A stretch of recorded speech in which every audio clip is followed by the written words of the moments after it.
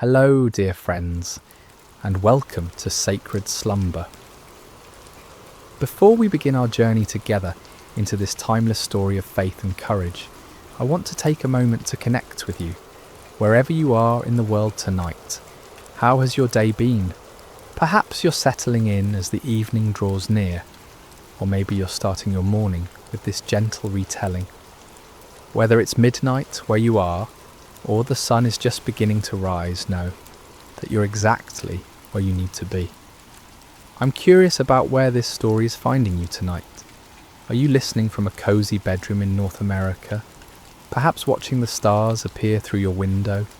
Or maybe you're in Europe, beginning a peaceful morning with this tale. Perhaps you're in Asia, Africa, Australia, or anywhere else across our beautiful world.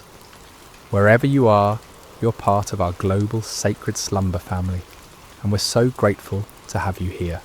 If this is your first time joining us, or if you've been with us before, we invite you to subscribe to Sacred Slumber, where we bring you gentle Bible stories and peaceful reflections designed to encourage your heart and strengthen your faith.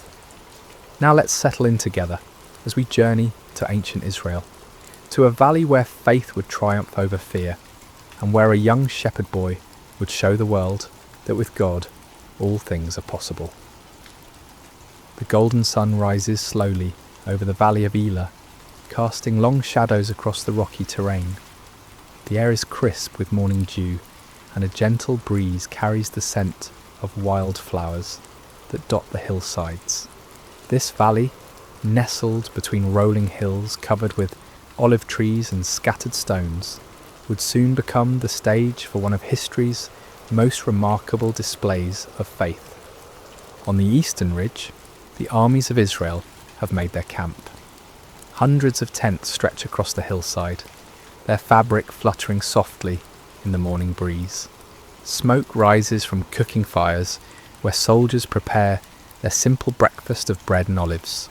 The men move quietly, their faces etched with concern, their eyes constantly drawn to the valley below and the opposite hill. For across the valley, on the western ridge, stands another camp. The Philistines have pitched their tents there, their bronze weapons glinting in the early light. These are seasoned warriors, confident in their strength, their numbers, and their champion who has struck terror into the hearts of Israel's army for 40 long days. Between these two armies lies the valley itself, a stretch of land that seems to hold its breath in anticipation. The grass grows green here, watered by a small brook that winds its way through the centre of the valley, its waters singing softly over smooth stones. It's a peaceful place, this valley, seemingly too beautiful for the conflict that's about to unfold. But it's here, in this quiet valley, that we find a young man who will change everything. His name is David, and he's not a soldier at all. He's a shepherd from the small town of Bethlehem, the youngest of 8 brothers. While his older brothers serve in King Saul's army, David tends his father's sheep on the hillsides near his home. David has olive skin bronzed by countless hours under the Palestinian sun, and eyes that sparkle with life, an unwavering trust in the God of Israel.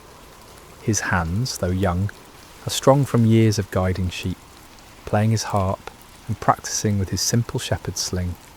He's small in stature compared to the warriors in both camps, but there's something different about David, something that sets him apart.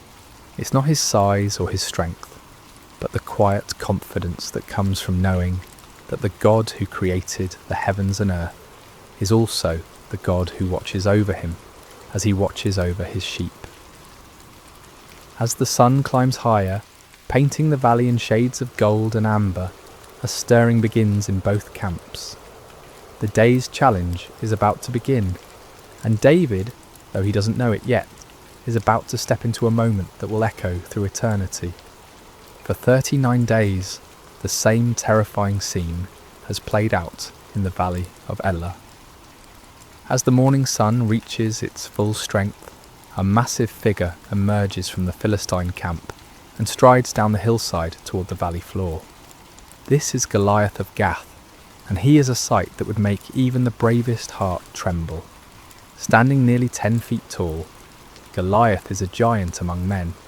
His frame is muscular and imposing, built like a fortress of flesh and bone. His bronze helmet catches the sunlight, and his scale armour gleams like the surface of a deep, dark sea. Each scale of his armour has been carefully crafted, overlapping like fish scales, to create an almost impenetrable defence. The armour alone weighs more than many men could carry, yet Goliath wears it as easily as another man might wear a simple tunic. In his massive hand he carries a spear, whose iron point is as large as a weaver's rod, and whose shaft is thick as a small tree. On his back hangs a bronze sword, and his legs are protected by bronze greaves that shine like mirrors. Walking before him is his armour-bearer, a man who would be considered large in any other company, but appears almost childlike next to his champion. As Goliath reaches the centre of the valley, near the gently flowing brook, he stops and turns to face the Israelite camp on the eastern hill. Then, in a voice that booms across the valley like thunder, he issues his daily challenge. "Why do you come out and line up for battle?" His voice echoes off the hillsides, causing birds to take flight from the olive trees. "Am I not a Philistine, and are you not the servants of Saul? Choose a man and have him come down to me. If he is able to fight and kill me, we will become your subjects. But if I overcome him and kill him, you will become our subjects and serve us." He pauses, letting his words sink in, and then continues with a sneer that the Israelite soldiers can hear even from their distant positions. "This day I defy the armies of Israel. Give me a man and let us fight each other." The challenge hangs in the morning air like a dark cloud. On the hillside, King Saul's army shifts nervously. These are not cowards, these soldiers of Israel. They are men who have fought battles and defended their homeland with courage. But Goliath represents something beyond normal warfare. He is not just a man.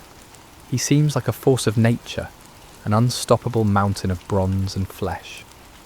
Among the Israelite ranks are 3 brothers, Eliab, Abinadab, and Shammah, sons of Jesse from Bethlehem. They stand with their fellow soldiers, feeling the same chill of fear that grips every man present. They've heard stories of giants in the land, descendants of the Anakim, who struck terror in the hearts of their forefathers. But seeing Goliath is different from hearing stories. His very presence seems to drain the courage from their hearts. King Saul himself, who stands head and shoulders above most men, feels small in comparison to this Philistine champion. The king who once stood fearlessly against Israel's enemies now finds himself at a loss. He has offered great rewards to any man who will face Goliath, riches beyond measure, his own daughter in marriage, and exemption from taxes for the victor's family.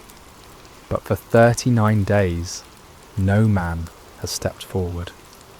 As Goliath's voice fades across the valley, an oppressive silence settles over both camps. The Philistines are confident, almost jovial in their certainty. Their champion is invincible, and they know it. Soon all of Israel will bow before their might. But in the Israelite camp, fear has taken root like a poisonous vine. With each passing day, with each repeated challenge, that fear grows stronger. The soldiers begin to whisper among themselves. Some wonder if they should retreat. Others question whether God has abandoned them. The shadow of one man, one giant, is darkening the faith of an entire nation. Yet God, who sees all things, who knows the end from the beginning, has already prepared an answer to this seemingly impossible challenge. And that answer is not a mighty warrior or a skilled general. It's a young shepherd boy who at this very moment is walking the dusty roads that lead to the valley of Elah, carrying nothing more threatening than food for his brothers and cheese for their commander. As the day progresses and Goliath returns to his camp with another unchallenged victory, the stage is being set for an encounter that will demonstrate, once and for all, that the battle belongs not to the strong, but to the Lord. The morning sun is climbing higher when David crests the hill overlooking the valley of Elah. He's been walking since before dawn, carrying a heavy pack filled with roasted grain and 10 loaves of fresh bread for his brothers and 10 cuts of cheese for their unit commander. His father Jesse, concerned about his sons serving in King Saul's army, has sent David to check on them and bring them provisions. As David approaches the Israelite camp, he can hear the familiar sounds of an army preparing for battle. The clank of bronze armour, the scraping of swords being sharpened, and the low murmur of soldiers' voices. But there's something else in the air, something David can sense even before he understands it. There's a tension here, a fear that seems to hang over the camp like morning fog. David makes his way through the camp, asking for directions to find his brothers. The soldiers he passes look weary, their faces drawn with anxiety. Some pace nervously, others sit quietly, staring toward the valley. This is not what David expected to find. Where is the courage of Israel's army? Where is the confidence that should come from serving the God who delivered them from Egypt and gave them this promised land? Finally, David spots his brothers among their unit, and his face brightens with joy. He hurries toward them, his pack bouncing on his shoulders, but as he greets Eliab, Abinadab, and Shammah, he notices that they too carry the same haunted expression as the other soldiers. "Father sent provisions," David says warmly, beginning to unpack the food. "He's been worried about you and wanted to make sure you have enough to eat." But before his brothers can respond fully to his greeting, a sound begins to build from across the valley. It starts as a low rumble and grows into the unmistakable boom of Goliath's voice. David stops unpacking and turns toward the valley, his eyes widening as he sees the massive figure striding down the hillside. Who is this uncircumcised Philistine that he should defy the armies of the living God? David asks, his voice filled not with fear, but with indignation. The words come naturally to him, spoken with the simple faith of someone who knows God personally, intimately, like a shepherd knows his flock. The soldiers around David stare at him in amazement. Some even step back, as if his words might bring Goliath's wrath down upon them. But David isn't speaking recklessly. He's speaking from a heart that has experienced God's faithfulness. In the quiet places, in the fields where he tends sheep, under the stars where he plays his harp and sings psalms to the God who made them. What will be done for the man who kills this Philistine and removes this disgrace from Israel? David continues, his voice carrying a confidence that seems foreign in this camp of frightened warriors. The soldiers explain about King Saul's promised rewards, but David barely seems to hear them. His focus is not on gold or marriage or tax exemption. His concern is for the honour of God and the reputation of God's people. How can this Philistine be allowed to mock the armies of the living God? How can Israel's soldiers allow this blasphemy to continue day after day? Word of David's questions and his bold words quickly spreads through the camp. Some soldiers are amazed by his courage, others think he's simply too young to understand the danger. But when the news reaches Eliab, David's oldest brother, he responds with anger and embarrassment. "Why have you come down here?" Eliab demands, his face flushed with frustration. "And with whom did you leave those few sheep in the wilderness? I know how conceited you are, and how wicked your heart is. You came down only to watch the battle." Eliab's harsh words reveal the tension that can exist even in families when faith and fear collide. Perhaps Eliab is embarrassed that his youngest brother shows more courage than he and his fellow soldiers have demonstrated. Perhaps he's genuinely concerned for David's safety. But David responds with gentle humility. "Now what have I done?" David asks calmly. "Can't I even speak?" He doesn't argue with his brother or defend himself harshly. Instead, he simply continues asking his questions, seeking to understand why no one has stepped forward to defend God's honour. Eventually, word of David's bold questions reaches King Saul himself. The king, desperate for any glimmer of hope, sends for this young man who speaks so fearlessly about facing the Philistine giant. When David is brought before him, Saul sees nothing impressive about this youth. David is small, young, with the sun-darkened skin of someone who works outdoors. He carries no sword, no armour, nothing that would mark him as a warrior. "Let no one lose heart on account of this Philistine," David says to the king with quiet confidence. "Your servant will go and fight him." King Saul looks at David in disbelief. "You are not able to go out against this Philistine and fight him," he says, his voice heavy with the weight of responsibility and fear. "You are only a young man, and he has been a warrior from his youth." But David's response comes from a wellspring of faith that has been tested and proven in the wilderness places where no one was watching. "Your servant has been keeping his father's sheep," David begins, his voice steady and sure. "When a lion or a bear came and carried off a sheep from the flock, I went after it, struck it, and rescued the sheep from its mouth. When it turned on me, I seized it by its hair, struck it, and killed it. Your servant has killed both the lion and the bear. This uncircumcised Philistine will be like one of them, because he has defied the armies of the living God." David pauses, and in that pause the tent seems to fill with the presence of something greater than human courage. "The Lord who rescued me from the paw of the lion and the paw of the bear will rescue me from the hand of this Philistine." Here is the key to David's confidence. It's not based on his own strength or skill. It's not rooted in pride or youthful foolishness. David's courage comes from his personal experience of God's faithfulness. In the quiet places when no one was watching except God, David learned to trust. When wild beasts threatened his father's sheep, David didn't run. He stood and fought, not in his own strength, but trusting in the God who had called him to be a shepherd. King Saul, moved by David's faith, and perhaps remembering his own younger days when he trusted God more completely, finally gives his consent. "Go," he says, "and the Lord be with you."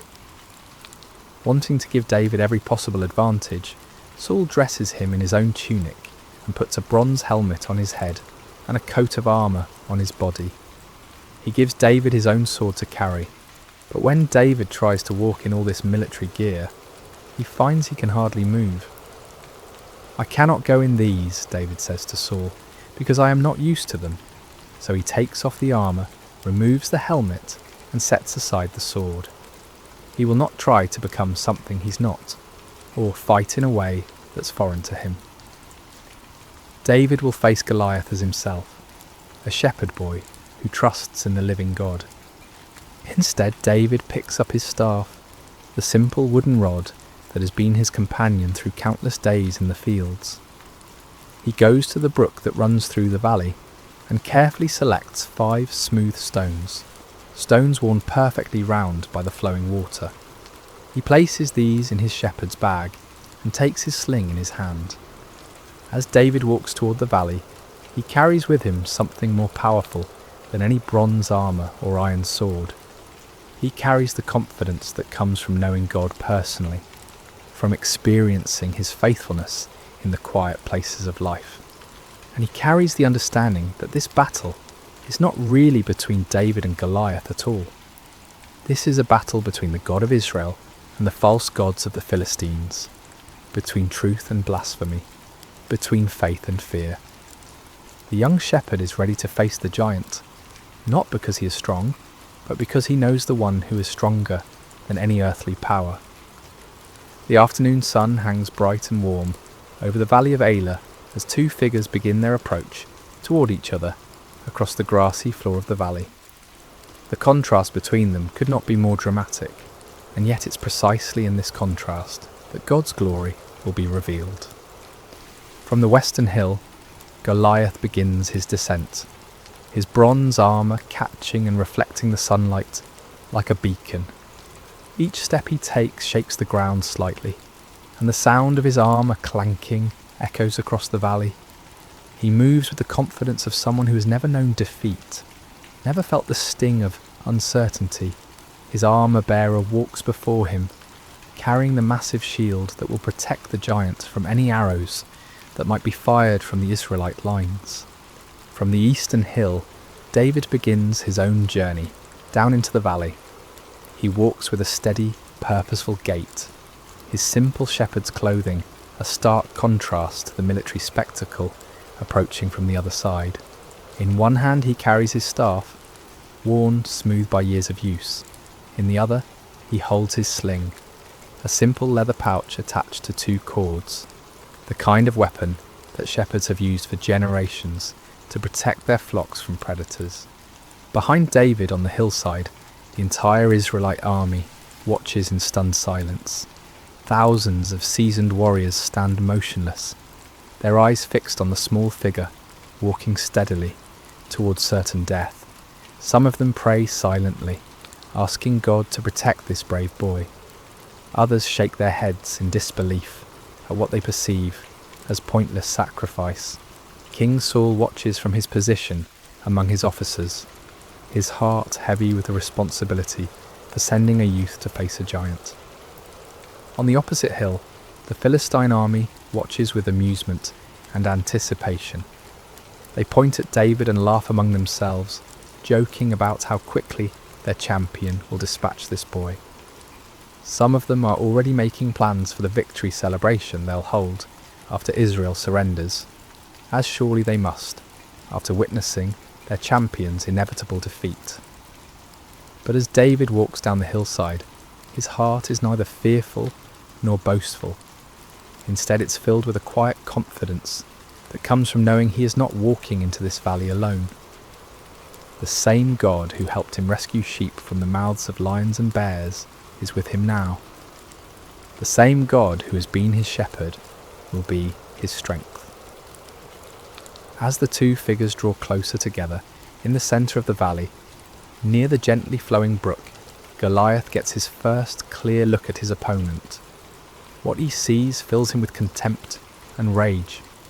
This is not a warrior, this is just a boy, ruddy and handsome, carrying a shepherd's simple tools instead of weapons of war. "Am I a dog," Goliath roars, his voice booming across the valley, "that you come at me with sticks?" His anger at what he perceives as an insult burns hot. He expected Israel to send their greatest warrior, someone worthy of his attention. Instead, they've sent a child. Goliath continues his verbal assault, his voice carrying clearly to both armies. "Come here, and I'll give your flesh to the birds and the wild animals." The threat hangs in the air like the cry of a predator, and even some of the Philistine soldiers feel a chill at the cruelty in their champion's voice. But David, standing in the valley with the afternoon sun behind him, casting his shadow long across the grass, remains unshaken. When he speaks, his voice carries clearly across the valley, and every word is heard by both armies. "You come against me with sword and spear and javelin," David calls out, his young voice strong and clear, "but I come against you in the name of the Lord Almighty, the God of the armies of Israel, whom you have defied." The words echo across the valley like a bell ringing, clear and pure and full of power. David continues, and as he speaks, something changes in the atmosphere of the valley. The mocking laughter from the Philistine hill begins to fade. On the Israelite side, soldiers lean forward, straining to hear every word. "This day the Lord will deliver you into my hands, and I'll strike you down and cut off your head. This very day I will give the carcasses of the Philistine army to the birds and the wild animals, and the whole world will know that there is a God in Israel. All those gathered here will know that it is not by sword or spear that the Lord saves. For the battle is the Lord's, and he will give all of you into our hands." David's words ring with prophetic power and absolute certainty. He's not boasting in his own strength or skill. Instead, he's making a declaration of faith, a public testimony to the power and faithfulness of the God of Israel. This battle, David understands, is not ultimately about military might or human courage. It's about the honour of God and the revelation of his power to both Israel and the surrounding nations. Goliath, enraged by what he sees as blasphemous arrogance from a mere boy, begins moving quickly toward David, his massive frame covering the ground with surprising speed. His armour clanks and his weapons gleam as he bears down on his small opponent like an avalanche of bronze and iron. But David doesn't flee. Instead, he runs toward Goliath, closing the distance between them with swift, determined steps. As he runs, he reaches into his shepherd's bag and takes out one of the smooth stones he selected from the brook. With practiced ease, born of countless hours protecting sheep, he places the stone in his sling. The sling is not a child's toy, though it may appear simple. In the hands of a skilled shepherd, it's a precision weapon capable of tremendous force. David has used his sling to drive off wolves and bears, to guide wandering sheep, and to strike targets with accuracy at considerable distances. Now as he runs toward Goliath, all those years of practice culminate in this single, crucial moment. With fluid motion, perfected through countless repetitions, David begins to swing the sling around his head, building momentum. The leather pouch whispers through the air as it spins, faster and faster. Goliath, seeing David's movement, may have raised his shield or adjusted his position, but his great size, which has always been his advantage, now works against him. He cannot change direction quickly, cannot dodge with the agility of a smaller man. At the perfect moment, when the geometry of angle and distance and momentum align exactly right, David releases one of the cords. The stone flies from the sling like an arrow, swift and straight and true, guided by skill and powered by faith. The stone strikes Goliath in the centre of his forehead, at the one spot where his bronze helmet doesn't protect him, with tremendous force. The sound of impact echoes across the valley like the crack of thunder. For a moment time seems suspended. The giant warrior, seemingly invincible in his bronze armour, stands motionless. Then, like a great tree falling in the forest, Goliath topples forward and crashes to the ground. The earth trembles under the impact of his massive frame. His weapons clatter beside him. His armour scrapes against the stones. And then there is silence. David runs to where Goliath lies and stands over the fallen giant. Finding no sword of his own, David draws Goliath's own massive sword from its sheath, and with effort befitting his size, uses it to cut off the giant's head, fulfilling his prophecy exactly as he had spoken it. Then David lifts Goliath's head high above his own, and his voice rings out across the valley one more time, "The battle is the Lord's." The silence that follows is profound and complete, broken only by the gentle sound of the brook flowing peacefully through the valley, washing the smooth stones that remain in David's shepherd's bag. The sight of their fallen champion creates an immediate and dramatic transformation in both armies. On the Philistine hillside, the confident laughter and casual conversation die away instantly, replaced by stunned silence and then growing panic. These seasoned warriors, who moments before were planning their victory celebration, now stare in disbelief at the impossible scene in the valley below. Their champion, their giant, their seemingly invincible Goliath lies motionless in the grass, his own sword in the hands of the shepherd boy, who stands triumphant beside his massive form. The psychological impact is devastating. If Goliath could fall to this young Israelite, what protection did they have? What power could stand against the God of Israel? On the eastern hillside, the transformation is equally dramatic, but runs in the opposite direction. The Israelite soldiers, who have been paralysed by fear for 40 days, suddenly find their voices in a great roar of triumph that echoes off the surrounding hills. The sound builds and builds, a crescendo of relief and joy and renewed confidence that seems to shake the very foundations of the valley. "The Lord has given us victories," they cry.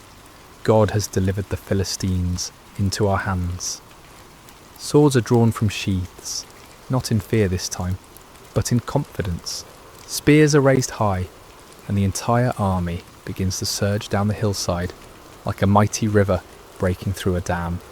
King Saul, watching from his position among his officers, feels his own heart lift with amazement and gratitude. The burden of fear that has pressed down on him for weeks suddenly lifts, replaced by the returning memory of what it means to serve the living God. He gives the command that his army is already anticipating. Charge! The Philistine army, seeing the Israelites rushing toward them and having lost their champion and their confidence in a single moment, turns and flees. What had been an organised military force becomes a scattered mob running for their lives across the hills and valleys of the countryside. The rout is complete and devastating. But as the armies chase and flee across the landscape, David remains in the valley beside the brook, holding Goliath's head and looking up toward heaven with a heart full of gratitude. He has not forgotten, even in this moment of triumph, that the victory belongs to the Lord. This was never about David's skill with a sling. Though his years of practice were important, this was never about David's courage. Though his faith was essential, this was about God's power to save his people and his determination to show both Israel and the nations around them that he alone is God. David understands something that many of the celebrating soldiers rushing past him have not yet grasped. This victory in the valley of Elah is not an end in itself, but a beginning. It's a demonstration of what becomes possible when someone is willing to trust completely in God's power and step forward in faith, even when the circumstances seem impossible. As David picks up his simple staff and adjusts his shepherd's bag, still containing 4 unused stones, he reflects on the events of the day. This morning he was simply bringing food to his brothers. Now he has become the deliverer of Israel, the slayer of giants, the one through whom God chose to demonstrate his power to the nations. But David's heart remains humble. He knows that he was simply the instrument God chose to use. The smooth stones came from God's creation. The skill to use the sling came from God's provision of years in the wilderness. The courage to step forward came from God's faithfulness in past trials. Even the opportunity to be in the valley today came from God's sovereign orchestration of events. As the sun begins to set over the valley of Elah, painting the sky in shades of orange and purple, David begins the journey back up the hillside. Behind him, the brook continues to flow peacefully, its waters singing the same gentle song they sang this morning, as if nothing extraordinary had happened here at all. But everything has changed. Israel has been delivered from their enemies. The name of the Lord has been glorified before the nations. Fear has been replaced with faith, and despair has given way to hope. Most importantly, everyone who witnessed this day now knows with certainty that there is a God in Israel, and that the battle belongs to the Lord. The young shepherd boy who walked down into the valley, carrying only his simple faith and his trust in God, walks back up the hillside as a champion. But he carries with him the same faith and the same trust, because he understands that these were the real weapons that won the victory. Size and strength and bronze armour are nothing compared to the power of the living God when it flows through a heart that trusts him completely. As David rejoins the celebrating Israelite army, his brothers look at him with new eyes. Eliab, who scolded him harshly this morning, now embraces him with tears of joy and amazement. The soldiers who barely noticed the young shepherd this morning now gather around him with respect and wonder, eager to hear him tell the story of his victory. But David's first words are not about his own actions or his own courage. Instead, he lifts his eyes toward heaven and says simply, "Blessed be the Lord God of Israel, who has delivered his people this day." The victory belongs to the Lord, and David never forgets it. This understanding, this heart of worship and gratitude, even in the moment of triumph, is what will carry David through all the challenges that lie ahead in his remarkable life. For this is not the end of David's story, but the beginning. This day in the valley of Elah reveals the heart of a shepherd who will one day be king, a man after God's own heart who will lead Israel with the same faith and trust he showed when facing a giant with nothing but a sling and the name of the Lord.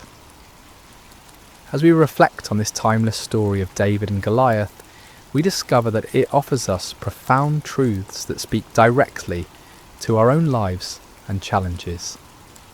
The Valley of Elah becomes a classroom where God teaches us about faith, courage, preparation, and the source of true victory. Let's explore these lessons together, allowing them to settle into our hearts like seeds planted in good soil. One of the most striking aspects of David's story is how thoroughly unlikely he seems as a champion. When the prophet Samuel came to Jesse's house to anoint the next king of Israel, Jesse didn't even bother to call David in from the fields at first. David was the youngest, the smallest, the one everyone overlooked. Even his own brothers saw him as insignificant, more of an annoyance than a hero. Yet God specifically chose this overlooked shepherd boy to accomplish what none of Israel's mighty warriors dared attempt. This pattern runs throughout Scripture and continues in our world today.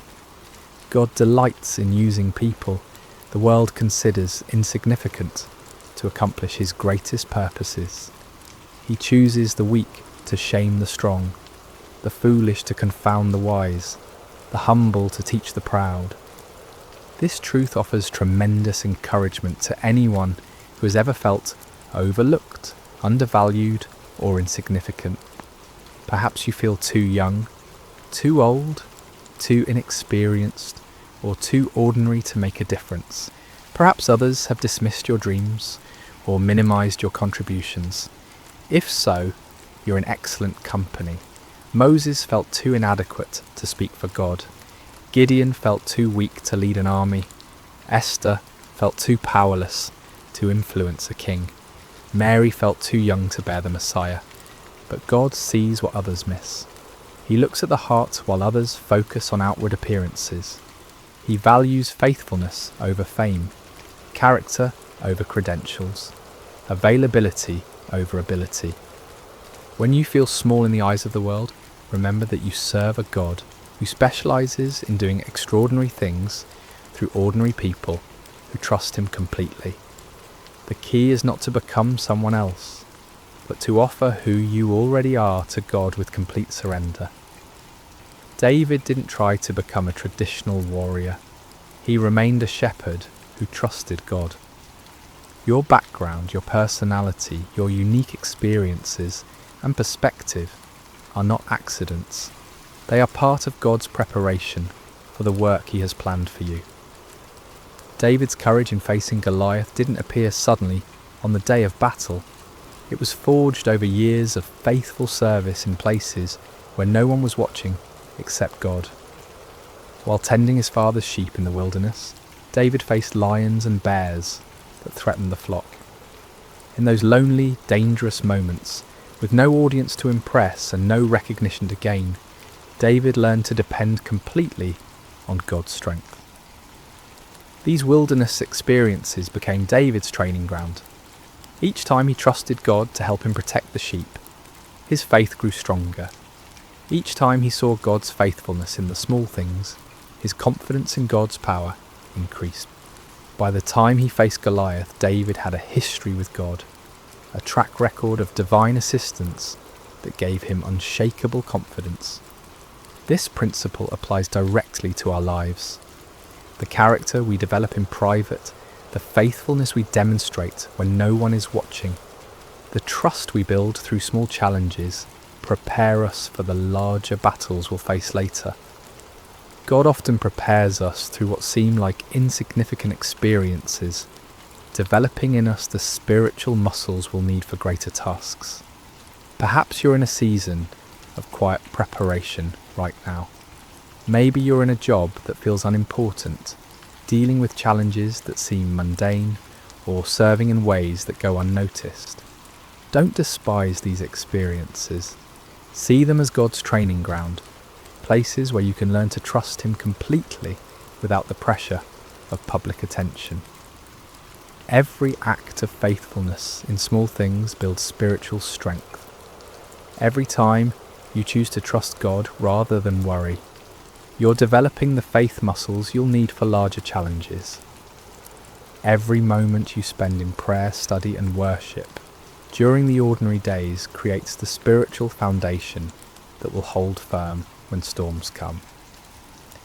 David's Psalms reflect a man who knew God intimately through countless hours of communion in the wilderness.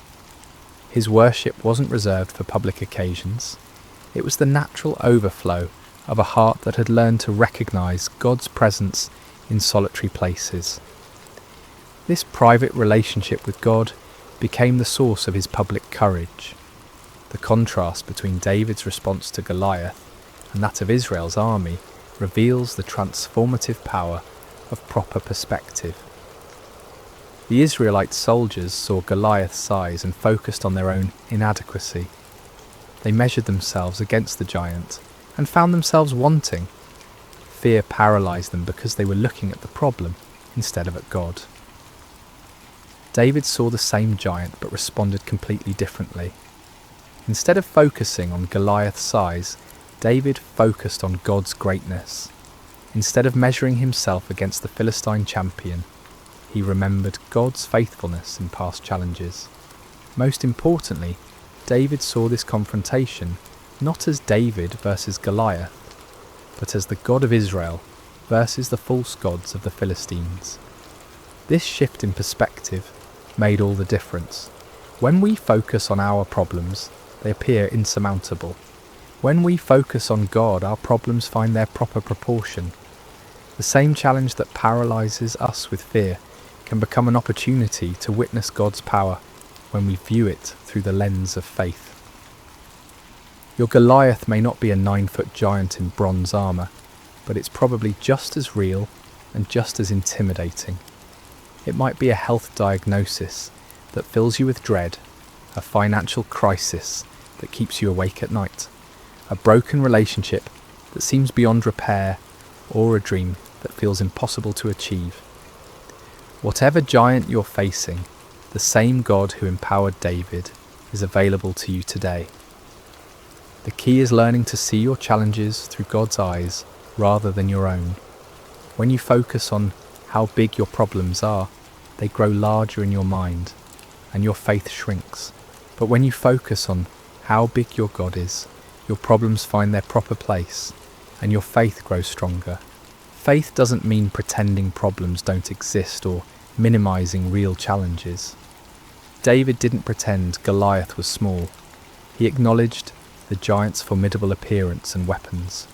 But faith means recognizing that God is greater than any challenge we face, and that His power is available to those who trust Him completely. Perhaps the most important lesson from David's story is his understanding that victory belongs to God alone. David never claimed credit for defeating Goliath. He never boasted about his skill with a sling or his courage in facing the giant. Instead, he consistently pointed to God as the source of his victory. This humility wasn't false modesty, it was accurate theology. David understood that without God's strength, he would have been just another casualty in the valley. With God's power, he became an instrument of divine deliverance. The difference was not in David himself, but in David's relationship with God and his willingness to trust completely in divine strength. This principle protects us from both despair and pride. When we face challenges that seem impossible, we can take courage from knowing that we don't have to rely on our own strength. The same God who empowered David is available to empower us. When we experience victory and success, we can maintain humility by remembering that every good gift comes from above. Recognizing that victory belongs to the Lord also frees us from the crushing pressure of trying to achieve success through our own efforts alone. We can work diligently, prepare thoroughly, and act courageously, but we do so knowing that ultimate success depends on God's blessing and power. This perspective brings both peace in the struggle and gratitude in the victory. As we conclude our time together in the valley of Elah, I want you to imagine yourself standing where David stood. The sun is setting behind you, casting long shadows across the grass. In front of you lies whatever giant has been challenging your faith, threatening your peace, or blocking your path forward. Your Goliath might be fear itself, that persistent anxiety that whispers lies about your future and your security. It might be doubt that questions God's goodness when life becomes difficult. Perhaps it's a pattern of sin that seems too strong to break, a relationship that appears too damaged to heal, or a dream that feels too big to pursue. Maybe your giant is loneliness that echoes in empty rooms and quiet evenings, or it could be anger that burns hot and destroys relationships. Perhaps it's despair that covers your days like a dark cloud, making it hard to see hope or purpose. Whatever giant you're facing, remember David's words, "I come against you in the name of the Lord Almighty." You don't have to face your challenges alone. You don't have to rely solely on your own strength, wisdom, or resources. The same God who empowered a shepherd boy to defeat a giant warrior is present with you today. Like David, you may feel small and inadequate when you look at the size of your challenges. That's normal and even healthy, because it drives you to depend on God rather than yourself. But don't let the size of your problems overshadow the greatness of your God. Don't let the voice of your giant drown out the whisper of divine love that calls you forward in faith. Remember that God has been preparing you for this moment through all the quiet experiences of your life. Every time you've chosen trust over worry, every moment you've experienced God's faithfulness in small things, every prayer you've whispered in the darkness has been building the spiritual strength you need for this challenge. Take up your simple faith like David took up his sling. Select the smooth stones of God's promises that have been worn smooth by the flowing waters of his love. Step forward, not in your own strength, but in the name of the Lord who loves you completely and fights on your behalf. And remember, the battle belongs to the Lord. Your job is not to guarantee the outcome, but to trust the one who holds the outcome in his hands. Your calling is not to be strong enough to win, but to be faithful enough to step forward when God calls. As you face your giants, may you have David's courage to step forward, his faith to trust completely, and his wisdom to give God all the glory for whatever victories he grants. May you discover, as David did, that with God all things are possible, and that no giant is too large for the power of divine love. Let us pray together. Heavenly Father, we thank you for the story of David and Goliath, which reminds us that you delight in using ordinary people to accomplish extraordinary things. Help us to see our challenges through your eyes rather than our own fears. Give us David's courage to step forward when you call, his faith to trust in your power rather than our own strength, and his humility to give you glory for every victory. We place our giants before you today, Lord, whatever form they may take in our lives. We acknowledge that we cannot defeat them in our own strength, but we trust in your power to deliver us. Use our weaknesses to display your strength, our fears to showcase your faithfulness, and our victories to bring glory to your name. Help us to be faithful in the quiet places of preparation, knowing that you are building in us the character and faith we'll need for the challenges ahead.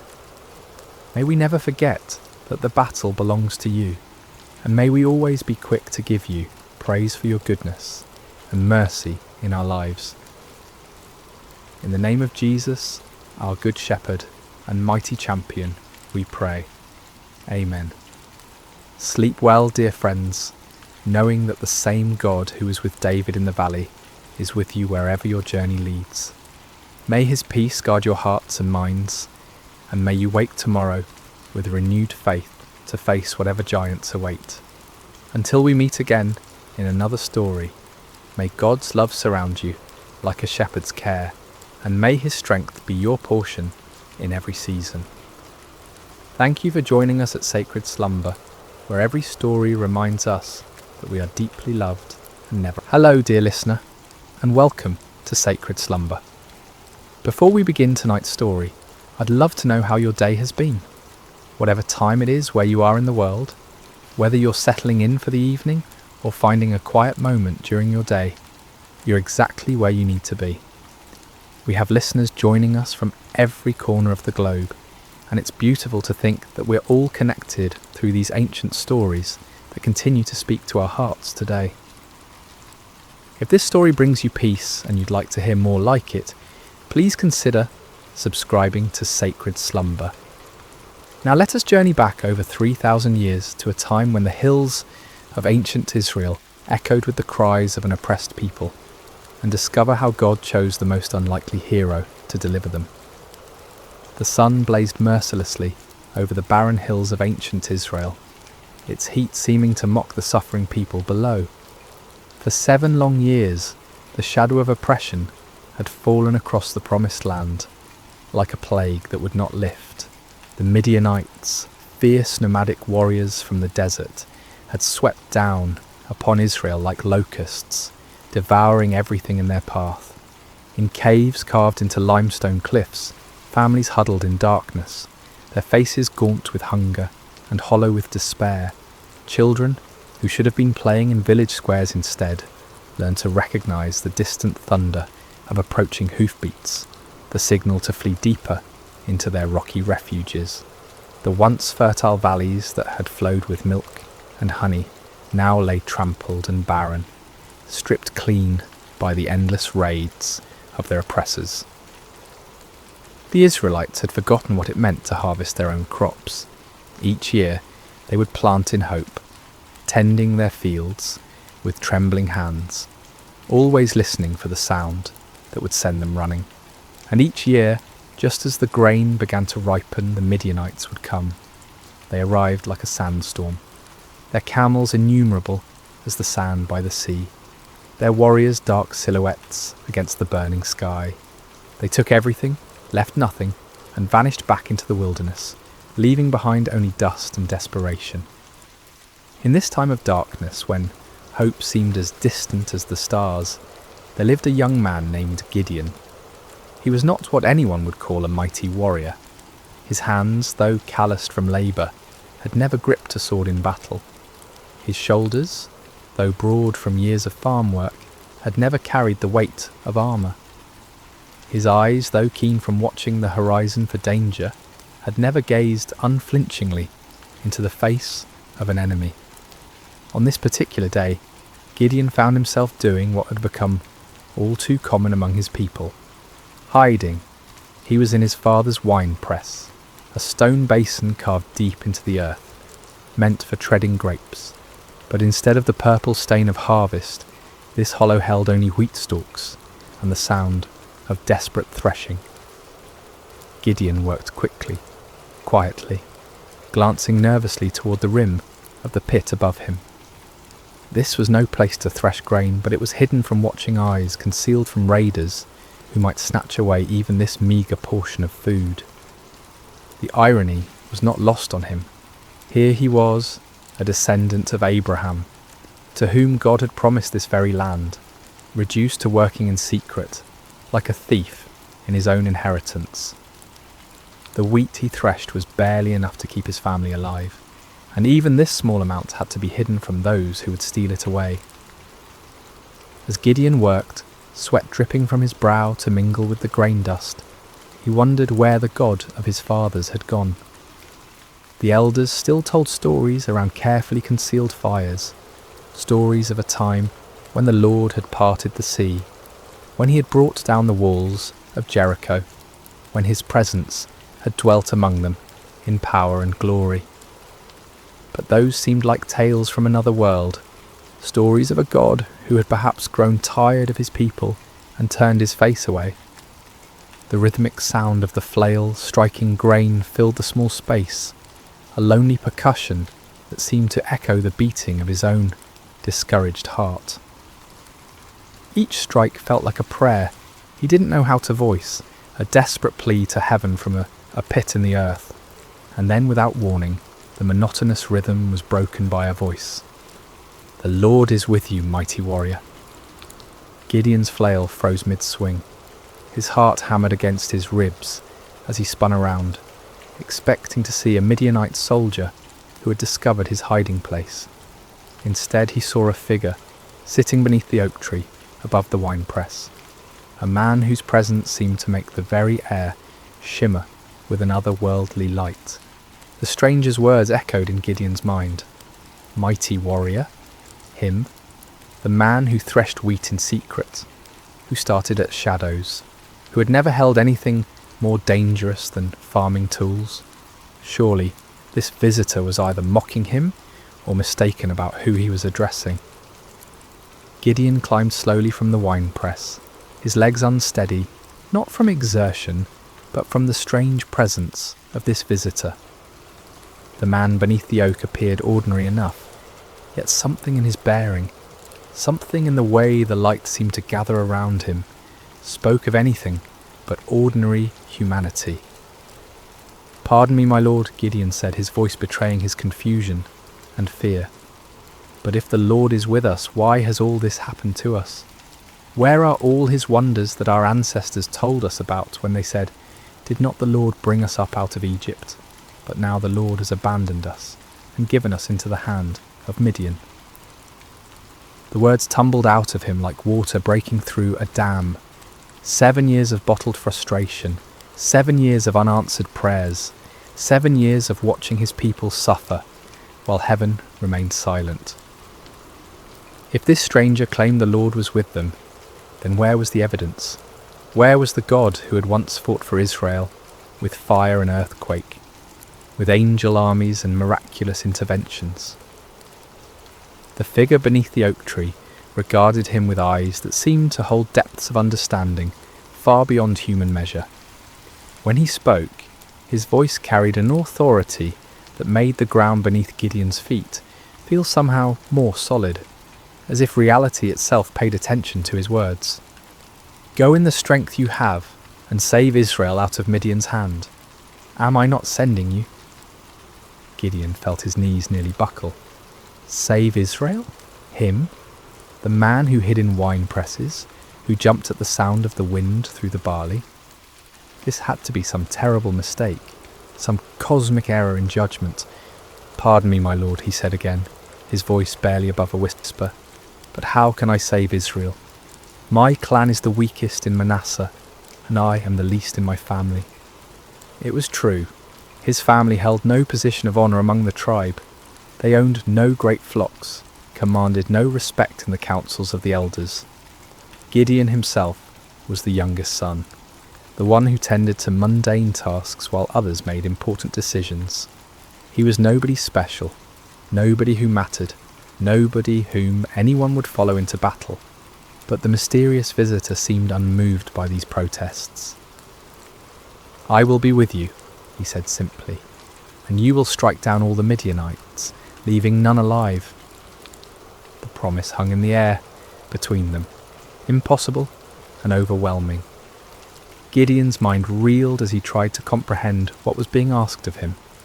But if this was truly a messenger from the Lord, if this was indeed the God of his fathers speaking to him, then surely he could ask for some sign, some proof that this wasn't merely the product of too much sun and too little food. "If now I have found favour in your eyes," Gideon said carefully, "give me a sign that it is really you who speaks with me. Please do not go away until I come back, and bring my offering and set it before you." The figure nodded gravely. "I will wait until you return." Gideon hurried to his house, his heart pounding with a mixture of terror and desperate hope. He prepared what he could offer: a young goat, unleavened bread made from precious flour, broth to complete the meal. It was a significant sacrifice for a family that had so little, but if there was even the slightest chance that the God of Israel was truly speaking to him, no cost was too great. When he returned to the oak tree, the stranger was still there, patient as stone, eternal as the hills. Gideon set the meat on a rock, poured out the broth, and waited to see what would happen. The visitor extended the staff in his hand and touched the meat and bread. Instantly, fire flared up from the rock, consuming the offering completely. In the same moment, the figure vanished from sight, leaving Gideon alone with the blackened stone and the certain terrifying knowledge that he had been speaking with an angel of the Lord. "Alas, sovereign Lord," Gideon cried out, falling to his knees, "I have seen the angel of the Lord face to face." But even as fear overwhelmed him, a voice spoke from heaven itself. "Peace, do not be afraid, you are not going to die."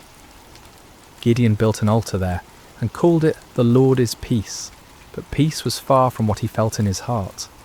That very night, the Lord spoke to him again, commanding him to tear down his father's altar to Baal and cut down the Asherah pole beside it. It was to be his first act of obedience, his first step toward the impossible task that lay ahead. Under cover of darkness, accompanied by 10 servants, Gideon did as he was commanded. They worked quietly, dismantling the stone altar and chopping down the wooden symbol of false worship. In their place, Gideon built an altar to the Lord and offered a bull as a sacrifice, using the wood from the Asherah pole as fuel for the fire. When morning came, the men of the town discovered what had been done. Their rage was immediate and fierce. They demanded that Joash, Gideon's father, bring out his son to be killed for destroying the altar of Baal, but Joash surprised everyone, including his son, with his response. "Are you going to plead Baal's cause?" he asked the angry crowd. "If Baal really is a god, he can defend himself when someone breaks down his altar."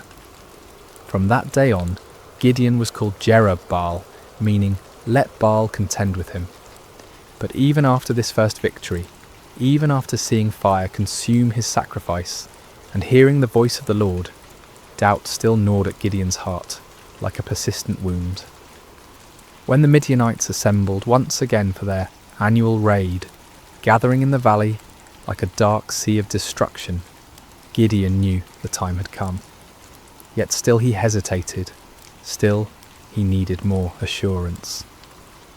That night he took a wool fleece and placed it on the threshing floor. "If you will save Israel by my hand as you have promised," he prayed, "look, I will place a wool fleece on the threshing floor. If there is dew only on the fleece and all the ground is dry, then I will know that you will save Israel by my hand, as you said." In the morning the fleece was soaked with dew, while the ground around it was completely dry. Gideon wrung out the fleece and filled a bowl with water, but still he doubted. Still, he feared he was deceiving himself. "Do not be angry with me," he prayed again. "Let me make just one more request. Allow me one more test with the fleece, but this time make the fleece dry and let the ground be covered with dew." And God, patient with his fearful servant, did exactly as Gideon asked. The next morning, the fleece was dry while dew covered all the ground around it.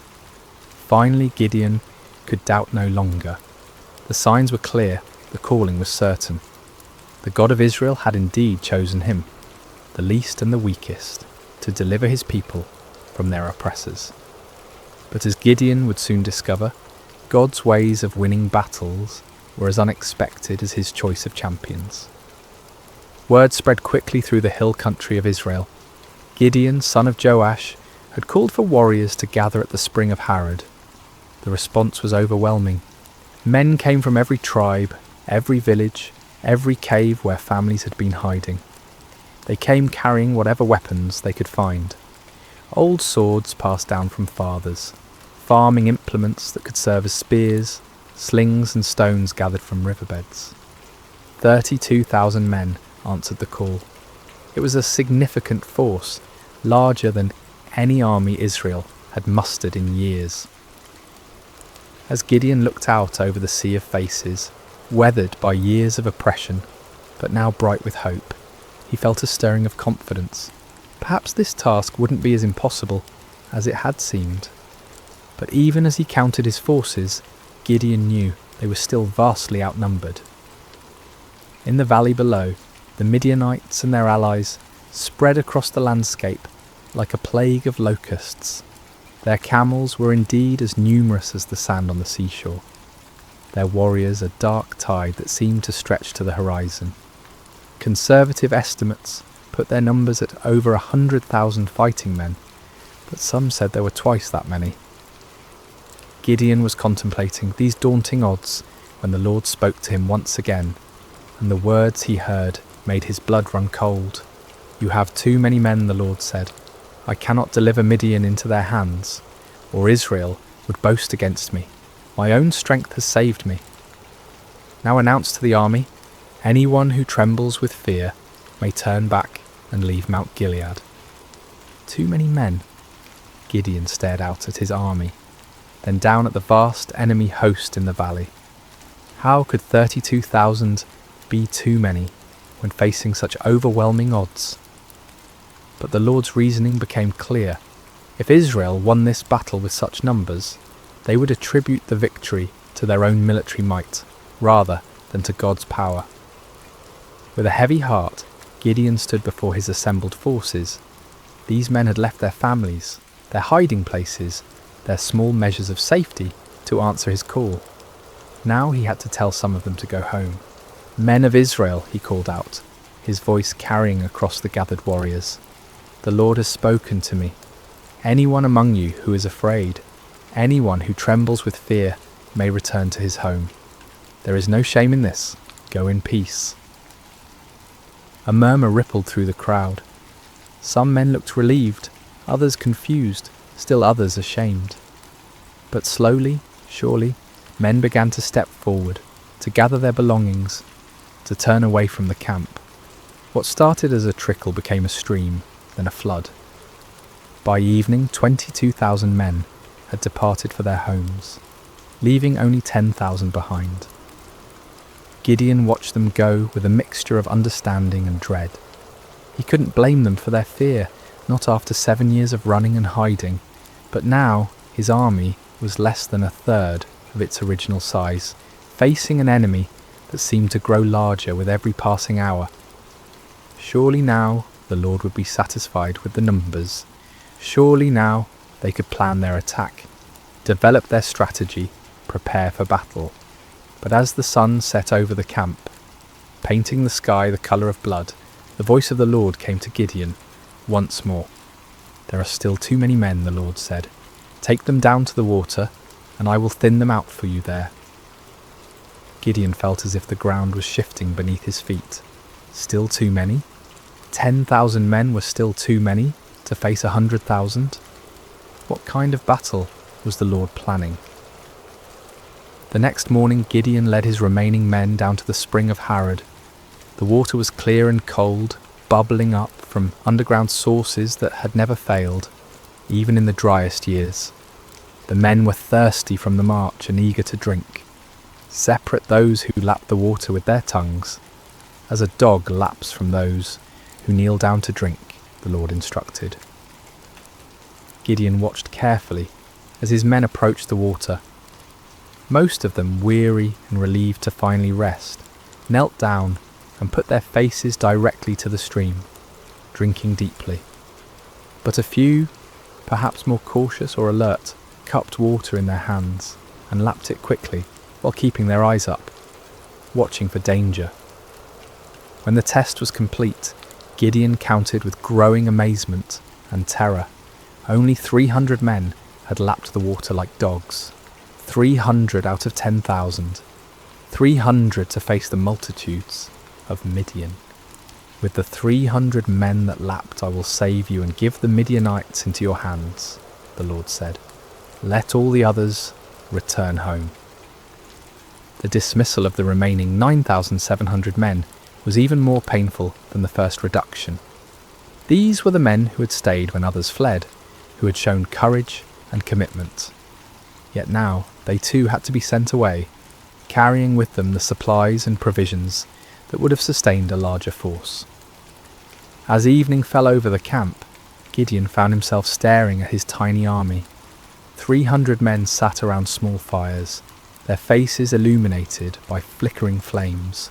Some sharpened weapons, others mended gear, still others simply stared into the darkness where their enemies waited. They were farmers and shepherds, craftsmen and traders. None of them were professional soldiers. None of them had trained for this kind of warfare. Gideon walked among them, listening to their quiet conversations. Some spoke of their families, wondering if they would ever see their wives and children again. Others talked about the enemy, speculating about Midianite tactics and weapons. A few prayed quietly, their voices barely audible above the crackling of the fires. "Do you think we can win?" one young man asked his companion, his voice carrying the weight of doubt that Gideon felt in his own heart. "With God's help," came the reply, but even that voice held uncertainty. As Gideon continued his circuit of the camp, he felt the familiar weight of fear settling on his shoulders like a heavy cloak. 300 men. It was impossible. It was madness. It was a recipe for massacre, not victory. But even as doubt assailed him, Gideon remembered the fire that had consumed his sacrifice, the signs with the fleece, the voice that had called him mighty warrior when he was anything but mighty. The God who had chosen him, who had reduced his army to an impossibly small number, was the same God who had parted the Red Sea, who had brought down the walls of Jericho with trumpets and shouts. Still, as he looked out toward the valley, where enemy campfires twinkled like stars fallen to earth, Gideon found himself struggling with the same fears that had driven him to test God with fleeces. The odds were beyond daunting. They were simply impossible. But perhaps, he thought with growing understanding, that was exactly the point. Sleep eluded Gideon that night. He tossed on his simple bedroll, listening to the sounds of his small army around him. Some of the men snored peacefully, displaying a faith or fatalism that he envied. Others, like himself, shifted restlessly, no doubt contemplating the impossibility of what lay ahead. As the night deepened, the Lord spoke to him once more. "Get up, go down against the camp, because I am going to give it into your hands. If you are afraid to attack, go down to the camp with your servant Purah and listen to what they are saying. Afterward, you will be encouraged to attack the camp." The Lord knew him well, Gideon realized.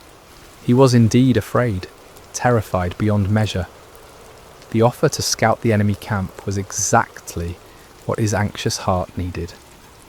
Taking his servant Purah, a young man who had served his family faithfully for years, Gideon crept away from the Israeli camp under cover of darkness. The descent into the valley was treacherous in the darkness. They picked their way carefully between rocks and thorny bushes, each step taking them closer to the vast enemy encampment. As they drew near, the sheer scale of the Midianite army became even more overwhelming. Their campfires stretched as far as the eye could see in every direction, creating a galaxy of light in the darkness of the valley floor.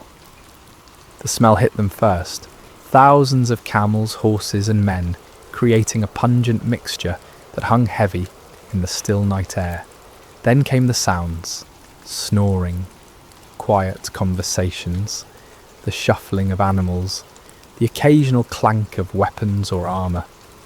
It was like approaching a vast, slumbering beast that could wake at any moment and devour them. Gideon and Purah crept to the edge of the camp, staying low among the rocks and scrub brush that dotted the valley floor. The nearest tents were only a few dozen yards away, their dark silhouettes outlined against the glow of dying fires. Guards moved slowly through the camp, but their attention was focused inward, watching for disturbances among their own people rather than looking outward for threats. As they settled into their hiding place, Gideon heard voices from a nearby tent. Two men were talking in low tones, their conversation carrying clearly in the still night air. "I had the most disturbing dream," one man was saying. "I dreamed that a round loaf of barley bread came tumbling into the Midianite camp. It struck the tent with such force that the tent overturned and collapsed." His companion was quiet for a moment before responding, and when he did, his voice was heavy with foreboding. "This can be nothing other than the sword of Gideon, son of Joash, the Israelite. God has given the Midianites and the whole camp into his hands." Gideon felt as if lightning had struck him. Here in the heart of the enemy camp, these soldiers were talking about him, about his victory, about their own defeat. The dream was clearly a sign from God. A simple barley loaf representing humble Israel would overturn the mighty tent of Midian. He grasped Purah's arm, and together they crept back through the darkness toward their own camp. But now the impossible seemed possible. Now the 300 seemed not like a pitifully small force, but like the perfect instrument of God's power. The enemy was already defeated in their hearts. All that remained was to make that defeat a reality. Back in the camp, Gideon woke his sleeping warriors. "Get up," he whispered urgently. "The Lord has given the Midianite camp into your hands." The men rose quickly, gathering around their commander in the darkness. Gideon's voice was transformed, no longer tentative and fearful, but filled with supernatural confidence. "Listen carefully," he said. "We will divide into 3 companies of 100 men each. I will give each of you a trumpet and an empty jar with a torch inside it. Watch me and do exactly what I do. When I and all who are with me blow our trumpets, then you blow your trumpets all around the camp and shout, 'For the Lord and for Gideon.'" The plan was unlike anything any of them had ever heard of. No swords, no spears, no conventional weapons at all. Just trumpets, empty pottery jars and torches. It seemed almost like madness, but there was something in Gideon's voice, something in his bearing, that convinced them this was indeed the Lord's strategy. The men moved quickly and quietly to gather the supplies they would need. Clay jars were found and emptied. Torches were prepared and placed carefully inside, so that their light was completely hidden. Each man took a trumpet, though few of them had any experience with such instruments. The plan didn't require musical skill, however, only the ability to make noise. As the first company prepared to move out, Gideon looked at his men one final time. These farmers and shepherds, these ordinary men who had answered an extraordinary call, were about to attempt something that would be remembered for generations to come. They were terrified. He could see it in their faces, but they were also determined. They'd come too far to turn back now. "Remember," Gideon said quietly, "we are not fighting this battle alone. The Lord goes before us. Trust in him, follow my lead, and we will see the salvation of Israel this very night." The 3 companies spread out in the darkness, moving carefully around the perimeter of the enormous enemy camp. It took time to get into position, with each group having to navigate difficult terrain while carrying their unusual equipment. But finally, just as the middle watch began, just as the guards were changing and the camp was at its most vulnerable, Gideon's company reached their position on one side of the valley. He looked across the vast sea of tents and fires, knowing that his other 2 companies were in position on the other sides. Somewhere out there in the darkness, 200 other men were waiting for his signal, trusting him to lead them in this impossible venture. Gideon raised his trumpet to his lips, lifted his jar with its hidden torch, and prepared to find out whether the God of Israel would indeed fight for his people. The moment had come. 300 men were about to challenge an army of over 100,000, armed with nothing but faith and the most unusual weapons in the history of warfare. The fate of Israel hung in the balance, suspended in the darkness between doubt and faith, between human impossibility and divine power. The signal came like thunder splitting the night sky. Gideon's trumpet blast echoed off the hills surrounding the valley, a piercing note that seemed to come from heaven itself. In the same instant, he smashed his clay jar against a rock, releasing the torch inside to blaze forth like a star suddenly born in the darkness. "A sword for the Lord and for Gideon," he shouted at the top of his lungs. The response was immediate and devastating. All around the perimeter of the vast Midianite camp, 299 other men followed their commander's example. The sound was indescribable. 300 trumpets blowing at once, creating a wall of noise that seemed to shake the very foundations of the earth. 300 clay jars smashed simultaneously, the sound like thunder crashing over and over again. 300 torches suddenly blazed to life, creating a ring of fire around the sleeping army. And 300 voices roared out the battle cry, "A sword for the Lord and for Gideon." The effect on the Midianite camp was catastrophic. Men who had been sleeping peacefully moments before were jolted awake by the tremendous noise, their minds struggling to comprehend what was happening. In the darkness, disoriented and terrified, they saw only the ring of torches surrounding them, and heard only the overwhelming sound of trumpets and shouting. To their sleep-clouded minds, it seemed as if they were surrounded by a vast army.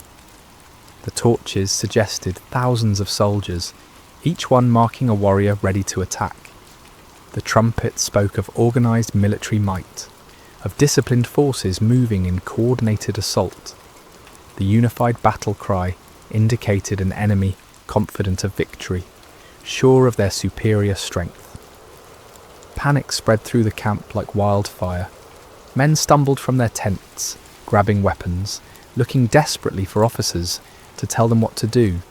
But in the chaos and darkness, with the deafening noise continuing all around them, communication was impossible. No one could hear orders over the sound of 300 trumpets. No one could see clearly through the confusion of flickering torches and deep shadows. "We're surrounded," someone screamed. "The whole Israeli army is here," shouted another. "We're all going to die," cried a third. The panic was contagious, spreading from tent to tent, from company to company, until the entire vast army was in the grip of terror. Men began running in all directions, some trying to escape what they perceived as encirclement, others attempting to mount some kind of defence against an enemy they couldn't see or understand. In their confusion and fear, the unthinkable began to happen. Midianite soldiers, unable to distinguish friend from foe in the chaos, began attacking each other. A man running through the darkness looked like an enemy soldier. A voice shouting commands in the confusion sounded like the voice of an Israeli warrior. Every shadow could be hiding an attacker. Swords were drawn not against the 300 Israelites on the perimeter, but against fellow Midianites. Spears were thrust not at the enemy, but at allies who had become indistinguishable from foes in the panic and darkness. The great army that had terrorized Israel for 7 years was turning on itself, destroying itself in its fear and confusion. Gideon and his men maintained their positions around the camp, continuing to blow their trumpets and brandish their torches, watching in amazement as their enemies did the work of destruction for them. It was the most extraordinary battle any of them had ever witnessed, a battle won without striking a single blow, a victory achieved through terror rather than traditional warfare. As the chaos in the camp intensified, the Midianites began a massive retreat. Those who could find their camels or horses fled toward the Jordan River and beyond. Others ran on foot, abandoning their weapons, their supplies, their wounded comrades, in their desperate attempt to escape what they believed was certain annihilation. But Gideon was not content to simply watch his enemies flee. As the first light of dawn began to creep over the eastern hills, he sent messengers throughout the hill country of Israel, calling on his countrymen to join the pursuit. "Come down against the Midianites," the messengers proclaimed, "and seize the waters of the Jordan ahead of them as far as Beth-barah." The response was immediate and enthusiastic. Men who had been hiding in caves for 7 years suddenly found themselves called to active pursuit of their oppressors. They came streaming down from the hills, like water released from a dam, energized by the news that the mighty Midianite army was in full retreat. The men of Ephraim were particularly effective, seizing the fords of the Jordan River and trapping many of the fleeing enemy forces. They captured and killed Oreb and Zeb, 2 of the Midianite leaders, bringing their heads to Gideon as proof of their victory. Meanwhile, Gideon and his original 300 men continued the pursuit of the main enemy force. They crossed the Jordan River, following the fleeing armies eastward into the desert. Despite their exhaustion, despite having had no sleep and little food, they pressed on relentlessly.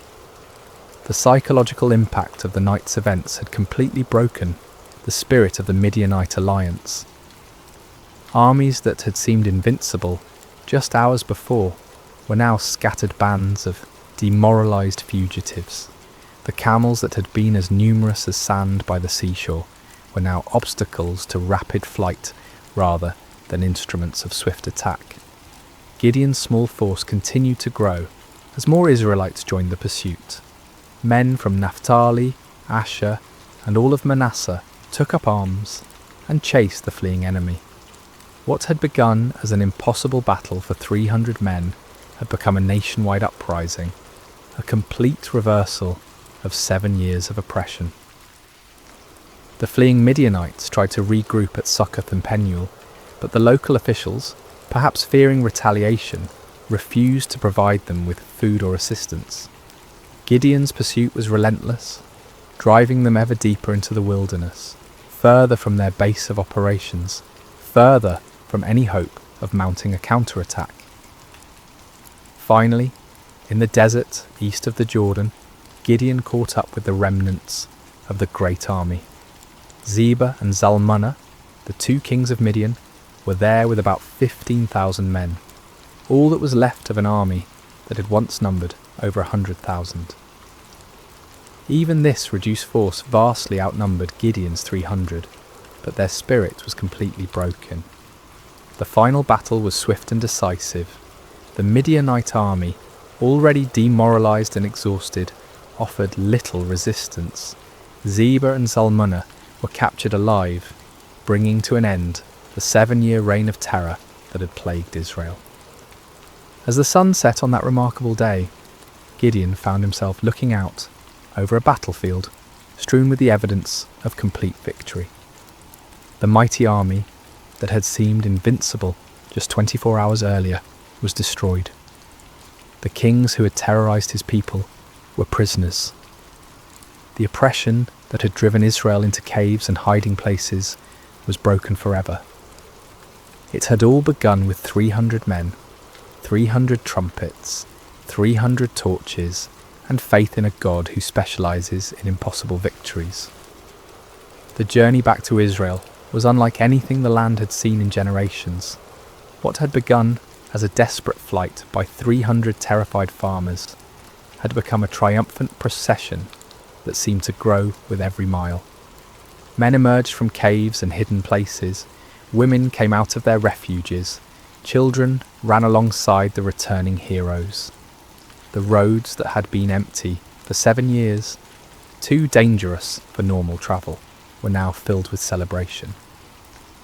Gideon rode at the head of the procession, the captured kings Zebah and Zalmunna walking in chains behind him. The sight of these once mighty rulers, who had struck terror into Israelite hearts for so long, now humbled and defeated, was almost too wonderful to believe. People lined the roads just to see them, to confirm with their own eyes that the nightmare was truly over. As they passed through villages and towns that had been ghost settlements just days before, people poured out of their houses with tears of joy streaming down their faces. Children, who had never known anything but hiding and fear, looked with wonder at the defeated enemy kings. Elderly men and women who remembered the time before the oppression began whispered prayers of thanksgiving to the God who had delivered them. The celebration that erupted across Israel was spontaneous and overwhelming. In every settlement, people brought out whatever food they had hidden away and shared it freely. Wine that had been buried for safekeeping was uncorked and passed around. Songs that had been silenced for 7 years rang out again from hilltops and valleys. But perhaps the most remarkable aspect of the victory was how complete it had been. The Midianite power was not just temporarily broken, but utterly destroyed. Their military organisation was shattered, their leadership eliminated, their will to fight completely crushed. Never again would they be able to mount the kind of massive raids that had devastated Israel year after year. The psychological impact was equally profound. For 7 years, the Israelites had seen themselves as victims, as weak and helpless prey for stronger predators. Now they had witnessed their God fighting for them in the most dramatic way imaginable. The story of the 300 and their trumpets would be told and retold around campfires for generations to come. A permanent reminder that no enemy is too strong when the Lord chooses to fight for his people. When Gideon finally reached his homeland, representatives from all the tribes of Israel came to meet him. They came with a proposal that on the surface seemed like the natural conclusion to his remarkable victory. "Rule over us," they said, their voices filled with genuine admiration and gratitude. "You, your son, and your grandson, because you have saved us from the hand of Midian." It was an offer of kingship, of dynastic rule that would establish Gideon's family as the permanent rulers of Israel. After centuries of loose tribal confederation, of judges who arose in times of crisis only to fade from prominence when the emergency passed, the people were ready for something more permanent, more stable, and who better to serve as their king than the man who had delivered them from their greatest enemy? The offer was tempting beyond measure. Gideon had gone from threshing wheat in secret to being offered the crown of all Israel. The boy who had hidden in wine presses was being invited to sit on a throne. The man who had doubted his own worth was being told that he was worthy to found a royal dynasty. But Gideon's response revealed the depth of his spiritual growth during this incredible journey. The fearful farmer, who had needed multiple signs and confirmations, had become a man who understood something fundamental about the nature of God's kingdom. "I will not rule over you," he declared firmly, "nor will my son rule over you. The Lord will rule over you." It was a profound statement of faith and wisdom. Gideon recognized that Israel's true king was the Lord himself, and that any human ruler would be merely a steward of God's authority. He had learned through his own experience that victory came not through human strength or wisdom, but through complete dependence on divine power. To accept a crown now would be to claim credit for what God alone had accomplished. The people were disappointed but not surprised. They had seen enough of Gideon's character to understand that he was not motivated by personal ambition. Still, they wanted to honour him in some way, to create some lasting memorial to his remarkable victory. Gideon did make one request of the people, though it would prove to be a fateful one. "I do ask one thing of you," he said. "Each of you give me an earring from your share of the plunder." The Midianites, like many desert peoples, wore gold earrings, and the spoils of victory included a considerable amount of such jewellery. The Israelites were happy to comply with this modest request. They spread out a garment, and each man threw a gold earring onto it.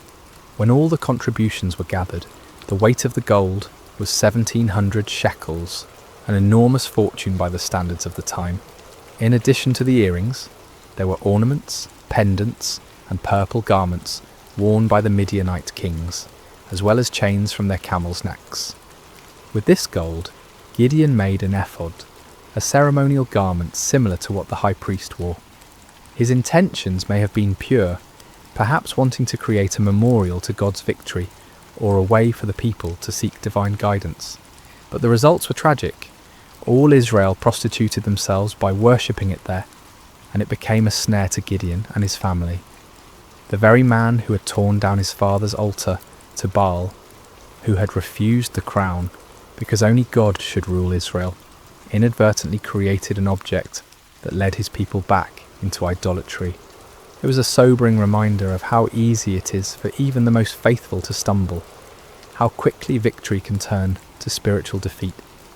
The golden ephod, created from the spoils of a battle won by faith alone, became a false god that drew the people's hearts away from the true God who had delivered them. Yet despite this failing, the primary result of Gideon's victory endured. The land had peace for 40 years during his lifetime. The Midianites never recovered from their devastating defeat. Other potential enemies, seeing what had happened to the mighty Desert Confederation, thought twice before threatening Israel. Gideon himself lived quietly on his estate, enjoying the respect of his people, but never again taking up the sword.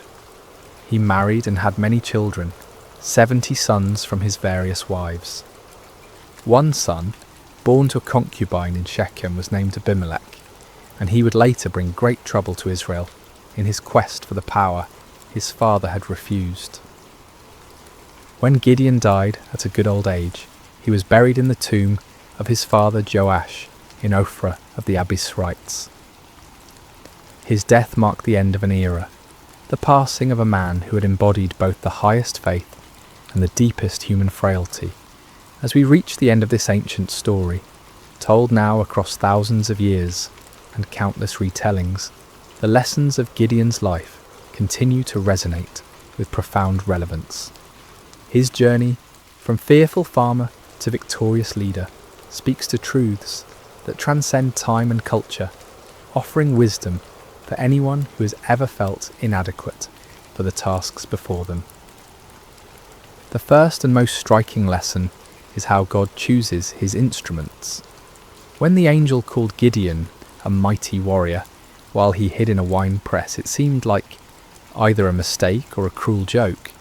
Gideon was none of the things we typically associate with great leaders. He wasn't brave, wasn't confident, wasn't from an important family, wasn't trained in warfare or politics. By every human measure, he was spectacularly unqualified for the task ahead. Yet this was precisely why God chose him. The Lord deliberately selects the weak to confound the strong, the foolish to shame the wise, the lowly to humble the proud. Gideon's weakness became the perfect vessel for divine strength because there could be no question about who deserved the credit for the victory. This principle was reinforced by the reduction of Gideon's army from 32,000 to 300. With overwhelming numbers, Israel might have attributed their victory to superior military strategy or exceptional courage. With just 300 men, there could be no doubt that the victory belonged to God alone. The method of the victory itself drove this point home with unmistakable clarity. No swords were swung, no arrows were shot, no conventional battle was fought. Instead, the enemy was defeated by trumpets, torches, and shouting. It was a victory that made no sense according to human wisdom, but perfect sense according to divine strategy. Gideon's story also illustrates the patient grace of God toward human weakness. When Gideon asked for signs, when he tested God with fleeces, when he needed encouragement through overhearing the enemy's dream, the Lord did not respond with anger or impatience. Instead, he provided exactly what his frightened servant needed to move forward in faith. This divine patience extends to our failures as well as our fears. Even when Gideon created the golden ephod that led Israel into idolatry, even when his victory was tainted by this spiritual stumble, God's larger purposes were not thwarted. The peace that came to Israel lasted for 40 years, and the story of Gideon's faith continued to inspire future generations. Yet Gideon's failure with the ephod serves as a sobering warning about the subtle nature of spiritual pride. The man who had refused a crown could still fall into the trap of creating an object that drew worship away from God. Victory can be more spiritually dangerous than defeat, success more corrupting than failure. Even those who have experienced God's power in extraordinary ways must remain vigilant against the pride that can grow from their very victories. The story also reveals the importance of recognizing God's sovereignty in our circumstances. When Gideon questioned why God had allowed the Midianite oppression, he was struggling with one of humanity's oldest questions: why does a good God permit suffering? The answer that emerges from his story is not a theological explanation, but a practical demonstration. God had not abandoned his people. He was preparing to deliver them in a way that would reveal his power and restore their faith. Sometimes what looks like divine absence is actually divine preparation. The 7 years of oppression created the conditions that made Israel ready to trust completely in God rather than in their own strength. Without that desperation, they might never have been willing to follow 300 men with trumpets against an army of over 100,000. Gideon's reluctance to accept the crown offers another crucial lesson about the nature of true leadership. The people wanted to make him king because he had saved them, but Gideon understood that salvation belongs to God alone. Human leaders are at their best when they serve as instruments of divine will rather than as objects of human worship. This principle applies far beyond political leadership. In families, in businesses, in communities, in churches, the most effective leaders are those who understand that their authority is delegated, that their successes come from sources beyond themselves, that their role is to point others toward truth rather than toward their own personalities or achievements. The transformation in Gideon's character throughout the story demonstrates the power of stepping out in faith despite fear. The man who ended the story was dramatically different from the one who began it, not because his circumstances had changed, but because he had learned to trust in something greater than his circumstances. He discovered what countless others have learned: that God's strength is made perfect in human weakness, that his power is most clearly displayed when human power is obviously inadequate, that the greatest victories often come in ways that make no earthly sense. For modern listeners, Gideon's story speaks to anyone who has ever felt overwhelmed by the challenges they face. Whether dealing with personal struggles, family crises, professional obstacles, or community problems, the principles that guided Gideon remain relevant. True solutions often come not through human wisdom or strength, but through surrender to divine wisdom and dependence on divine strength. The story encourages us to look beyond the odds, beyond our qualifications, beyond conventional approaches, to find the unexpected ways that God might work. It reminds us that he specializes in impossible situations, that he delights in using unlikely people, that he often works in ways that confound human expectations. At the same time, Gideon's story warns us about the ongoing nature of spiritual vigilance. Victory is not a destination, but a stepping stone. Success is not an end, but a beginning. Even those who have experienced God's power in remarkable ways must continue to guard their hearts against pride, idolatry, and spiritual complacency. The golden ephod that became a snare to Gideon serves as a perpetual reminder that our greatest spiritual dangers often arise not from our failures, but from our successes, not from our weaknesses, but from our strengths, not from what we lack, but from what we have achieved. As we close this ancient tale, we're reminded that Gideon's story is ultimately not about Gideon at all. It's about a God who sees potential where others see only weakness, who creates strength from surrender, who wins victories through the most unlikely means. It's about divine love that persists through human doubt, divine patience that endures human testing, divine power that works through human frailty. The trumpets that shattered the midnight silence in that valley so long ago continue to echo through the centuries, calling each generation to trust in something greater than themselves, to step forward in faith despite their fears, to discover that the God who delivered Israel through 300 men with torches is still in the business of impossible victories. In our own valleys of challenge and oppression, surrounded by enemies that seem too numerous to count, facing odds that appear insurmountable, Gideon's story whispers the same truth that changed a fearful farmer into a mighty warrior. The Lord is with you, and in him even the weakest can become strong. Even the smallest can achieve great things. Even the most unlikely can be used for extraordinary purposes. The battle belongs to the Lord, and in him victory is always possible. And so we end where we began, with a simple truth that transcends time and circumstance. When God chooses to fight for his people, no enemy can stand, no odds are too great, and no victory is impossible. The story of Gideon continues to unfold in every generation, in every heart that learns to trust, not in human strength, but in divine power, not in earthly wisdom, but in heavenly guidance, not in what we can see, but in what God can do. May this ancient story find new life in modern hearts.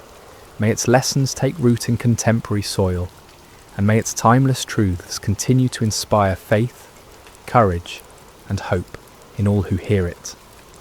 For the God who called Gideon from his hiding place continues to call ordinary people to extraordinary purposes, continues to choose the weak, to confound the strong, and continues to win impossible victories through the most unlikely means. The story of Gideon is, in the end, the story of all who learn to trust in something greater than themselves. It is the story of divine love that never gives up, divine power that never fails, and divine grace that transforms fearful hiding into mighty victory. This has been the story of Gideon and the battle against Midian, shared with you tonight through sacred slumber. May it bring you peace, may it strengthen your faith, and may it remind you that no challenge is too great when faced with divine help. Sleep well, dear listener, and may your dreams be filled with the trumpets of victory and the light of hope that never dies. What if I told you there's a Bible story where a piece of iron floated, not metaphorically, not symbolically, literally floated on water like a cork bobbing on the surface of a pond? You've heard of Moses parting the Red Sea. You know about David slaying Goliath. The story of Daniel in the lion's den rolls off your tongue, but tucked away in the pages of 2 Kings chapter 6 lies one of the most overlooked miracles in all of Scripture. A miracle so humble, so seemingly insignificant, that most people skip right over it without a second thought. Yet this brief narrative, comprising only 6 verses, contains profound truths about faith, responsibility, and the God who cares about the smallest details of our lives. During the prophetic ministry of Elisha, miracles often happened in ordinary, almost mundane situations. While his predecessor, Elijah, called down fire from heaven and raised the dead, Elisha's ministry was marked by intimate, practical interventions, healing bitter water, multiplying oil for a widow's debt, and yes, making iron float. This story is brief in scripture but rich in meaning, a testament to faith in small things, a reminder that no problem is too insignificant for divine intervention. In a world where we're conditioned to believe that God only shows up for the spectacular, the floating axe head whispers a different truth. Sometimes, the most profound miracles happen in the most ordinary moments of our lives. The sun cast long shadows across the Jordan River Valley as another day began in the divided kingdom of Israel.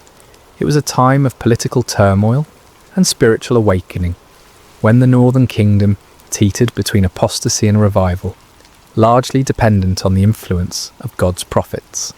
This was the era of Elisha's ministry, roughly 850 BC, decades after the dramatic departure of his mentor Elijah in a chariot of fire. The sons of the prophets, a community of disciples and spiritual students gathered around Elisha, had been growing steadily.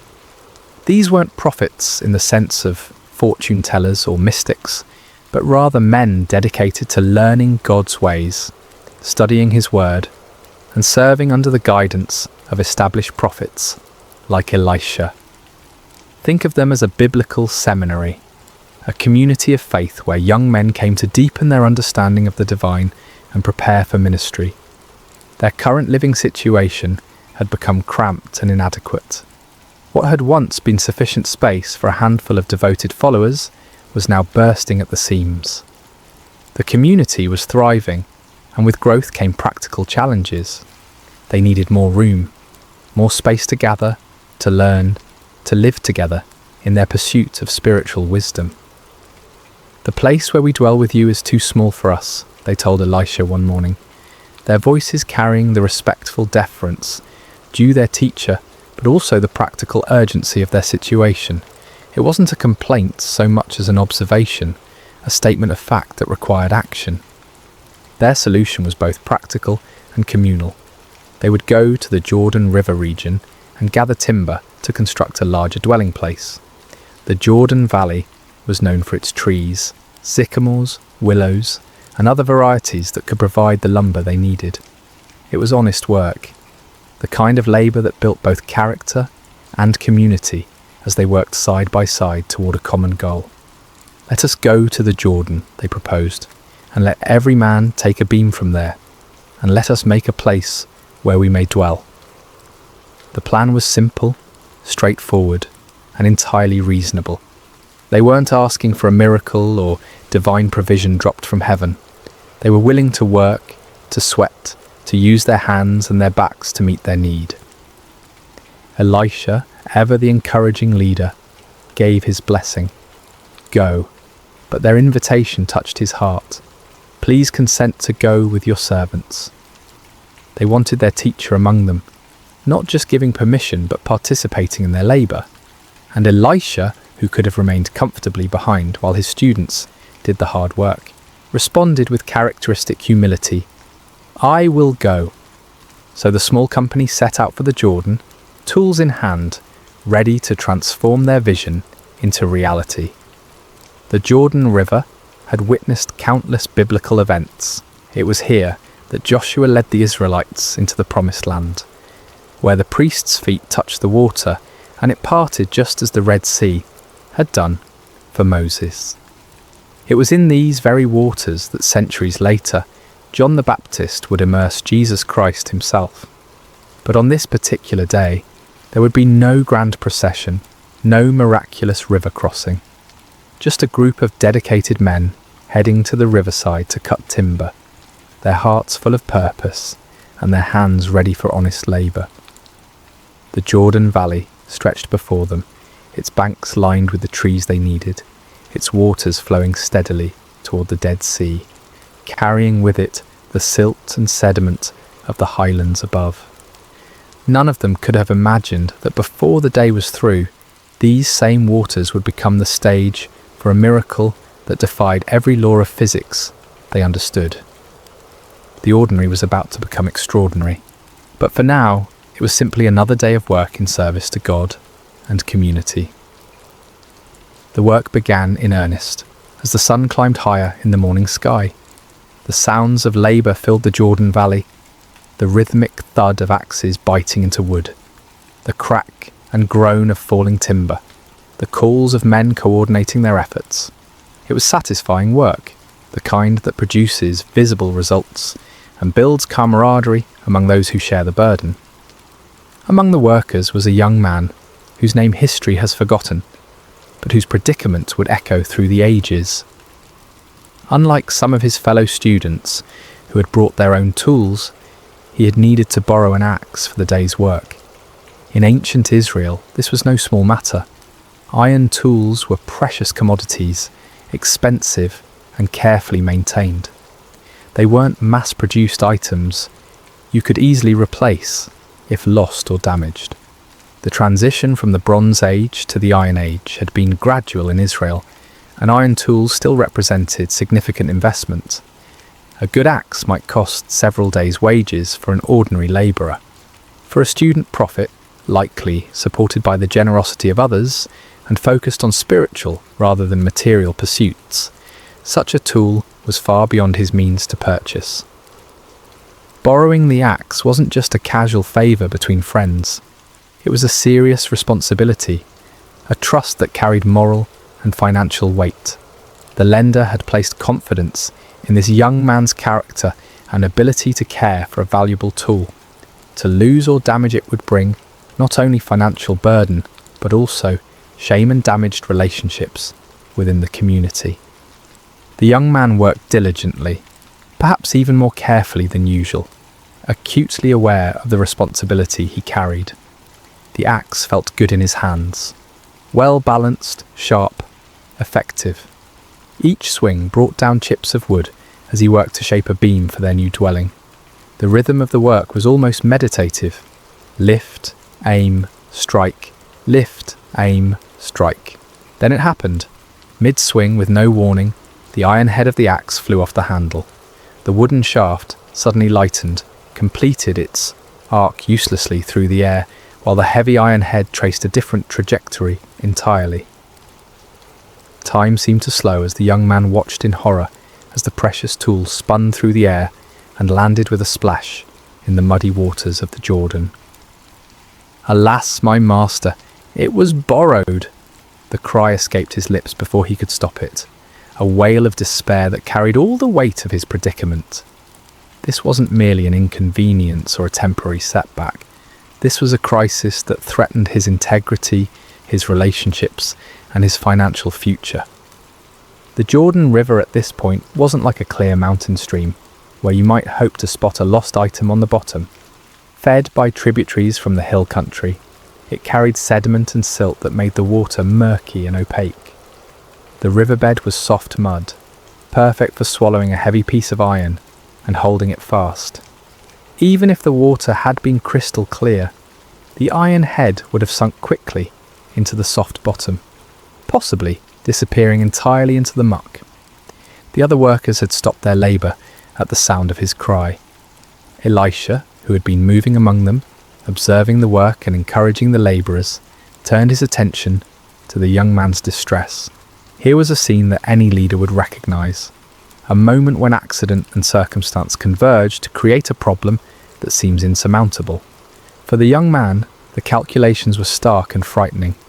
How long would he need to work to earn enough to replace the axe? How could he face the man who had trusted him with this valuable tool? What would this mean for his standing in the community of prophets? The borrowed axe represented more than just iron and wood. It was a symbol of trust, responsibility, and his place in the community. The irony wasn't lost on anyone present. Here they were, working to build a place for spiritual learning and growth, and yet they faced an utterly practical, mundane problem. There was no theological complexity here, no deep spiritual mystery to unravel. Just a young man, a borrowed tool, and the murky waters of an ancient river. Standing there on the bank, staring at the spot where the ripples were already beginning to fade, the young man faced a moment that would test not only his faith, but his understanding of God's character. Was this the kind of problem that merited divine attention? Did the God who controlled the fate of nations care about one lost axe head? The question hung in the air, like morning mist over the Jordan, waiting for an answer that would surprise everyone present and challenge their assumptions about the scope of God's concern for the details of human life.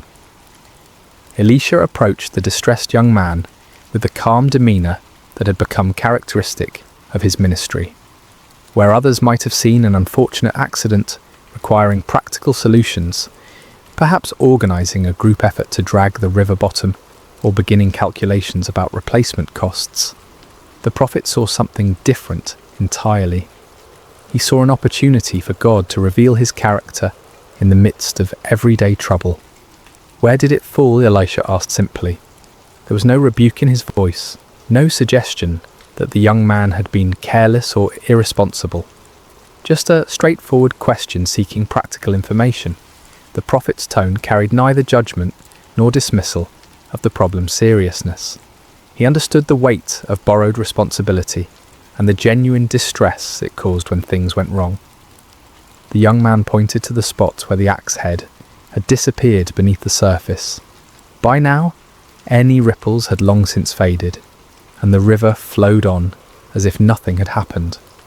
To everyone watching, it looked like any other section of the Jordan, muddy water flowing over an invisible bottom, carrying the same sediment and debris as every other part of the river. But Elisha saw it differently. In his spiritual vision, this wasn't just another spot in the river. It was a specific location where God could demonstrate his power and his care for individual needs. The prophet moved with purpose, scanning the riverbank until he found what he was looking for, a suitable piece of wood. What happened next would have seemed almost comical if it weren't so profound. Elisha cut a stick, nothing special, just an ordinary piece of wood from the riverside. He didn't select anything particularly impressive or perform any elaborate ritual over it. It was simply wood, the kind of material they had been working with all morning, as common and unremarkable as anything could be. Then, with the focused intent of someone who knew exactly what he was doing, Elisha threw the stick into the water at the exact spot the young man had indicated. To the observers, it must have seemed like an odd gesture, perhaps the first step in some complex retrieval process they didn't yet understand. But Elisha's action carried the quiet confidence of a man who had learned to cooperate with divine power in the most unexpected ways. What happened next violated every natural law the witnesses understood. The iron axe head, which should have been resting in the mud at the bottom of the river, began to rise. Not slowly, not gradually, but with the buoyant purpose of cork or wood designed to float. The heavy metal broke the surface of the water and bobbed there like a leaf, defying gravity, density, and everything they thought they knew about the natural world. The silence that followed was profound. Even the sounds of the river seemed muted as the group of prophets stared at the impossible sight before them. Iron doesn't float. Everyone knows that. It's one of those fundamental facts about the physical world that requires no explanation because it's so obviously true. Yet there it was, unmistakably iron, unmistakably floating, unmistakably real. Elisha's voice broke through their amazement with practical direction. Pick it up. There was no grand speech about the miracle they had just witnessed, no theological explanation of what had occurred, no demand for praise or recognition, just simple, practical instruction to complete the restoration. The young man reached out, his hand probably trembling with a mixture of relief and awe, and lifted the iron axe head from the water. It was solid, real, unchanged, except for its brief defiance of natural law. The crisis was over. The debt was avoided. The trust was preserved. The borrowed tool was restored to its owner's care. But something much more significant than problem solving had just occurred. In those few moments beside the Jordan River, God had revealed something crucial about his character and his relationship with his people. This wasn't a miracle performed for crowds or kings. There were no political implications, no national consequences, no strategic advantages gained. This was simply God caring about one young man's distress over a borrowed tool. The miracle spoke to the heart of divine character, a God who notices when sparrows fall, who knows the number of hairs on each head, who cares about the details that seem insignificant to everyone else. The floating axe head declared that no genuine need is too small for divine attention, no honest trouble too mundane for miraculous intervention. As the young man hefted the restored tool, feeling its familiar weight and balance, the entire community of prophets had received a lesson they would never forget. They had come to the Jordan to cut timber for a building project. They were leaving with something far more valuable, a deeper understanding of the God they served and his intimate involvement in the practical details of their lives. The miracle of the floating axe head resonates through the centuries precisely because it speaks to truths that transcend its humble circumstances. In a world where we often compartmentalize the spiritual and the practical, this story demolishes the artificial barriers we create between sacred and secular concerns. The most striking aspect of this miracle is its ordinariness. God's intervention came not in response to a national crisis or a life-threatening emergency, but to solve an everyday problem that millions of people might face. The young prophet wasn't dying, wasn't facing persecution for his faith, wasn't even engaged in what we might consider particularly spiritual work. He was simply trying to help build a dormitory and had encountered the kind of mishap that makes any honest person's heart sink. This reveals something profound about God's character, his care for the complete range of human experience, not just the dramatic or spiritually significant moments. The God who controls the destiny of nations also notices when his children face embarrassment, financial stress, or the weight of broken trust. There's no problem too small, no concern too mundane, no worry too insignificant to merit his attention. The symbolism of Elisha's intervention method is equally meaningful. The prophet used a stick, one of the most common humble materials imaginable. He didn't employ exotic implements, rare metals, or elaborate ceremonies.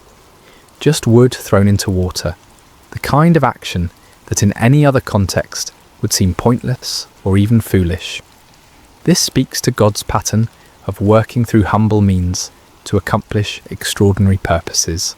Throughout Scripture, God consistently chooses the simple to confound the wise, the weak to overcome the strong, the ordinary to achieve the extraordinary. Moses had a staff, David had a sling, Gideon had clay pots and torches, and Elisha had a stick. The message is clear. God's power isn't dependent on impressive tools or elaborate methods. His strength is made perfect in weakness, his glory revealed through the most unlikely instruments. The miracle also serves as a powerful picture of restoration. What was lost was recovered. What seemed gone forever was returned. What threatened to bring shame and financial burden was transformed into a testimony of God's faithful care. This speaks to one of humanity's deepest needs, the longing for redemption, for second chances, for the restoration of what has been damaged or lost. In the broader context of human experience, we all have borrowed things that we've lost or damaged. Trust, opportunities, relationships, innocence, time. We all face moments when we stare at the metaphorical muddy water where something precious has disappeared, feeling the weight of responsibility we can't fulfill. The floating axe head whispers hope into those moments, suggesting that restoration is possible, that what seems irretrievably lost can be recovered. The response required of the young man is also significant. When the miracle occurred, he still had to reach out and take the floating iron.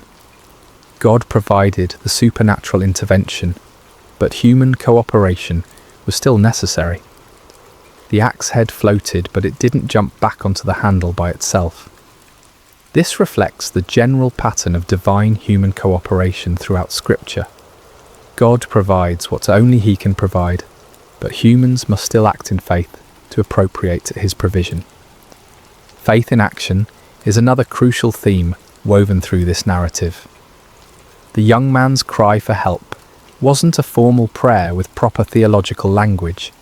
It was a raw expression of distress that nevertheless carried implicit faith that his predicament mattered to God and to God's representative, Elisha. His willingness to point out exactly where the axe head fell demonstrated trust that something could be done, even when the situation looked hopeless.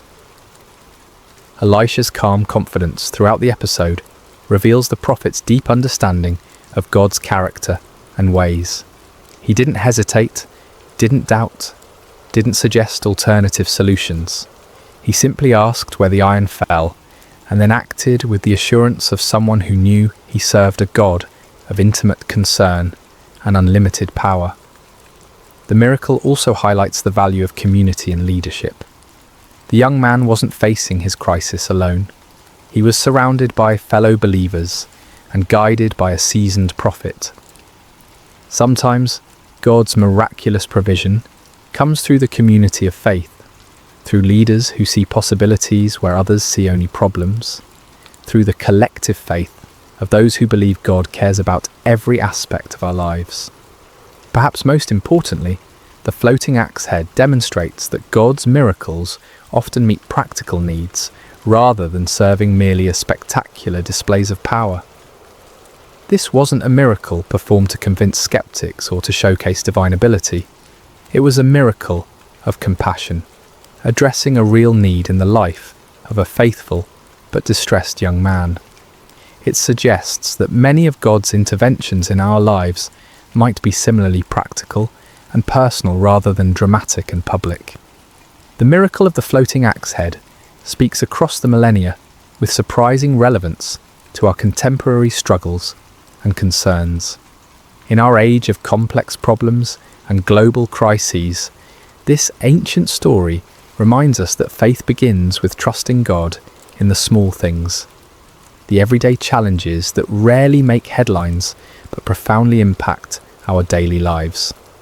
The first and perhaps most important lesson concerns the scope of prayer and divine concern. How many times do we hesitate to bring our smaller problems to God because they seem insignificant compared to global suffering or major life crises? The floating axe head shatters this false hierarchy of divine attention. If God cares enough to make iron float for a borrowed tool, then no legitimate concern is too small for prayer. This doesn't trivialize prayer or reduce it to a cosmic vending machine for convenience. Rather, it reveals the intimate nature of our relationship with the divine. Just as loving parents care about both the major milestones and the minor disappointments in their children's lives, our Heavenly Father is interested in the full spectrum of our human experience. Financial stress, damaged relationships, professional setbacks, personal failures, all of these matter to God because they matter to us. The principle of integrity and accountability that runs through this story remains powerfully relevant in our modern context. The young prophet's distress wasn't primarily about losing money, it was about failing to fulfill his responsibility to someone who had trusted him. In a culture where personal accountability is often diminished and broken commitments are easily rationalized away, the ancient prophet's anguish over a borrowed tool offers a compelling counterexample. When we borrow, we incur genuine responsibility. When we make commitments, we create legitimate expectations in others. When we fail to fulfill these obligations, we damage more than our own interests. We harm relationships, erode trust, and diminish the social fabric that holds communities together. The young prophet understood this instinctively, which is why his cry for help carried such genuine distress. The story also demonstrates how God's miracles often meet practical needs rather than serving merely as spectacular demonstrations of power. In our entertainment-driven culture, we sometimes expect divine intervention to be dramatic, public, and unmistakably supernatural. But many of God's most meaningful interventions in our lives might be much quieter and more practical. The unexpected job opportunity that comes just when finances are stretched thin. The chance encounter that provides exactly the encouragement we needed. The solution that appears to These interventions might not violate physical laws as dramatically as floating iron, but they reveal the same divine character, a God who cares about our practical needs and works in our circumstances to provide for them. Learning to recognize and appreciate these quieter miracles can transform our perspective on God's activity in our lives. The method of the miracle, using a simple stick to accomplish the impossible, continues to speak to God's pattern of working through humble means.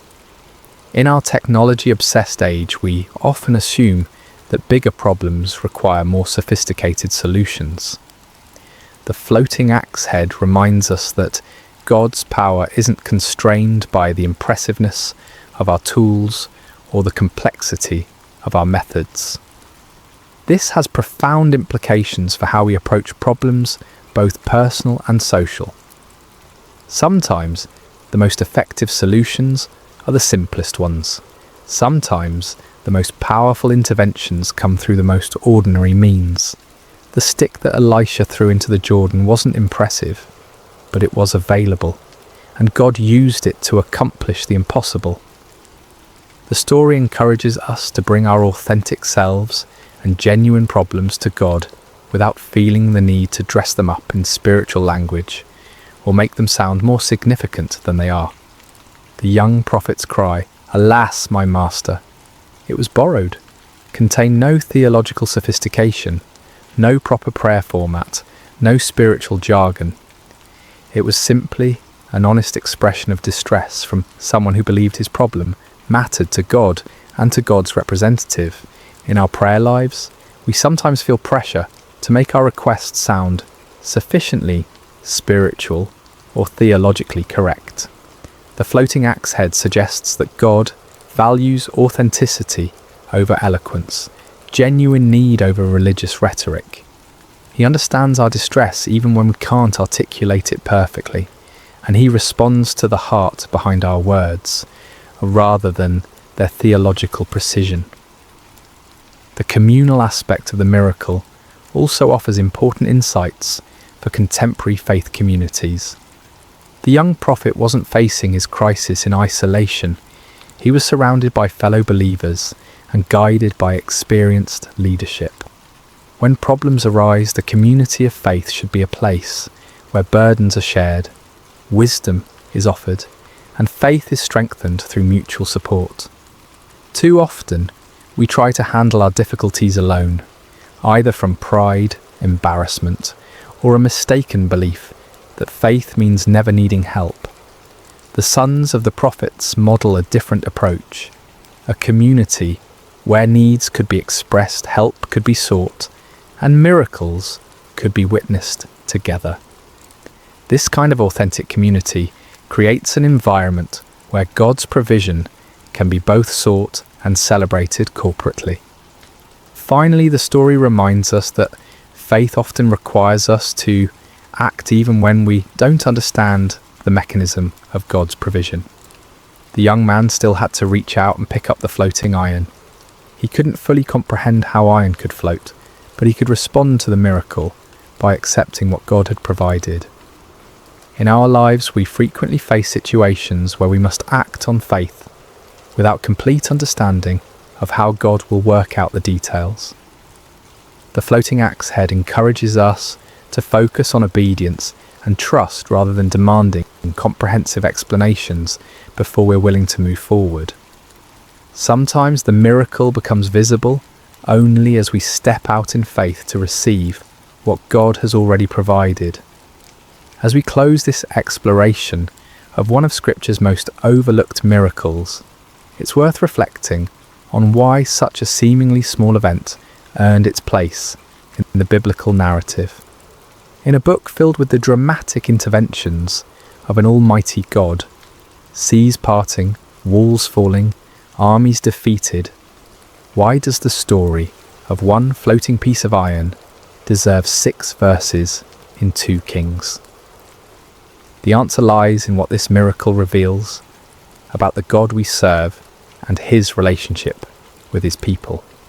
While the parting of the Red Sea demonstrated God's power to save nations, and the fall of Jericho showed his ability to conquer enemies, the floating axe head reveals something equally important but more intimate: his attention to individual needs and personal crises. This forgotten miracle has been overlooked precisely because it's so humble, so ordinary in its context, so focused on solving a simple human problem rather than achieving strategic objectives or demonstrating spectacular power. But perhaps that's exactly why it's so important. It serves as a counterbalance to our tendency to assume that God is only interested in the big things, the major decisions, the life-changing moments, the dramatic interventions that make compelling stories. The young prophet facing his borrowed axe head crisis represents all of us in those moments when we feel overwhelmed by problems that might seem insignificant to others but loom large in our personal experience. The financial burden we can't meet, the relationship we've damaged, the commitment we can't fulfill, the mistake that threatens to bring consequences we can't bear, the responsibility we've failed to handle properly. In these moments, the floating axe head whispers a profound truth. God sees, God cares, and God acts. Not always in the ways we expect, not always with the timing we prefer, not always through the means we would choose, but always with the same loving attention to our genuine needs and distress. The miracle also stands as a testament to the power of authentic community and spiritual leadership. Elisha didn't dismiss the young man's problem as trivial or suggest that he simply accept the consequences and learn from his mistake. Instead, the prophet engaged with the crisis as if it mattered deeply, which, to the person experiencing it certainly did. This models the kind of leadership and community that makes faith communities truly supportive rather than merely social. When someone faces a crisis, even one that might seem small from the outside, the appropriate response is compassionate engagement, not dismissive advice or spiritual platitudes that minimize the real impact of the problem. The stick that Elisha threw into the Jordan has become, across the centuries, a symbol of God's willingness to work through the most ordinary means to accomplish extraordinary purposes. It reminds us that miracles don't always require impressive staging or elaborate preparation. Sometimes they happen through simple acts of faith, using whatever materials are at hand, in response to genuine need expressed with authentic desperation. As we navigate our own challenges, financial pressures, damaged relationships, professional setbacks, personal failures, the floating axe head offers both comfort and challenge. Comfort in knowing that our problems, however humble they might seem, matter to God. Challenge in trusting him to work in ways we might not expect or understand, using means we might not have chosen, through community we might not have anticipated. The young prophet left the Jordan River that day with more than a recovered tool. He carried with him a testimony of God's intimate care, a story that would strengthen his faith through future challenges, and a deeper understanding of the God he served. His fellow students witnessed not just a miracle, but a revelation of divine character that would shape their own ministries and their own relationship with the Almighty. Perhaps most importantly, the floating axe head reminds us to pay attention to God's activity in the ordinary moments of our lives. If we're only looking for dramatic interventions and spectacular displays of power, we might miss the quieter miracles happening all around us, the practical provisions, the timely encouragements, the unexpected solutions to everyday problems. The iron that floated in the Jordan River that day has long since returned to dust, but the truth it demonstrated remains as solid as ever. God's care extends to every aspect of human experience. No genuine need is too small for his attention, and no problem is too ordinary for his miraculous intervention.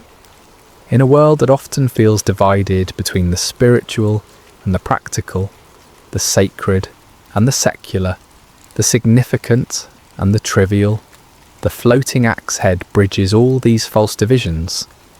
It declares that the God who spoke the universe into existence also cares when his children lose borrowed tools, face financial embarrassment, or struggle with the weight of unfulfilled responsibility. If God can make iron float, what's truly impossible? The question echoes across the centuries, challenging our assumptions about divine limitation and inviting us to bring our authentic needs, however humble they might seem, to the one who specializes in doing the impossible through the most ordinary means. The miracle you've never heard of might just be the one you need most to hit. The fire on Mount Carmel, Elijah and the prophets of Baal. Hello everyone, and welcome to Sacred Slumber. Before we dive into today's powerful message, I want to connect with each of you personally. How has your day been treating you so far? Whether you're watching this in the early morning hours as the sun rises, during your lunch break, in the middle of a busy day, or perhaps late at night when the world has quieted down, I want you to know that this moment we're sharing together is sacred. I'm curious about where you're joining us from today. Are you listening from bustling New York City, the peaceful countryside of Iowa, the sunny beaches of California, or maybe you're tuning in from across the globe in London, Sydney, or somewhere in between? Wherever you are, whatever time it is in your corner of the world, you are exactly where God wants you to be right now. If this is your first time joining us, I want to extend a warm welcome to our Sacred Rest family. We're so grateful you're here. And if you've been walking this journey with us, thank you for your continued faithfulness and support. Before we begin today's incredible story, I encourage you to subscribe to Sacred Slumber if you haven't already.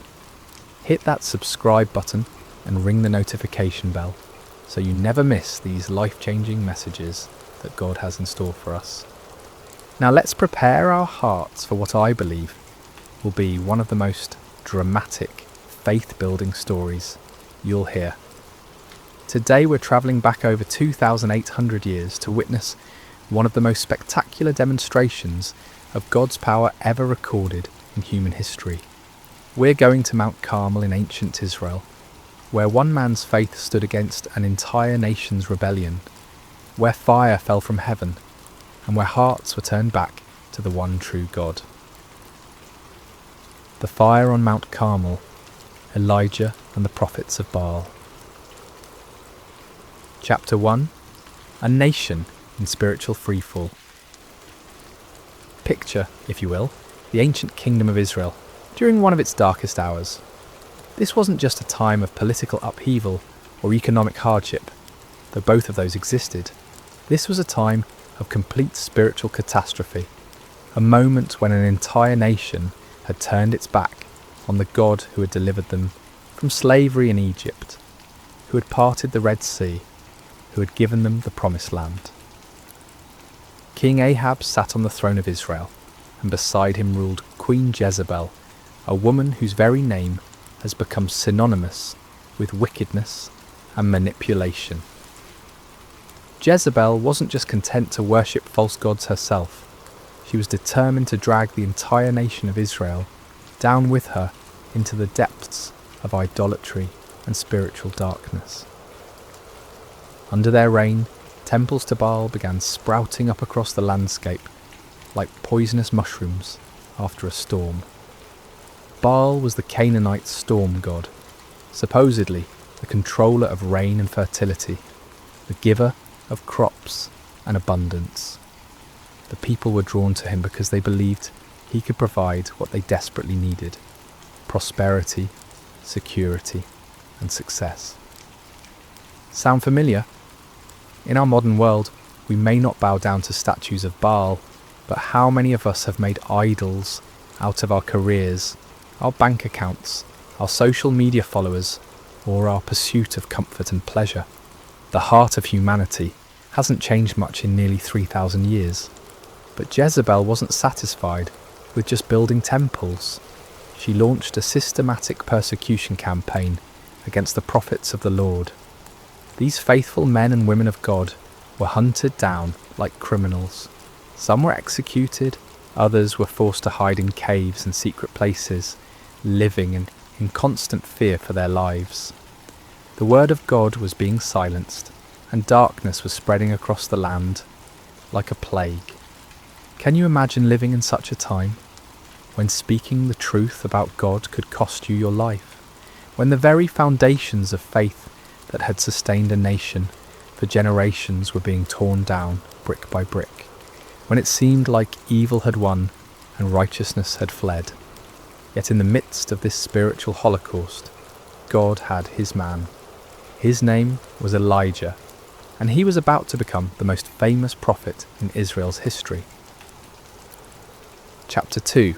The Drought of Divine Judgment. Before we meet Elijah face to face, we need to understand the backdrop against which his ministry unfolded. For 3 long years, not a single drop of rain had fallen on the land of Israel.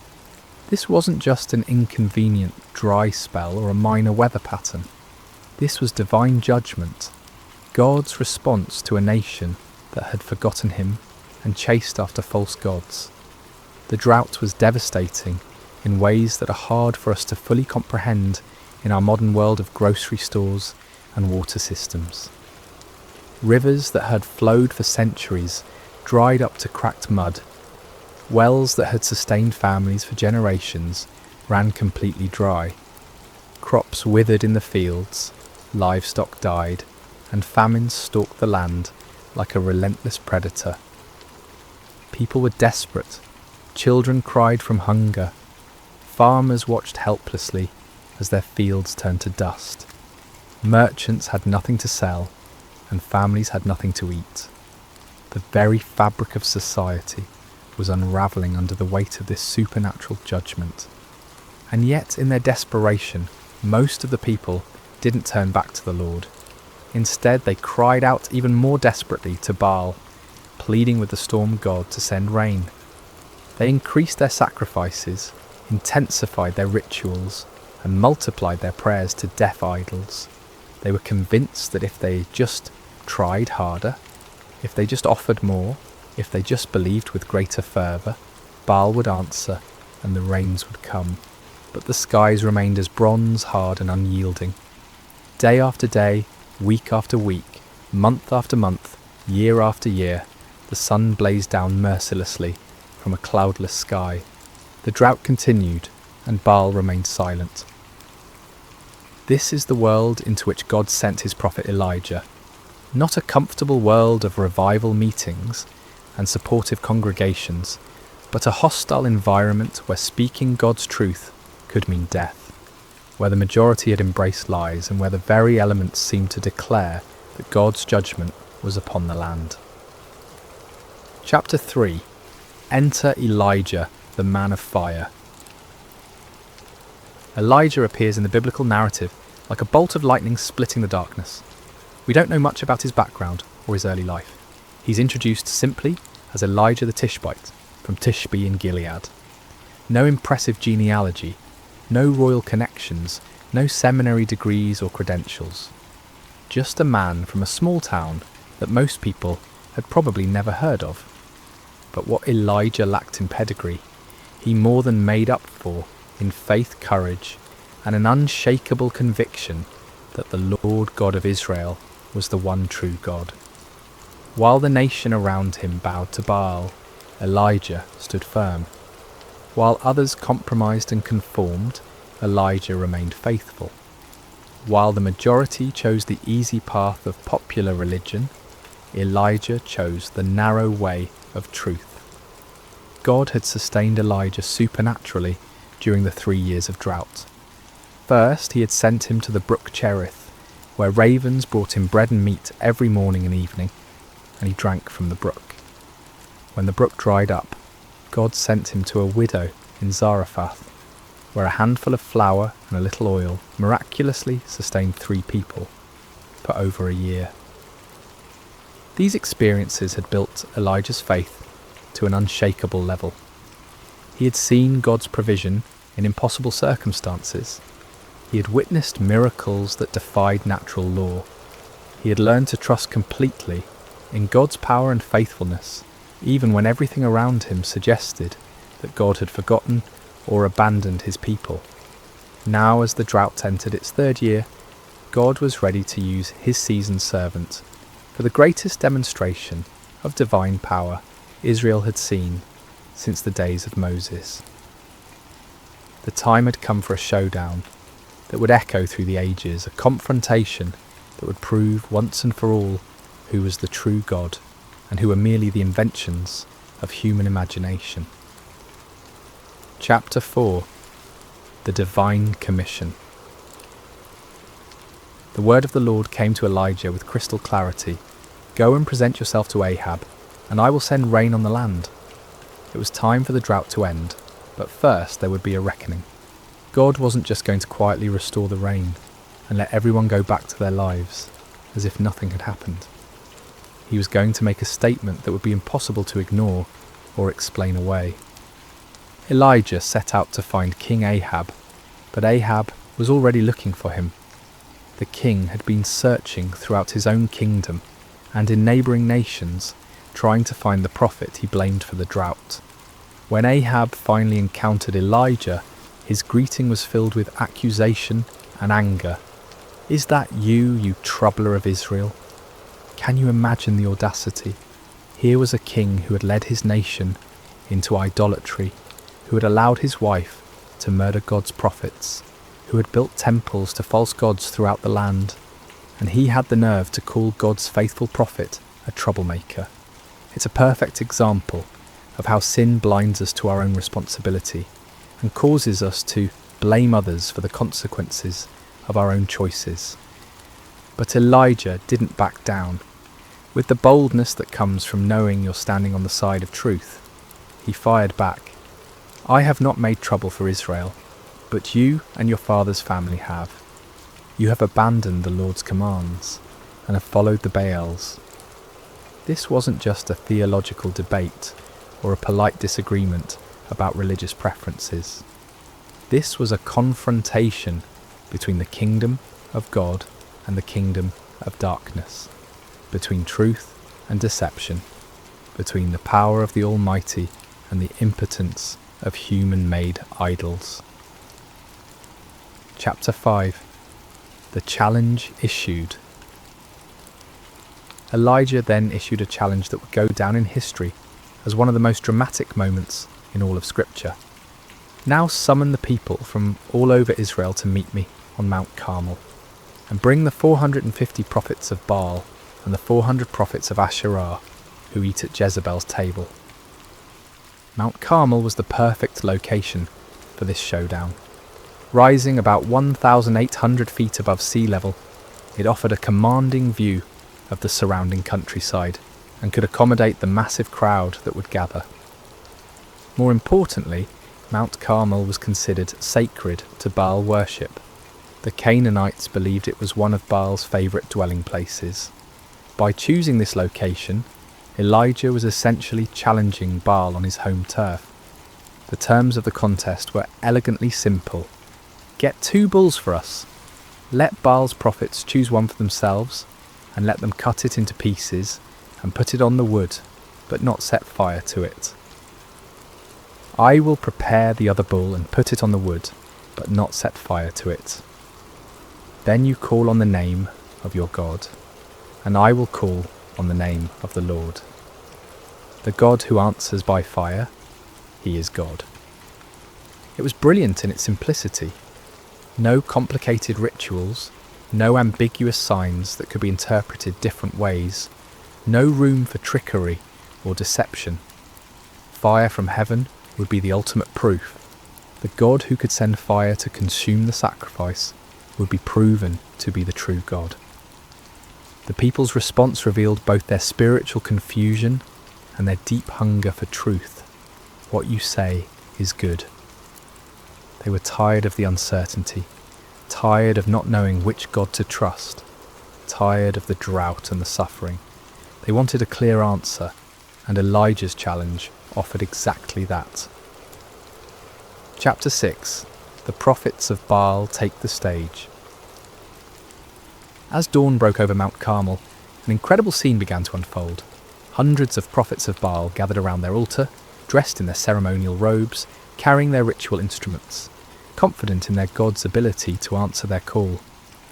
After all, they outnumbered Elijah 450 to 1. They had the backing of the royal court. They had been the religious establishment for years. Surely their God would not fail them now, especially not on his sacred mountain. They began their ritual early in the morning with great enthusiasm and confidence. "Baal, answer us," they cried, their voices echoing across the mountainside. They danced around their altar with wild abandon, their movements becoming more and more frenzied as they worked themselves into a religious fervour. This wasn't a quiet, dignified ceremony. This was raw, primal religion at its most intense. They leaped and shouted, they waved their arms and beat their chests. They called upon their God with every fibre of their being. The sound of their voices, the pounding of their feet, the clashing of their instruments created a cacophony that could be heard for miles around. But as the morning wore on and became noon, something became increasingly obvious. Nobody was answering. The sky remained clear and cloudless. No fire fell from heaven. No voice spoke from the heavens. The altar remained cold and lifeless, despite all their passionate pleading. You have to understand, these weren't insincere men going through empty motions. These prophets genuinely believed in Baal. They had devoted their lives to serving him. They had staked their reputations, their careers, and their very identities on the belief that he was real and powerful. The failure of their God to respond wasn't just embarrassing, it was devastating to everything they had built their lives upon. Chapter 7. Elijah's Divine Sarcasm. As the noon sun blazed overhead and the prophets of Baal continued their increasingly desperate rituals, Elijah decided it was time for some divine commentary. With a wit that was both cutting and brilliant, he began to mock their futile efforts. "Shout louder! Surely he is a god. Perhaps he is deep in thought, or busy, or travelling. Maybe he is sleeping and must be awakened." Can you imagine the scene? Here's Elijah, one man against 450, calmly watching their frantic efforts and offering helpful suggestions for why their God might not be responding. The sarcasm was devastating because it highlighted the absurdity of their situation. If Baal was truly the almighty storm god they claimed he was, why would he need to be awakened?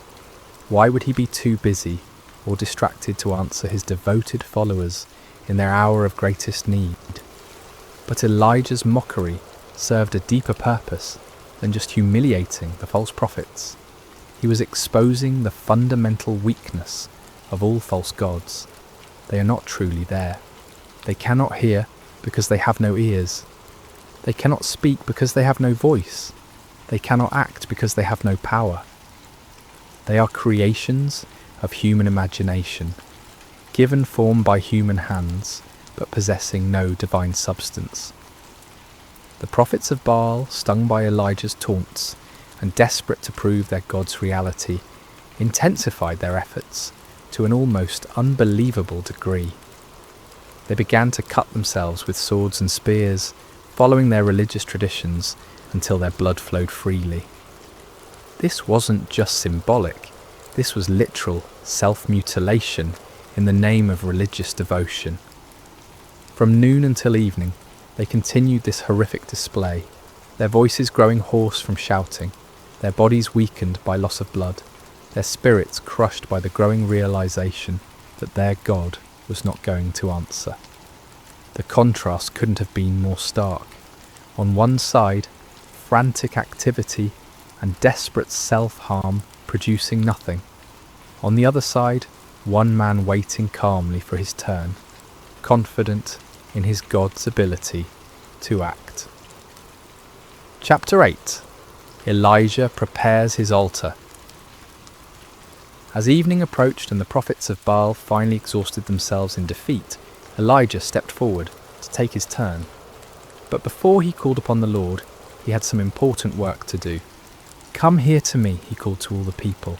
This wasn't going to be a private ceremony or a mystical ritual performed in secret. Everything Elijah was about to do would be in full view of hundreds or perhaps thousands of witnesses. There would be no opportunity for trickery, no possibility of deception, no room for doubt about what actually happened. The first thing Elijah did was repair the altar of the Lord that had been torn down. This altar represented the nation's covenant relationship with God, a relationship that had been broken by years of idolatry and rebellion. By repairing it, Elijah was symbolically calling the nation back to their true identity as God's chosen people.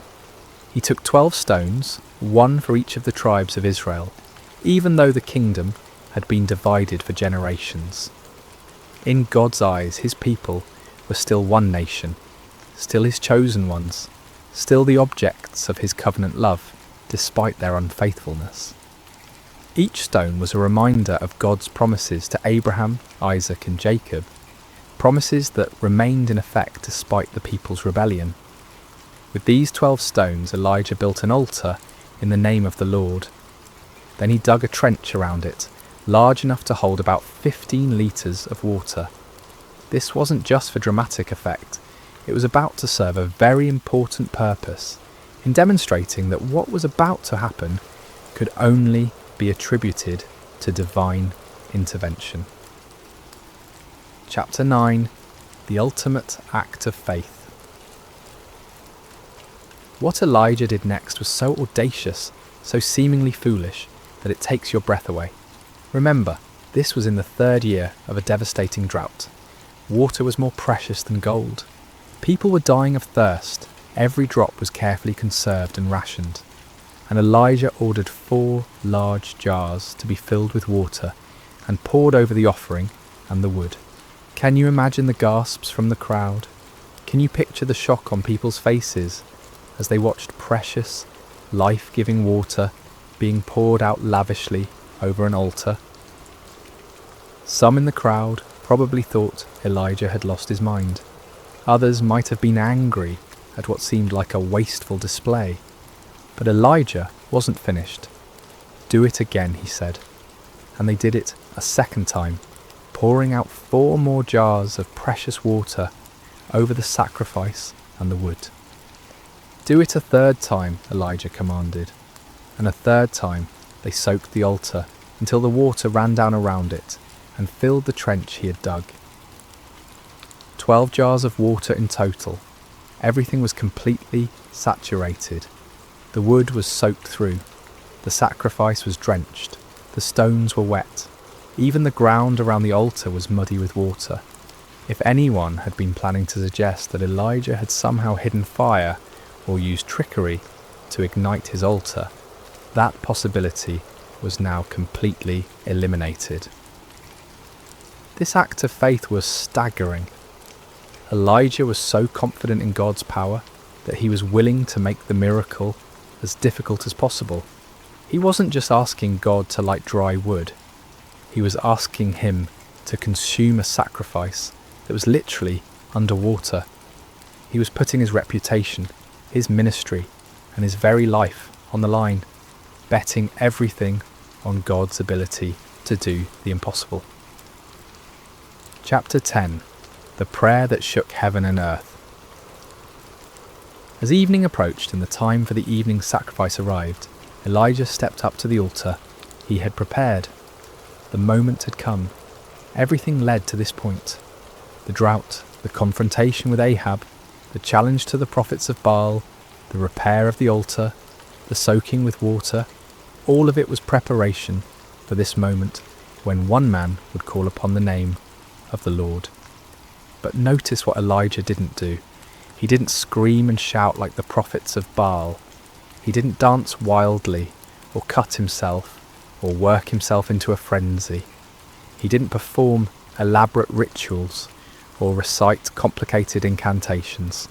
He simply prayed, and his prayer was a model of faith, simplicity, and complete dependence upon God.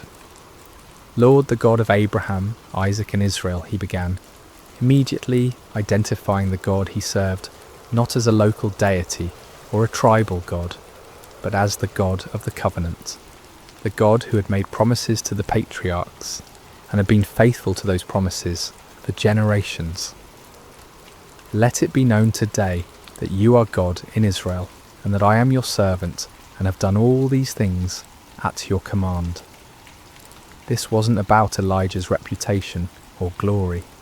This wasn't about proving his own power or wisdom. This was about demonstrating to a watching world that the Lord alone is God, and that Elijah was merely his obedient servant. Answer me, Lord, answer me, so these people will know that you, Lord, are God, and that you are turning their hearts back again. The purpose of the miracle wasn't to show off, or to defeat enemies, but to turn hearts back to God. This was an act of divine love, a desperate attempt to rescue a nation from the spiritual destruction they had brought upon themselves. The prayer was short, simple, and powerful. No theatrical performance, no manipulation of emotions, no attempt to work up faith through human effort. Just a straightforward request from a faithful servant to his all-powerful God. Chapter 11. Fire falls from heaven. What happened next has never been equalled in human history. The response to Elijah's prayer was immediate, dramatic, and absolutely unmistakable. Fire fell from heaven. Not a small flame that gradually grew, not a spark that ignited the wood, not a natural phenomenon that could be explained by meteorology or chemistry. This was supernatural fire, divine fire, holy fire that blazed down from the throne of God himself. And this fire didn't just consume the sacrifice, it didn't just burn up the wood, it consumed everything. The offering was instantly vaporized. The wood disappeared in a flash. The 12 stones that Elijah had so carefully arranged were completely consumed. Even the soil around the altar was burned up. The water in the trench, all those precious gallons that had been poured out, was licked up by the divine flames as if it had never been there. The heat must have been incredible. The light must have been blinding. The sound must have been like thunder echoing across the mountainside. Everyone watching would have felt the power of God in a way that shook them to their very core. This wasn't just a miracle, it was a demonstration of absolute divine authority. God was making a statement that could not be ignored, denied, or explained away. He was declaring to Israel, to the prophets of Baal, to King Ahab and Queen Jezebel, and to everyone watching, that he alone is God, that he alone has power over the elements, and that he alone deserves worship and obedience. Chapter 12. The people's response. When the people saw the fire fall from heaven and consume everything on the altar, their response was immediate and overwhelming. They fell prostrate on the ground, not just kneeling, but face down in the dirt, overwhelmed by the presence and power of the Almighty God. And they cried out in unison, "The Lord, He is God! The Lord, He is God!" Think about what this meant. Many of these same people had been worshipping Baal just hours before. They had been convinced that the storm god was real and powerful. They had invested their hopes, their prayers, and their sacrifices in a false deity. But now, confronted with undeniable evidence of God's power, they acknowledged the truth they had been running from for 3 years. This wasn't just an intellectual acknowledgement or a polite religious sentiment. This was a deep, heart-level recognition of divine authority. They had seen something that shattered their old beliefs and transformed their understanding of spiritual reality. The God of Israel, the God of Abraham, Isaac and Jacob, the God their fathers had worshipped. He was the true God, and all other gods were mere pretenders. The cry, "The Lord, He is God," became a declaration of faith that echoed across the mountainside and down through the centuries. It was a moment of national awakening, a turning point when an entire people group remembered who they were and whose they were. Chapter 13. Justice and Restoration. But the story didn't end with the people's declaration of faith. God's justice demanded that those who had led the nation astray face the consequences of their deception. Under Elijah's direction, the people seized the 450 prophets of Baal who had spent the day proving the powerlessness of their God. This might seem harsh to our modern sensibilities, but we need to understand the context. These men had been leading an entire nation away from the true God.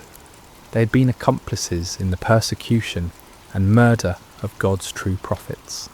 They had been teaching lies in the name of religion, deceiving people who were desperately seeking spiritual truth. Their deception had contributed to the spiritual darkness that had brought God's judgment upon the land. Justice was swift and final. All 450 prophets of Baal were executed, removing the source of false teaching that had poisoned the nation's spiritual life.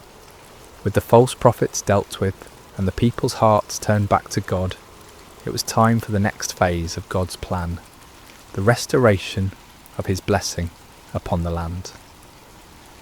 Chapter 14. The sound of abundant rain. Elijah said to Ahab, "Go, eat and drink, for there is the sound of a heavy rain." This statement is remarkable for several reasons. First, there wasn't a cloud in the sky. The weather conditions were identical to what they had been for 3 years.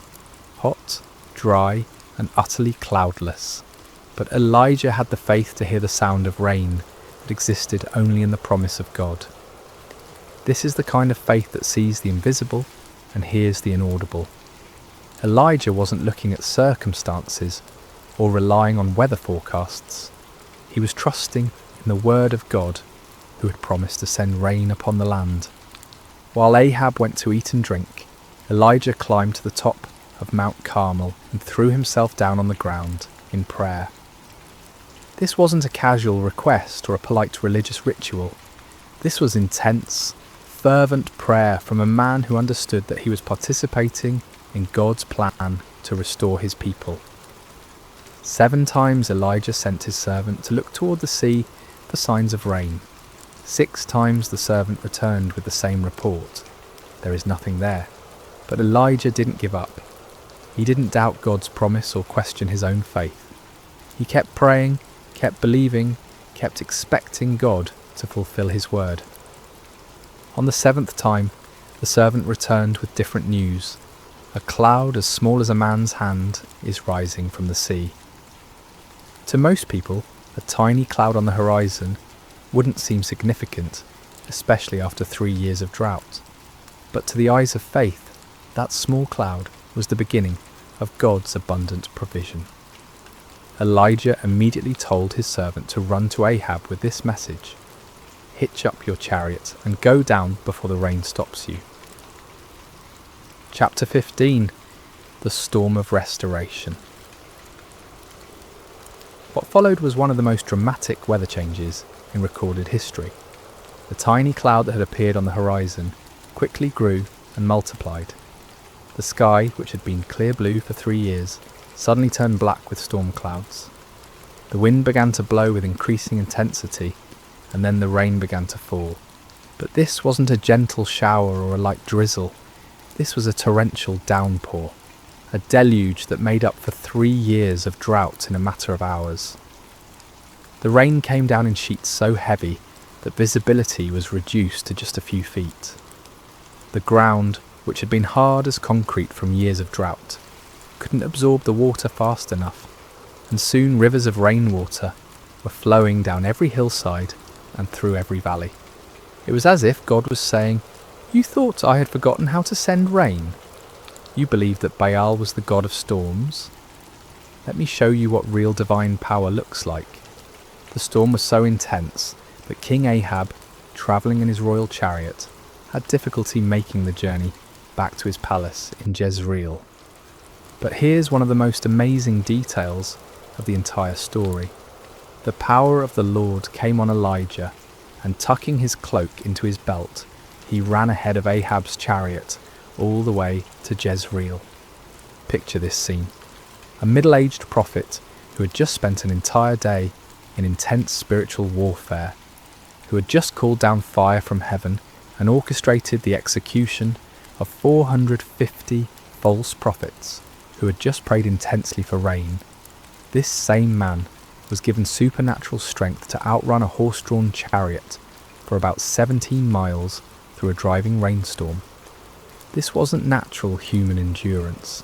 This was divine empowerment, God's way of putting an exclamation point on the entire day's events.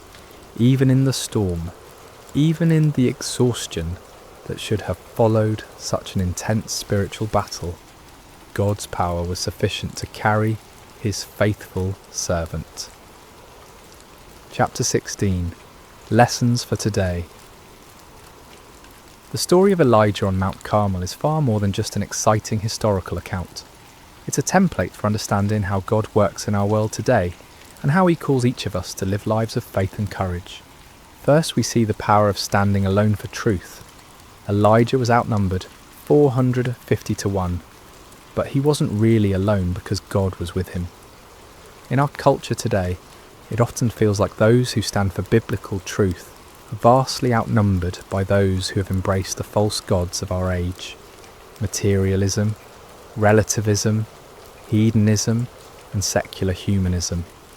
But numbers don't determine truth, and God's power isn't limited by human statistics.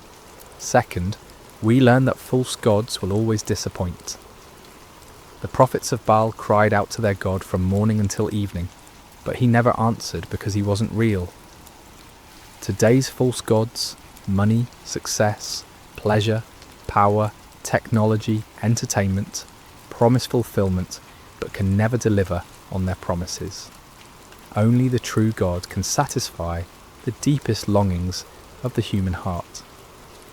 Third, we see that God often chooses to work through ordinary people who have extraordinary faith. Elijah wasn't from a prominent family or an influential background.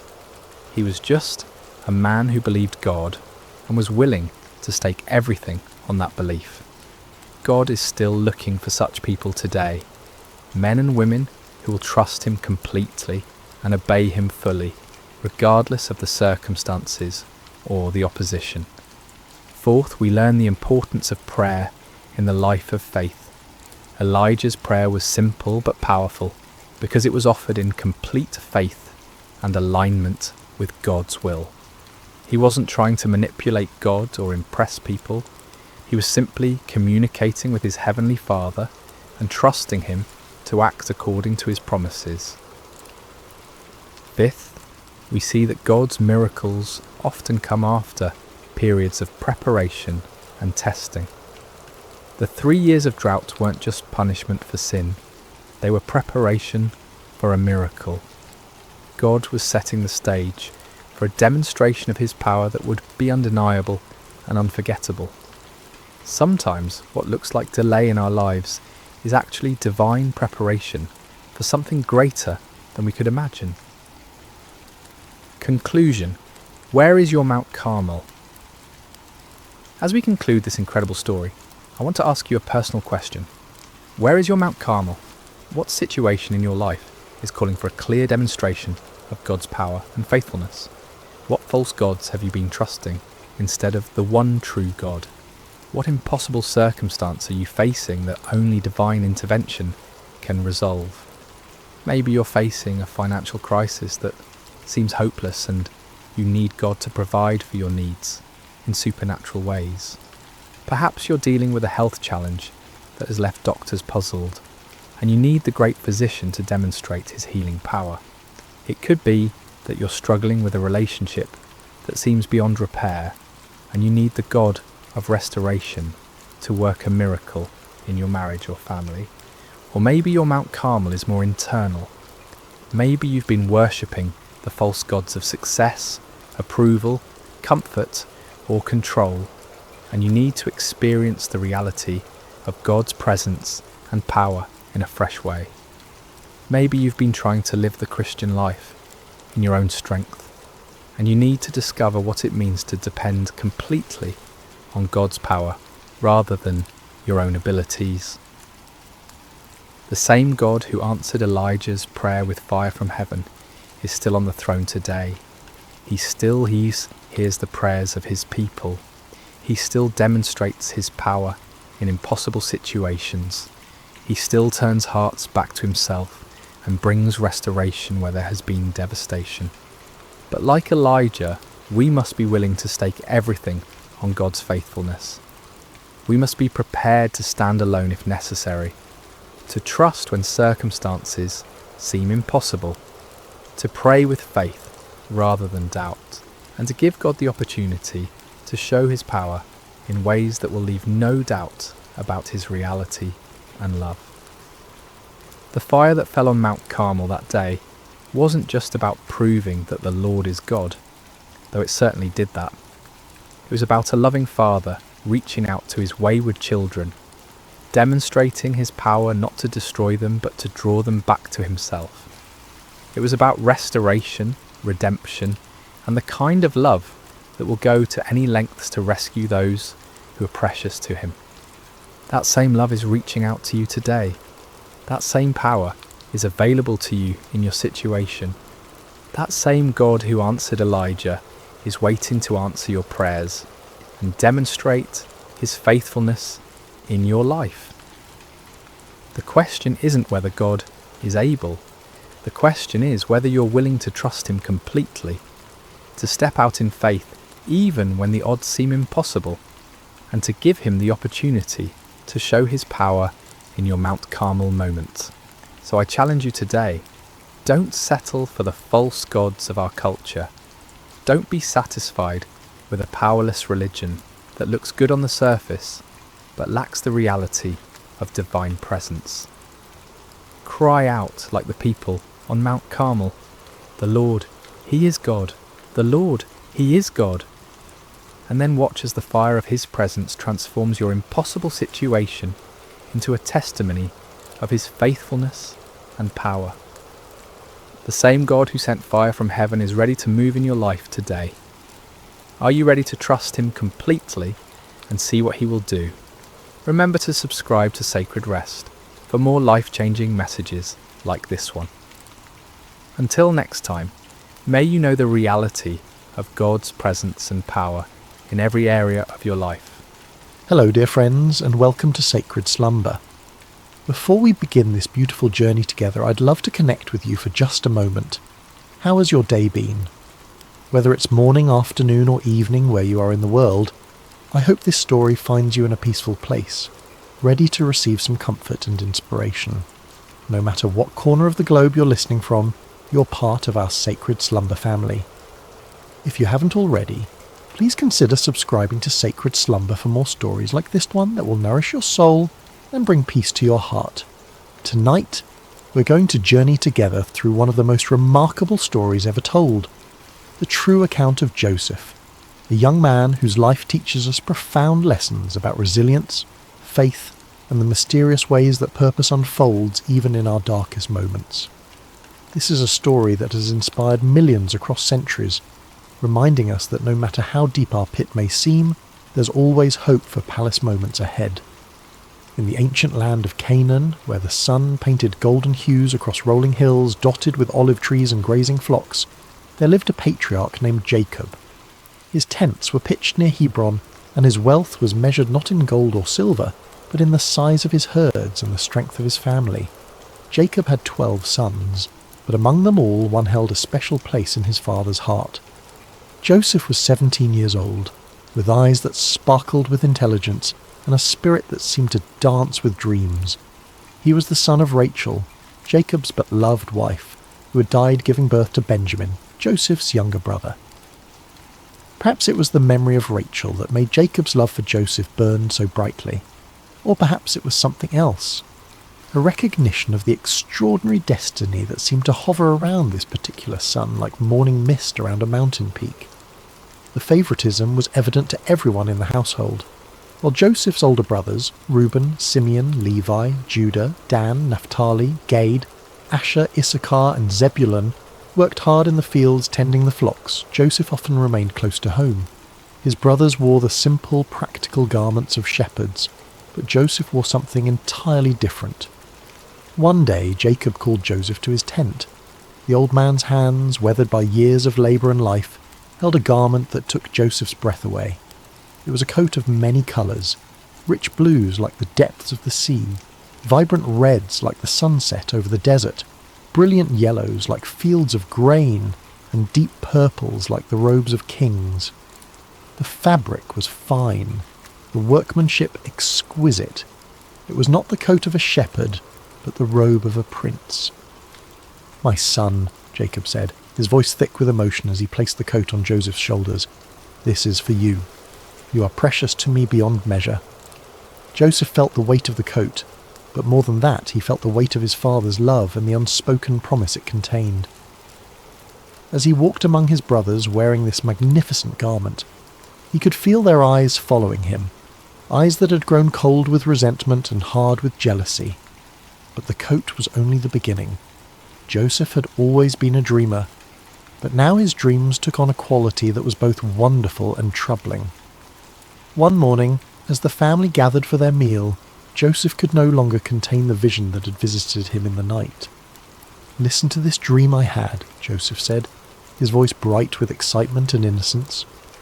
"We were binding sheaves of grain out in the field, when suddenly my sheaf rose and stood upright, while your sheaves gathered around mine and bowed down to it."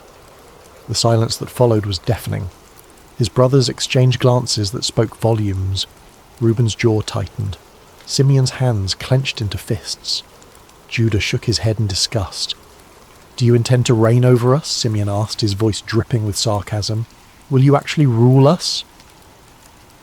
But Joseph, in his youthful enthusiasm, seemed oblivious to the storm clouds gathering around him.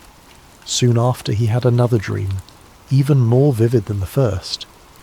"Listen," he said one evening as the family sat around the fire, the flames casting dancing shadows on their faces.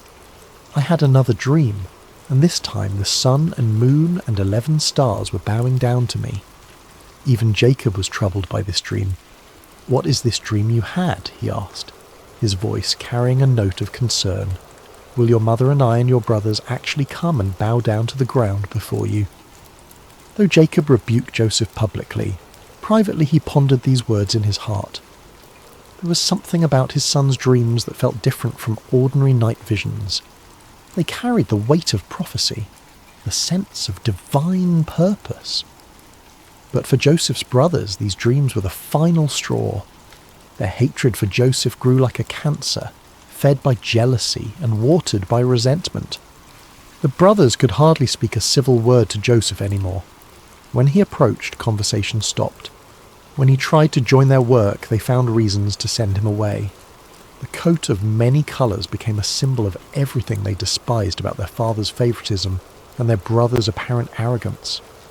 One day, Jacob sent Joseph to check on his brothers who were grazing the flocks near Dothan, several days' journey from home. As Joseph set out, wearing his beautiful coat and carrying provisions for his brothers, he had no idea that he was walking toward a destiny that would change not only his life, but the course of history itself. The brothers saw him coming from a long distance, the colours of his coat visible even across the rolling hills. As that familiar figure approached, the resentment that had been building for years finally reached its boiling point. "Here comes that dreamer," one of them said with venom. "Let's kill him," another suggested. "We can throw him into one of these cisterns and say that a ferocious animal devoured him. Then we'll see what comes of his dreams." For a moment, murder hung in the air like a storm cloud ready to burst. But Reuben, the eldest, felt the weight of responsibility on his shoulders. "Let's not take his life," he said quickly. "Throw him into this cistern here in the wilderness, but don't lay a hand on him." Privately, Reuben planned to rescue Joseph later and return him to their father. When Joseph finally reached his brothers, he greeted them with a smile, completely unaware of the dark thoughts that had been brewing in their hearts. But instead of the warm welcome he expected, they seized him roughly. Hands that should have embraced him tore at his beautiful coat, stripping it from his body. Before he could fully comprehend what was happening, they had grabbed him and thrown him into an empty cistern. The pit was deep and dry, its walls smooth stone that offered no hope of escape. As Joseph hit the bottom, the breath knocked from his lungs. He looked up to see the circle of sky above growing smaller as his brothers walked away. The silence was overwhelming. One moment he had been walking free under the open sky, and the next he was trapped in a hole in the ground, abandoned by his own family. Above him, his brothers sat down to eat their meal as if nothing had happened. The casual way they consumed their bread and cheese while their brother suffered below spoke volumes about how completely their hearts had been hardened by jealousy.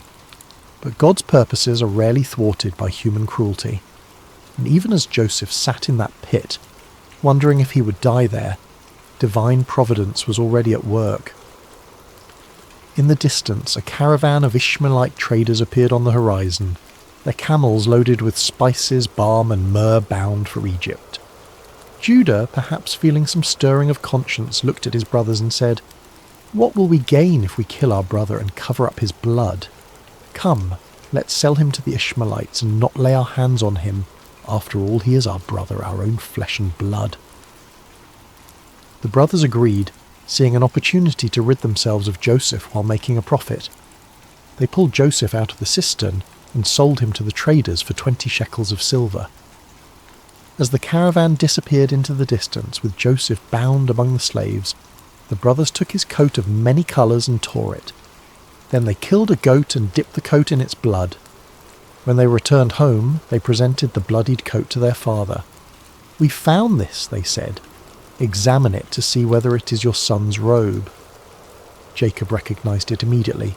The colours that had once brought him such joy now brought only anguish. "It is my son's robe," he cried.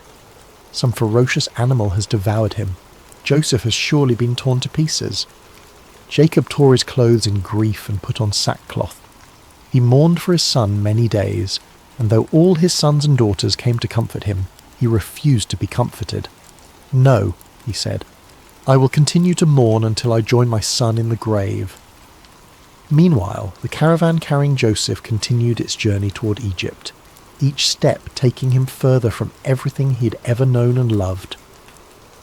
As the young man looked back at the fading hills of his homeland, he could not have imagined that this betrayal, this moment that felt like the end of everything, was actually the beginning of a story that would demonstrate the power of God to bring beauty from ashes and purpose from pain. The journey to Egypt was long and grueling. Joseph, who had never known anything but comfort and privilege, now found himself chained among slaves, his feet bloody from walking across rough terrain, his throat parched from the desert sun. The traders were not cruel, but neither were they kind. He was simply merchandise to them, a commodity to be delivered in good condition to fetch the best price. As the caravan crested the final hill before entering Egypt, Joseph's eyes widened at the sight before him. Egypt was unlike anything he had ever seen. The Nile River stretched like a blue ribbon through the landscape, its banks lined with lush green vegetation that stood in stark contrast to the golden desert beyond. Pyramids rose majestically in the distance, monuments to the power and sophistication of this ancient civilization. The cities teemed with activity, merchants hawking their wares, craftsmen plying their trades, and everywhere the bustle of a society that had mastered the art of turning the desert into a garden. In the slave market of Memphis, Joseph stood with the others as potential buyers examined them like livestock. His youth and obvious intelligence caught the eye of several bidders, but it was Potiphar, an officer of Pharaoh and captain of the guard, who ultimately purchased him. Potiphar was a man of considerable wealth and influence, with a household that required numerous servants to maintain its operations. Joseph's new life began in Potiphar's house, where he was assigned to work among the other servants. Everything about his circumstances had changed. He who had once worn a coat of many colours now dressed in the simple linen of a slave. He who had once been served was now serving others. He who had once been the favoured son was now property, with no rights and no freedom. But something remarkable happened in Potiphar's house. Instead of becoming bitter or despondent, Joseph chose to serve with excellence. When he was given a task, he completed it better than anyone expected. When he was assigned to care for something, he treated it as if it were his own. His attitude was not that of a man who'd been wronged, but of someone who understood that his character was more important than his circumstances. It didn't take long for Potiphar to notice this exceptional young man. While other servants did only what was required of them, Joseph anticipated needs before they were expressed. He learned the Egyptian language with remarkable speed, mastered the customs of the household, and demonstrated an administrative ability that was far beyond his years. Most importantly, there was something about Joseph's presence that seemed to bring blessing wherever he went.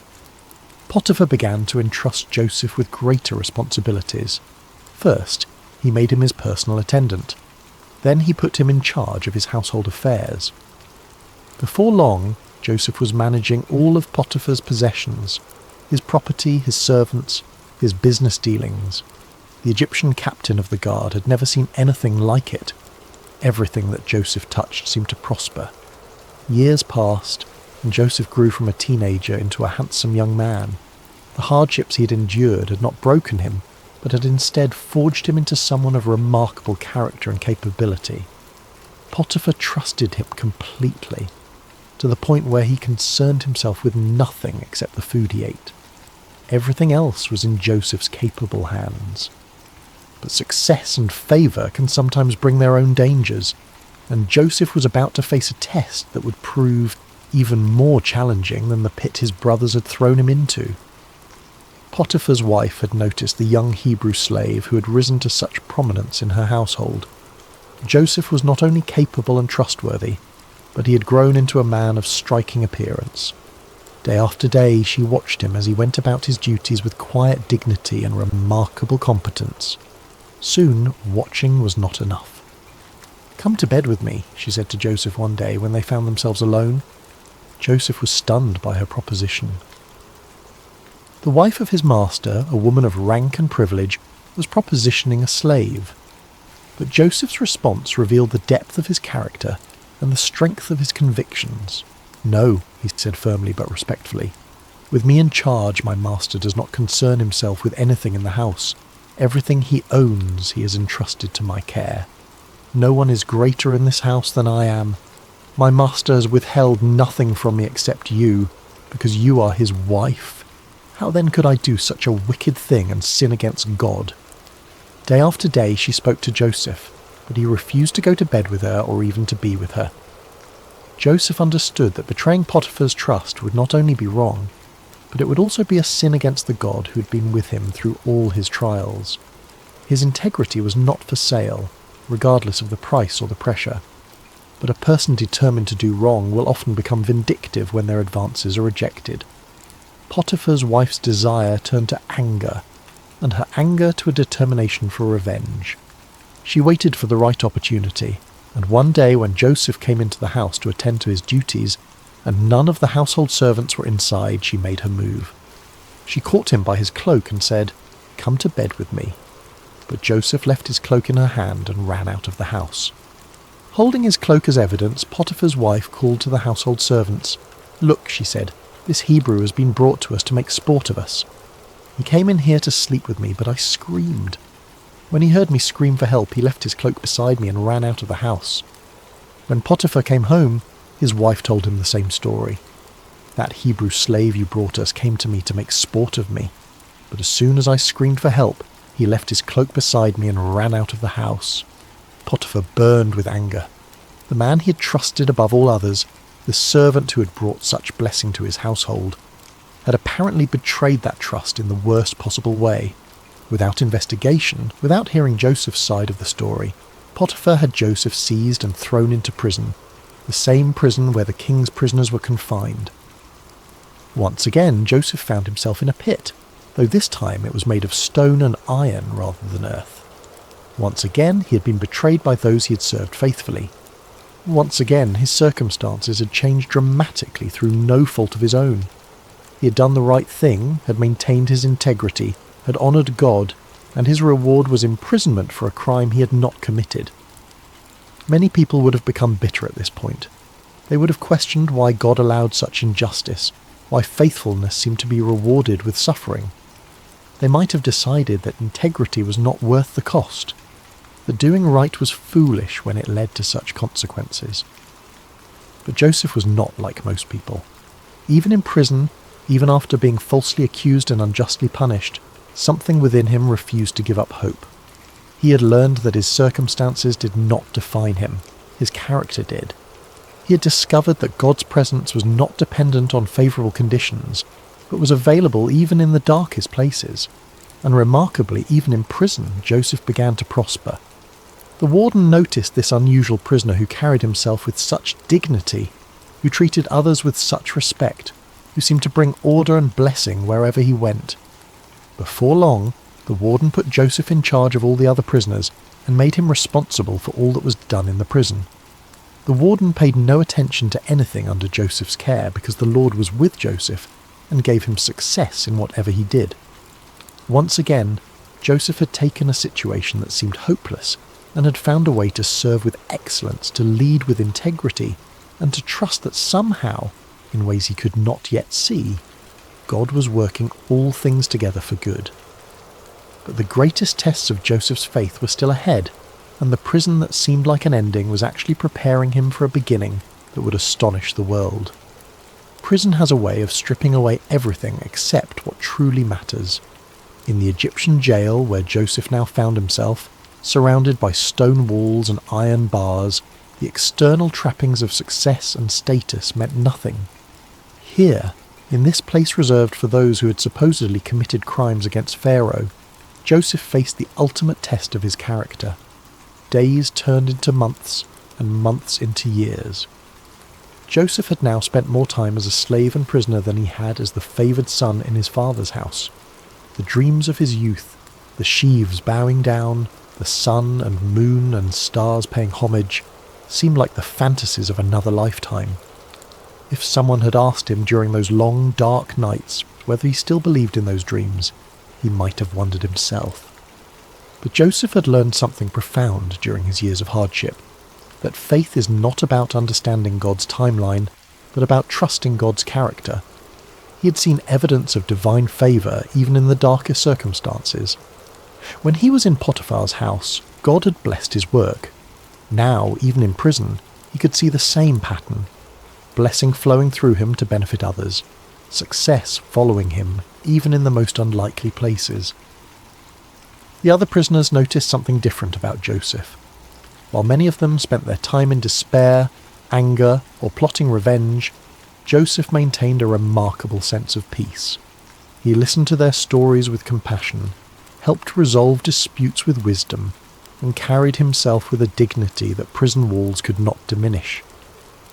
The warden had made him the unofficial leader among the prisoners, and everyone, guards and inmates alike, respected him.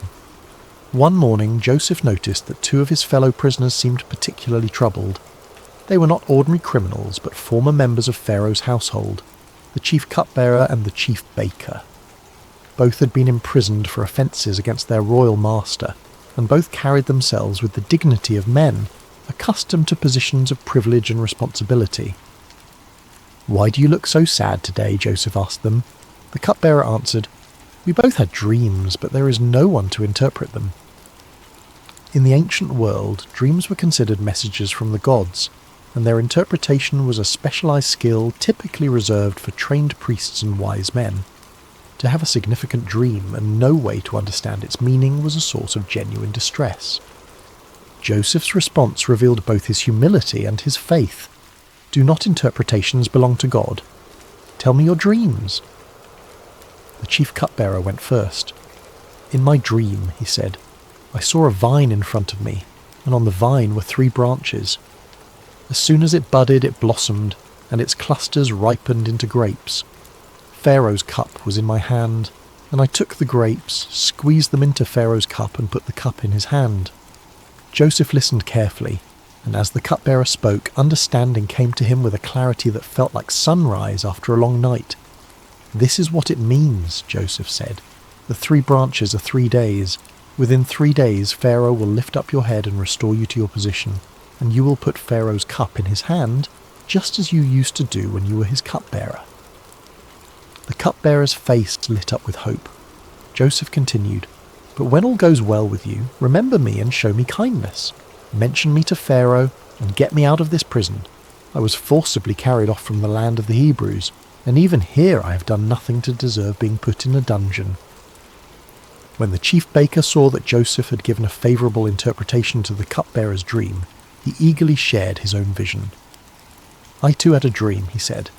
"On my head were 3 baskets of bread. In the top basket were all kinds of baked goods for Pharaoh, but the birds were eating them out of the basket on my head." Joseph's expression grew grave as he received understanding of this dream as well. The interpretation was not pleasant, but Joseph knew he had to speak the truth. "This is what it means," he said gently. "The 3 baskets are 3 days. Within 3 days, Pharaoh will lift off your head and impale your body on a pole, and the birds will eat away your flesh." 3 days later, it was Pharaoh's birthday, and he gave a feast for all his officials. He lifted up the heads of the chief cupbearer and the chief baker in the presence of his officials. He restored the chief cupbearer to his position, so that he once again put the cup into Pharaoh's hand. But he impaled the chief baker, just as Joseph had said to them in his interpretation. The accuracy of Joseph's interpretation should have marked him as a man of extraordinary ability, someone worthy of attention and favour. The chief cupbearer had been restored to his position of influence, with direct access to the most powerful man in Egypt. Surely he would remember the prisoner who had correctly interpreted his dream and had specifically asked to be remembered. But the chief cupbearer forgot about Joseph. This forgetting was perhaps one of the most difficult trials Joseph had yet faced. It was not the active betrayal of his brothers or the false accusation of Potiphar's wife, but the passive neglect of someone who simply failed to keep his word. Day after day, Joseph waited, hoping that this would be the day when guards would come to release him, when word would arrive that Pharaoh wanted to see him. But the days passed in silence. Months turned into a year, and then another year. 2 full years passed, and still the cupbearer, busy with his restored duties and privileges, did not remember the Hebrew slave who had correctly interpreted his dream. It was as if Joseph had been forgotten not just by one man, but by the entire world. During these 2 years of waiting, Joseph could have become bitter. He could have concluded that helping others was pointless, that kindness was wasted on those who would not return it. He could have decided that his gift for interpreting dreams was worthless if it could not even secure his own freedom. Many people would have given up hope entirely. But Joseph continued to trust, continued to serve, continued to maintain his character even when it seemed to bring no reward. He understood something that many people never learn, that our calling is to be faithful, not to control outcomes. His job was to use his gifts with integrity and kindness. God's job was to handle the timing and the results.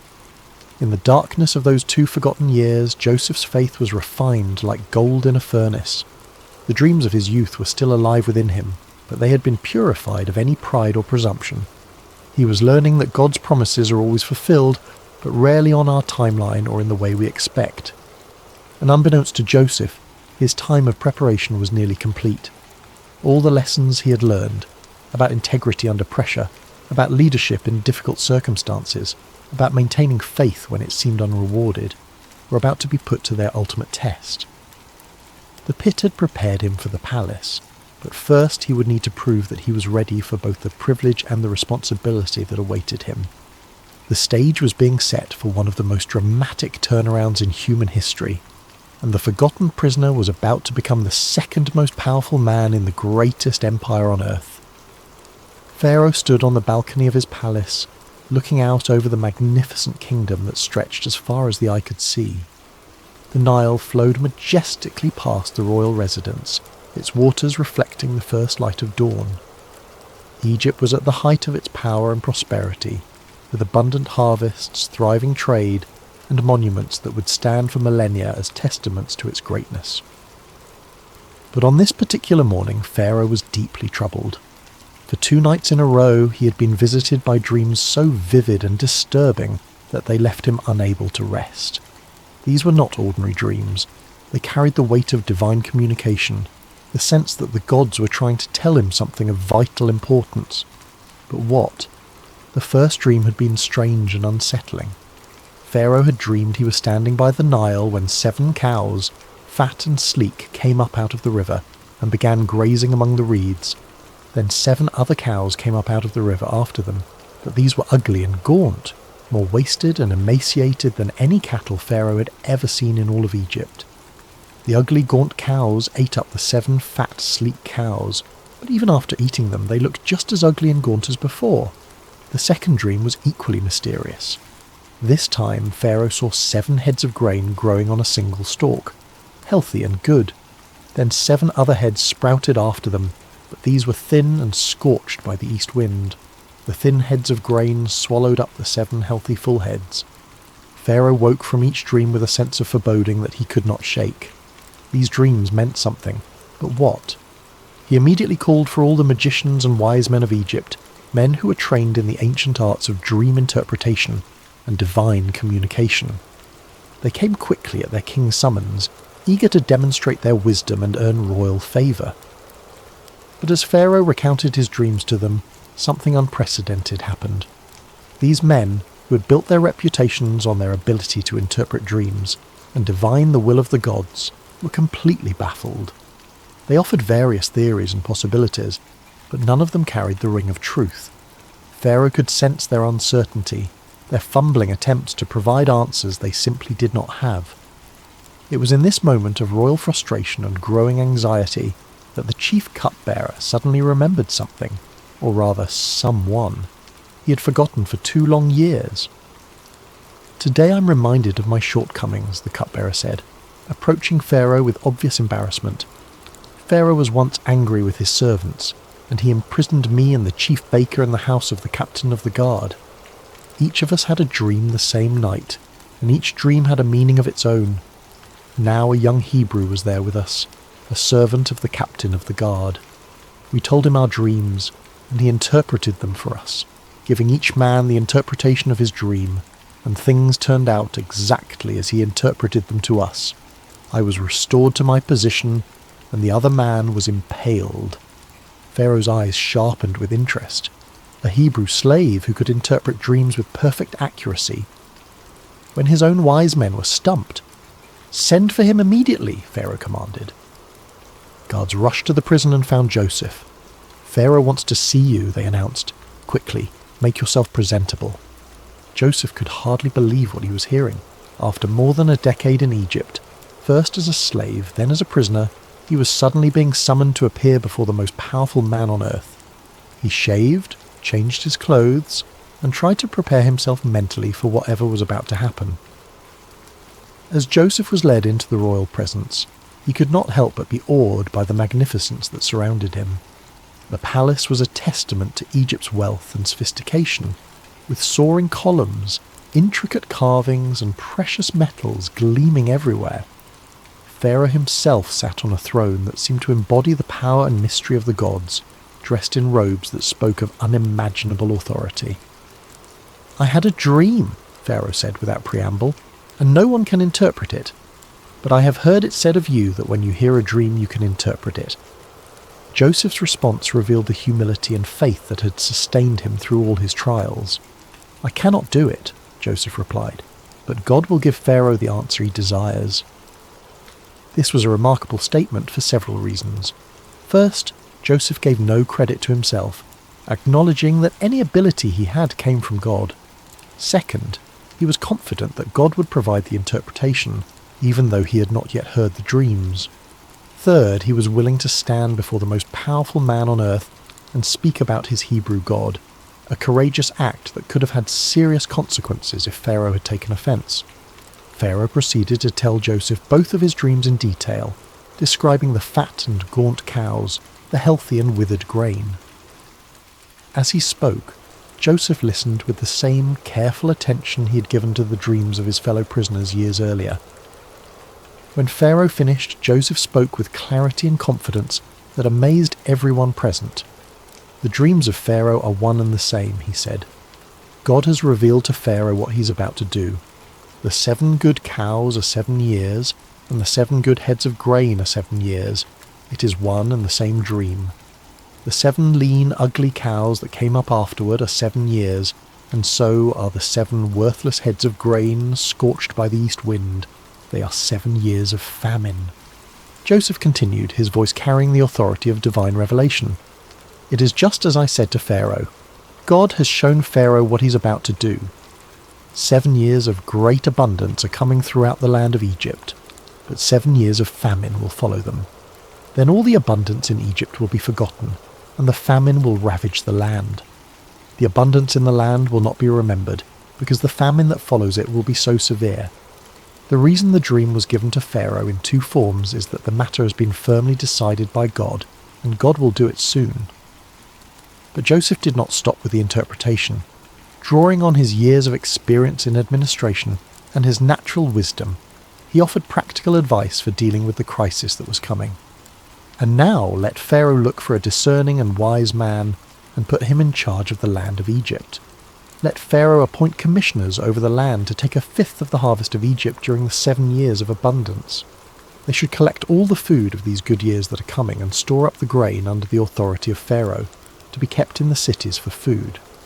This food should be held in reserve for the country, to be used during the 7 years of famine that will come upon Egypt, so that the country may not be ruined by the famine." The plan was brilliant in its simplicity and scope. During the 7 years of abundance, Egypt would systematically store 1/5 of each harvest. This would require massive organisational skills, enormous storage facilities, and careful distribution networks. It would be one of the most ambitious administrative undertakings in human history. Pharaoh and his officials were amazed not only by the interpretation, which had the unmistakable ring of truth, but also by the comprehensive plan Joseph had outlined. Here was a man who could not only understand divine communication, but could also translate that understanding into practical action. "Can we find anyone like this man?" Pharaoh asked his officials. "One in whom is the Spirit of God?" Then Pharaoh said to Joseph, "Since God has made all this known to you, there is no one so discerning and wise as you. You shall be in charge of my palace, and all my people are to submit to your orders. Only with respect to the throne will I be greater than you." And so, in a single day, Joseph went from being a forgotten prisoner to being the 2nd most powerful man in Egypt. Pharaoh took his signet ring from his finger and put it on Joseph's finger. He dressed him in robes of fine linen and put a gold chain around his neck. He had him ride in a chariot as his second in command, and people shouted before him, "Make way!" Pharaoh also gave Joseph an Egyptian name, Zaphenath-Paneah, and gave him Asenath, the daughter of Potipharah, priest of On, to be his wife. Joseph was 30 years old when he entered the service of Pharaoh, king of Egypt. 13 years had passed since his brothers had thrown him into that pit in Dothan. 13 years of slavery, false accusation, imprisonment, and being forgotten. But now those years of preparation were revealed as exactly that. Preparation for a responsibility that would affect not just Egypt, but the entire known world. As Joseph began his new role, organising the massive project of storing grain for the coming famine, he could not help but remember the dreams of his youth. The sheaves bowing down, the sun and moon and stars paying homage. Those dreams had seemed so impossible during the dark years of his trials. But now he was beginning to see how God had been weaving a story of redemption that was far grander than anything he could have imagined as a 17-year-old boy in his father's house. The 7 years of abundance began exactly as Joseph had predicted, and Egypt's harvests were more bountiful than anyone could remember. Under Joseph's careful supervision, vast storehouses were built in every city, and grain was collected and preserved on an unprecedented scale. The administrative system he designed was so efficient and comprehensive that it became a model for future generations. During this time, Joseph and his wife Asenath were blessed with 2 sons. He named the first Manasseh, saying, It is because God has made me forget all my trouble and all my father's household. The second son he named Ephraim, saying, It is because God has made me fruitful in the land of my suffering. These names revealed Joseph's heart. He was grateful for the blessing of forgetting the pain of his past, but he also recognized that God had made him fruitful precisely in the place where he had suffered most. His trials had not been meaningless. They had been the very soil in which his greatest purpose had grown. As the 7 years of abundance came to an end and the 7 years of famine began, Joseph's careful preparations proved their worth. While neighbouring countries struggled with crop failures and starvation, Egypt had grain in abundance. People came from all over the known world to buy food from Joseph, and Egypt became the lifeline for countless nations. The famine was severe throughout the world, and it reached even into the land of Canaan where Jacob lived with his family. When Jacob learned that there was grain in Egypt, he said to his sons, Why do you just keep looking at each other? I have heard that there is grain in Egypt. Go down there and buy some for us so that we may live and not die. So 10 of Joseph's brothers went down to buy grain from Egypt. But Jacob did not send Benjamin, Joseph's younger brother, with the others because he feared that harm might come to him. Benjamin was now the only remaining son of his beloved Rachel, and Jacob could not bear the thought of losing him too. When Joseph's brothers arrived in Egypt and came before him to buy grain, they bowed down to him with their faces to the ground.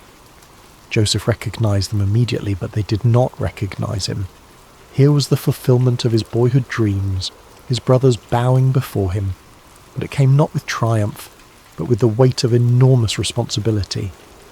Joseph remembered his dreams about them, but he pretended to be a stranger and spoke harshly to them. Where do you come from? He demanded. From the land of Canaan, they replied, to buy food. Joseph accused them of being spies, testing them to see what kind of men they had become. Through a series of encounters, he kept Simeon as a prisoner and demanded that they bring Benjamin to prove their honesty. When they returned with Benjamin, Joseph's emotions nearly overwhelmed him, but he continued to test them. The final test came when Joseph had his silver cup planted in Benjamin's sack, then accused him of theft. When the cup was found, Joseph declared that Benjamin would become his slave.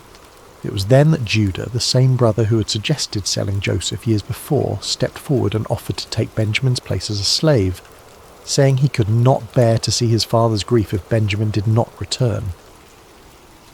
This act of selfless love broke Joseph's heart. His brothers had changed. The jealous, cruel men who had thrown him into a pit were now willing to sacrifice themselves for each other and for their father's happiness. Joseph could no longer control himself. He sent all his attendants away and revealed himself to his brothers.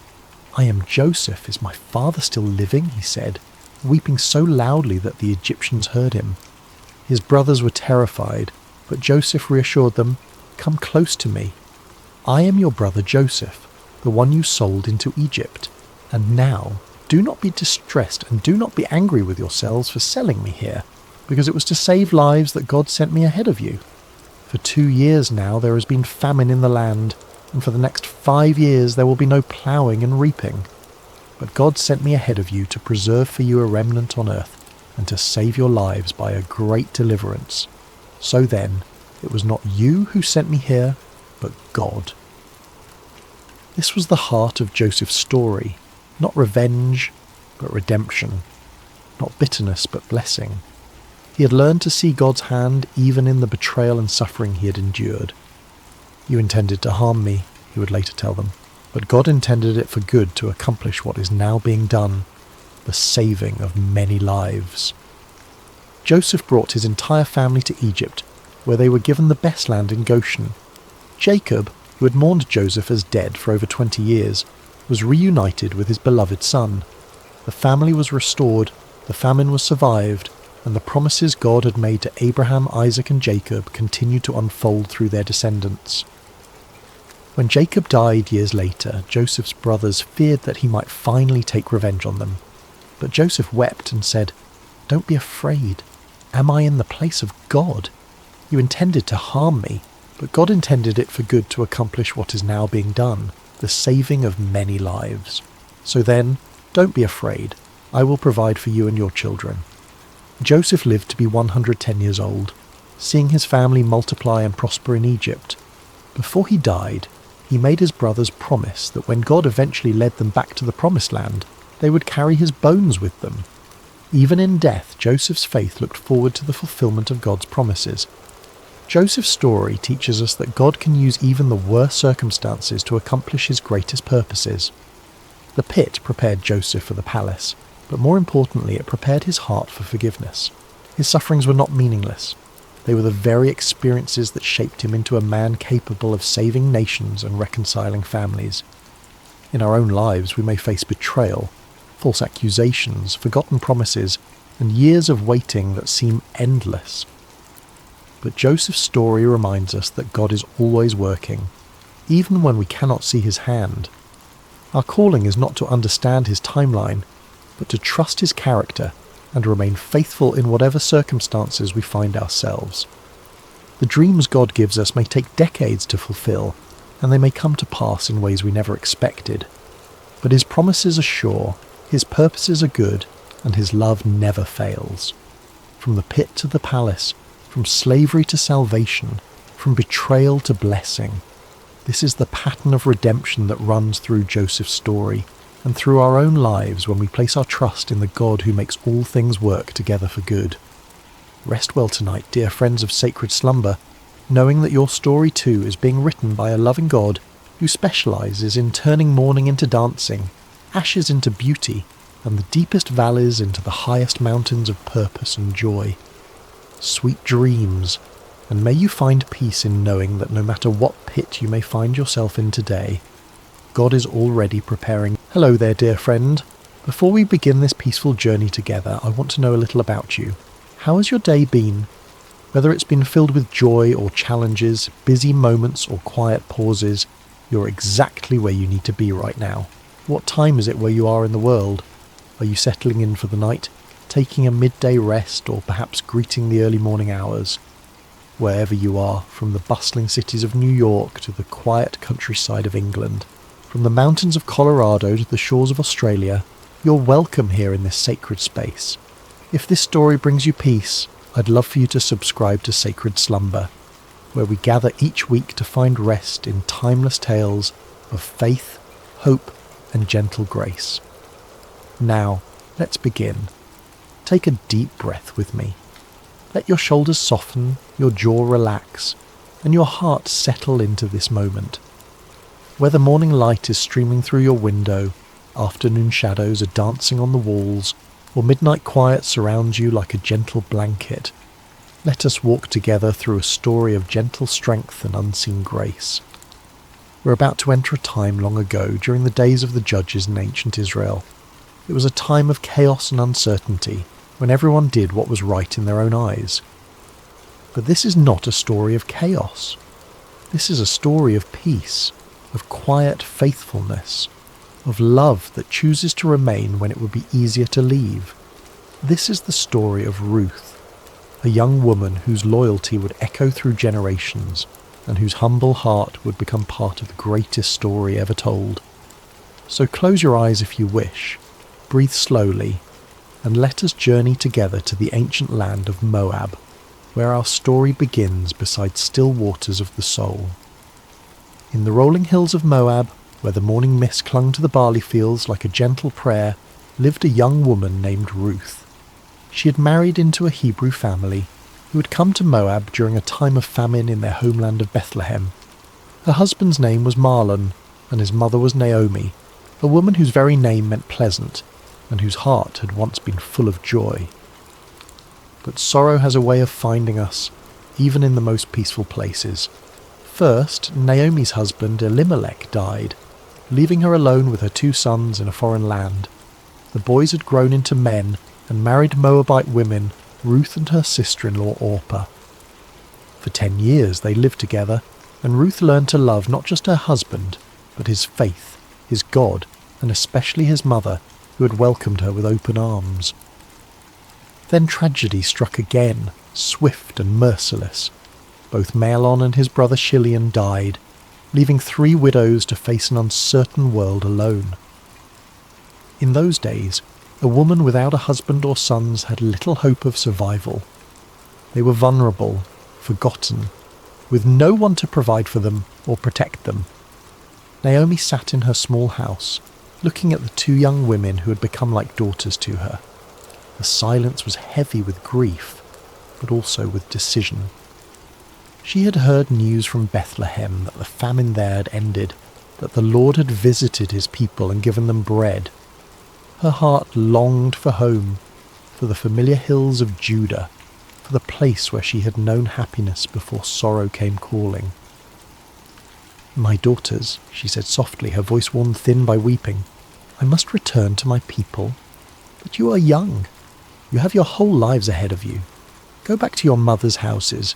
May the Lord deal kindly with you, as you have dealt with the dead and with me." She kissed them both, and they wept together. How can you say goodbye to someone who's been your family, your comfort, your companion through the darkest days? Orpah, after much tears and embracing, finally agreed to return to her people and her gods.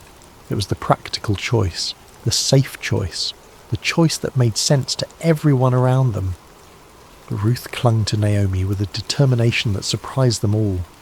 When Naomi urged her again to follow her sister-in-law, Ruth spoke words that would echo through history, words that came from the deepest place in her heart. "Do not urge me to leave you or to return from following you. For where you go, I will go, and where you lodge, I will lodge. Your people shall be my people, and your God my God. Where you die, I will die, and there will I be buried. May the Lord do so to me, and more also, if anything but death parts me from you." There was something in Ruth's voice that told Naomi this was not a decision made in the heat of emotion, but a choice carved in stone, written in the very fibre of her being. This young Moabite woman was choosing love over security, faithfulness over comfort, an unknown future over a predictable past. And so they began the long journey from Moab to Bethlehem, two women with nothing but the clothes on their backs and the strength of their love for each other. They walked through valleys where wildflowers nodded in the breeze, past streams that sang ancient songs, under skies that seemed to stretch endlessly toward hope. As they travelled, Ruth would gather berries and herbs along the way, always making sure Naomi had enough to eat. She would find the softest spot for them to rest each night, would share her cloak when the desert air grew cold. She had chosen this path, and she would walk it with grace and dignity, one step at a time. The journey took many days, and with each step toward Bethlehem, Ruth was walking further from everything she had ever known. She was leaving behind the gods of her childhood, the customs of her people, the language of her birth. She was choosing to become a stranger in a strange land, not because she had to, but because love had made the choice for her. When they finally crested the hill that overlooked Bethlehem, the city spread before them like a handful of pearls scattered on brown velvet. The sun was setting, painting the stone houses in shades of gold and amber. Smoke rose from evening fires, and the sound of children playing drifted up to them on the evening breeze. "Look," Naomi whispered, her voice thick with emotion. "There it is, home." But as they descended into the city, the women who had known Naomi in her happier days barely recognized her. "Is this Naomi?" they asked each other, seeing how sorrow had aged her, how loss had bent her shoulders and silvered her hair. "Do not call me Naomi," she told them, her voice steady but sad. "Call me Mara, for the Almighty has dealt very bitterly with me. I went out full, and the Lord has brought me home empty." But Ruth, standing quietly beside her, knew that Naomi was not truly empty. She had brought with her the love of this young woman who had chosen to forsake all for the sake of faithfulness. And though neither of them knew it yet, they had arrived in Bethlehem at the beginning of barley harvest, when the fields were golden and ready, when provision was about to unfold in ways they could never have imagined. The story was just beginning, and the God who notices every sparrow that falls, who counts every tear that is shed, who remembers every act of kindness, was already preparing the next chapter of their lives. The morning air in Bethlehem was crisp and clean, carrying the scent of ripening grain and the promise of a new day. Ruth woke early, as she always did, listening to the gentle rhythm of Naomi's breathing beside her. They had found a small place to stay, but their provisions were nearly gone, and Ruth knew that something had to be done. She'd heard about the law of gleaning, a beautiful provision that the God of Israel had made for the poor and the stranger. After the reapers went through the fields harvesting the grain, the needy could follow behind and gather what was left. It was honest work, humble work, but it was work that could keep them alive. "Let me go to the fields," Ruth said gently to Naomi, "and glean among the ears of grain after him in whose sight I shall find favour." Naomi nodded, understanding the necessity but also the risk. Ruth was young and beautiful, and the fields could be dangerous places for a woman alone. But there was something in Ruth's quiet determination that spoke of inner strength, of a spirit that could not be easily broken. And so Ruth set out in the early morning light, joining the other gleaners who moved like shadows behind the harvest workers. She had wrapped her head modestly and carried a small basket, ready to spend the day bent over in the sun, gathering grain kernel by kernel. As it happened, she came to the field that belonged to Boaz, a man of great wealth and standing in Bethlehem.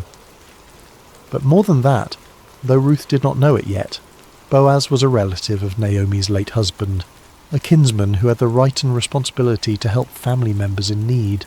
The phrase, "as it happened," seems simple enough, but sometimes the most profound movements of providence come disguised as coincidence.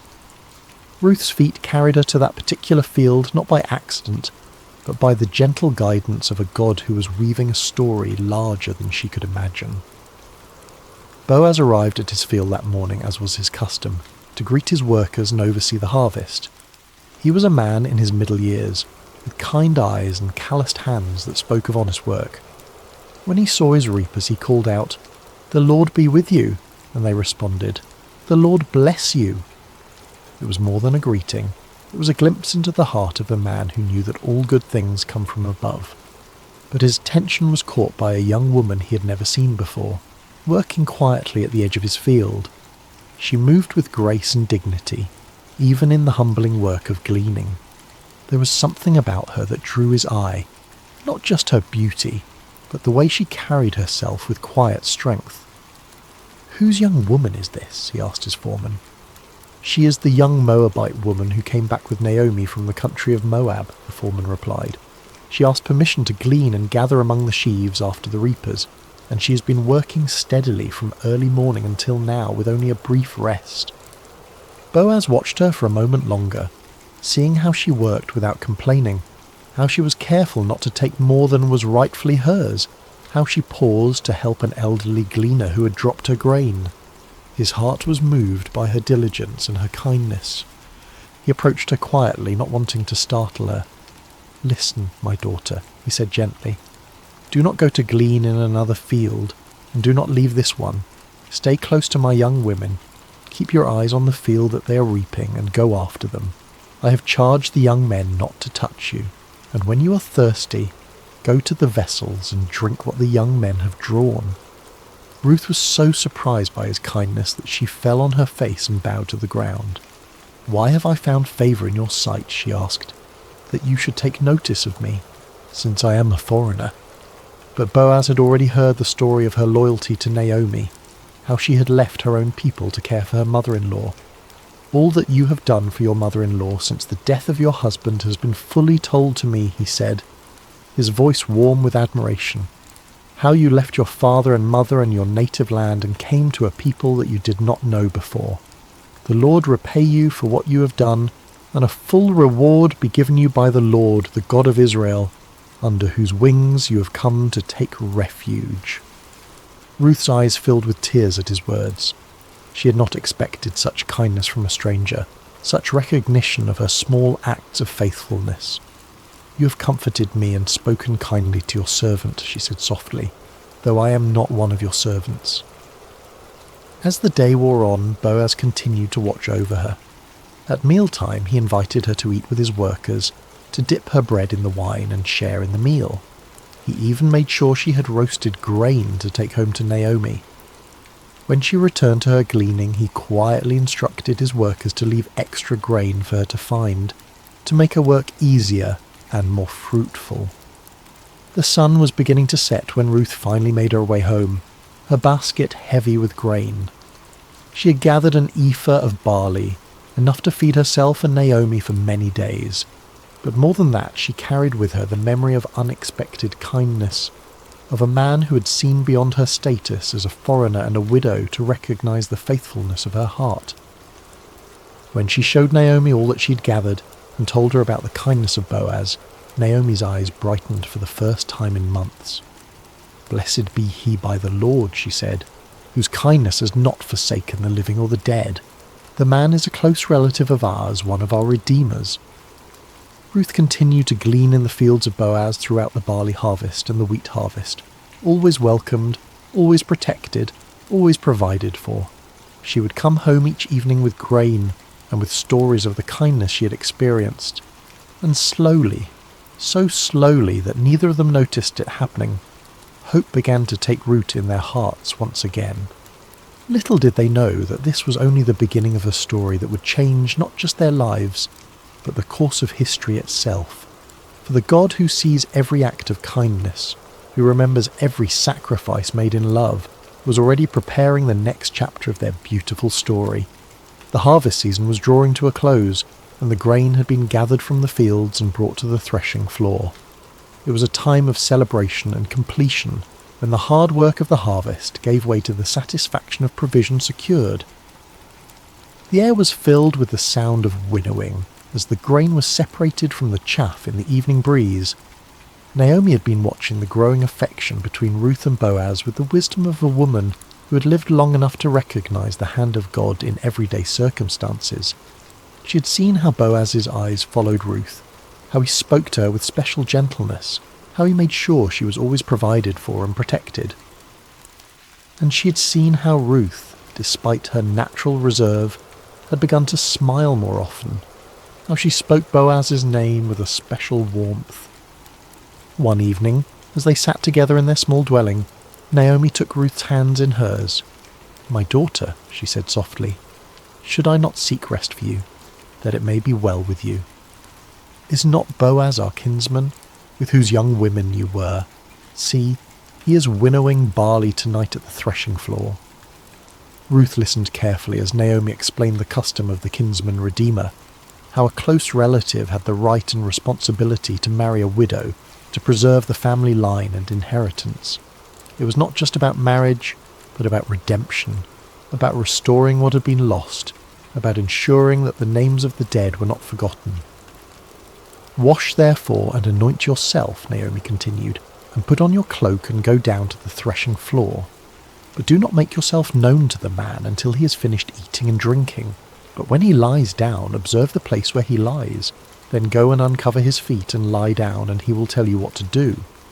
It was a bold plan, one that required great courage and faith. Ruth would be placing herself in a vulnerable position, trusting in the character of a man she had come to respect and admire. But she had learned to trust Naomi's wisdom, and more than that, she had learned to trust the God who had been guiding her steps from the very beginning. "All that you say I will do," Ruth replied simply. As the sun set and the first stars appeared in the clear night sky, Ruth prepared herself carefully. She bathed and anointed herself with fragrant oil, then put on her best garment. But this was not about seduction or manipulation. This was about approaching a good man with dignity and respect, trusting in his honour and in the customs that governed their society. The threshing floor was a place of hard work and celebration, where the grain was separated from the chaff and the harvest was completed. By the time Ruth arrived, the work was done, and the men had eaten and drunk and told stories under the stars. The atmosphere was one of contentment and satisfaction, of work well done and provision secured. Ruth waited in the shadows, watching as Boaz finished his meal and settled down to sleep beside the heap of grain. It was his responsibility to guard the grain through the night, to ensure that nothing was stolen or damaged. The night was warm and peaceful, filled with the sounds of crickets and the gentle rustle of the evening breeze. When all was quiet and Boaz was sleeping peacefully, Ruth approached with silent steps. Her heart was beating fast, but her movements were sure and deliberate. She gently uncovered his feet and lay down, then waited in the darkness for him to wake. It was midnight when Boaz stirred, suddenly aware of someone at his feet. He was startled but not afraid, turning carefully to see who was there. In the dim starlight he could make out the form of a woman, and he recognized her immediately. "Who are you?" he asked softly. "I am Ruth, your servant," she replied, her voice steady despite her racing heart. "Spread your wing over your servant, for you are a redeemer." It was a beautiful way of asking for his protection and provision, using the imagery of a bird sheltering her young under her wing. She was asking him to fulfill the role of kinsman redeemer, to marry her and restore the inheritance of her late husband. Boaz was deeply moved by her words, by the trust she had placed in him, by the way she had approached him with such dignity and grace. "May you be blessed by the Lord, my daughter," he said warmly. "You have made this last kindness greater than the first in that you have not gone after young men, whether poor or rich." He was older than Ruth, a man of substance and position, and he was amazed that she would choose him over the many young men who would have been eager to marry such a beautiful and virtuous woman. Her choice spoke of wisdom and character, of a heart that valued kindness and faithfulness over youth and passion. "And now, my daughter, do not fear," he continued. "I will do for you all that you ask, for all my fellow townsmen know that you are a worthy woman. And now it is true that I am a redeemer, yet there is a redeemer nearer than I." There was another relative who had the first right of redemption, and Boaz was too honourable to proceed without giving that man the opportunity to fulfil his duty. "Remain tonight," he said gently, "and in the morning if he will redeem you, good, let him do it. But if he is not willing to redeem you, then, as the Lord lives, I will redeem you. Lie down until the morning." Ruth lay down again at his feet, comforted by his words and his promise. She had taken a great risk in coming to him, but she had found in Boaz a man of integrity and honour, someone who would do what was right even when it was difficult. When the morning came, before anyone else was stirring, Boaz quietly measured out 6 measures of barley and helped Ruth arrange it in her cloak. "Do not go back to your mother-in-law empty-handed," he said with a smile. Then he sent her on her way before anyone could see her and misunderstand her presence there. Ruth returned home with her heart full of hope and her arms full of grain. When Naomi saw her coming, she knew immediately that something significant had happened. "How did you fare, my daughter?" she asked eagerly. Ruth told her everything that had happened, every word that had been spoken, every kindness that had been shown. When she finished, Naomi smiled with satisfaction. "Wait, my daughter," she said, "until you learn how the matter turns out, for the man will not rest but will settle the matter today." And so they waited, 2 women who had learned that sometimes the greatest acts of faith happen in the quiet moments, when we trust in the goodness of others and in the providence of God. The next chapter of their story was about to unfold, and with it the fulfillment of promises they had hardly dared to hope for. The morning sun was just beginning to warm the stones of Bethlehem when Boaz made his way to the city gate. This was where the elders gathered, where business was conducted, where legal matters were settled according to the ancient customs of Israel. His heart was full of purpose as he took his seat and waited for the other Redeemer to pass by. He didn't have to wait long. Soon he saw the man approaching, and Boaz called out to him by name. "Come over, friend, and sit down here." The man, curious about what business Boaz might have with him, came and sat down. Then Boaz gathered 10 of the city elders to serve as witnesses, for what he was about to do would affect not just 2 people, but entire family lines and inheritances. "Naomi, who has come back from the country of Moab," Boaz began, his voice carrying clearly in the morning air, "is selling the parcel of land that belonged to our relative Elimelech. So I thought I would tell you of it and say, buy it in the presence of those sitting here and in the presence of the elders of my people. If you will redeem it, but if you will not, tell me, that I may know, for there is no one besides you to redeem it, and I come after you." The other man considered this carefully. A piece of land was valuable, an investment that could bring profit and increase his holdings. "I will redeem it," he said confidently. But Boaz was not finished. "The day you buy the field from the hand of Naomi, you also acquire Ruth the Moabite, the widow of the dead, in order to perpetuate the name of the dead in his inheritance." Suddenly the proposition became more complicated. To marry Ruth would mean that any children born to them would be considered the heirs of her first husband, not his own. The land would eventually pass to them, not to his existing family line. What had seemed like a good business deal now became a sacrifice that would cost him more than he was willing to pay. "I cannot redeem it for myself," he said, backing away from the commitment, "lest I impair my own inheritance. You take my right of redemption, for I cannot redeem it." It was exactly what Boaz had hoped to hear. According to the custom of the time, the man removed his sandal and gave it to Boaz as a sign that he was transferring his right of redemption. The sandal was a symbol of walking in someone else's place, of taking on their responsibilities and privileges. Boaz accepted the sandal and turned to address the elders and all the people who had gathered to witness this transaction. "You are witnesses this day that I have bought from the hand of Naomi all that belonged to Elimelech and all that belonged to Chilion and to Mahlon. Also Ruth the Moabite, the widow of Mahlon, I have acquired to be my wife, to perpetuate the name of the dead in his inheritance, that the name of the dead may not be cut off from among his brothers and from the gate of his native place. You are witnesses this day." The crowd erupted in celebration and blessing. "We are witnesses," they called out joyfully. "May the Lord make the woman who is coming into your house like Rachel and Leah, who together built up the house of Israel. May you act worthily in Ephrathah and be renowned in Bethlehem, and may your house be like the house of Perez, whom Tamar bore to Judah, because of the offspring that the Lord will give you by this young woman." It was a beautiful blessing, invoking the names of the great matriarchs of Israel and expressing the hope that Ruth would become equally honoured in the history of God's people, and how prophetic those words would prove to be. Meanwhile, Ruth and Naomi had been waiting at home, their hearts full of anticipation and hope. When the messenger came running to tell them what had happened at the gate, they could hardly believe their ears. The legal proceedings had gone exactly as they had hoped. Boaz had redeemed not just the land, but Ruth herself, and they were to be married. The wedding was a joyous occasion, celebrated by the entire community.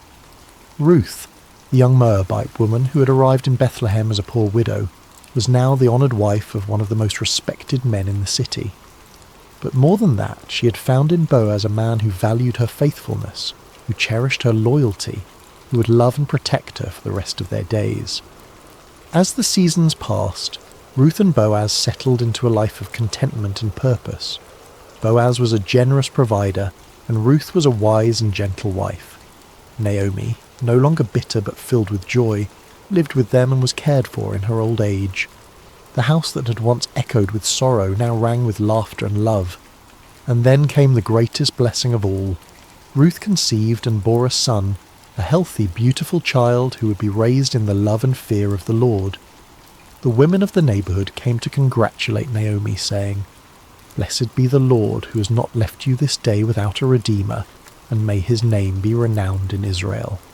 He shall be to you a restorer of life and a nourisher of your old age, for your daughter-in-law who loves you, who is better to you than 7 sons, has given birth to him." They named the child Obed, which means servant or worshipper, and Naomi took him on her lap and became his nurse. The child brought healing to her broken heart, restoration to her empty life, and joy to her golden years. But the story doesn't end there. Little Obed grew up to become the father of Jesse, who became the father of David, the great king of Israel, and through David's line would come the Messiah, the saviour of the world. Ruth, the foreign woman who had chosen loyalty over security, faith over fear, had become part of the most important family tree in all of human history. In the genealogy of Jesus Christ, recorded in the Gospel of Matthew, we find these words: Boaz the father of Obed by Ruth, and Obed the father of Jesse, and Jesse the father of David the king. A Moabite woman's name is written forever in the lineage of the Son of God, a testament to the truth that God's grace knows no boundaries, that his love extends to all who seek refuge under his wings. Ruth's story teaches us that faithfulness in small things leads to blessing in great things, that loyalty and love are never wasted, that God can take our deepest sorrows and weave them into his greatest joys. She reminds us that sometimes the most profound acts of faith happen not in grand gestures, but in quiet decisions to remain faithful, to keep loving, to keep trusting, even when we cannot see the end of the story.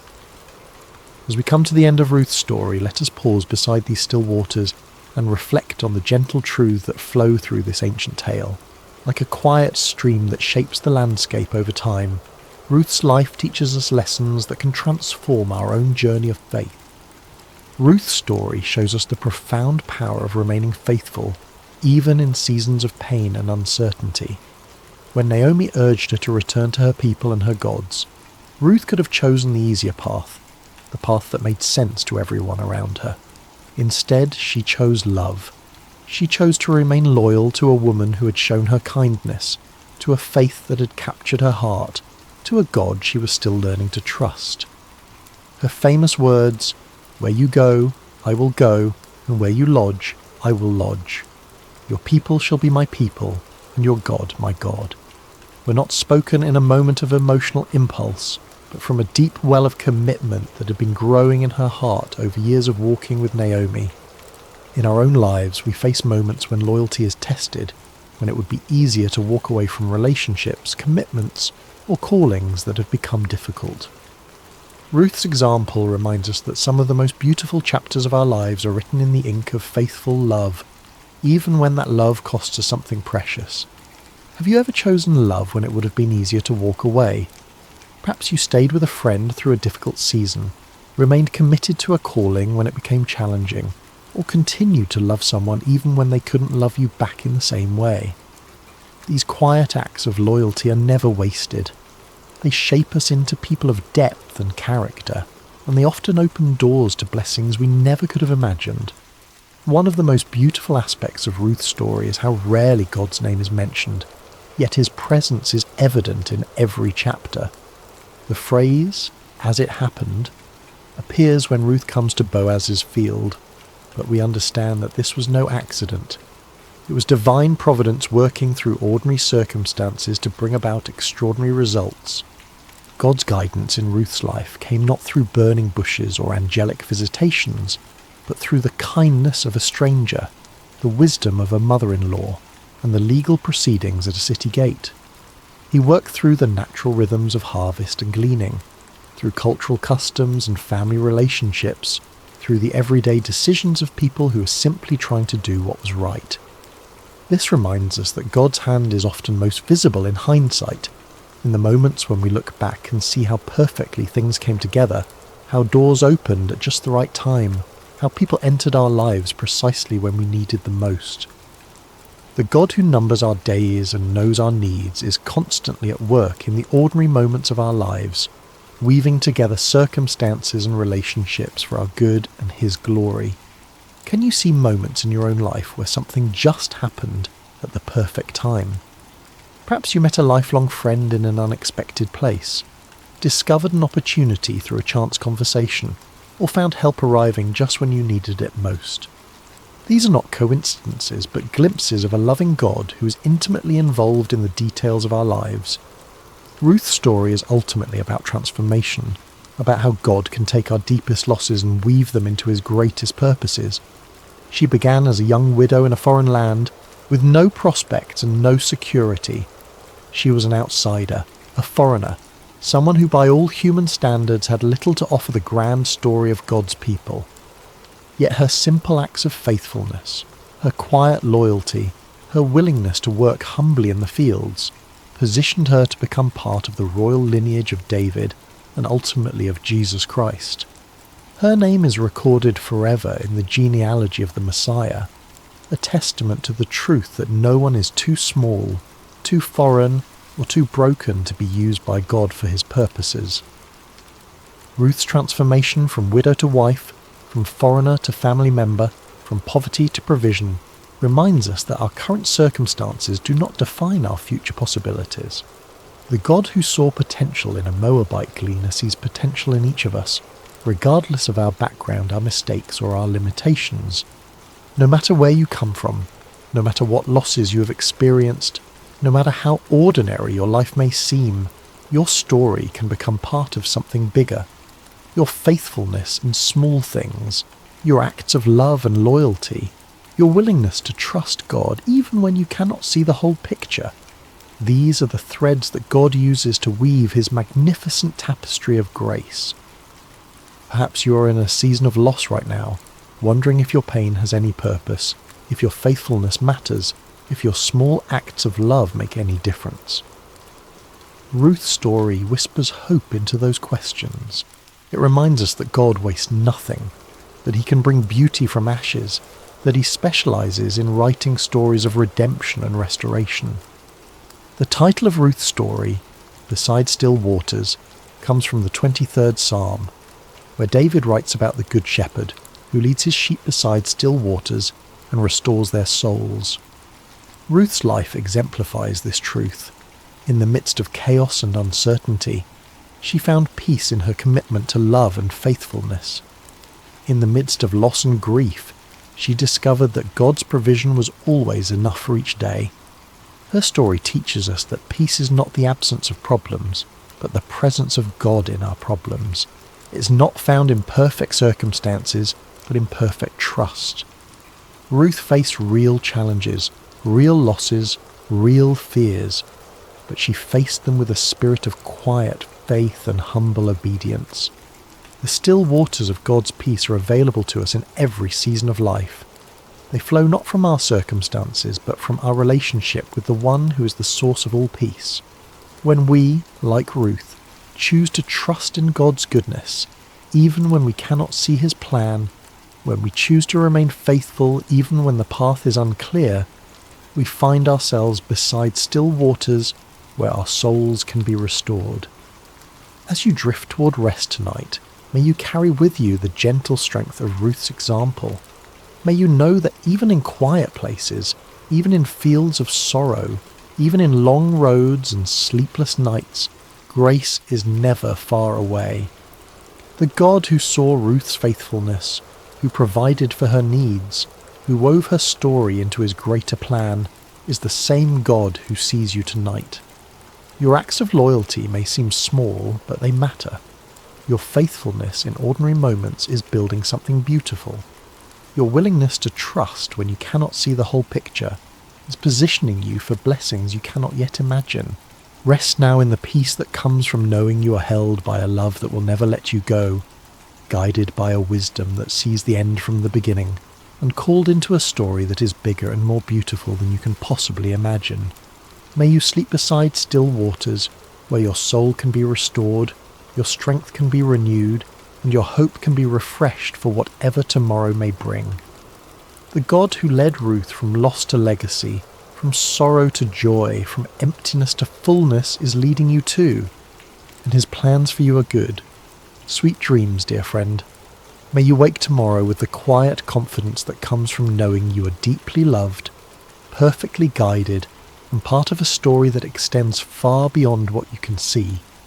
Like Ruth, who could never have imagined that her simple decision to stay loyal to Naomi would lead to her becoming the great-grandmother of King David, you too are part of a tapestry being woven by hands far wiser than your own.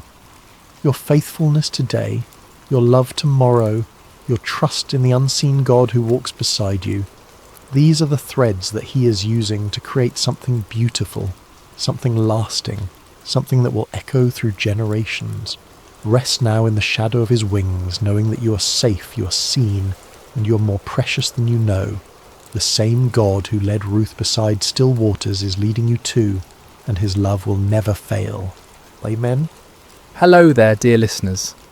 Before we begin tonight's tale, I hope your day has treated you kindly, wherever you may be in this vast world of ours. Perhaps it's evening where you are, or maybe the quiet hours of early morning have found you seeking rest.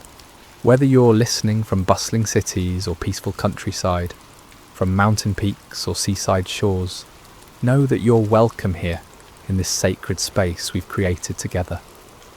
If you find comfort in these stories, please consider subscribing to Sacred Slumber, where we gather each night to explore the timeless truths that have guided humanity through the ages. Tonight, we journey back through the mists of time to ancient Babylon, to a night when the very finger of the divine wrote upon palace walls, and an empire learned that no earthly power stands beyond the reach of heaven's justice.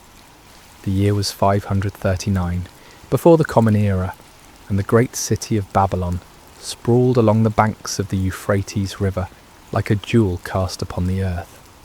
Within its towering walls, the hanging gardens cascaded in verdant terraces. The Tower of Babel reached toward the heavens, and the palace of King Belshazzar gleamed with the accumulated wealth of conquered nations. On this particular evening, as the sun painted the western sky in shades of gold and crimson, the palace hummed with preparation for a feast unlike any other. Servants scurried through corridors lined with glazed brick murals depicting lions and dragons, carrying platters of delicacies from every corner of the known world. The finest wines from the hills of Judah, exotic spices from distant India, and fruits that glistened like precious stones filled the tables. King Belshazzar, grandson of the great Nebuchadnezzar, had spared no expense.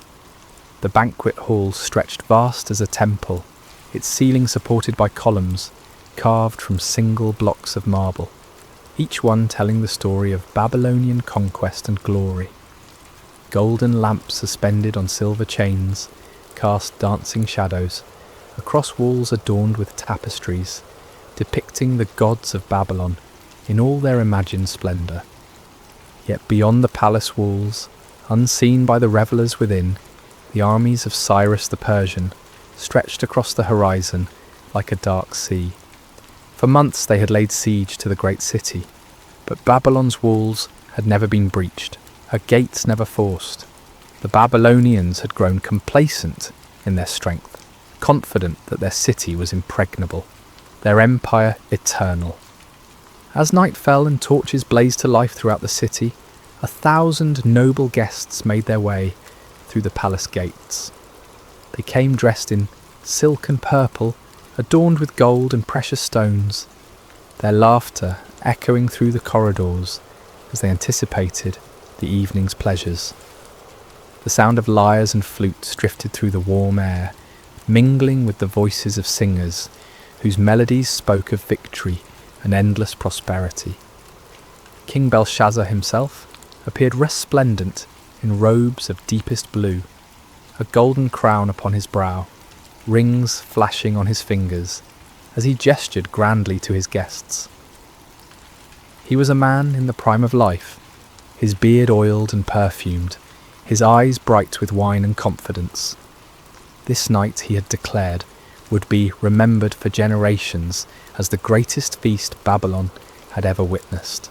But even as the celebration reached its crescendo, even as the wine flowed like water and the music swelled to fill every corner of the vast hall, dark currents moved beneath the surface of the evening's joy. For this was not merely a feast, but an act of defiance against the very heavens themselves.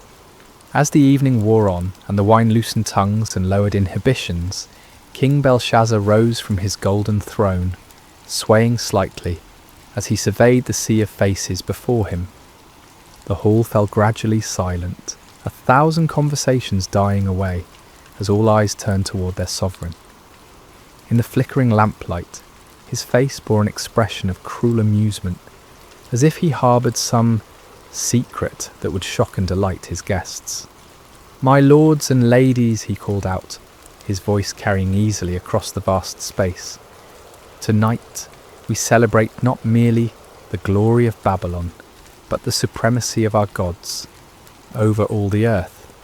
We have conquered nations, we have humbled kings, and we have taken the treasures of their temples as trophies of our victories."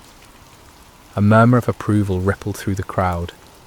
Many of the nobles present had been part of those conquests, had seen the wealth of distant lands flow into Babylon's coffers. They raised their goblets in salute, the wine within glinting like liquid rubies in the torchlight. But Belshazzar was not finished. His eyes gleamed with a dangerous light as he continued, "Yet there is one treasure, taken from one temple, that we have never properly honoured. Tonight that changes." He clapped his hands, and servants appeared as if from nowhere, carrying between them objects that made the assembled nobles gasp in recognition and wonder. These were vessels of pure gold and silver, wrought with such exquisite craftsmanship that they seemed to glow within a light. Cups and bowls, pitchers and goblets, each one a masterpiece of the metalworker's art. These were the sacred vessels of Solomon's temple in Jerusalem, taken by Nebuchadnezzar when he conquered that holy city decades before. They had been stored away in the temple of Marduk, treated with the respectful caution due to objects sacred to another people's god. But tonight, under the influence of wine and the intoxication of power, Belshazzar had decided to make them part of his feast. "Behold," the king proclaimed, lifting one of the golden goblets high above his head, "the vessels of the God of the Jews, who could not protect his own temple from our armies, whose people even now languish in exile throughout our empire. Tonight we drink from these cups and show all the world which gods truly hold dominion over the earth." The crowd erupted in cheers and applause, though some of the older nobles shifted uncomfortably in their seats. They remembered the strange stories told about the Hebrew God, the plagues that had befallen Egypt, the walls of Jericho falling at the blast of trumpets. But wine and peer pressure overcame their caution, and soon they too were caught up in the moment's enthusiasm. Servants moved through the hall, distributing the sacred vessels among the guests. Belshazzar himself took the largest of the golden goblets, a magnificent piece that had once held wine, blessed by the priests of the Most High God. He filled it to the brim with the finest vintage from his royal cellars, the red wine dark as blood in the sacred cup. "To Marduk, chief of our gods," he cried, raising the goblet high, "who gives us victory over all our enemies." The assembled throng raised their own sacred vessels, taken from the very altar of the Lord. "To Marduk," they chorused, their voices echoing off the marble walls. But Belshazzar was not content with honouring just one deity. As the evening progressed and the wine continued to flow, he led toast after toast, each one more blasphemous than the last. "To the gods of gold," he proclaimed, and the crowd drank deeply from vessels that had once held the showbread of the temple. "To the gods of silver," he continued, as goblets that had caught the blood of sacrifices now brimmed with Babylonian wine. "To the gods of bronze and iron," the king shouted, his voice growing hoarser with each proclamation. "To the gods of wood and stone, who have made Babylon the greatest empire the world has ever seen."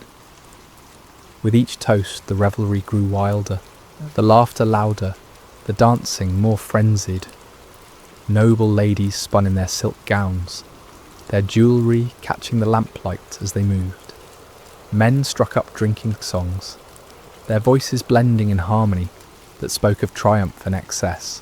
The very air seemed thick with incense and wine fumes, creating an atmosphere of decadent celebration. But high above the palace, in the courts of heaven, other eyes watched this display of pride and blasphemy. The sacred vessels, fashioned for the worship of the one true God, profaned by lips that praised idols of metal and wood. The moment had come for divine justice to make itself known upon the earth. It was in the midst of the wildest revelry, as the feast reached its crescendo of blasphemous celebration, that the atmosphere in the great hall began to change. At first it was subtle, a gradual shift that few noticed amid the chaos of music and laughter. The temperature seemed to drop slightly, though the braziers still burned brightly, and the press of bodies should have kept the air warm.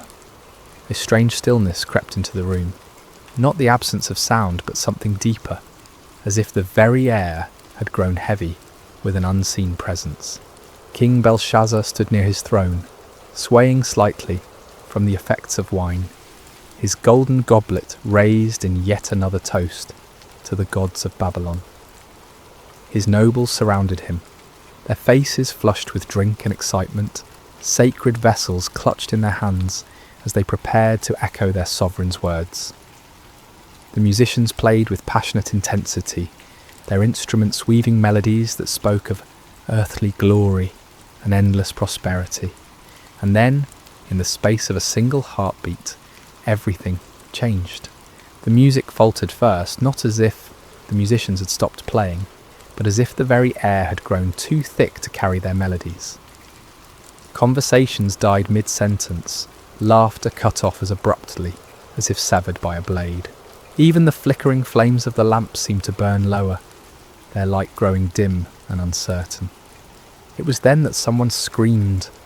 The cry came from a noble woman near the eastern wall, her voice sharp with terror as her trembling finger pointed upward. Every head in the vast hall turned to follow her gaze, and what they saw there drove the colour from their faces and the strength from their limbs.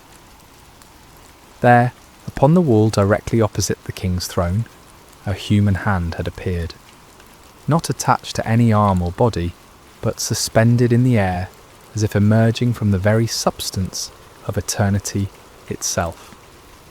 The hand was illuminated by its own light, pale and ghostly, yet undeniably real, casting shadows that danced across the painted murals of Babylonian gods.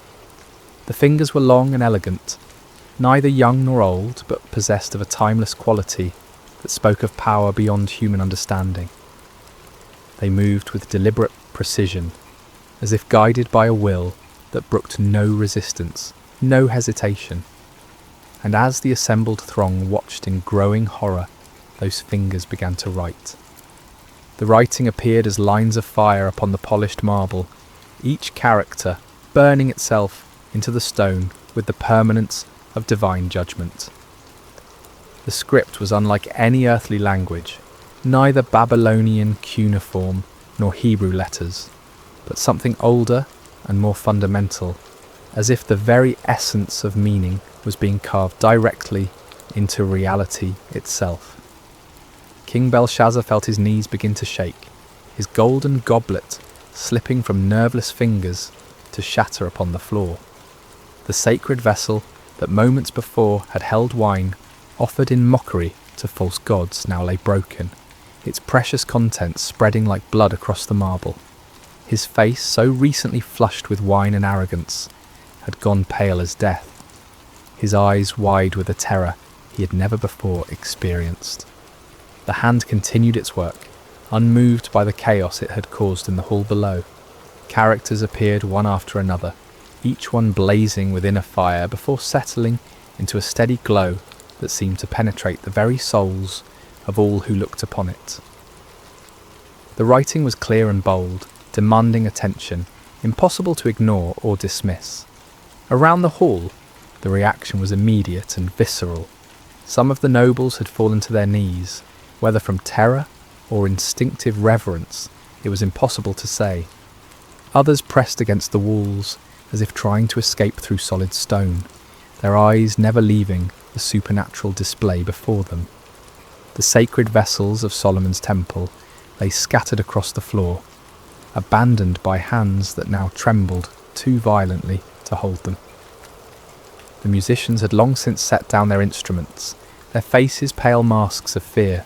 Servants cowered in doorways, torn between the desire to flee and their duty to remain. The dancing girls who moments before had spun and laughed now stood frozen like statues, their silk scarves trailing forgotten around their feet. But it was upon King Belshazzar that the greatest terror fell. As the ruler who had ordered the profanation of the sacred vessels, as the one who had led the blasphemous toasts, he felt the weight of divine displeasure focusing upon him like the heat of a burning glass. His crown, so recently a symbol of earthly power, now felt heavy as lead upon his brow. His royal robes, dyed in the finest purples and blues, seemed to hang upon him like grave clothes. The hand finished its work and faded from view as suddenly as it had appeared, leaving behind only the words burning upon the wall like coals of fire. But even in its absence, the presence that had guided it remained, filling the hall with an atmosphere of judgment that made every breath a struggle. Silence reigned in the great banquet hall of Babylon, broken only by the occasional sob or whispered prayer. The greatest feast in the empire's history had become a scene of terror and divine revelation, and upon the wall, where gods and heroes had been painted in their imagined glory, 4 words now blazed with the fire of heaven's judgment. Mene, Mene, Tekel, Parsin. In the awful silence that followed the hand's disappearance, King Belshazzar stood transfixed, his gaze locked upon the burning words that seemed to sear themselves deeper into his consciousness with each passing moment. The weight of divine judgment pressed down upon the hall like a physical force, and the king's breath came in short, sharp gasps, as if the very air had grown too thin to sustain life. Gradually, as the initial shock began to wear off, the practical reality of the situation asserted itself. Here were words written by a supernatural hand, clearly intended as some form of message or warning, but their meaning remained utterly mysterious. The script was unlike anything in the libraries of Babylon, the characters seeming to shift and dance, even as they maintained their fixed positions upon the wall. "The wise men," Belshazzar managed to croak, his voice barely recognisable. "Summon all the wise men of Babylon, every magician, every astrologer, every diviner in the city. Bring them here at once." His command galvanised the paralysed servants into action. They scattered like leaves before a wind, grateful for any excuse to leave the presence of those terrifying words. Throughout the palace and into the city they ran, pounding upon doors and rousing from sleep the learned men whose wisdom had served the empire for generations. The first to arrive were the court magicians, men whose elaborate robes and mystical instruments had earned them places of honour at royal ceremonies.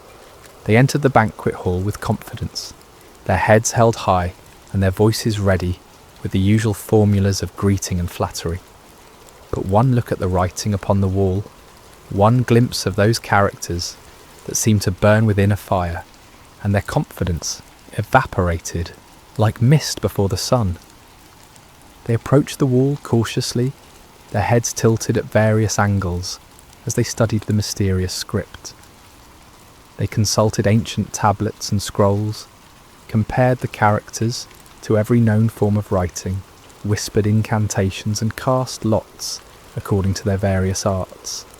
But though they laboured long into the night, turning the problem over from every conceivable angle, they could make no sense of the divine message. The astrologers came next, men who claimed to read the future in the movements of stars and planets. They examined the writing with instruments of bronze and silver, measuring the angles and proportions of each character as if they were constellations written across the heavens. They calculated and computed, referenced their star charts, and consulted their ancient tables, but the meaning of the words remained as hidden as the dark side of the moon. As the hours passed, more and more of Babylon's learned men arrived at the palace, priests of Marduk and Ishtar, scholars who had studied in the great libraries, men whose reputations for wisdom extended throughout the known world. Each group brought their own methods and their own certainty that they would succeed where others had failed. Yet one by one, they too were forced to admit defeat before the mystery of the burning words. King Belshazzar grew increasingly desperate as each attempt failed. He paced before his throne like a caged lion, his robes dishevelled and his crown askew.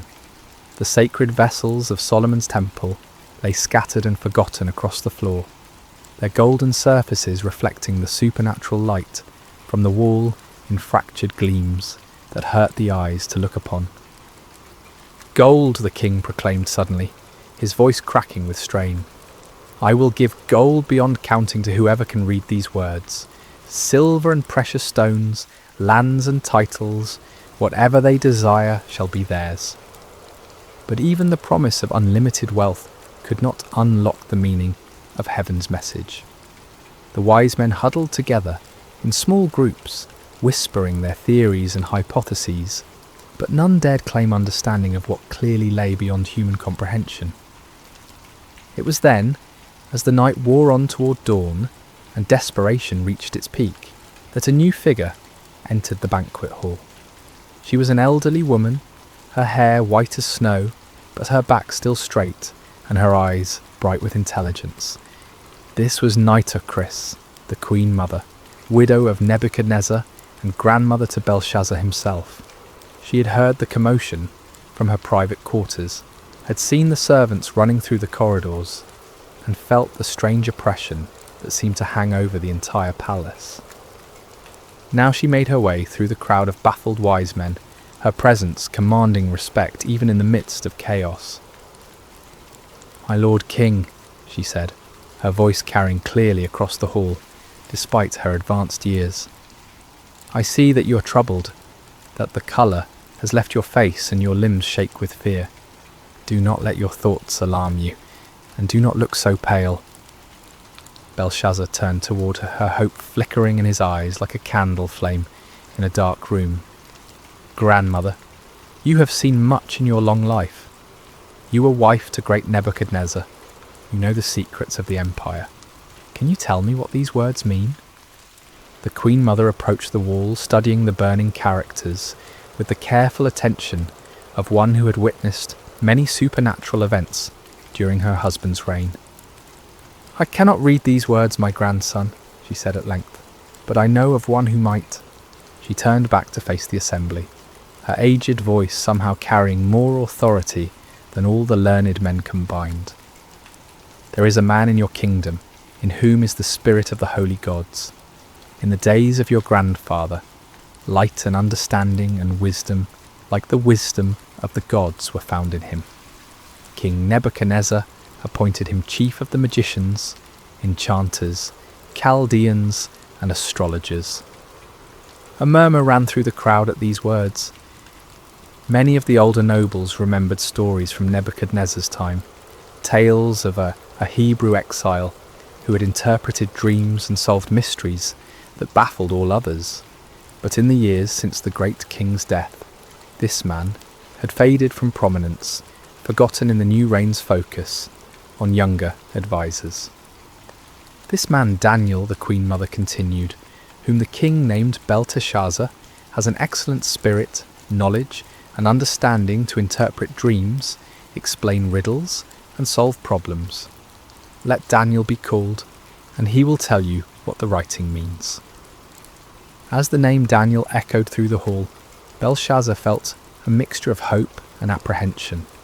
He had heard the stories, knew of the Hebrews' reputation for wisdom and divine favour, but he also knew that Daniel had served his grandfather faithfully and might not be inclined to help the king who had dishonoured the vessels of his people's God. Nevertheless, desperation overcame pride, and Belshazzar gave the command, "Find Daniel the Hebrew, bring him here immediately. If he can read these words, he shall be clothed in purple and have a chain of gold around his neck, and he shall be the third ruler in the kingdom." As servants rushed to obey this new command, the burning words continued to glow upon the wall, patient as eternity, waiting for the one who had been chosen to unlock their meaning and pronounce the doom of Babylon. The dawn was breaking over Babylon when Daniel arrived at the palace, summoned from sleep by urgent messengers, who spoke in hushed, fearful tones of supernatural writing and royal desperation. He was an old man now, his beard white with age and his face marked by the lines of many years spent in faithful service to foreign kings. Yet his eyes remained clear and bright, reflecting a wisdom that came not from human learning, but from communion with the eternal God. As he entered the banquet hall, Daniel paused for a moment to take in the scene before him. The remnants of the great feast lay scattered about like the debris of a broken dream. Golden plates and silver cups, many of them the sacred vessels of Solomon's temple, littered the floor, among pools of spilled wine and trampled delicacies. The nobles who had revelled so wildly just hours before now stood in small frightened groups, their fine clothes dishevelled and their faces pale with terror. But it was the writing upon the wall that commanded his attention, those 4 words blazing with divine fire that no earthly wisdom could extinguish. Daniel looked upon them without fear, for he recognised the hand that had written them, and he understood that he stood in the presence of the Almighty's judgment. King Belshazzar approached him with hasty, desperate steps, his royal dignity forgotten in his need for answers. "Are you Daniel, one of the exiles from Judah, whom my grandfather the king brought from Judah?" he asked, though he already knew the answer. "I have heard of you, that the spirit of the gods is in you, and that light and understanding and excellent wisdom are found in you." The king gestured toward the wall with a trembling hand. "Now the wise men and enchanters have been brought in before me to read this writing and make known to me its interpretation, but they could not show the interpretation of the matter. But I have heard that you can give interpretations and solve problems. Now if you can read the writing and make known to me its interpretation, you shall be clothed with purple and have a chain of gold around your neck, and shall be the 3rd ruler in the kingdom." Daniel listened to these promises of wealth and power with the patience of one who had seen empires rise and fall, who had served in the courts of kings and understood the vanity of earthly honours. When Belshazzar finished speaking, the old prophet's response came with quiet authority that somehow filled the vast hall more completely than the king's desperate entreaties. "Let your gifts be for yourself, and give your rewards to another," Daniel said, his voice calm and steady in the face of royal panic. "Nevertheless, I will read the writing to the king and make known to him the interpretation." But before he would interpret the supernatural message, Daniel had words of his own to speak, words that cut to the heart of the night's blasphemous revelry, and laid bare the spiritual rebellion that had brought divine judgment upon Babylon. "O king," he began, his voice growing stronger as he spoke, "the Most High God gave Nebuchadnezzar, your grandfather, kingship, and greatness, and glory, and majesty. And because of the greatness that he gave him, all peoples, nations, and languages trembled and feared before him. Whom he would, he killed, and whom he would, he kept alive. Whom he would, he raised up, and whom he would, he humbled." The assembled nobles listened in growing discomfort as Daniel recounted the story they all knew but preferred to forget. Nebuchadnezzar's pride, his claim to have built Babylon by his own power and for his own glory, and the terrible judgment that followed. How the great king had been driven from among men to live like a beast in the wilderness, eating grass like an ox, and letting his hair grow long as eagle's feathers and his nails like birds' claws. But when his heart was lifted up, and his spirit was hardened so that he dealt proudly, Daniel continued, his eyes never leaving Belshazzar's face, he was brought down from his kingly throne, and his glory was taken from him. He was driven from among the children of mankind, and his mind was made like that of a beast, and his dwelling was with the wild donkeys. He was fed grass like an ox, and his body was wet with the dew of heaven, until he knew that the Most High God rules the kingdom of mankind, and sets over it whom he will. The silence in the hall was absolute as Daniel paused, letting the weight of his words sink into the hearts of all who heard them. Then, with the authority of one who spoke for the God of heaven, he delivered his devastating rebuke. "And you, his son Belshazzar, have not humbled your heart, though you knew all this," he declared, his voice now ringing with prophetic power. But you have lifted up yourself against the Lord of heaven, and the vessels of his house have been brought in before you, and you and your lords, your wives, and your concubines have drunk wine from them. And you have praised the gods of silver and gold, of bronze, iron, wood and stone, which do not see or hear or know, but the God in whose hand is your breath, and whose are all your ways you have not honoured. Each word fell upon the assembled company like blows from a hammer, shattering their illusions of security and exposing the full extent of their rebellion against the Most High. Belshazzar himself seemed to shrink before Daniel's accusing words, his royal robes hanging loose about his diminished frame, his crown sitting askew upon a head bowed with shame and terror. The sacred vessels lay scattered around the hall like silent witnesses to the truth of Daniel's words. These cups and bowls, crafted for the worship of the one true God, had been defiled by lips that praised idols of metal and stone. The wine that had flowed so freely in blasphemous toasts now seemed to accuse those who had drunk it, its red stains upon the marble floor like drops of blood that cried out for justice. Then from his presence the hand was sent, Daniel concluded, pointing toward the burning words upon the wall, and this writing was inscribed. The hall remained wrapped in profound silence, as all waited to hear the interpretation that would seal Babylon's fate. The wise men who had laboured through the night stood humbled before this Hebrew exile who had succeeded where they had failed. The nobles who had revelled in their blasphemy now cowered before the prospect of divine judgment. And King Belshazzar, who had thought himself secure in his power, waited to hear the doom that had been written by the finger of God upon his palace wall. Daniel turned from the cowering king to face the wall where the divine words blazed with undiminished fire. The characters seemed to pulse within a light, each one carrying the weight of heaven's judgment and the certainty of prophetic fulfillment. In the profound silence of the great hall, the aged prophet lifted his voice and began to speak the words that would seal the fate of the Babylonian Empire.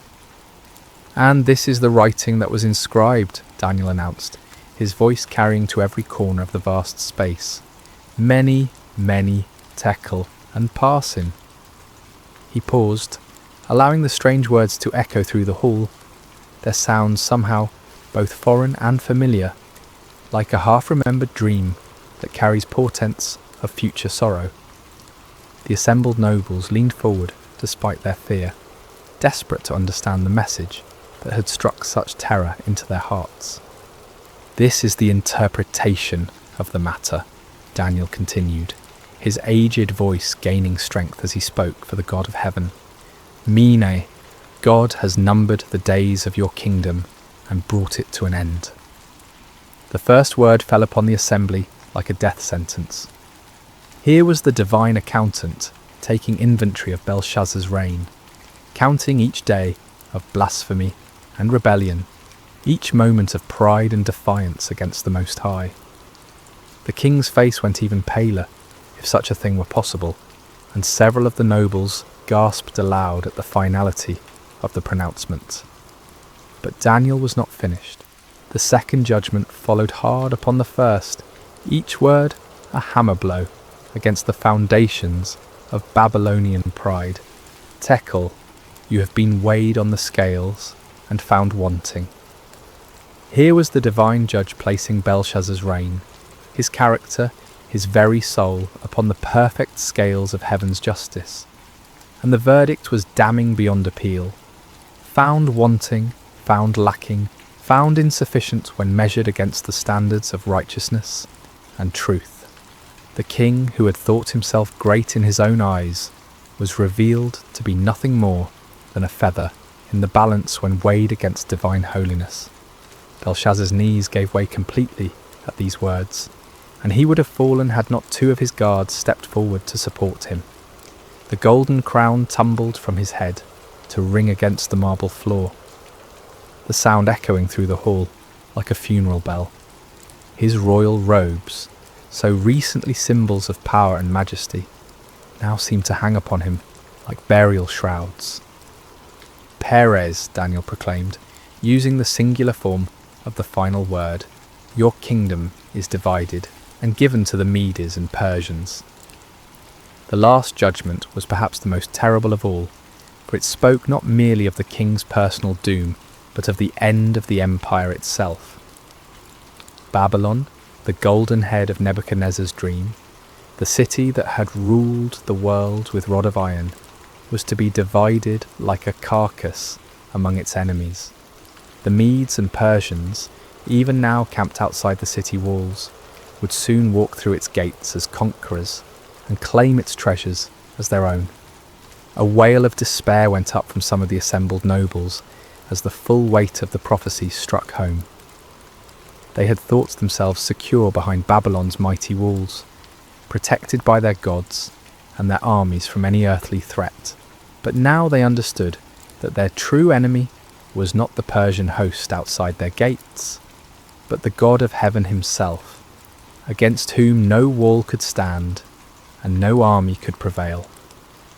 Daniel stood unmoved amid the chaos of fear and lamentation, his weathered face reflecting the sorrow of one who took no pleasure in the pronouncement of judgment, yet understood its necessity.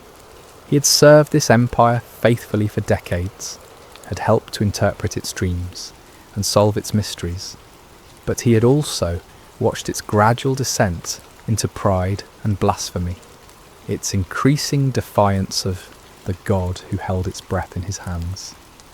The Most High God rules in the kingdom of men, he said, his voice cutting through the din of panic and despair. He removes kings and sets up kings. He gives wisdom to the wise and knowledge to those who have understanding. He reveals deep and hidden things. He knows what is in the darkness, and the light dwells with him. These words, drawn from his own experience of divine revelation, served as both comfort and warning to all who heard them. Comfort to those who trusted in the sovereign God, for they could be assured that no earthly power could stand against his ultimate purposes, but warning to those who set themselves against heaven's will, for they would surely be brought low in their appointed time. King Belshazzar, supported now by his guards and struggling to maintain even a semblance of royal dignity, looked up at Daniel with eyes haunted by the certainty of doom. Yet even in his extremity, he sought to honour his promise to the man who had solved the mystery that had baffled all his wise men. "Clothe Daniel with purple," he commanded, in a voice barely above a whisper, "and put a chain of gold around his neck, and proclaim that he shall be the third ruler in the kingdom." It was a pathetic gesture, the dying king attempting to bestow honours, even as his kingdom crumbled around him.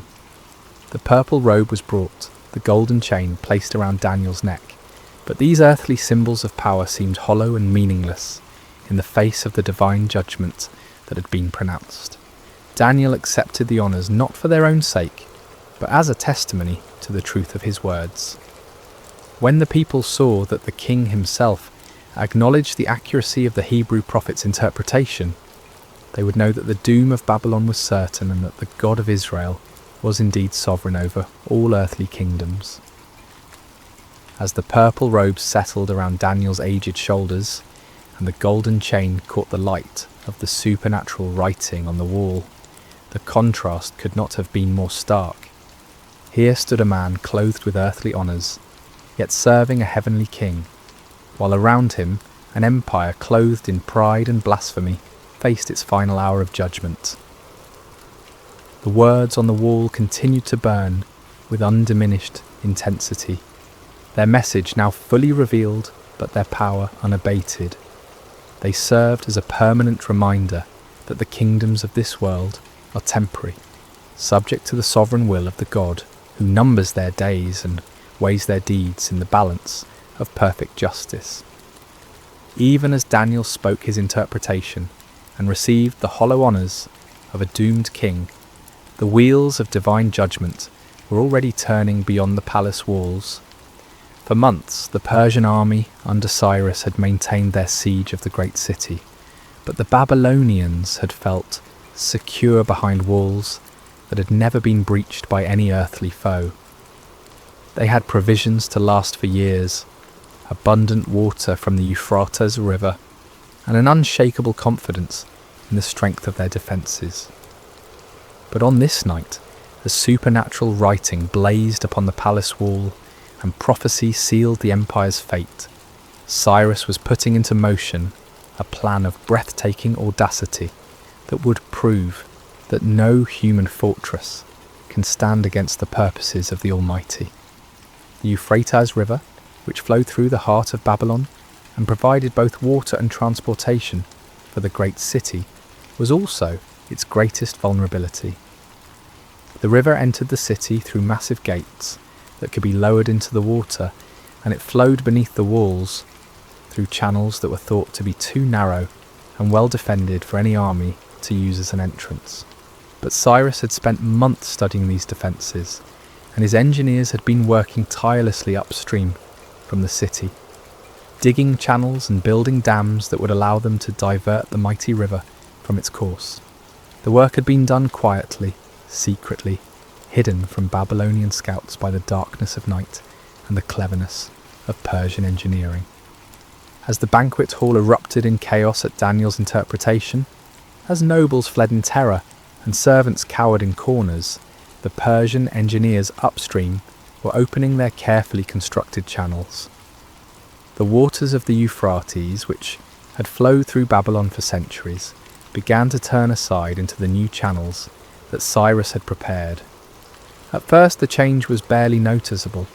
The river level dropped slowly, gradually, as if affected by nothing more than seasonal variations. But as more water was diverted, as the new channels carried away the river's flow, the level within the city began to drop significantly. By midnight, Persian soldiers were wading through knee-deep water where once the river had flowed deep and strong.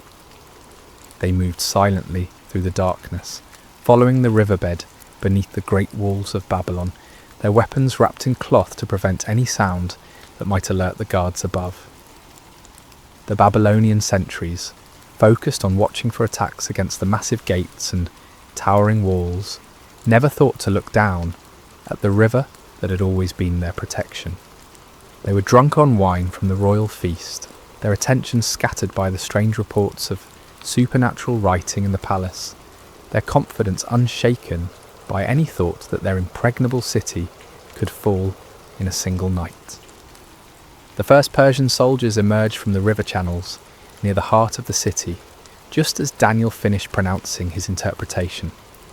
While the prophet spoke of kingdoms divided and given to the Medes and Persians, those very conquerors were already inside Babylon's walls, moving swiftly through streets where citizens slept peacefully, unaware that their empire was breathing its last. The palace guards, those few who remained at their posts while most had crowded into the banquet hall to witness the supernatural spectacle, were overwhelmed before they could raise an alarm. Persian steel, sharp and silent in the darkness, found its mark with deadly efficiency. Within minutes, the palace was secured, its approaches controlled by Cyrus's elite troops.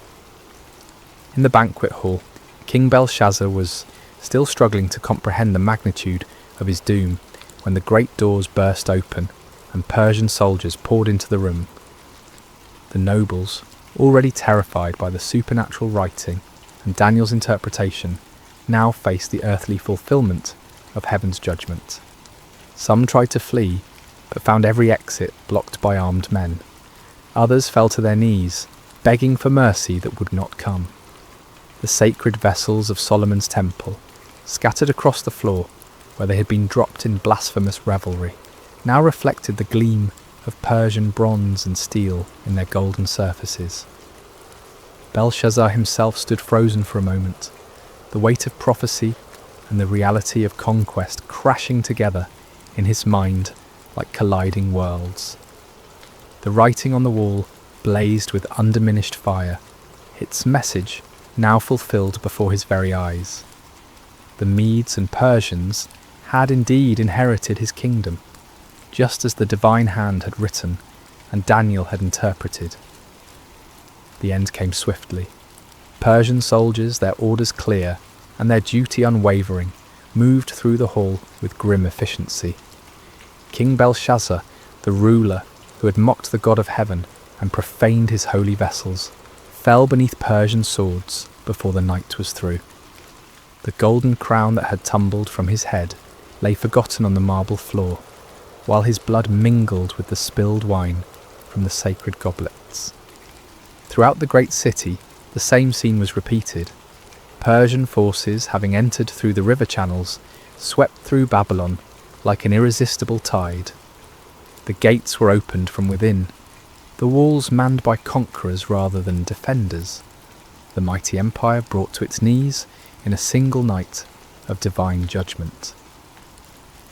By dawn, Cyrus's standards flew from the towers of Babylon, and Darius the Mede had been installed as the new ruler of the greatest city in the world. The empire that had seemed eternal, the walls that had appeared impregnable, the power that had dominated the known world for generations, all had fallen before the sovereign will of the God who rules in the kingdoms of men. As the sun rose over conquered Babylon, painting the great city in shades of gold and crimson that seemed somehow fitting for its fall, Daniel stood again before the wall where the supernatural writing continued to glow with divine fire. The banquet hall was empty now, save for the debris of the feast and the silent testimony of judgment fulfilled. Mene, Mene, Tekel, Parsin, the words that had sealed an empire's fate, now served as an eternal reminder of truths that transcend the rise and fall of earthly kingdoms. God had indeed numbered the days of Belshazzar's reign and brought it to an end. The king had been weighed in heaven's perfect scales and found wanting. The kingdom had been divided and given to the Medes and Persians, just as the supernatural hand had written and the faithful prophet had interpreted. The sacred vessels of Solomon's temple, once profaned by blasphemous lips, would soon be restored to their proper place of honour. Under Cyrus's benevolent rule, the Jewish exiles would be free to return to Jerusalem and rebuild their temple, carrying with them the golden cups and silver bowls that had witnessed both the depths of human pride and the certainty of divine justice. Daniel himself, now clothed in the purple of a dying empire, yet serving the eternal kingdom of heaven, had once again demonstrated that those who trust in the Most High God will never be disappointed. Through him, the sovereignty of the Almighty had been proclaimed in the halls of earthly power, and the vanity of human pride had been exposed for all to see. The lesson of that terrible night echoes through the corridors of history, speaking to every generation that dares to lift itself up against the Lord of heaven. Kingdoms rise and fall like waves upon the shore. Empires that seem eternal prove to be as fleeting as morning mist, but the kingdom of God endures forever. No wall can stand against his purposes, no power can resist his will, no pride can escape his judgments. In our own age, when earthly kingdoms still vie for dominion and human pride still challenges heaven's authority, the writing on Babylon's wall remains as relevant as ever. We who read these ancient words would do well to remember that the God who humbled Nebuchadnezzar, who numbered Belshazzar's days, who gave Babylon to the Medes and Persians, is the same yesterday, today, and forever. The scales of divine justice still weigh the actions of nations and individuals. The sovereign hand that writes the destiny of empires still guides the course of human history, and the kingdom that Daniel served, the kingdom that outlasted Babylon and Persia and all the empires that followed, remains the only power that will never pass away. As night falls once again over the ancient site where Babylon once stood in all its glory, as stars appear in the darkness above ruins that once housed the pride of earthly kingdoms, the eternal truth proclaimed by that supernatural hand, continues to shine with undiminished light. The Most High God rules in the kingdom of men, and blessed are those who humble themselves before his throne. May we who hear this ancient story find in it not merely a tale of judgment long past, but a present reminder of the God who sees all, knows all, and judges all with perfect righteousness. And may we, like Daniel, serve faithfully in whatever earthly kingdom we find ourselves, while keeping our ultimate allegiance to the kingdom that cannot be shaken, the kingdom that endures forever and ever. The writing is on the wall, dear friends. The question that remains is whether we will read it in time to humble ourselves before the King of Kings, or whether we will follow Belshazzar's path to destruction.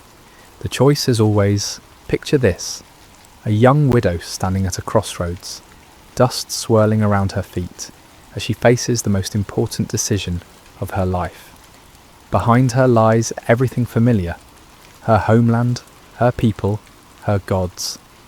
Ahead stretches an uncertain path toward a foreign land with a grieving mother-in-law who has nothing left to offer but heartache.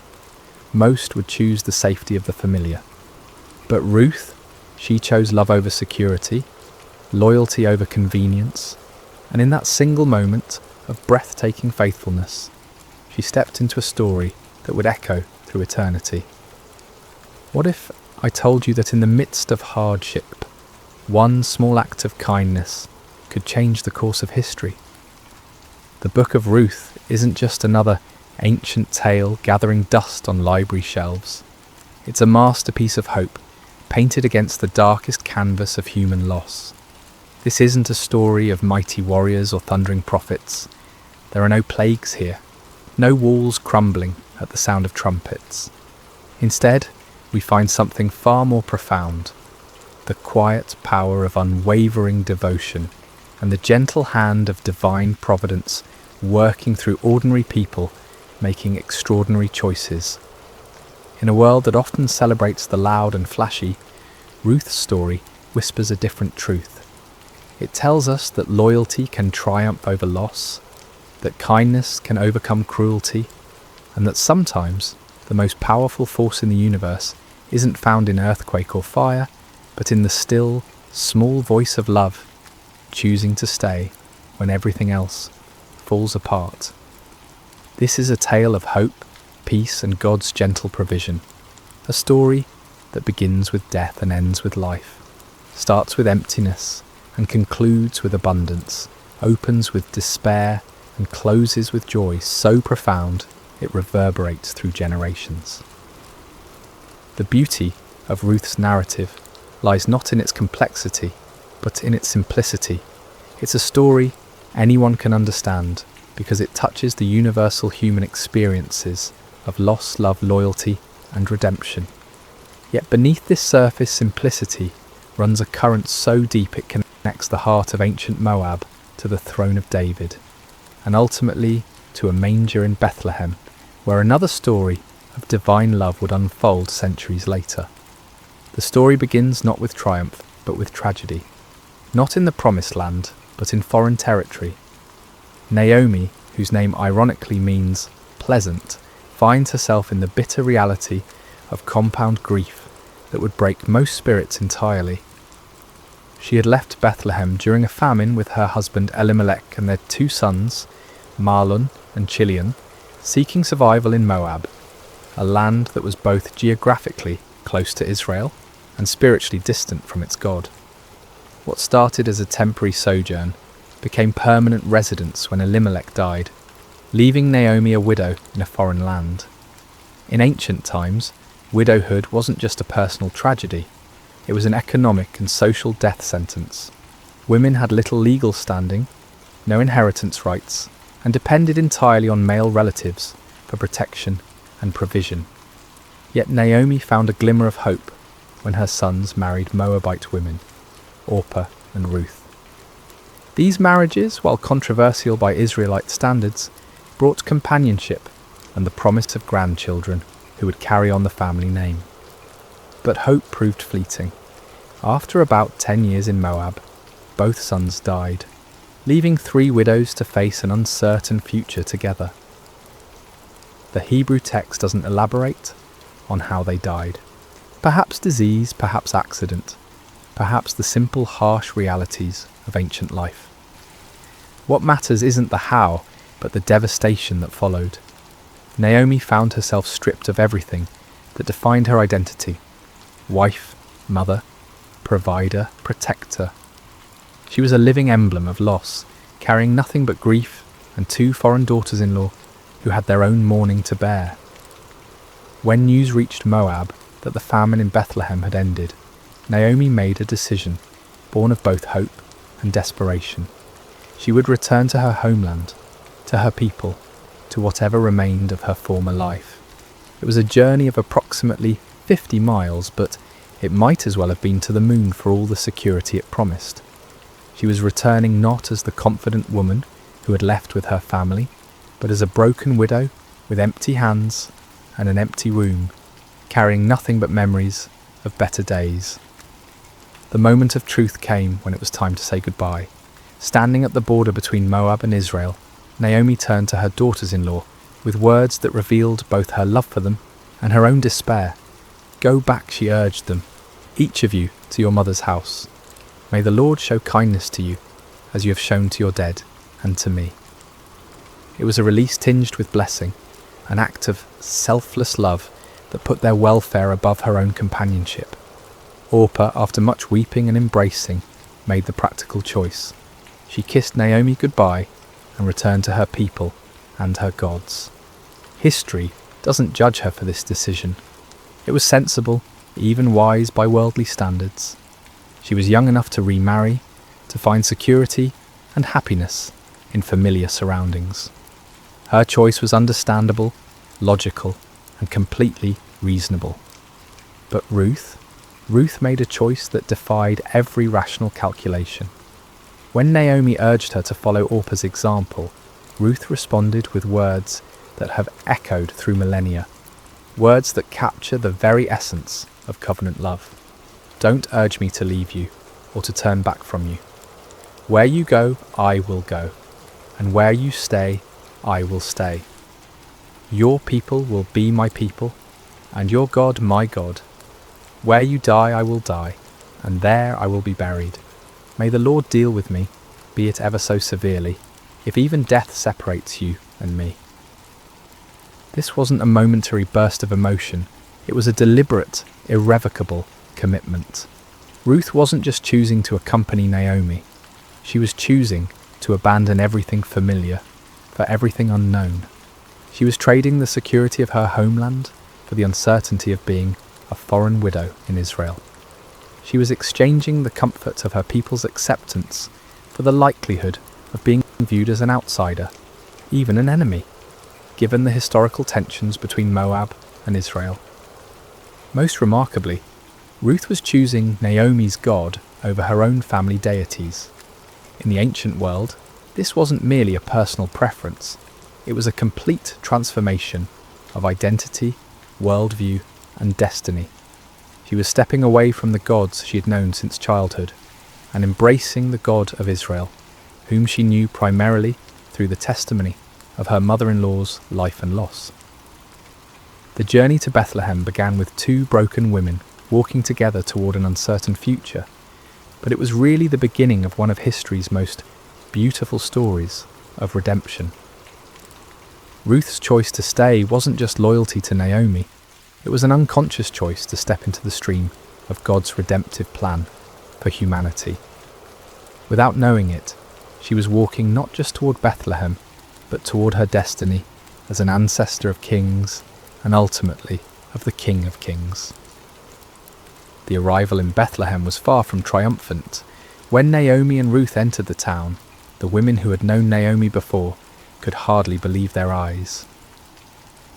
"Can this be Naomi?" they asked, seeing the toll that loss and hardship had taken on their former neighbour. Naomi's response revealed the depth of her pain. "Don't call me Naomi, call me Mara, because the Almighty has made my life very bitter. I went away full, but the Lord has brought me back empty." It was barley harvest time, a detail that might seem incidental, but carries profound significance. In God's economy, timing is never accidental. They arrived not during the lean months when work was scarce and food scarcer, but during the season of harvest when there might be opportunities for survival. Still, being widowed foreigners in a patriarchal society meant they stood at the very bottom of the social ladder, dependent on the kindness of others and whatever work Ruth could find. Ruth, whose name likely means friendship or companion, immediately proved the accuracy of her name through her actions. Without waiting for Naomi to devise a plan or wallowing in self-pity over their circumstances, she took initiative with the words that reveal her character. "Let me go to the fields and pick up the leftover grain behind anyone in whose eyes I find favour." This simple statement masks the courage it required. Ruth was volunteering to do backbreaking labour in the scorching sun, to work alongside the lowest members of society, to face possible harassment or rejection, all to provide for the woman she had chosen to love. Gleaning was God's provision for the poor, embedded in the law of Moses as a safety net for society's most vulnerable. Landowners were commanded not to harvest to the very edges of their fields and not to go back for grain that was dropped or missed. This leftover grain could be gathered by widows, orphans and foreigners, the three groups most at risk in ancient society. It was honest work, but humble work, requiring long hours bent over in the heat, gathering grain stalk by stalk, hoping for enough to make a small meal. The providential nature of Ruth's story becomes apparent in the simple phrase, "as it turned out." She happened to find herself working in a field belonging to Boaz, a prominent man from Elimelech's clan. But in God's story, there are no coincidences, only the invisible hand of providence, orchestrating circumstances for purposes beyond human understanding. Boaz first noticed Ruth there through his foreman's report. When he asked about the young woman working diligently in his field, he learned her identity.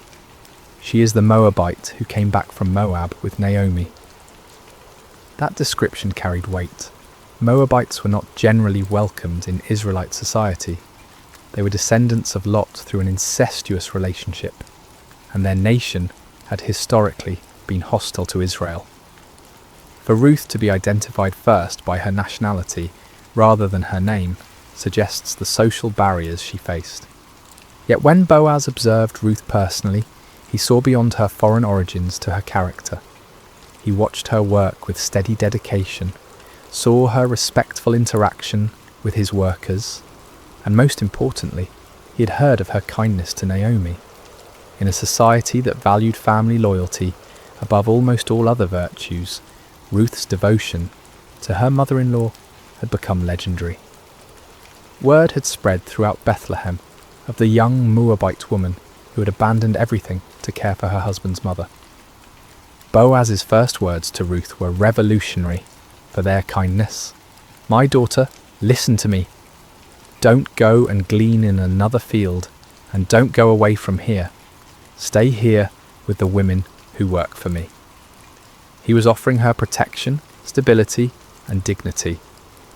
In ancient times, young women working in fields were vulnerable to harassment and worse.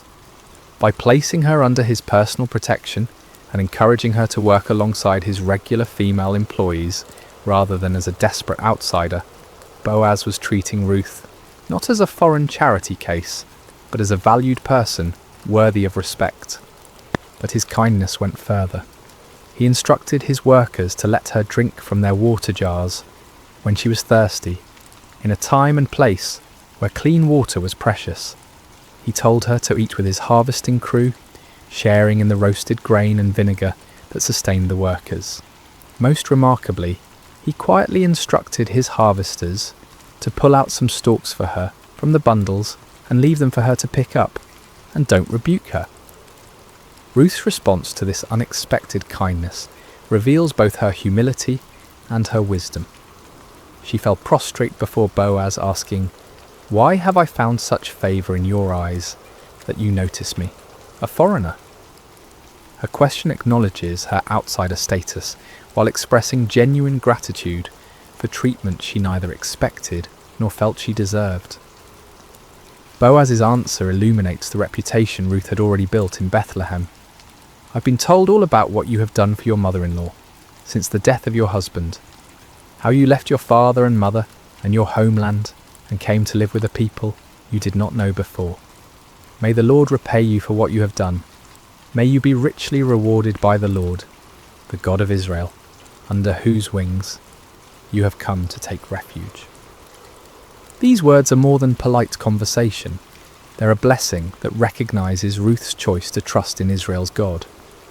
The image of taking refuge under God's wings evokes the protective presence of the Almighty, like a bird sheltering its young. Boaz was acknowledging that Ruth's kindness to Naomi was really an act of faith, a stepping into the covenant community of Israel despite her foreign birth. That day Ruth gathered approximately an ephah of barley, about half a bushel, far more than a typical gleaner could hope to gather. When she returned home and showed Naomi her extraordinary harvest, along with the leftover food from the workers' meal, Naomi immediately recognised God's hand in these events. Her response, "Blessed be he by the Lord, whose kindness has not forsaken the living or the dead," reveals her growing awareness that their apparent coincidental encounter with Boaz was actually divine appointment. When Naomi learned that the field owner was Boaz, her excitement was palpable. "The man is our close relative," she explained to Ruth. "He is one of our kinsman redeemers." This wasn't just good news, it was the first glimpse of hope Naomi had felt since leaving Moab. The kinsman redeemer system was God's provision for protecting family lines and property. A close male relative had both the right and responsibility to buy back family land that had been sold due to poverty and to marry a widowed relative to preserve the family name and inheritance. Ruth continued working in Boaz's fields through both the barley and wheat harvests, likely a period of several months. Day after day, she laboured faithfully, building a reputation for diligence and integrity while gradually becoming part of the community. She was no longer just the Moabite woman, but Ruth, the devoted daughter-in-law whose character spoke louder than her foreign birth. During this time, a subtle transformation was taking place.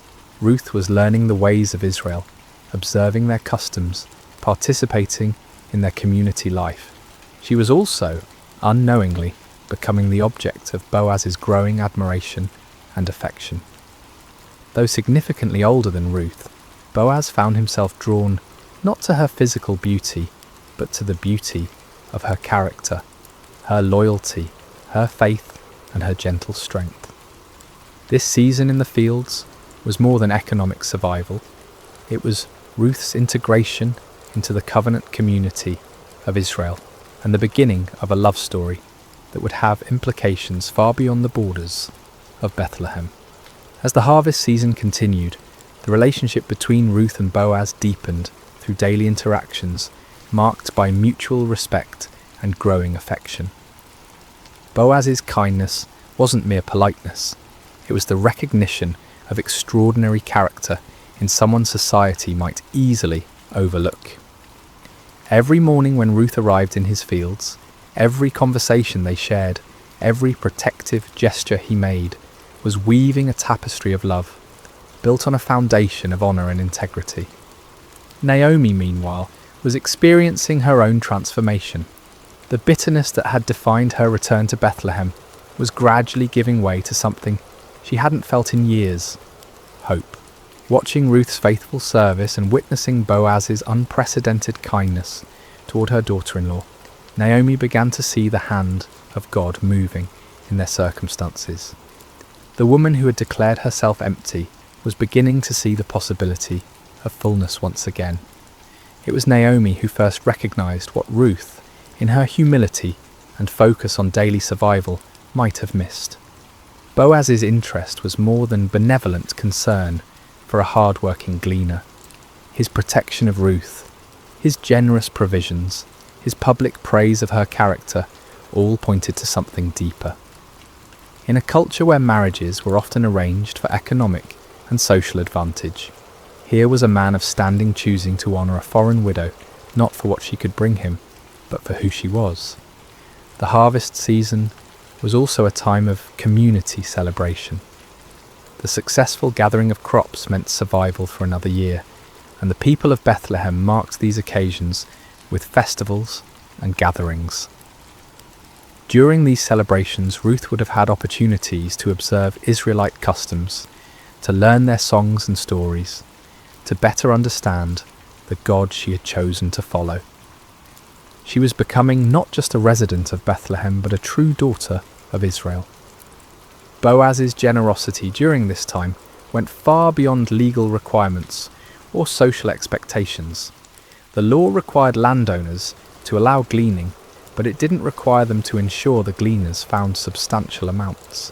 When Boaz instructed his workers to intentionally drop extra grain for Ruth, he was going above and beyond duty into the realm of love. When he invited her to share meals with his workers, he was treating her as family rather than charity case. The other workers in the field would have noticed this special treatment. In small communities, nothing goes unobserved, and Boaz's obvious favour toward Ruth would have been the subject of much discussion. Yet the narrative suggests this talk was positive rather than scandalous. Ruth's reputation for integrity and Boaz's character as a righteous man meant their growing relationship was viewed with approval rather than suspicion. During these months, Ruth was also learning about the God of Israel through observation and experience. She saw how the law protected the vulnerable, how the community cared for its members, how even foreigners could find acceptance when they showed faithfulness. The God she had committed to following in her pledge to Naomi was revealing himself to be trustworthy through the kindness of his people. The emotional climate was changing for all three main characters. Ruth, while still focused on providing for Naomi, was discovering that life could hold possibilities beyond mere survival. Naomi was moving from despair to cautious optimism as she watched events unfold. And Boaz, a man who might have remained unmarried and childless, was finding his heart stirred by a woman whose character exemplified everything he valued. The religious significance of this season cannot be understated. Ruth was effectively completing her conversion to Judaism not through formal ceremony, but through lived experience. She was learning to trust in the God of Israel, not through theological instruction, but through witnessing his provision and protection. Her faith was being refined and deepened through the daily rhythm of work, community, and growing relationship with both Naomi and Boaz. The harvest season was also a time when family relationships and inheritance rights became particularly relevant. With successful crops came discussions of land ownership, family obligations, and the duties of kinsman redeemers. Naomi would have been acutely aware of these conversations, knowing that her late husband's property rights and family obligations remained unresolved. The presence of a kinsman redeemer like Boaz, combined with his obvious interest in Ruth, would have sparked hope for resolution of their precarious situation. As the wheat harvest drew to a close, the foundations had been laid for the dramatic events that would follow. Ruth had proven her character through months of faithful work. Boaz had demonstrated his integrity and growing love through consistent kindness. Naomi had moved from bitter resignation to hopeful planning. The community had accepted Ruth as one of their own, and God's providence had been orchestrating circumstances toward a conclusion that would provide redemption, love, and legacy for generations to come. The harvest season was ending, and with it came both celebration and anxiety about the future. Naomi, who had been quietly observing the growing relationship between Ruth and Boaz, decided it was time to take decisive action. Her plan, which she shared with Ruth, was both bold and risky. Ruth would approach Boaz at the threshing floor during the harvest festival. and essentially propose marriage by invoking his rights and responsibilities as a kinsman redeemer. "My daughter," Naomi said to Ruth, "I must find a home for you, where you will be well provided for." This wasn't merely matchmaking, it was strategic thinking about survival and security. Naomi understood that while Boaz's kindness during harvest season had been extraordinary, the relationship needed to move beyond casual benevolence to formal commitment if it were to provide lasting security for both women. The plan required enormous courage from Ruth. She would need to bathe, perfume herself, put on her best clothes, and go to the threshing floor where Boaz would be winnowing barley. After he had eaten and drunk and was sleeping beside the grain pile, she was to uncover his feet and lie down. When he woke and asked what she wanted, she was to say, "Spread the corner of your garment over me, since you're a kinsman redeemer." This might sound forward by modern standards, but it was actually a proper, though bold, way for a woman to request marriage from a kinsman redeemer. The act of lying at his feet was a gesture of submission and trust. The request to spread his garment over her was asking him to take her under his protection as his wife. The same imagery Boaz had used earlier when he spoke of Ruth taking refuge under God's wings. Ruth's response to this plan reveals the depth of her trust in Naomi. "I will do whatever you say." She didn't question the wisdom of the approach or worry about the potential for misunderstanding or rejection. She had committed herself to following Naomi's guidance, and she would do so even in this most vulnerable moment. The night at the threshing floor was a pivotal moment in the story. Ruth followed Naomi's instructions precisely, approaching quietly and lying at Boaz's feet after he had fallen asleep. Around midnight, Boaz stirred and discovered someone at his feet. "Who are you?" he asked in the darkness. Ruth's answer was direct and humble.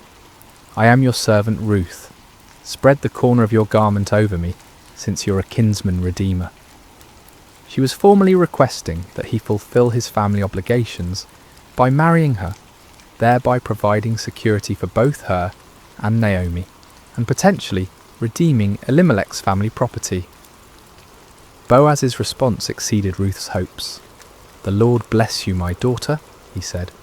"This kindness is greater than that which you showed earlier. You have not run after the younger men, whether rich or poor." He was acknowledging that Ruth's approach to him wasn't born of desperation or opportunism, but of faithfulness to family obligations and trust in God's provision. However, Boaz revealed a complication Ruth hadn't known about. There was another kinsman redeemer who had a closer family relationship and therefore first rights to redeem Elimelech's property and marry Ruth. "Although it is true that I am near of kin," Boaz explained, "there is a kinsman redeemer nearer than I." This was devastating news, but Boaz assured Ruth that the matter would be resolved properly according to law and custom. Boaz's handling of this delicate situation reveals his character perfectly. He could have taken advantage of Ruth's vulnerable position, but instead he protected her reputation and committed himself to resolving the legal complications honourably. He told Ruth to stay until morning, but leave before anyone could recognise her, protecting her from potential scandal. Before she left, he filled her cloak with 6 measures of barley, ensuring she didn't return to Naomi empty-handed. When Ruth returned home and reported everything to Naomi, the older woman's response was confident. "Wait, my daughter, until you find out what happens, for the man will not rest until the matter is settled today." Naomi knew Boaz well enough to trust that he would handle the situation with integrity and dispatch. That very morning, Boaz went to the city gate, the place where legal and business matters were conducted in ancient Israel. He sat down and waited for the other kinsman redeemer to pass by. When the man appeared, Boaz called him over and assembled a group of 10 elders as witnesses for the legal proceedings that would follow. The negotiation was masterful. Boaz began by telling the man about a piece of land that had belonged to their relative Elimelech, which Naomi was selling. According to law, the nearest kinsman redeemer had first rights to purchase the property, to keep it in the family. The man was interested until Boaz explained the complete package. "On the day you buy the land from Naomi," Boaz said, "you also acquire Ruth the Moabite, the dead man's widow, in order to maintain the name of the dead with his property." This changed everything.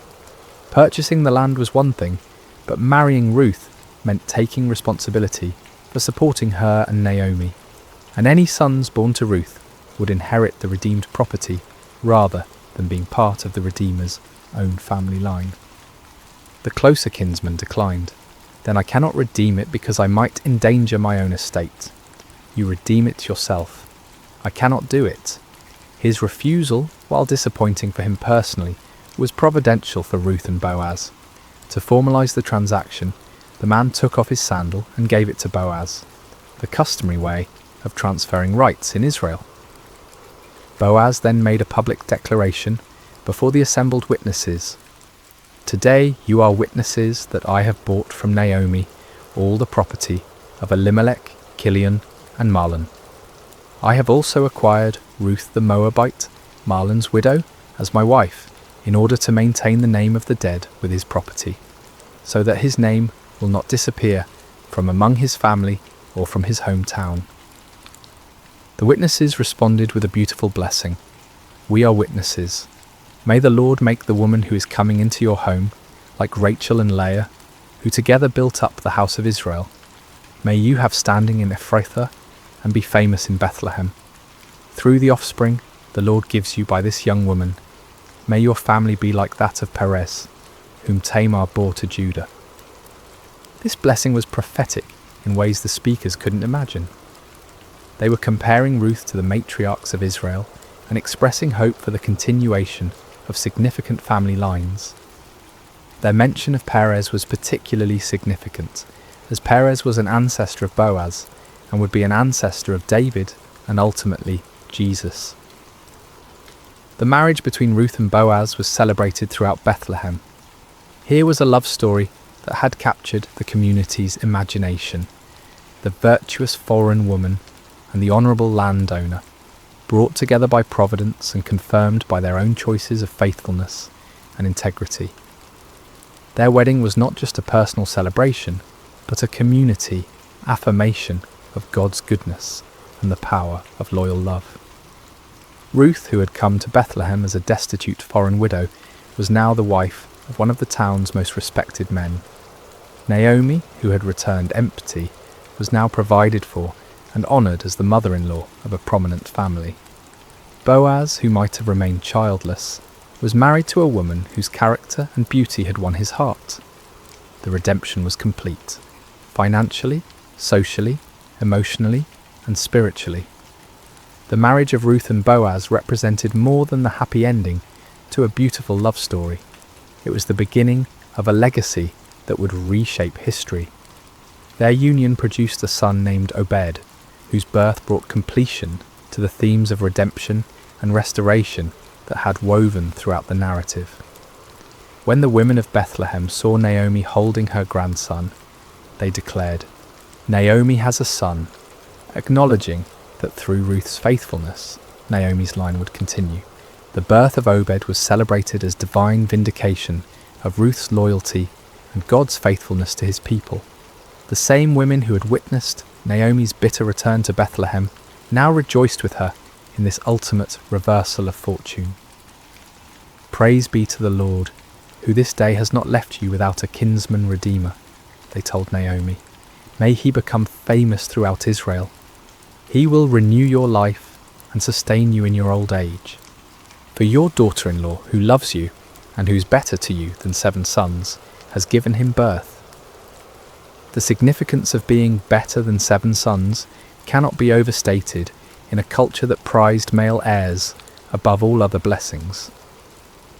7 was the number of completeness and perfection, so to say Ruth was better than 7 sons was to declare her the ultimate blessing, a foreign woman who had proven more valuable than the greatest treasure a family could hope for. But the story of Ruth and Boaz was part of a much larger narrative that wouldn't be fully revealed for generations. Their son Obed became the father of Jesse, who became the father of David, the shepherd boy who would become Israel's greatest king. Through their lineage, Ruth, the Moabite widow, became the great-grandmother of the man after God's own heart, whose dynasty would rule Israel and whose throne God promised would endure forever. The genealogy that concludes the book of Ruth traces the line from Perez, son of Judah and Tamar, through Boaz and Ruth to David, showing how Ruth's faithfulness became part of the messianic line. What began as a simple act of loyalty to a grieving mother-in-law ultimately contributed to God's plan for redeeming all humanity. Ruth's decision to stay with Naomi and adopt Israel's God placed her squarely in the centre of salvation history. This foreign woman, who could have been excluded from the covenant community, instead became one of only 4 women mentioned in Matthew's genealogy of Jesus, along with Tamar, Rahab and Bathsheba.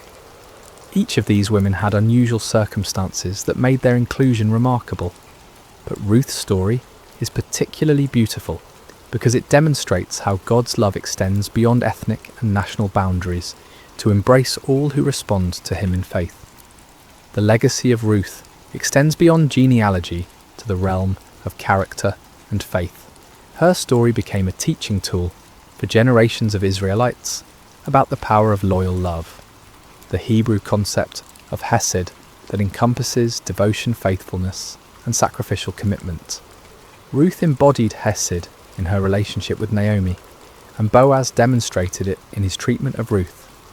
Their marriage was built on this foundation of covenant love that mirrors God's relationship with his people. Ruth's integration into Israelite society also established an important precedent for how foreigners could be welcomed into the covenant community. Her acceptance wasn't based on her ethnicity or social status, but on her character and faith. She proved that nationality was less important than loyalty, that birth circumstances mattered less than personal choices, and that God's family was open to all who chose to belong to it. The story of Ruth also demonstrates God's providence in the seemingly ordinary events of life. There were no dramatic miracles in Ruth's story, no parting of seas or walls falling down, yet God's hand guided every step. The timing of their arrival during harvest season, the chance encounter with Boaz's field, the availability of the kinsman-redeemer laws, the other redeemer's decision to decline his rights. All of these coincidences work together to create the perfect conditions for redemption and blessing. For Naomi, Ruth's legacy meant the restoration of everything she thought she had lost forever. Through Ruth's son, Naomi's family line continued, her security was assured, and her later years were filled with joy instead of bitterness. The woman who had asked to be called Mara, bitter, was now surrounded by the sweetness of new life and hope. For Boaz, marrying Ruth brought fulfillment he might never have expected. Instead of remaining childless, he became the father of a son who would carry on his name and values. His kindness to a foreign gleaner was rewarded with a love that enriched his life and extended his influence through generations. For Bethlehem and the wider community, Ruth's story became a testament to the power of character over circumstances. Her reputation for faithfulness outlasted her foreign origins, and her descendants would bring honour to the very town where she had once worked humbly in the fields. The house of bread, Bethlehem's meaning, became truly blessed through the presence of this woman who had chosen loyalty over security. The themes of Ruth's story, loyalty rewarded, faithfulness blessed, love conquering prejudice, and providence working through ordinary events, would resonate throughout Scripture and human experience. Her example of sacrificial love prefigures the ultimate sacrifice that would come through her descendant, Jesus, who would demonstrate the same kind of loyal love on a cosmic scale. Ruth's legacy teaches us that small acts of faithfulness can have eternal consequences, that God's plans often work through unlikely people in unexpected ways, and that the greatest blessings sometimes come disguised as difficult choices. Her decision to stay with Naomi seemed like the harder path, but it led to blessings she could never have imagined. As we close the pages of Ruth's story, we're left not with the thunderous echoes of conquest or the dramatic flourishes of miracle, but with something far more profound, the quiet certainty that love endures, that faithfulness matters, and that God's gentle hand guides even the most ordinary moments toward extraordinary purposes. Ruth's tale doesn't shout at us, it whispers truths that settle into our hearts, like seeds waiting for the right season to bloom. The beauty of Ruth's narrative lies in its accessibility. We may never face exile in a foreign land or need to glean in harvest fields, but we all encounter crossroads where we must choose between security and loyalty, between what's easy and what's right. Ruth's story reminds us that these moments, when we choose love over convenience, faithfulness over comfort, are the building blocks of legacy. In our contemporary world, where relationships are often disposable and commitment is seen as restriction rather than strength, Ruth's devotion to Naomi offers a counter-narrative. Her famous words, "Where you go, I will go, and where you stay, I will stay," weren't just poetry. They were a life philosophy that valued connection over independence, loyalty over self-preservation. In an age of radical individualism, Ruth models radical commitment. Her story also speaks to anyone who has ever felt like an outsider. Ruth was foreign by birth, widowed by circumstance, and poor by necessity. 3 strikes that should have kept her on society's margins. Yet through character and faith, she moved from the periphery to the centre of God's plan. Her journey from Moabite stranger to beloved ancestor of kings offers hope to everyone who has wondered if their background, circumstances, or mistakes disqualify them from significance. The gentleness of God's providence in Ruth's story offers comfort to those who wonder if their lives matter in the grand scheme of things. There were no burning bushes or angelic visitations in Ruth's experience, just the quiet orchestration of ordinary events toward extraordinary outcomes. Her story suggests that God is just as present in the mundane moments as in the miraculous ones, working through harvest seasons and chance encounters to weave tapestries of grace. For those experiencing seasons of loss like Naomi, Ruth's story offers hope without minimizing pain. Naomi's bitterness was real and justified. She had lost everything that mattered to her. Yet through Ruth's faithfulness and God's providence, her empty hands were filled again. The story doesn't suggest that loss isn't real, or that pain isn't valid, but it does promise that emptiness isn't the end of the story. Boaz represents the power of kindness and integrity in a world that often seems harsh and selfish. His treatment of Ruth demonstrates how one person's compassion can transform another's entire trajectory. He saw beyond her circumstances to her character, beyond her foreignness to her faithfulness. In doing so, he models how we might approach the marginalised and struggling people in our own communities. The redemption theme that runs throughout Ruth's story speaks to our deepest longing for second chances and new beginnings. Ruth redeemed Naomi's emptiness through loyalty. Boaz redeemed Ruth's vulnerability through love. Their union redeemed a family line that seemed destined for extinction. This pattern of redemption points toward the ultimate Redeemer, who would come through their lineage, offering restoration to all who are broken, lost, or forgotten. Perhaps most powerfully, Ruth's story reminds us that our choices ripple through eternity in ways we cannot foresee. When Ruth chose to stay with Naomi, she had no idea she was choosing to become the great-grandmother of King David or an ancestor of Jesus. She simply chose love.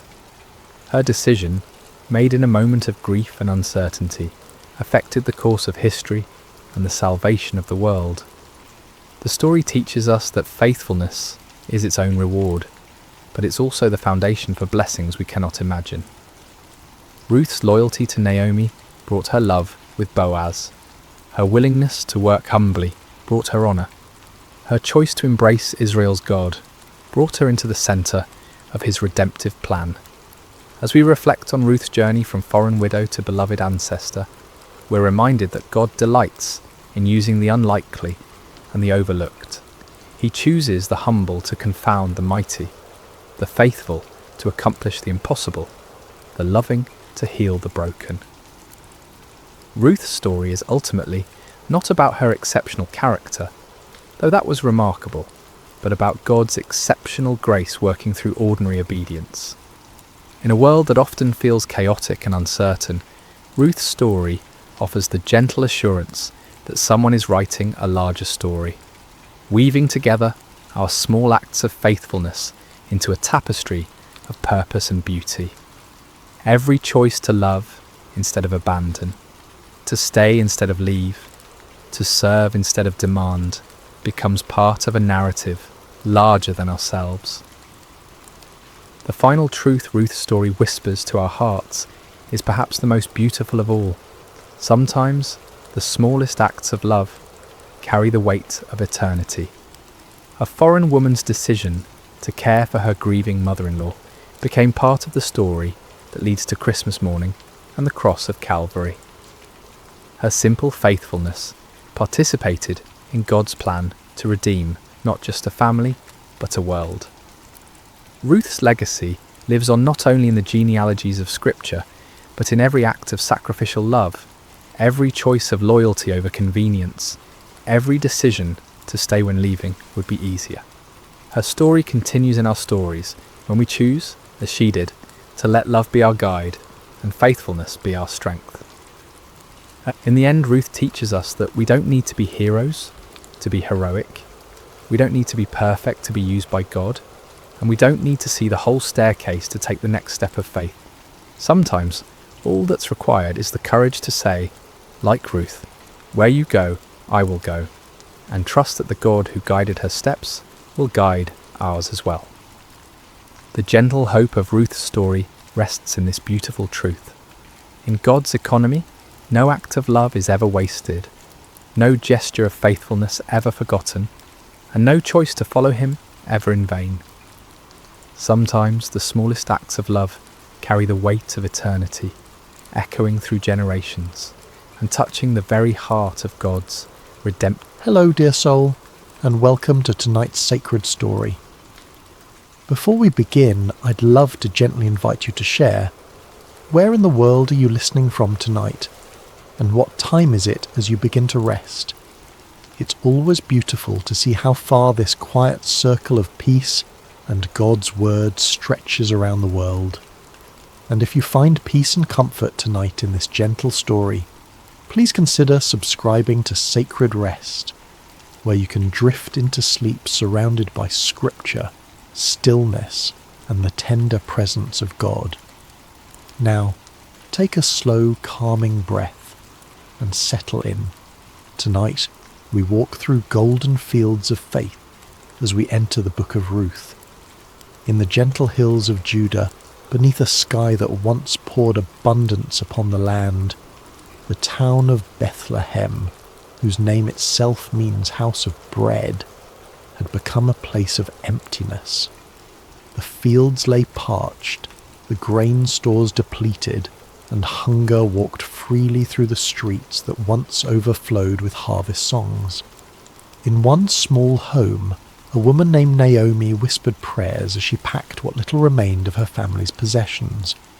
Her husband Elimelech stood at the threshold, his eyes fixed on the horizon, toward the land of Moab where rumours of plenty had reached their desperate ears. Their 2 sons, Mahlon and Chilion, young men with dreams still unformed, helped secure their meagre belongings for the journey ahead.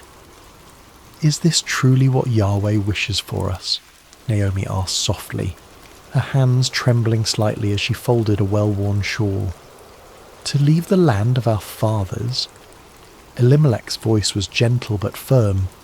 Sometimes faith means following the path of provision, wherever it leads. We go to survive, beloved. We go to live. And so they set out, a small family among many who sought survival beyond their homeland's borders. The road stretched long before them, a winding path into uncertainty. With each step away from Bethlehem, Naomi felt the weight of leaving grow heavier, like gathering storm clouds behind them. Moab received them with fields less barren than those they had left. They built a simple life there, foreigners in a strange land that worshipped strange gods. They kept to themselves, honouring the Sabbath in quiet ways, speaking of Yahweh in evening whispers when the day's work was done. But sorrow knows no boundaries, respects no borders. It found them even there, across the Dead Sea from their homeland. First came the quiet, unexpected night when Elimelech did not wake with the dawn. Naomi wept as they buried him according to their customs, as best they could in foreign soil. Her sons stood like slender reeds on either side of her, bending in the wind of grief but not breaking. Time continued its patient march. The sons found wives among the Moabite women. Mahlon married Ruth, a woman with gentle eyes and a voice like summer rain. Chilion took Orpah, whose laughter could brighten even their darkest days of longing for home. For 10 years they lived thus, not in abundance, but in enough, until enough became too little and the shadows returned. First Mahlon grew ill, his strength fading like evening light. Then Chilion, as if unable to walk this world without his brother, followed him into that quiet night from which no traveller returns. 3 widows remained, their grief a shared language that needed no translation. When news reached them that the famine had lifted in Judah, Naomi's heart turned homeward. What remained for her in this land of sorrows? Better to die in the place of her birth, among her own people, than to continue as a stranger in a land that had taken everything she loved. "Go back," she told her daughters-in-law, her voice thick with both love and sorrow. "Return to your mothers' homes. May Yahweh deal kindly with you, as you have dealt with the dead and with me." She kissed them farewell, and the 3 women wept together, their tears mingling like rivers converging. Orpah's departure was a slow, reluctant walking away, her form growing smaller on the horizon, turning back once, twice, before finally disappearing around a bend in the road. But Ruth stayed. When Naomi urged her again to follow Orpah's path, Ruth's embrace tightened, her voice steady despite her tears. "Do not urge me to leave you," she whispered, the words flowing from somewhere deeper than thought. "Where you go, I will go. Where you stay, I will stay. Your people will be my people, and your God, my God. Where you die, I will die, and there I will be buried.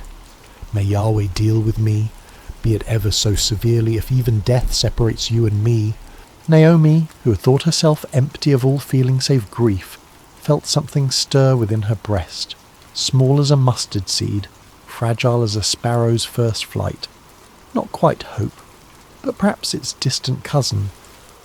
And so they walked together, 2 widows on the road to Bethlehem, Naomi returning, Ruth arriving. The older woman's steps were heavy with memories, the younger's light with the strange freedom that comes from choosing one's path with complete clarity. They arrived as the barley harvest was beginning, the fields around Bethlehem rippling like a green sea in the gentle breeze. Women drawing water recognized Naomi despite the years and sorrows that had reshaped her face. "Can this be Naomi?" they asked, voices bright with surprise. "Do not call me Naomi," she replied, the name that meant pleasant now a bitter irony on her tongue. "Call me Mara, for the Almighty has made my life very bitter. I went away full, but Yahweh has brought me back empty." As the women of Bethlehem welcomed them with curious eyes and hesitant embraces, Ruth stood quietly by Naomi's side, her hand a steady presence on the older woman's arm. In this moment, on this threshold between past and future, neither could know what fields of possibility lay before them, what harvest Yahweh was already preparing, or how their names would one day be spoken with reverence across centuries yet unborn.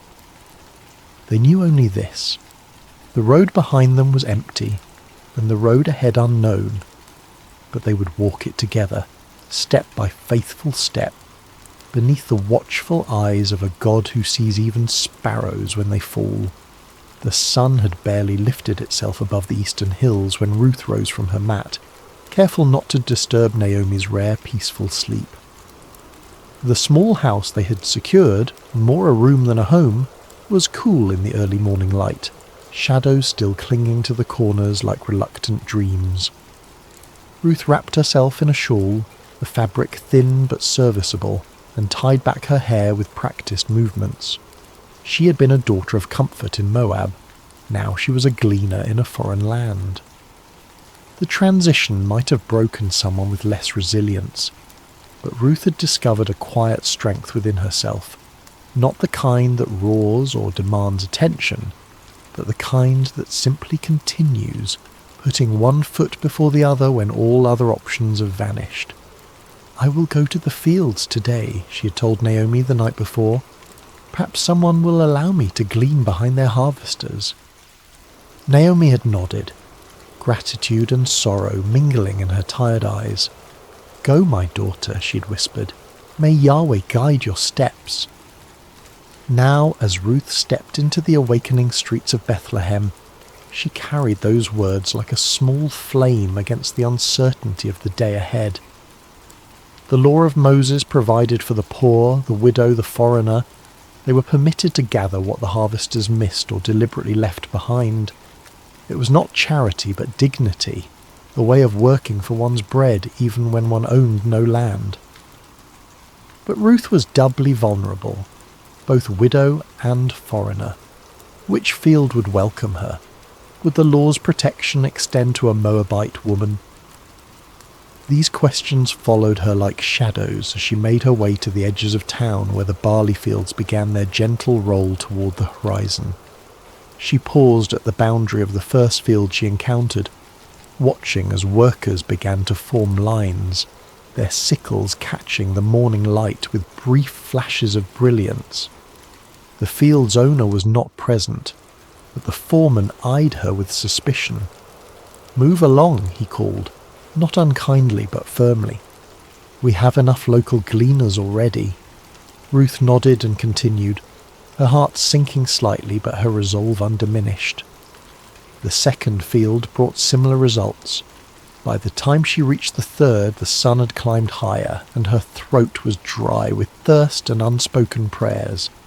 This field seemed different somehow. The workers moved with a relaxed efficiency, and there was conversation, even occasional laughter among them. Ruth hesitated, then approached the foreman, her eyes modestly lowered but her voice clear. "Please, sir," she said, "might I glean among the sheaves behind your harvesters? I will be careful not to disturb their work." The foreman studied her for a long moment, noting her foreign accent, the quality of her garments that spoke of better days now past. Something in her demeanour, a dignity that hardship had failed to diminish, made him nod slowly. "You may," he said. "Stay close to my servant girls, drink from our water jars when you thirst, and rest in the shade when the sun grows too fierce." Ruth's gratitude was a physical sensation, warm in her chest. "Thank you," she whispered. "You're most kind to a stranger." The work was harder than anything she'd done before, bending, searching, gathering the scattered stalks left behind. The sun climbed higher, its heat a heavy blanket across the fields. The other gleaners, mostly local widows and their children, kept their distance, though their curious glances sometimes found her. But Ruth worked steadily. Her determination measured in each stalk added to her growing bundle. By midday she'd gathered enough to make the effort worthwhile, though her back ached and her hands were rough with new blisters. She was resting briefly in the shadow of a large sycamore at the field's edge when a commotion among the workers drew her attention. A man had arrived, tall, broad-shouldered, with the bearing of someone accustomed to respect. The foreman hurried to greet him, and the workers called out blessings. "The Lord be with you," the man responded, his voice carrying across the field. "The Lord bless you," they answered in unison.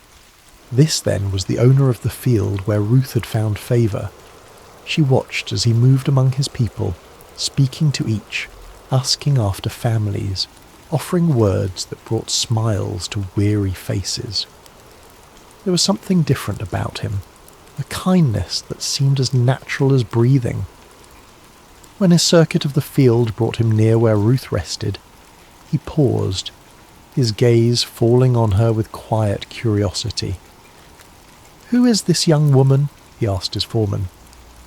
"She is the Moabite who came back with Naomi," the man replied. "She asked permission to glean behind the harvesters. She has worked steadily since morning, with only this brief rest."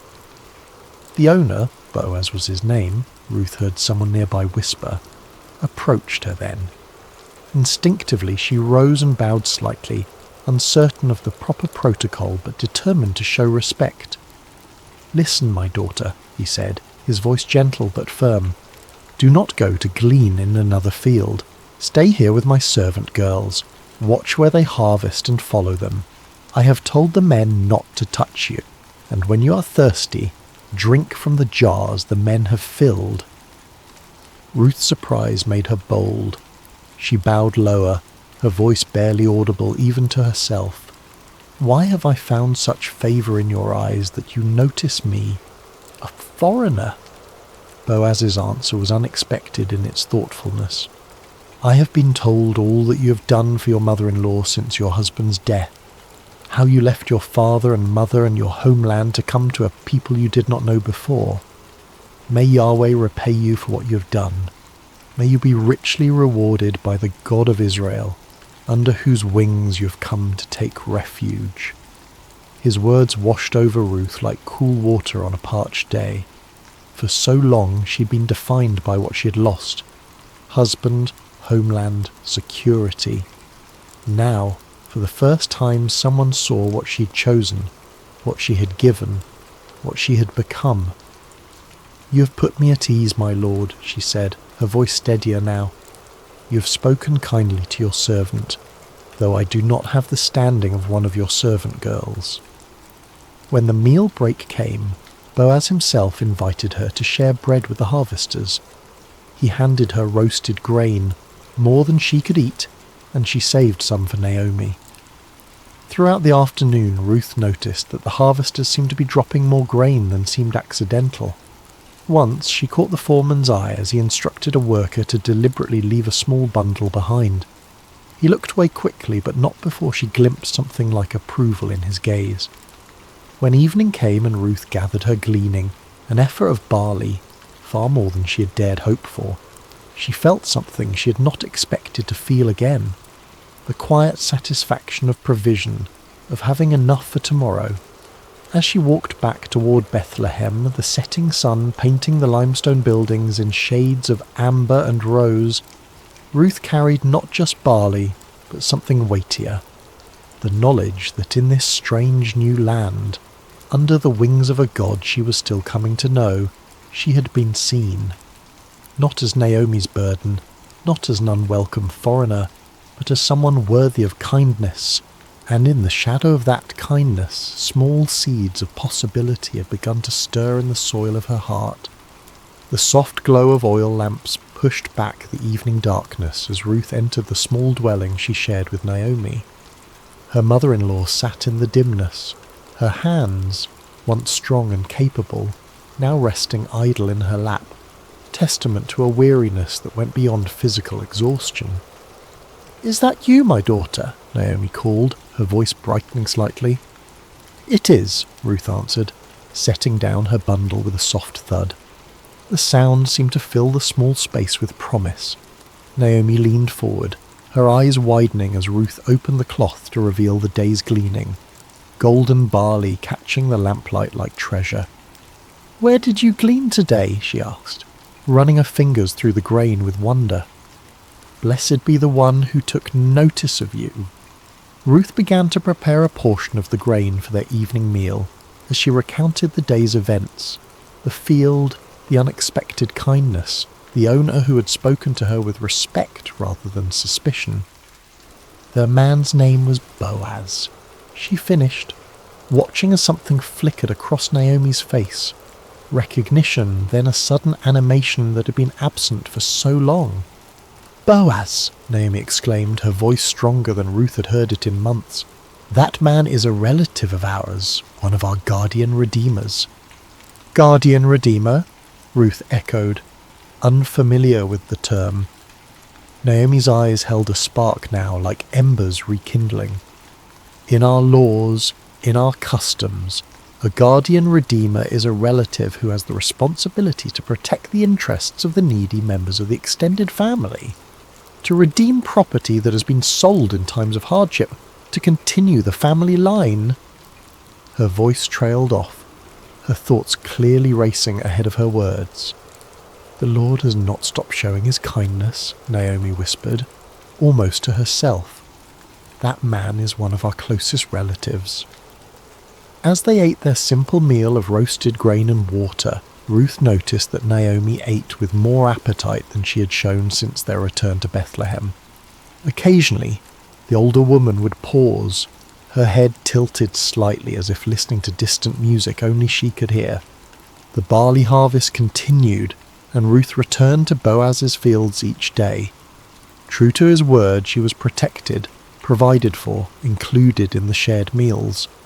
Some of the local women began to speak to her, their initial wariness giving way to cautious friendship. Ruth learned their names, heard stories of their children, shared in the communal rhythm of the harvest. When the barley harvest gave way to wheat, she remained in Boaz's fields, her presence now familiar, her diligence respected. Each evening she returned to Naomi with her gleanings. Each morning she rose before dawn to begin again. As the wheat harvest neared its end, Naomi called Ruth to sit beside her one evening. The older woman's face was thoughtful, her voice quiet but determined. "My daughter," she began, "should I not seek rest for you, that it may be well with you? Is not Boaz our relative, with whose young women you have been working? See, he's winnowing barley tonight at the threshing floor." Ruth listened carefully as Naomi outlined a plan. Bold, unconventional, but rooted in custom and law. She was to bathe, anoint herself with fragrant oil, put on her best garment, and go to the threshing floor where Boaz would be sleeping to guard the harvest. After he had eaten and drunk and lain down, she was to uncover his feet and lie down there, a symbolic gesture, a quiet request for protection. "All that you say I will do," Ruth promised, though her heart fluttered with uncertainty. She trusted Naomi's wisdom, trusted that this was not a plan born of desperation but of genuine care and cultural understanding. That night, the stars seemed to hang lower in the sky as Ruth made her way to the threshing floor. The celebration of harvest's end was winding down. Men who had worked hard now rested deeply, their forms dark shapes against the pale circle of the threshing floor. She moved quietly, carefully, finding Boaz where he slept at the edge of a heap of grain. With trembling hands she uncovered his feet and lay down, her heart pounding so loudly she feared it might wake him before the right moment. The night air was cool, the ground hard beneath her, but Ruth remained still, waiting. Near midnight, Boaz stirred, startled to find someone at his feet. "Who are you?" he asked, his voice thick with sleep but not angry. "I am Ruth, your servant," she answered, her voice barely above a whisper. "Spread the corner of your garment over me, for you are a guardian redeemer." There was a long silence during which Ruth could hear only her own heartbeat and the distant call of a night bird. Then Boaz spoke, his voice warm with emotion she hadn't expected. "The Lord bless you, my daughter," he said gently. "This kindness is greater than what you showed earlier. You have not run after younger men, whether rich or poor, and now don't be afraid. I will do for you all you ask. All the people of my town know that you are a woman of noble character." His words washed over her like a blessing, affirming not just her request but her person, her character, her choices, her worth. "It is true that I am a guardian redeemer," he continued, his voice thoughtful. "But there is a guardian redeemer more closely related than I. Stay here for the night, and in the morning, if he wants to redeem you, good. Let him redeem you. But if he is not willing, as surely as the Lord lives, I will redeem you. Now, lie here until morning." Ruth lay at his feet until dawn began to paint the eastern sky with the first pale colours of day. Before it was light enough for people to recognize each other, Boaz gently woke her. "Let it not be known that a woman came to the threshing floor," he said, practical and protective. Then he measured out 6 measures of barley, a generous gift, a promise of more to come, and placed it in her shawl. "Don't go back to your mother-in-law empty-handed," he explained. When Ruth returned and recounted the night's events, Naomi's eyes shone with a mixture of tenderness and satisfaction. "Wait, my daughter," she counselled, "until you find out what happens, for the man will not rest until the matter is settled today." And as the morning light filled their small home, Ruth felt a strange peace settle over her. Not the peace of certainty, for much remained unresolved, but the peace that comes from having taken a step in faith, from having placed one's future in hands both human and divine. Outside, the streets of Bethlehem were coming to life. Somewhere in the town, Boaz was already moving toward the city gate, where matters of law and redemption were settled. Whatever the day would bring, Ruth knew that she had been seen, heard and valued, not despite her foreignness, her widowhood, her poverty, but somehow mysteriously, because of the person these circumstances had revealed her to be. And in that knowledge, she found a quiet strength to wait, to hope, to trust in the unfolding of a story that suddenly seemed larger than her own life. A story written in fields of barley and wheat, in promises spoken in the darkness, in the steadfast love of a God who sees the sparrow fall and counts the hairs on every head. The morning light spilled across Bethlehem like honey warm and golden. Boaz had risen early, his mind filled with purpose, his heart with a mixture of hope and determination. He made his way to the town gate, the place where elders gathered, where business was conducted, where justice was administered in full view of the community. He had barely settled himself when the guardian redeemer he had mentioned to Ruth approached. "Come over here, my friend," Boaz called, motioning to a seat beside him. "Sit down here." The man complied, curious about this formal invitation. Boaz then gathered 10 elders of the town, asking them to sit as witnesses. What was about to transpire was no small matter. It concerned inheritance, redemption, the continuation of a family line that had nearly been extinguished. "Naomi, who has returned from Moab," Boaz began carefully, "is selling the piece of land that belonged to our relative Elimelech. I thought I should bring the matter to your attention and suggest that you buy it in the presence of these seated here and in the presence of the elders of my people." The relative's eyes brightened with interest.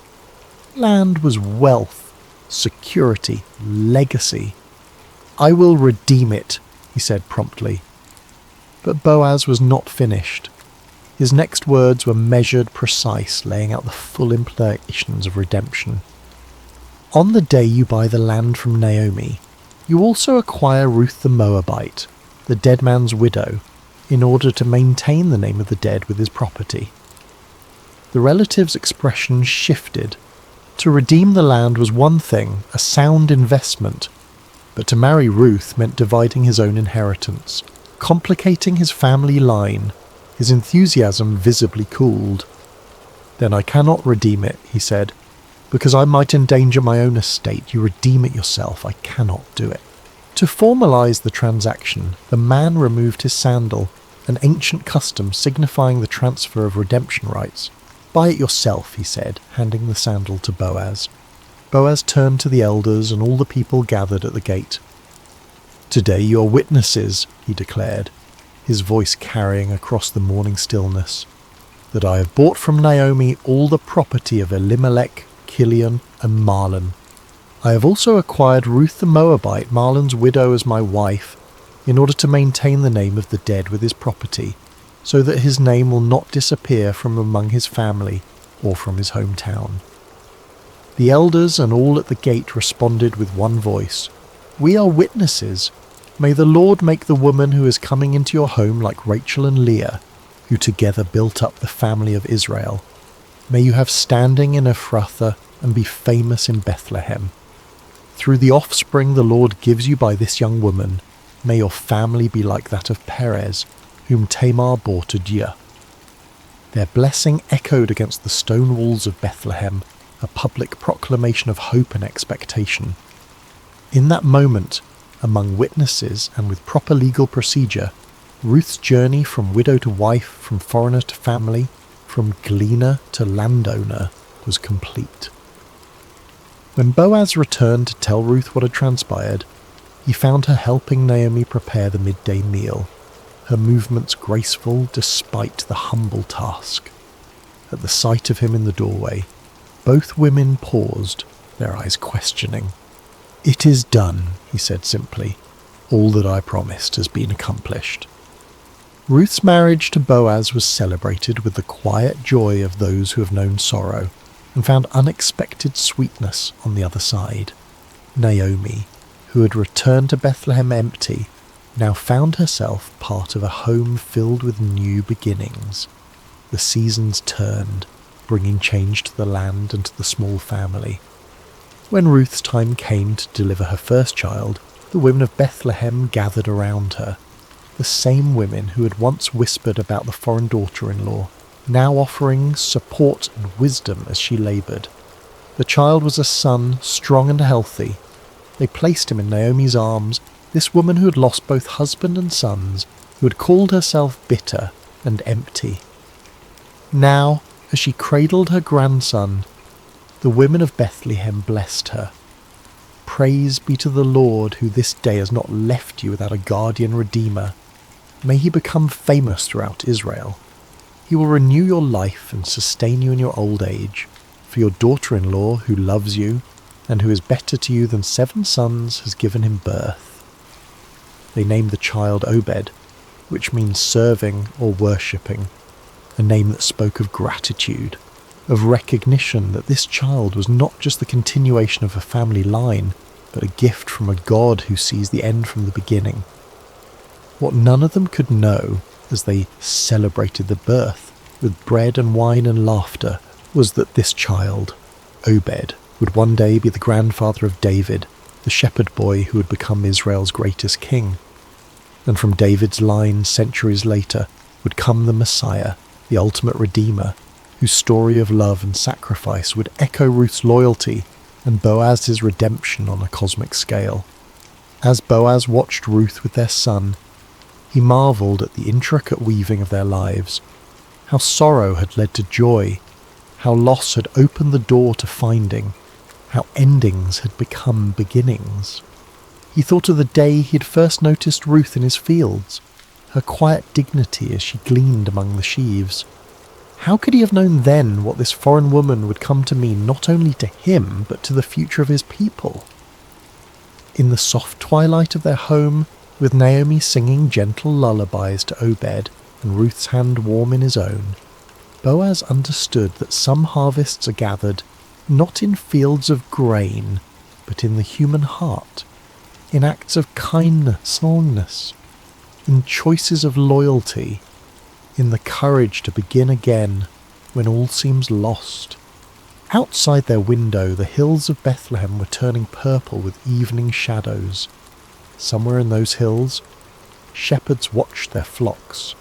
Stars began their nightly vigil, and the world continued its ancient rhythms of planting and harvest, of birth and death, of loss and redemption.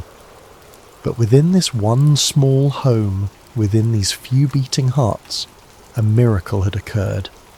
The quiet, everyday miracle of restoration, of empty hands being filled again, of bitter lives turning sweet, of a future reclaimed from the ashes of the past.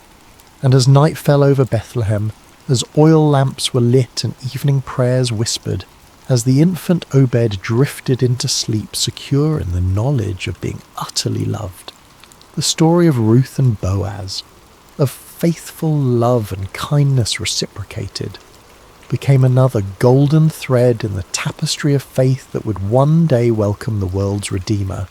The stars appeared one by one in the deepening blue of the evening sky, like silver seeds scattered across a celestial field.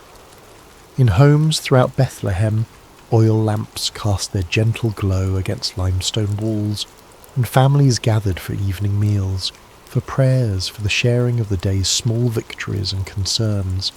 In one such home, the home of Boaz, Ruth, and Naomi, the day was drawing to its peaceful close.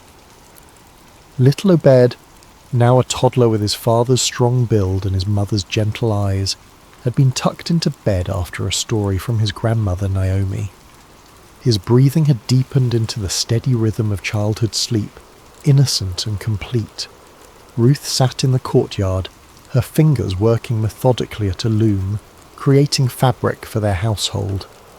The rhythmic movement of the shuttle was soothing, meditative, a dance between yarn and skill that produced something both beautiful and necessary. Boaz watched her from the doorway, struck again by the quiet grace that had first drawn him to her in the fields. "Your hands create such beauty," he said softly, joining her in the cool evening air. Ruth smiled, her eyes never leaving her work. "My mother taught me to weave when I was a child," she replied. "She said that the making of cloth is like the making of a life, thread by thread, day by day, until a pattern emerges that was invisible at the beginning." Naomi appeared in the doorway, carrying a small cup of wine. "The child sleeps," she announced, her voice warm with contentment. "He asked again for the story of how his mother came from a distant land." "And did you tell him?" Boaz asked, making room for Naomi on the bench beside him. "I did," Naomi nodded, taking a small sip of wine. "I told him how Ruth chose love over safety, how she gleaned in the fields, how you noticed her and showed kindness." "He likes that part," Ruth added with a smile, "the part where his father was the hero." Boaz shook his head gently. "If there is a hero in our story, beloved, it is not I. It is you who left everything familiar to follow Naomi. It is Naomi who endured loss upon loss, yet found the strength to return home. It is the Lord who guided each step, though we could not see the path ahead." The three sat in comfortable silence for a moment, each lost in their own thoughts. The night air was cool but not cold, fragrant with the scent of ripened fruit from the small orchard that bordered their property. In the distance, a shepherd's flute played a melancholy tune, its notes drifting over the sleeping town like a blessing. "Do you ever think," Naomi said eventually, her voice thoughtful, "of how differently things might have unfolded if the famine had never come, if my sons had lived, if Ruth had returned to her mother's house as Orpah did?" Boaz reached for Ruth's hand, his calloused palm enveloping her smaller one. "I think of it often," he admitted, "how 1,000 different choices, 1,000 different circumstances might have led us all elsewhere. Yet here we are, brought together by both sorrow and joy." Ruth set aside her weaving, her eyes reflecting the first bright stars. "In Moab," she said softly, "we had a saying, The path to the garden often leads through the desert. I did not understand it fully until I lived it. And now, Naomi asked. Now I understand that sometimes the desert is necessary, Ruth answered. Sometimes the empty road, the lonely field, the long night of waiting, these are not detours from God's plan, but the very path itself. Boaz nodded, his face solemn in the gathering darkness. When I was a younger man, he said, I often questioned why the Lord had not blessed me with a wife, with children. I watched my friends build families while I built barns and storehouses. I wondered if I had somehow missed the fullness of life. He looked at Ruth, his eyes soft with wonder even after these years together. Now I see that I was waiting for you, though I did not know it. That each harvest I oversaw, each field I planted, was preparation for the day when a Moabite widow would come to glean among my sheaves. Naomi's laugh was gentle, without bitterness. And I, who accused the Lord of emptying my hands, look what he has filled them with. She gestured toward the house where Obed slept, toward the small but thriving household that had grown around her. Sometimes emptiness is just the space God is creating for something new. As they sat together in the deepening twilight, a sense of reverent gratitude settled over them. Not the loud exuberance of those who have never known loss, but the deeper, quieter joy of those who have walked through shadows and found light waiting on the other side. The tale of their lives, this unexpected family, formed from fragments of broken dreams, would be told and retold through generations. Not because it was extraordinary in its outward circumstances, but because it revealed an extraordinary truth, that in the hands of a loving God nothing is wasted. Not grief, not loyalty, not kindness, not love freely given with no expectation of return. In the quiet darkness of Bethlehem, as the household of Boaz and Ruth prepared for sleep, they could not know how their story would echo through time, how the great-grandson of their son would be anointed king of Israel, how from their lineage would come the promised Messiah.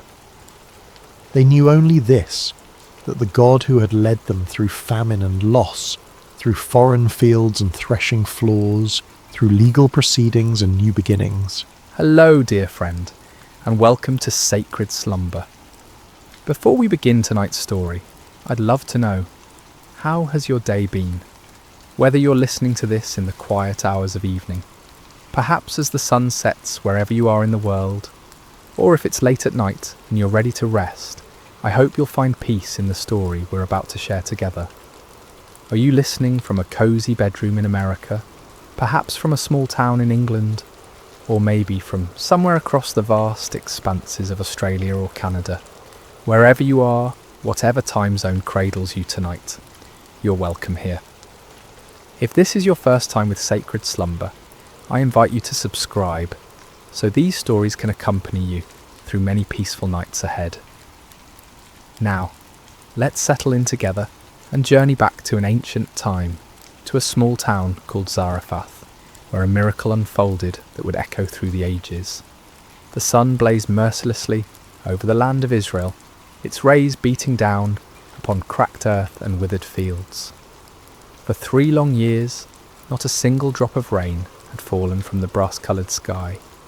The rivers had dwindled to dusty beds, lined with sun-bleached stones, and the wells that once bubbled with fresh water now echoed hollow when a stone was dropped into their depths. This terrible drought was no accident of nature.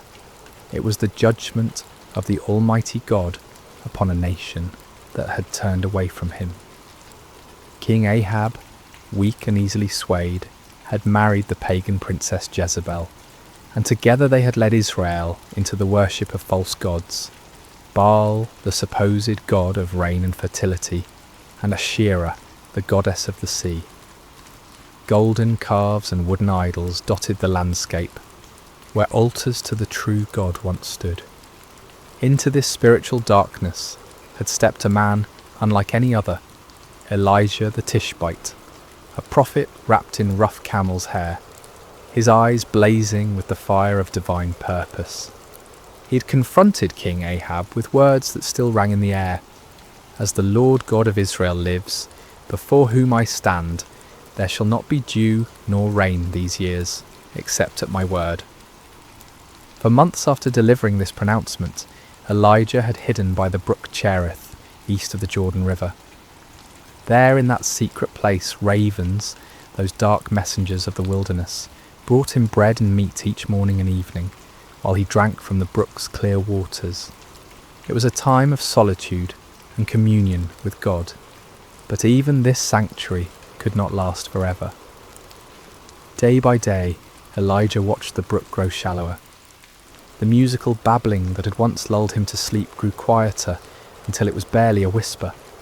Soon only scattered puddles remained, then mere dampness in the sand, and finally nothing but a dry bed where life-giving water had once flowed. It was then, when human resources failed and earthly security vanished, that the word of the Lord came to Elijah again. "Arise, go to Zarephath, which belongs to Sidon, and dwell there. See, I have commanded a widow there to provide for you." Zarephath. The name meant a place of refining, and how fitting it would prove to be. This small Phoenician town, nestled along the Mediterranean coast north of Israel, was under Gentile rule, beyond the borders of the chosen people, in a land where Baal and Asherah were worshipped openly. Yet it was here, in this unlikely place, that God would work one of his most tender miracles. So Elijah gathered his simple possessions, his mantle, his staff, and the unwavering faith that had sustained him through these years of drought and hiding. The sun was high as he began his journey northward, his feet raising small clouds of dust from the parched earth. Behind him lay the dried brook and the memories of miraculous provision. Ahead lay uncertainty, but also the promise of God's continued care. As he walked, Elijah might have pondered the strangeness of God's ways. Here was a Hebrew prophet, a man who had proclaimed judgment upon Israel for their worship of foreign gods, now being sent to a foreign land where those very gods were revered. Yet if the years had taught him anything, it was that the Lord's thoughts were higher than his thoughts, and the Lord's ways past finding out. The journey from the Jordan Valley to the coastal region of Zarephath would take several days. Elijah travelled through landscapes scarred by drought, abandoned villages where the wells had run dry, fields where the stubble of failed crops crunched beneath his sandals, and hillsides where olive trees stretched their gnarled branches skyward in silent supplication for rain that would not come. At night he slept under stars that seemed to burn with unusual intensity in the clear, dry air. The moon, when it appeared, cast sharp shadows on the lifeless landscape, and sometimes he could hear, in the distance, the mournful cry of jackals searching for water in the empty wadis. But even as the physical landscape spoke of judgment and desolation, Elijah's heart remained anchored in hope. The same God who had sent ravens to feed him, who had made water spring from rock for Moses, who had provided manna in the wilderness for the children of Israel, had promised that a widow in Zarephath would care for him. It seemed impossible, even absurd. What widow in this time of famine would have enough to share? Yet Elijah had learned that impossibility was often the very stage upon which God chose to display his glory. On the third day of his journey, the scent of the sea began to reach his nostrils, carried on breezes that offered little relief from the heat, but spoke of his approaching destination. The landscape gradually changed from the brown hills of inland Palestine to the terraced slopes that descended toward the Mediterranean coast. In the distance, he could see the blue expanse of the great sea, its surface shimmering like hammered metal under the relentless sun. As he crested the final hill before Zarephath, Elijah paused to survey the town spread below him. It was modest in size, its flat-roofed houses clustered around a small marketplace, with narrow streets winding between them like tributaries of a dry river. The town's walls, though not as grand as those of the great cities, spoke of a community that had weathered many storms. Fishing boats lay pulled up on the beach, their nets spread out to dry, though in these days of little rain, even the sea seemed less generous with its bounty. Smoke rose from only a few chimneys, a sign that even here, far from Israel, the effects of the drought were being felt. Fuel was precious, when every piece of wood might be needed for cooking what little food remained, and families were learning to make do with cold meals and carefully rationed provisions. As Elijah descended the hill toward the town gate, his stomach reminded him that it had been hours since his last meal. The ravens no longer came with their mysterious daily provision, and the bread in his travelling pouch was long since consumed. For the first time in months, the prophet experienced the gnawing uncertainty that had become the constant companion of countless families throughout the region. But even as hunger and weariness pressed upon him, Elijah's step remained steady. Somewhere in this foreign town was a widow whom God had prepared to be his instrument of provision. The prophet did not know her name, her face, or her circumstances. He knew only that the Lord had spoken, and that was enough. The sun was now approaching its zenith as Elijah neared the gates of Zarephath, his shadow a small dark pool at his feet. Soon, very soon, he would meet the woman through whom God intended to demonstrate that his care extends beyond all human boundaries, his provision beyond all human understanding, and his power beyond even the finality of death itself. The stage was set for a miracle that would begin with a simple request for water and a piece of bread, but would culminate in wonders that neither the prophet nor the widow could have imagined. In this place of refining, in this encounter between a Hebrew man of God and a Gentile woman of faith, the character of the Almighty would be revealed in ways both tender and magnificent. The gates of Zarephath stood open in the midday heat, their wooden beams weathered and worn by countless seasons of sun and storm. As Elijah approached, he could see that the usual bustle of a town entrance was notably absent. No merchants haggled over goods, no children played in the dust, no elders sat in the shade discussing the affairs of the day. The drought and its accompanying famine had drained the life from this place, leaving behind only the essential movements of survival. Elijah's throat was parched from his long journey, and his lips were cracked from the dry air. Each step sent small puffs of dust up from the hard-packed earth, and the prophet found himself scanning the area, hopefully for any sign of a well or fountain. His eyes, accustomed to the blazing light of the Palestinian sun, squinted as he tried to make out the details of his surroundings. It was then that he noticed her, just outside the town gates near a grove of scraggly olive trees that had somehow managed to survive the prolonged drought. A woman was bent over, methodically gathering fallen sticks and dead branches. Her movements were slow and deliberate, speaking not of laziness but of the careful conservation of energy that comes from prolonged hunger. Her clothing, once perhaps a deep blue or brown, had faded to the nondescript colour of dust and wear, patched in several places with fabric that didn't quite match. As Elijah drew closer, he could see that she was neither young nor old, but somewhere in that middle season of life, where a woman's beauty becomes less about the freshness of youth and more about the character etched in her features by joy and sorrow, hope and disappointment. Her dark hair, streaked with premature grey that spoke of hardship born before its time, was partially covered by a worn headscarf that had slipped back as she worked. There was something in her posture, a weariness that seemed to go beyond physical exhaustion, that made Elijah's heart stir with compassion. This was a woman who had carried burdens, who had made hard choices, who had watched her resources dwindle day by day until she was reduced to gathering sticks in the heat of the day. The prophet paused for a moment, studying her face as she worked. In her features, he could read the story of the drought's impact on ordinary people. Her cheeks were hollow, her eyes shadowed with the particular kind of worry that comes from watching a child grow thin. Yet there was also a quiet dignity about her, a refusal to surrender to despair, even in the face of seemingly impossible circumstances. "Excuse me," Elijah called softly, his voice rough from thirst and travel. The woman looked up, startled. Her eyes widened slightly as she took in the appearance of this stranger. His rough clothing, his weathered features, the staff in his hand that marked him as a traveller from far away.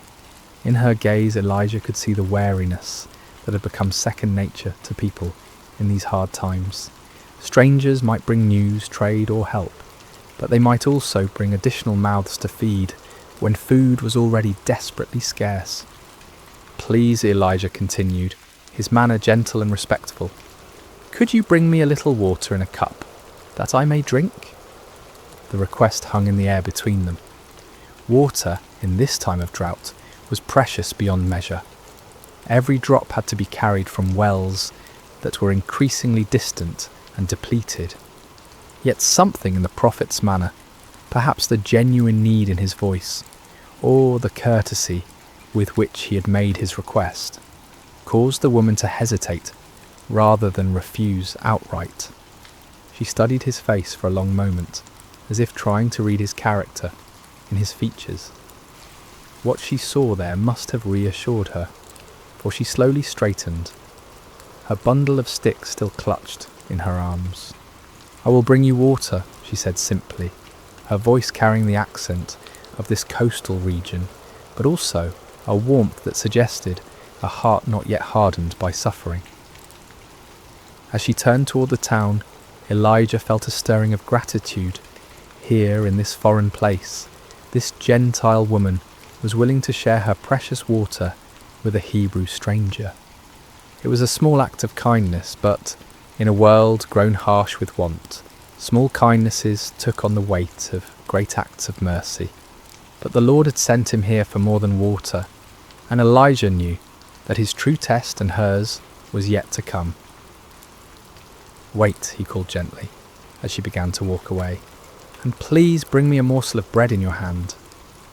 The woman stopped as if struck. She turned back to him, and now her face bore an expression of such profound sadness that Elijah felt his heart constrict. The weariness he had noticed before was nothing compared to the look of desperate finality that now clouded her features. "As the Lord your God lives," she replied, and there was no anger in her voice, only a crushing weariness and the terrible honesty of someone who has nothing left to lose. "I do not have bread, only a handful of flour in a bin and a little oil in a jar. See, I am gathering a couple of sticks that I may go in and prepare it for myself and my son, that we may eat it and die." The words fell between them like stones dropping into a deep well. This was not the casual refusal of someone unwilling to share, nor the calculated response of someone hoarding resources. This was the stark reality of a mother who had come to the end of all earthly hope, who had measured her remaining provisions with the careful precision of someone planning a final meal. Elijah felt the weight of her despair, but he also felt the stirring of something else, the peculiar lifting of spirit that came when he sensed the Lord was about to move in power. How often had he seen this pattern? The moment when human resources failed completely was precisely the moment when divine intervention began. "Do not fear," he said, and his voice carried a new authority, a confidence that seemed to come from somewhere beyond his own understanding. The words were not merely a comfort, but a command, spoken with the certainty of someone who had learned to recognize the voice of the Almighty. The woman's eyes widened at the change in his tone. Something had shifted in this stranger's demeanour, as if he had suddenly remembered who he was and whom he served.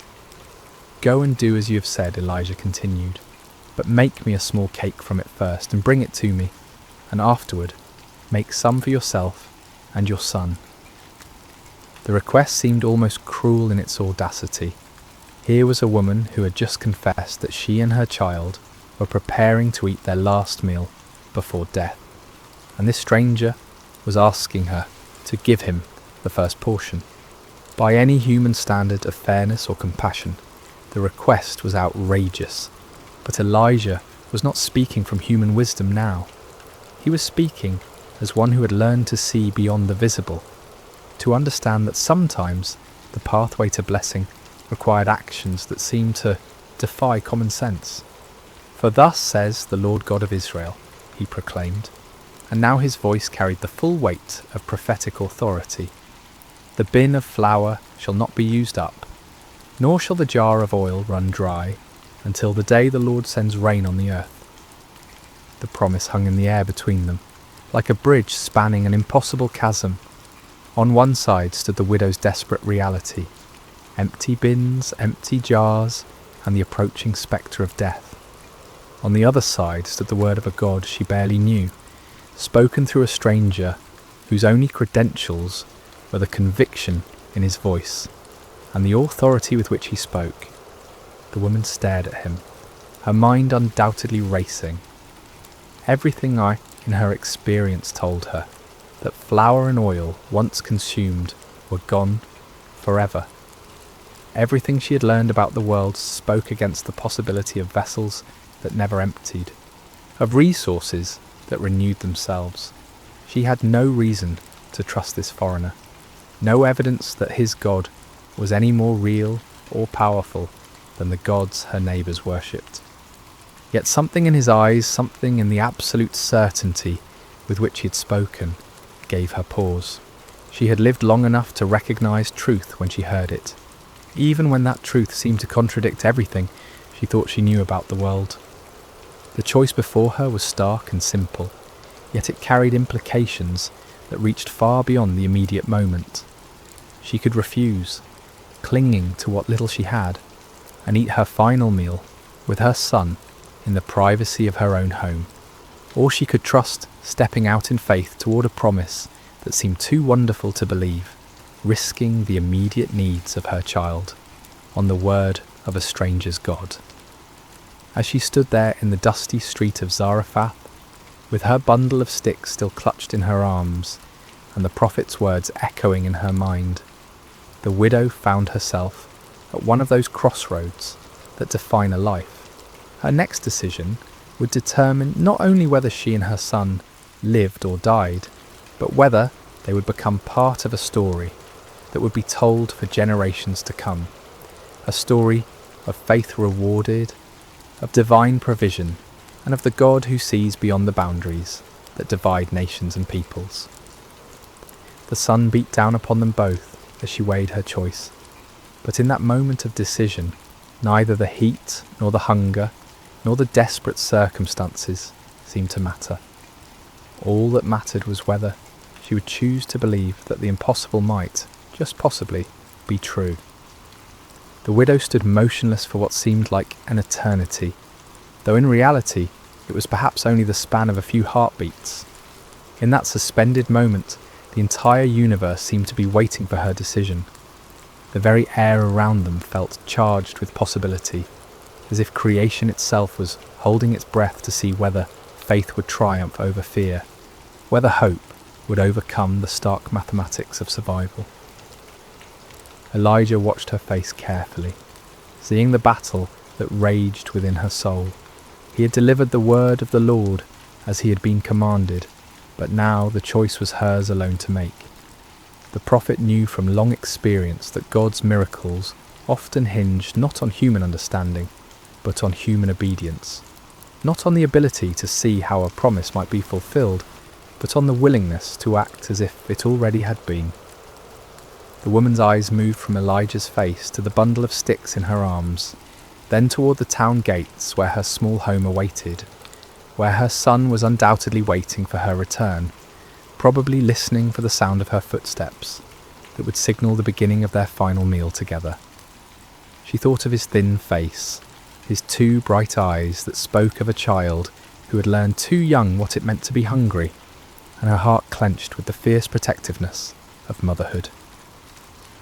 Yet something else stirred within her as well, a memory perhaps of stories she had heard as a child about the God of the Hebrews, the one who was said to part seas and rain bread from heaven. Or perhaps it was simpler than that, nothing more than the recognition that she'd already lost everything that could be lost, and in that place of complete surrender there was a strange kind of freedom. "I will do as you have said," she whispered finally, her voice so quiet that Elijah had to lean forward to hear her words. The decision, once made, seemed to infuse her with new energy.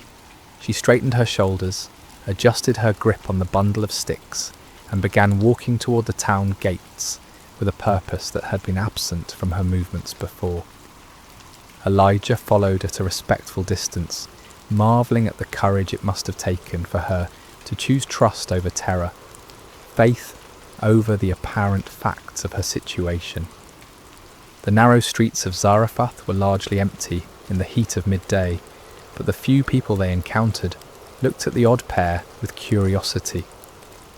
The widow, known to her neighbours as a woman facing starvation, was walking with determined steps beside a foreign stranger whose very presence seemed to radiate an unusual intensity. Word would spread quickly through the small community that something unusual was happening at the house of the widow woman. Her home, when they reached it, was modest even by the standards of a fishing town. The flat-roofed dwelling was built of the local stone, its walls weathered by countless seasons of Mediterranean storms. A small courtyard in front contained an outdoor oven that had seen little use in recent weeks, its stones cold and covered with a fine layer of dust. A few clay pots stood in the shade, and a wooden door, worn smooth by years of use, led into the main room of the house. As they approached, the door opened and a boy appeared, perhaps 10 or 11 years old, with his mother's dark eyes and hair. His frame was thin in the way that spoke of prolonged hunger, but his face lit up with genuine joy at seeing his mother return. That joy dimmed slightly as he noticed a stranger accompanying her, replaced by the cautious curiosity of a child who had learned to be wary of unexpected changes in routine. "Mother?" he said, his voice carrying a question that encompassed much more than the single word could express. The widow reached out and touched her son's face gently, a gesture that spoke of infinite tenderness and perhaps also of farewell. "This is Elijah, a prophet of the Lord God of Israel," she said simply. "We're going to prepare food and he will eat with us." The boy's eyes widened. In their current circumstances, sharing food with anyone, even a guest, represented an act of generosity that bordered on the impossible. Yet he had learned to trust his mother's judgment, and if she said this man would eat with them, then somehow it would be so. Inside, the house was cool and dim, a welcome relief from the blazing heat outside. The main room served as both living area and kitchen, with sleeping quarters in a small adjoining chamber. Clay storage jars lined one wall, most of them standing empty like silent witnesses to the family's dwindling resources. Only 2 containers held anything of value. A small bin that contained the handful of flour the widow had mentioned, and an equally small jar that held the last precious drops of oil. The widow set down her bundle of sticks and began the familiar ritual of preparing a fire. She arranged the wood carefully in the outdoor oven, knowing that every stick must count, every flame must serve its purpose. As she worked, Elijah and the boy watched in respectful silence, each lost in his own thoughts about what was about to unfold. When the fire was burning steadily, the widow went to retrieve her flour and oil. She opened the bin and looked inside, seeing the meagre handful of grain that represented all that stood between her family and starvation. For a moment her resolve wavered. The practical voice of experience whispered that she was being foolish, that she was about to sacrifice her child's last meal on the word of a stranger.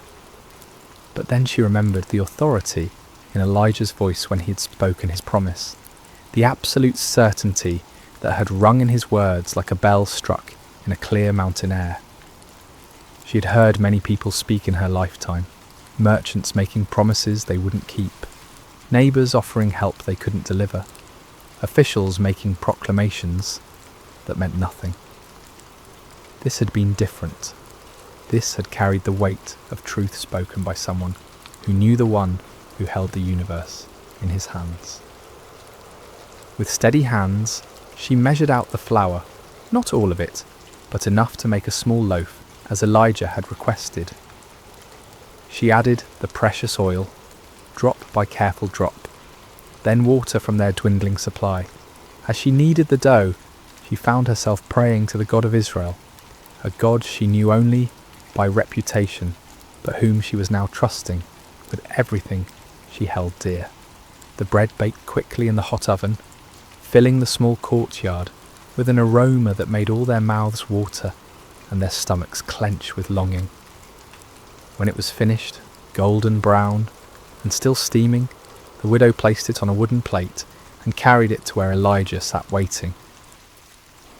"Here," she said simply, offering him the bread that might well be the last her household would ever eat. Elijah received the loaf with the gravity it deserved, understanding that he held in his hands not just food, but an act of faith that would echo through eternity. He broke it carefully, offering portions to both the widow and her son before taking any for himself. The bread was simple fare, coarse flour baked with skill born of necessity, but it tasted like the finest feast to 3 people who had known real hunger. As they ate, a comfortable silence settled over the small courtyard. The bread satisfied their immediate hunger, but more than that, it seemed to nourish something deeper. Hope, perhaps, or the peculiar peace that comes from taking a step of faith and finding solid ground beneath one's feet. When the meal was finished, the inevitable moment arrived. The widow rose to check her storage containers, knowing that according to every law of nature and economy, they should now be empty. The flour bin should contain nothing but dust and remnants, the oil jar nothing but the stained clay at its bottom. She opened the flour bin first, and her breath caught in her throat. Where she'd expected to find emptiness, there was flour, not the handful that had remained before, but the same amount that had been there that morning. Her hands trembled as she reached into the jar, running the grain through her fingers to assure herself that she was not dreaming. Next came the oil jar. She lifted it carefully, feeling its weight, hearing the liquid slosh against the sides. It was full as it had been when she had first measured out the precious oil for their bread. "Mother?" her son whispered, seeing the wonder and disbelief that played across her features. "The word of the Lord is true," she breathed, her voice filled with awe. "The flour and oil have not diminished. They are just as they were before." From that day forward, the miracle continued. Each morning, the widow would wake expecting to find her containers empty, only to discover them filled with the same amounts they had held the day before. She would measure out flour for the day's bread, pour oil for cooking, and use what was needed to sustain her household and their guest. But each time she checked, morning, noon, and evening, the levels remained constant, as if invisible hands were replenishing what had been taken. Word of the miracle spread slowly through Zarephath. Neighbours who had expected to attend a funeral instead saw smoke rising daily from the widow's oven. They saw the boy playing in the courtyard with more energy than he had shown in months. They saw the foreign prophet living in their midst, his presence somehow bringing blessing rather than burden to the household that sheltered him. Some whispered that it was sorcery, others that the gods were showing favour to the widow for her kindness to strangers. But the widow herself knew better. She had witnessed firsthand the power of the God of Israel, the one who could multiply resources that seemed exhausted, who could bring abundance from scarcity, who could sustain life when death seemed certain.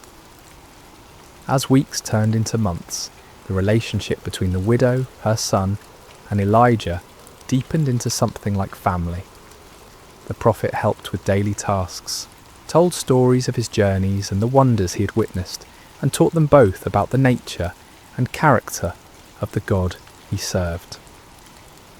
The boy, who had never known a father's presence, began to look up to Elijah with the mixture of respect and affection that a son shows to a beloved elder.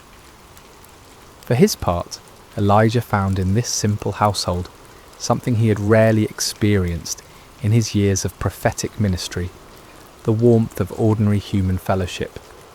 Here, far from the palaces and temples where he usually delivered his messages, he discovered the profound joy of seeing God's love expressed through daily provision, through the laughter of a child who was no longer hungry, through the grateful smile of a woman who had learned to trust in the impossible.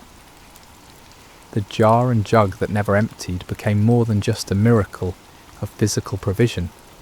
They became symbols of a deeper truth, that the God of Israel was not limited by human boundaries, that his love extended beyond the chosen people to encompass all who would trust in him, that his power was sufficient to meet every need of those who placed their faith in his promises. In the small house in Zarephath, as the drought continued to devastate the surrounding lands, a different kind of abundance flourished. It was an abundance measured not just in flour and oil, but in faith rewarded, hope restored, and the quiet joy of lives sustained by the inexhaustible love of the Almighty. The seasons had begun to change, in the way they do even during the harshest droughts, with subtle shifts in the angle of sunlight and the patterns of wind that speak to those who know how to listen.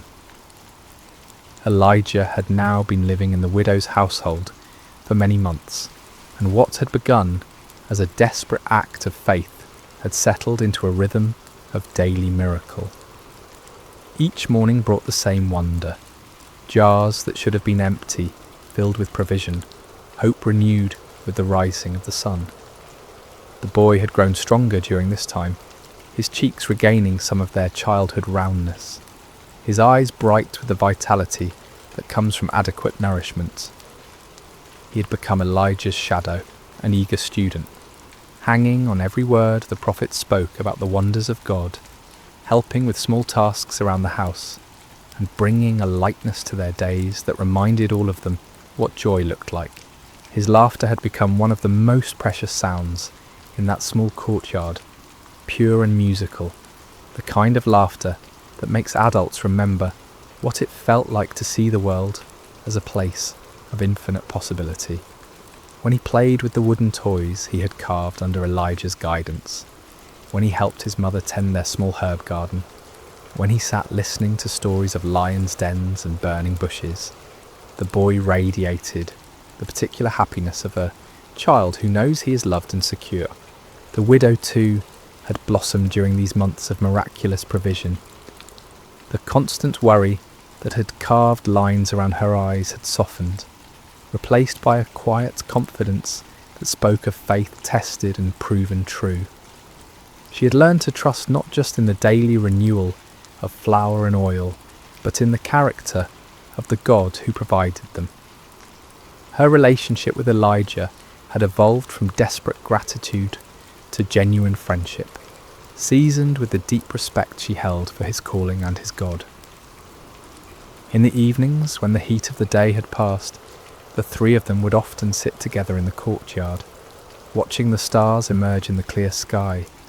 Elijah would tell them stories of his people's history, of Abraham's faith, of Moses' courage, of David's psalms, and gradually the widow and her son came to understand that they were not merely recipients of divine charity, but participants in a story much larger than themselves. It was during one of these peaceful evening conversations that the boy first began to cough. At first it seemed like nothing, perhaps a bit of dust in the throat, or the dry air that had been their constant companion throughout the drought. The widow offered him water, and he drank gratefully, the coughing subsiding as quickly as it had begun. They thought nothing more of it, and continued their conversation about the time when Elijah had called down fire from heaven to consume a sacrifice on Mount Carmel. But the next morning the boy woke with a flush in his cheeks that spoke of fever rather than health. His mother noticed immediately, the way mothers always do, and pressed her palm to his forehead with the practised concern of one who had nursed many childhood illnesses. He was warm, not dangerously so, but enough to cause worry. "It's nothing serious," she assured Elijah when she saw the concern in the prophet's eyes. "Children often take fevers during the changing of seasons.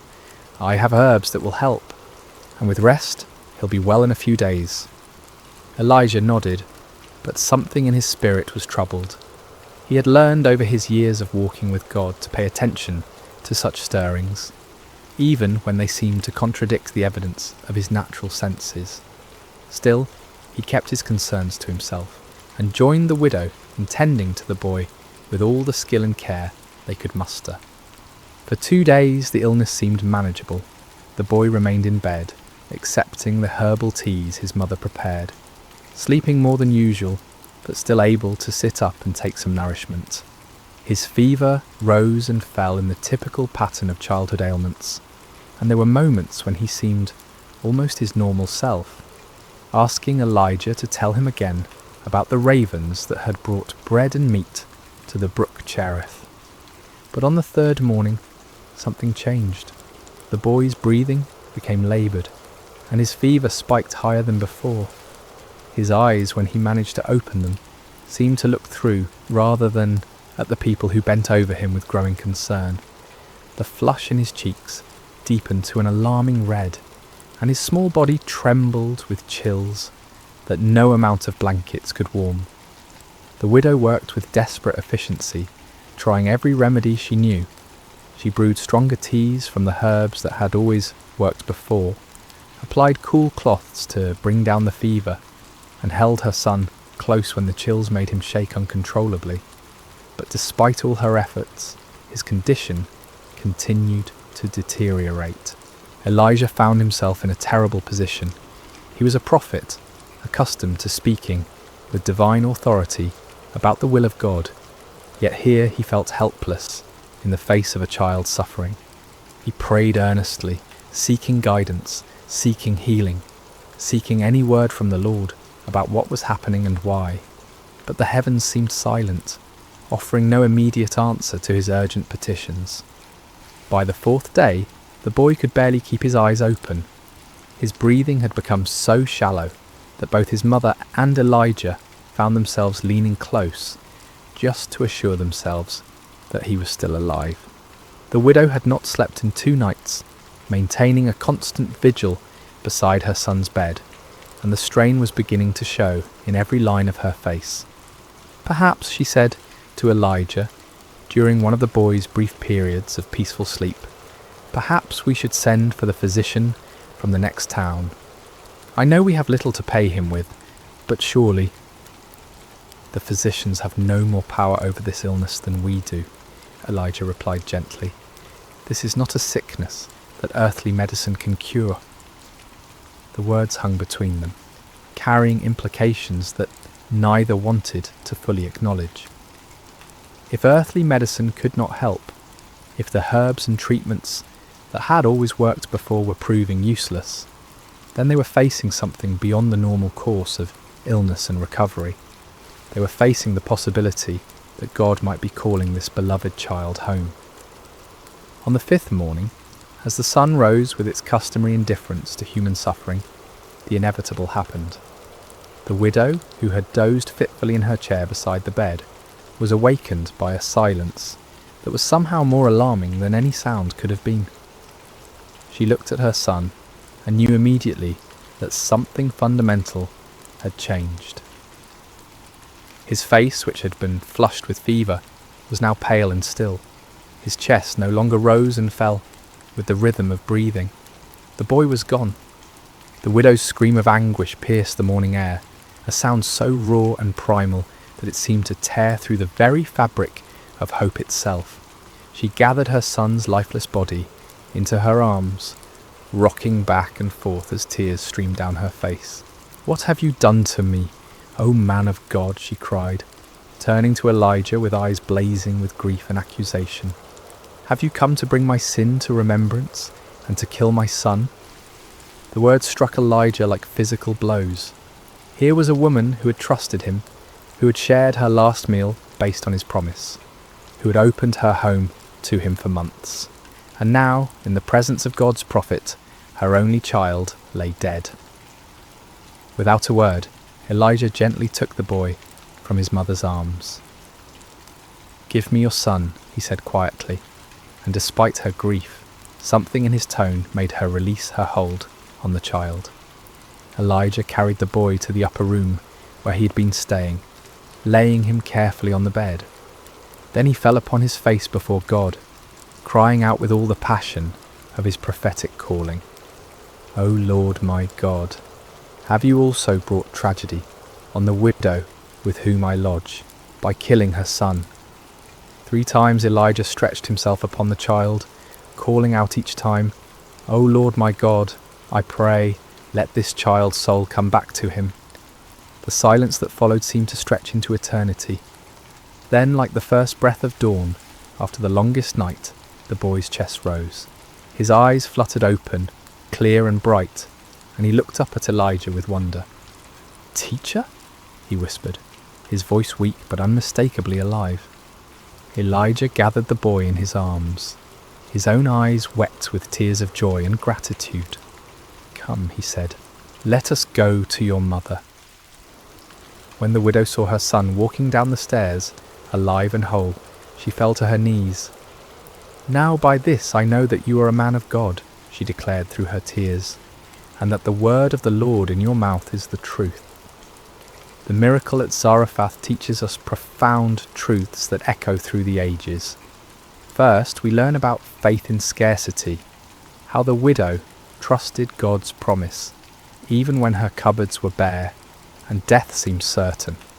Her willingness to give from her need rather than her abundance shows us that God often asks us to step forward in faith before we can see how he will provide. Second, we see the power of obedience before understanding. The widow didn't need to comprehend how flour and oil could multiply. She simply needed to trust the word of the Lord and act upon it. Blessings flowed not because she understood the miracle, but because she believed in the one who promised it. Third, this story reveals God's care beyond all boundaries. Here was a Hebrew prophet ministered to by a Gentile widow, showing that God's love transcends nationality, culture, and religion. The miracle in Zarephath foreshadowed the day when God's salvation would be offered to all nations. Finally, through Elijah's intercession for the dead boy, we glimpse God's ultimate power over life and death itself. This miracle points forward to the resurrection, hope that would one day be fully revealed in Christ, reminding us that with God, even death is not the final word.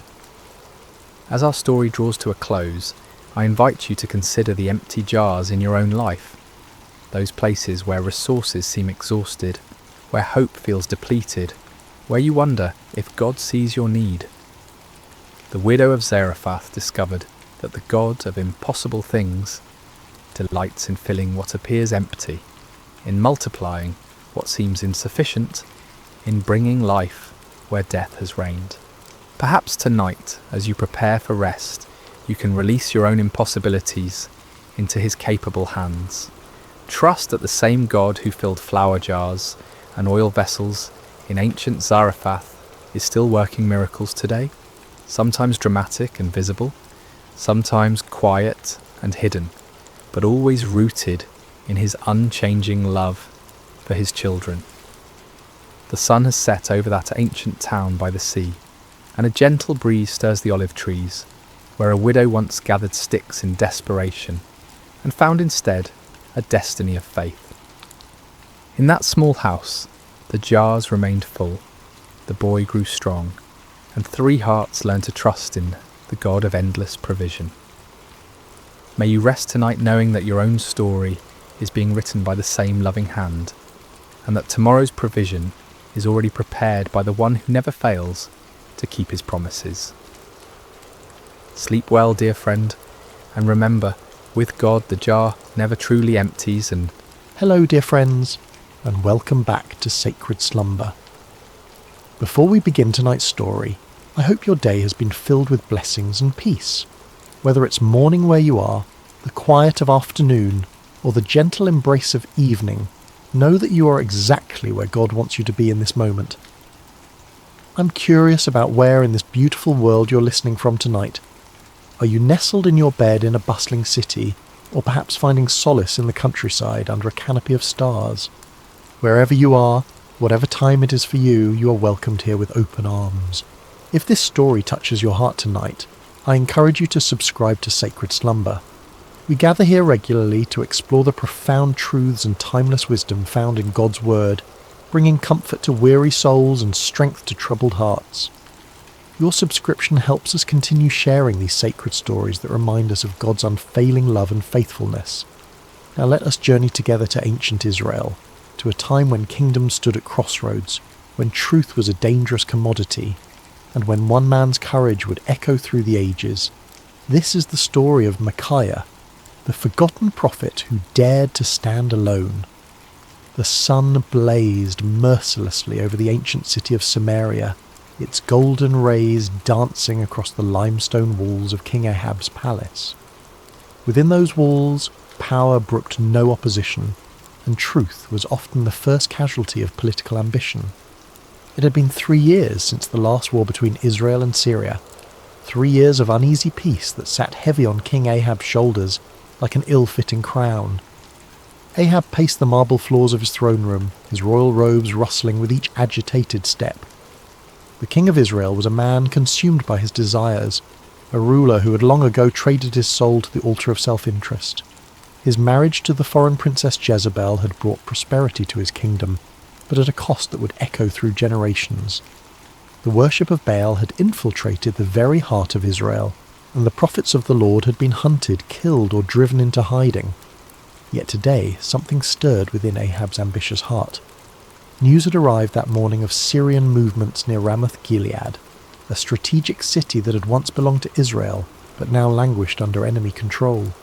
The city's location made it a prize worth fighting for, a gateway that could secure trade routes and strengthen his kingdom's eastern border. As Ahab contemplated this opportunity, word came that King Jehoshaphat of Judah was approaching Samaria with a considerable entourage. Jehoshaphat was everything Ahab was not. A king who sought the Lord's face, who had torn down the high places of idol worship, and who ruled with righteousness as his compass. The irony was not lost on Ahab that he would need the help of such a man to achieve his ambitions. The great doors of the throne room swung open with a resonant boom, and Jehoshaphat entered with the dignity befitting a king of David's lineage. He was a man of medium stature but commanding presence, his beard meticulously groomed, and his eyes holding the wisdom of one who had walked closely with the Almighty. Behind him came his advisors and military commanders, their expressions respectful but cautious, as they entered the domain of Israel's controversial king. "Jehoshaphat, my brother," Ahab called out, his voice echoing through the vast chamber as he descended from his throne. "Welcome to Samaria. Your presence brings honour to my house." The two kings embraced in the customary greeting, though those who knew them well could sense the underlying tension. Jehoshaphat had come seeking alliance, but his heart was troubled by what such an alliance might require of him. "Ahab," Jehoshaphat replied warmly, though his eyes remained watchful. "It has been too long since we have spoken face to face. The Lord has blessed both our kingdoms with peace these past years." "Indeed," Ahab agreed, gesturing toward the laden tables his servants had prepared. "Come, let us feast together and speak of matters that concern us both." The banquet that followed was a spectacle of royal excess. Tables groaned under the weight of roasted meats, exotic fruits, and wine from the finest vineyards. Musicians played softly in the background, while servants moved like shadows, attending to every need. Yet beneath the veneer of celebration, both kings harboured their own purposes. As the evening wore on and the wine loosened tongues, Ahab finally revealed his true intention. Leaning toward Jehoshaphat with the conspiratorial air of old friends, he spoke in measured tones. "My brother, there is a matter that weighs heavily upon my heart," Ahab began, his eyes glinting in the torchlight. "You know that Ramoth-Gilead belongs to us, yet it remains in the hands of the king of Syria. Should we not take back what is rightfully ours?" Jehoshaphat set down his goblet carefully, his expression growing thoughtful. He had anticipated this moment, knowing that Ahab rarely extended hospitality without purpose. The question hung in the air between them like incense, heavy with implication. "Ramoth-Gilead has indeed been a source of contention," Jehoshaphat replied diplomatically. "What do you propose?" Ahab's smile was that of a merchant who senses a favourable negotiation. "I propose that we go up together against Ramoth-Gilead. Your army combined with mine would be formidable. We could restore the city to Israel and share in the glory of victory." The words were carefully chosen, appealing to both practical strategy and Jehoshaphat's sense of brotherhood among the tribes of Israel. Yet Jehoshaphat had not survived as king by making hasty decisions. His reign had been marked by careful consultation with the Lord, and he would not abandon that practice now. "I am as you are," Jehoshaphat responded slowly. "My people as your people, my horses as your horses. If the Lord wills it, we shall stand together in battle." He paused, his next words carrying the weight of true conviction. "But first let us inquire of the Lord." Ahab's smile faltered slightly. In his eagerness for military glory, he had hoped to avoid the complications that divine consultation might bring. Yet he could hardly refuse such a reasonable request from a potential ally, especially one whose righteousness was renowned throughout the region. "Of course," Ahab agreed, though his tone lacked enthusiasm. "Let us seek the word of the Lord." What followed was a demonstration of the spiritual corruption that had infected Ahab's court. The king summoned his prophets, all 400 of them, men who wore the garments of holiness, but whose hearts served earthly masters. They came in a great procession, their robes flowing and their voices raised in what appeared to be spiritual fervour. These were not true prophets of the Lord, though they claimed his name. They were court prophets, men who understood that their continued prosperity depended upon telling the king what he wished to hear. Their prophecies were crafted not in the secret place of prayer, but in the calculating chambers of political expediency. As the prophets assembled in the courtyard before the two kings, their spokesman stepped forward.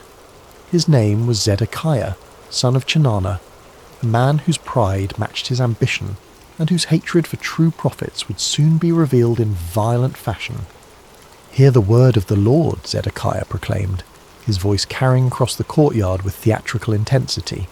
"Go up to Ramoth-Gilead and prosper, for the Lord will deliver it into the hand of the king." The 400 prophets took up the cry with orchestrated precision, their voices creating a chorus of false assurance. "Go up to Ramoth-Gilead and prosper. The Lord will deliver it into the hand of the king." Some of the prophets had even prepared visual aids for their performance. They danced and shouted, waving swords and spears, creating a spectacle that would have been impressive to any observer unfamiliar with the ways of true prophecy. The din was tremendous, the enthusiasm seemingly genuine, and the message exactly what Ahab longed to hear. Yet as Jehoshaphat watched this display, his spirit grew troubled. Something about the performance felt hollow, manufactured. These men spoke with one voice, but it was not the voice of the Lord that Jehoshaphat knew from his own times of prayer and seeking. There was no cost to their prophecy, no challenge to the king's desires, no hint of the divine complexity that marked true encounters with the Almighty. As the prophets continued their enthusiastic proclamations, Jehoshaphat raised his hand for silence. The courtyard gradually quieted, though the echo of their shouts seemed to linger in the air like smoke from a dying fire. "Is there not here a prophet of the Lord besides these?" Jehoshaphat asked carefully, "that we might inquire of him?" The question fell like a stone into still water, sending ripples of discomfort through the assembly. Ahab's face darkened, and several of the court prophets exchanged meaningful glances. They all knew there was indeed another prophet, one whose very existence was a thorn in the flesh of everyone present. Ahab's response came through gritted teeth, his voice barely concealing his irritation. There is still one man, Micaiah the son of Imlah, by whom we may inquire of the Lord. But I hate him, for he does not prophesy good concerning me, but evil." The honesty of Ahab's admission was startling in its nakedness.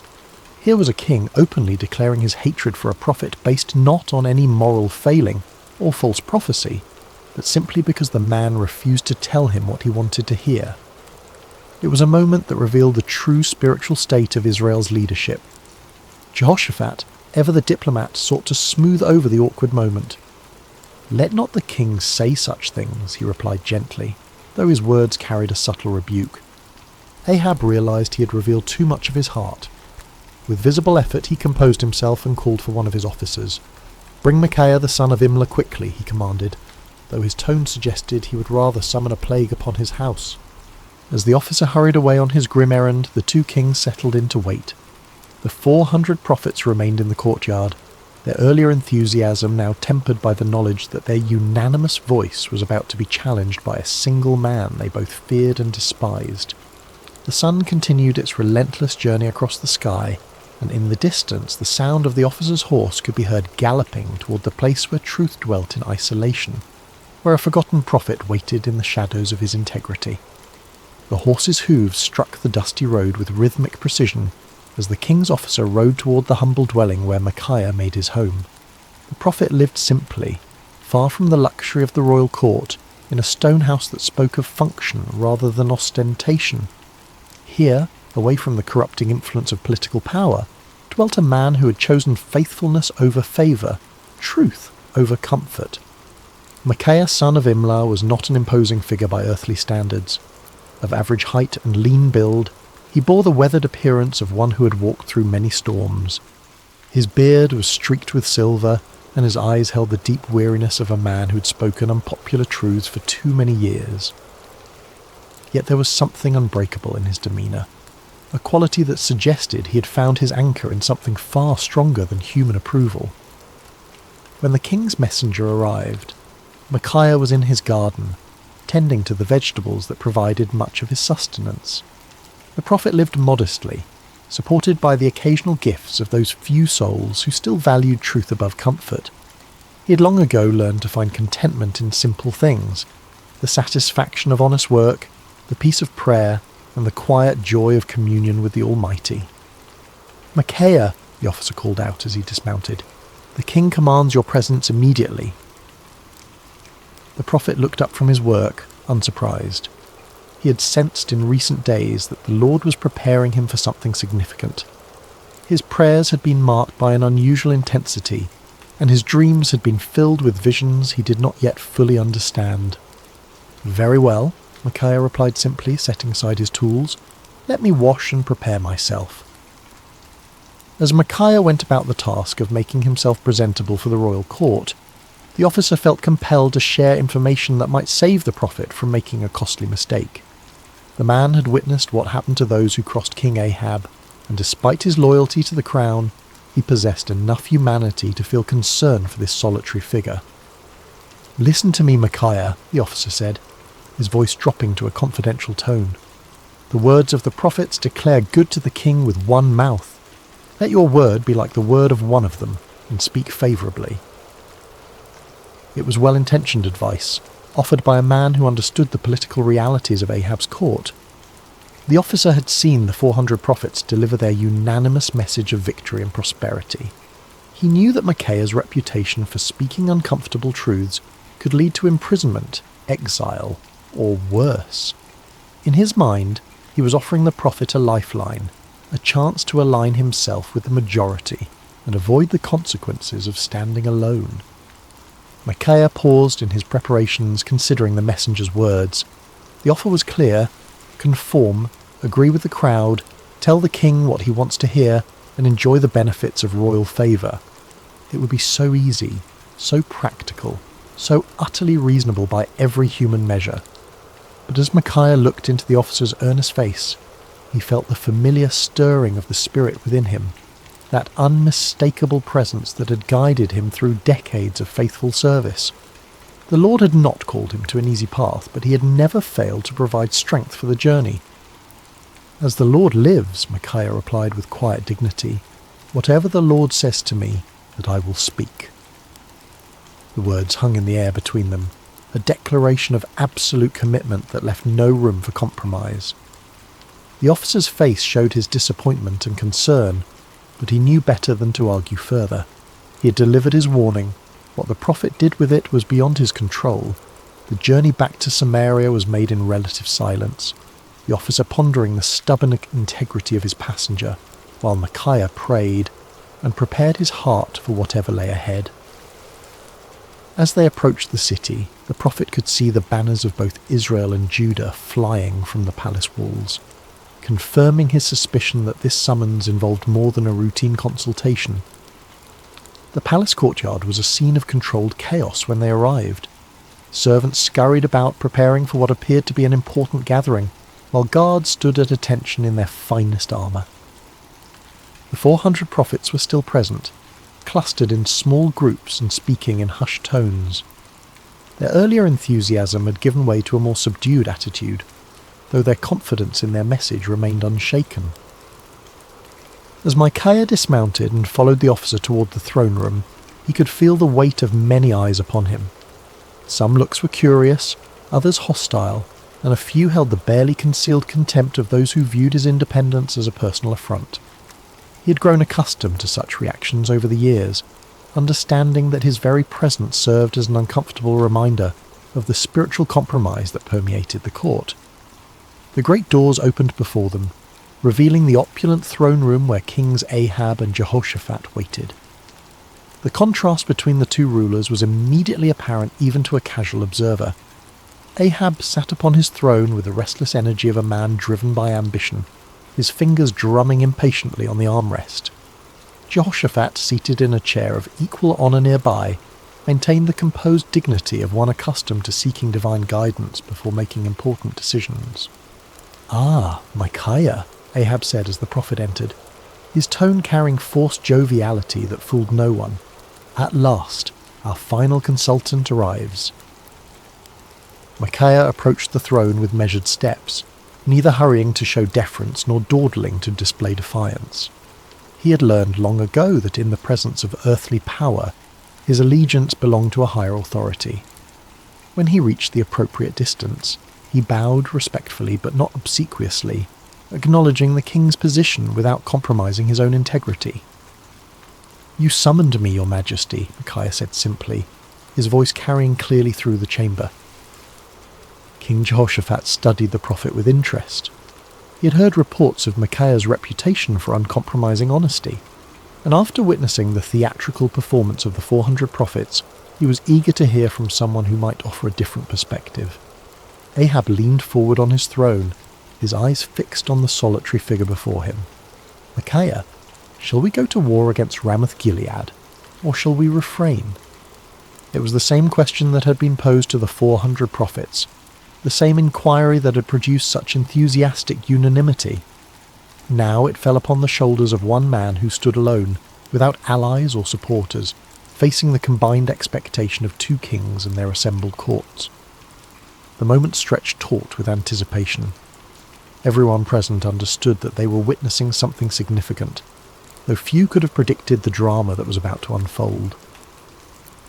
In the silence, Micaiah felt the familiar stirring of the spirit, but what came first was not the word of the Lord, but something altogether unexpected. What happened next would be remembered and debated for generations to come. Micaiah, the prophet known for his uncompromising honesty, looked directly at King Ahab and delivered exactly the message the king wanted to hear. "Go up and prosper," Micaiah declared, his voice carrying throughout the throne room, "for the Lord will deliver it into the hand of the king." A murmur of surprise rippled through the assembled court. The 400 prophets exchanged glances of confusion and perhaps a touch of irritation. Here was the man they had feared would contradict their unanimous verdict, and instead he was confirming their prophecy word for word. Some of them smiled with what they imagined was vindication, while others seemed puzzled by this unexpected development. But King Ahab was no fool. Despite his many moral failings, he had known Micaiah for years, had heard his prophecies of judgment and warning countless times. Never once had the prophet told him what he wanted to hear. Never once had Micaiah's words aligned so perfectly with royal desires. The king's eyes narrowed as he studied the prophet's face, searching for the truth behind this suspicious compliance. There was something in Micaiah's tone, a subtle quality that suggested layers beneath the surface of his words. It was the same tone a parent might use when agreeing with a child's obviously foolish plan, allowing them to proceed while knowing full well what the consequences would be. King Jehoshaphat, too, sensed that something was amiss, though he remained silent, observing the interaction with keen interest.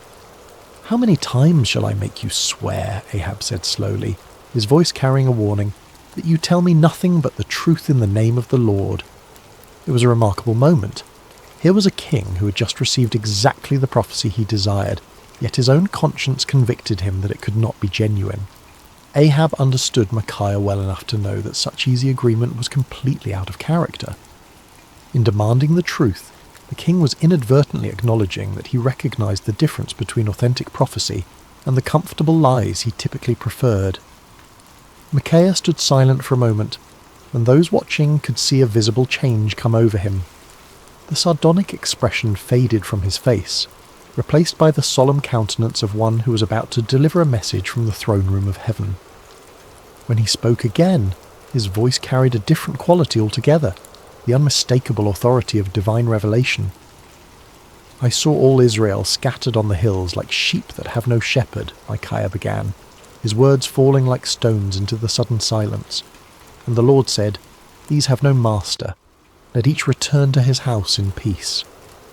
The impact of these words was immediate and devastating.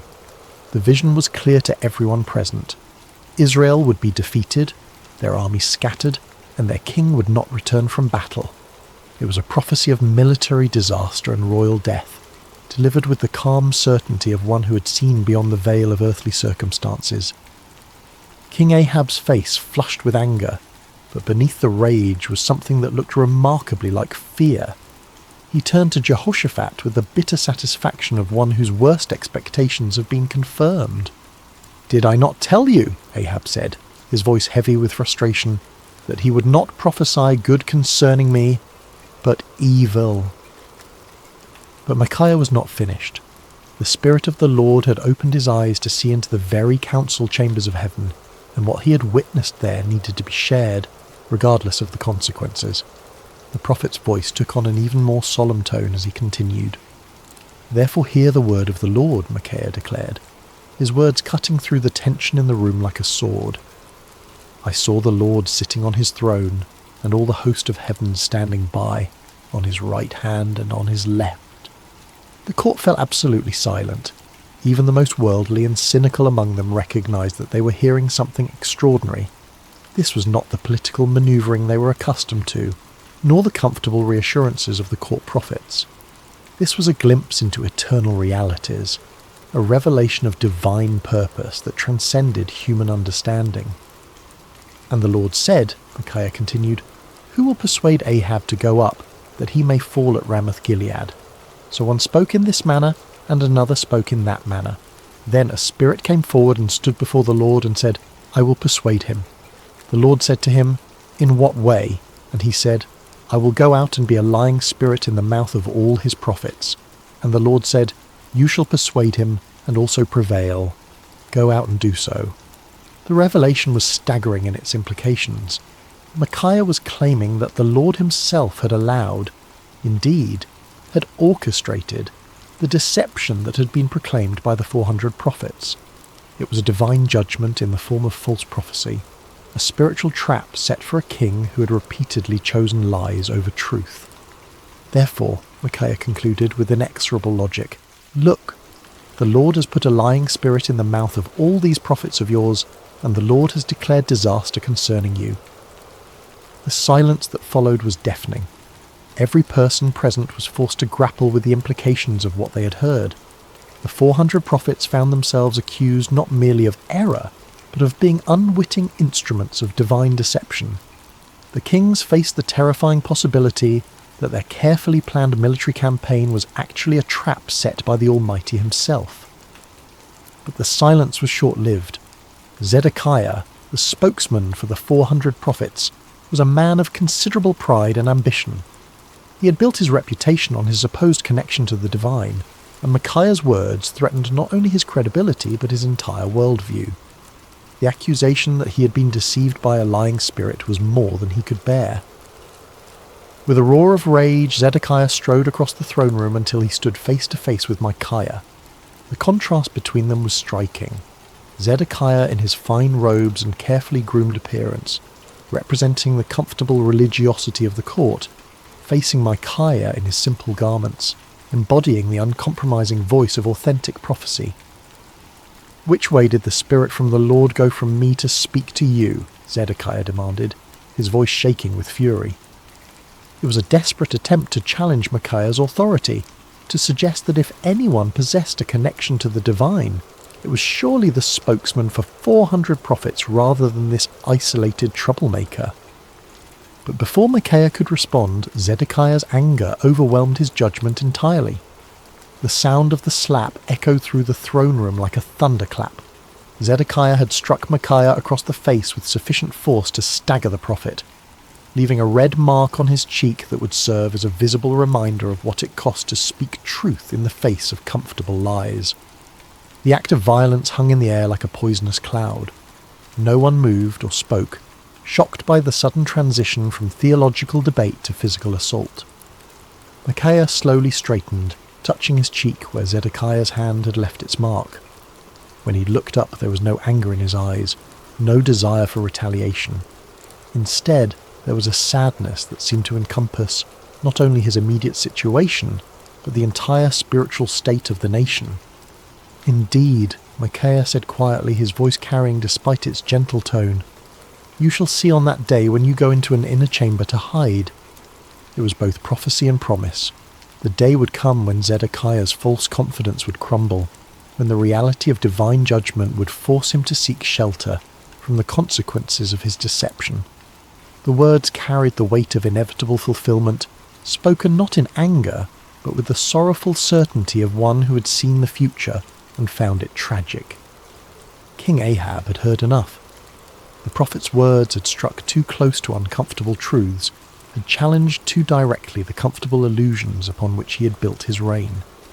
The vision of divine deception, the prophecy of military disaster, the humiliating suggestion that his 400 prophets were unwitting instruments of judgment, all of it combined to create a rage that demanded immediate action.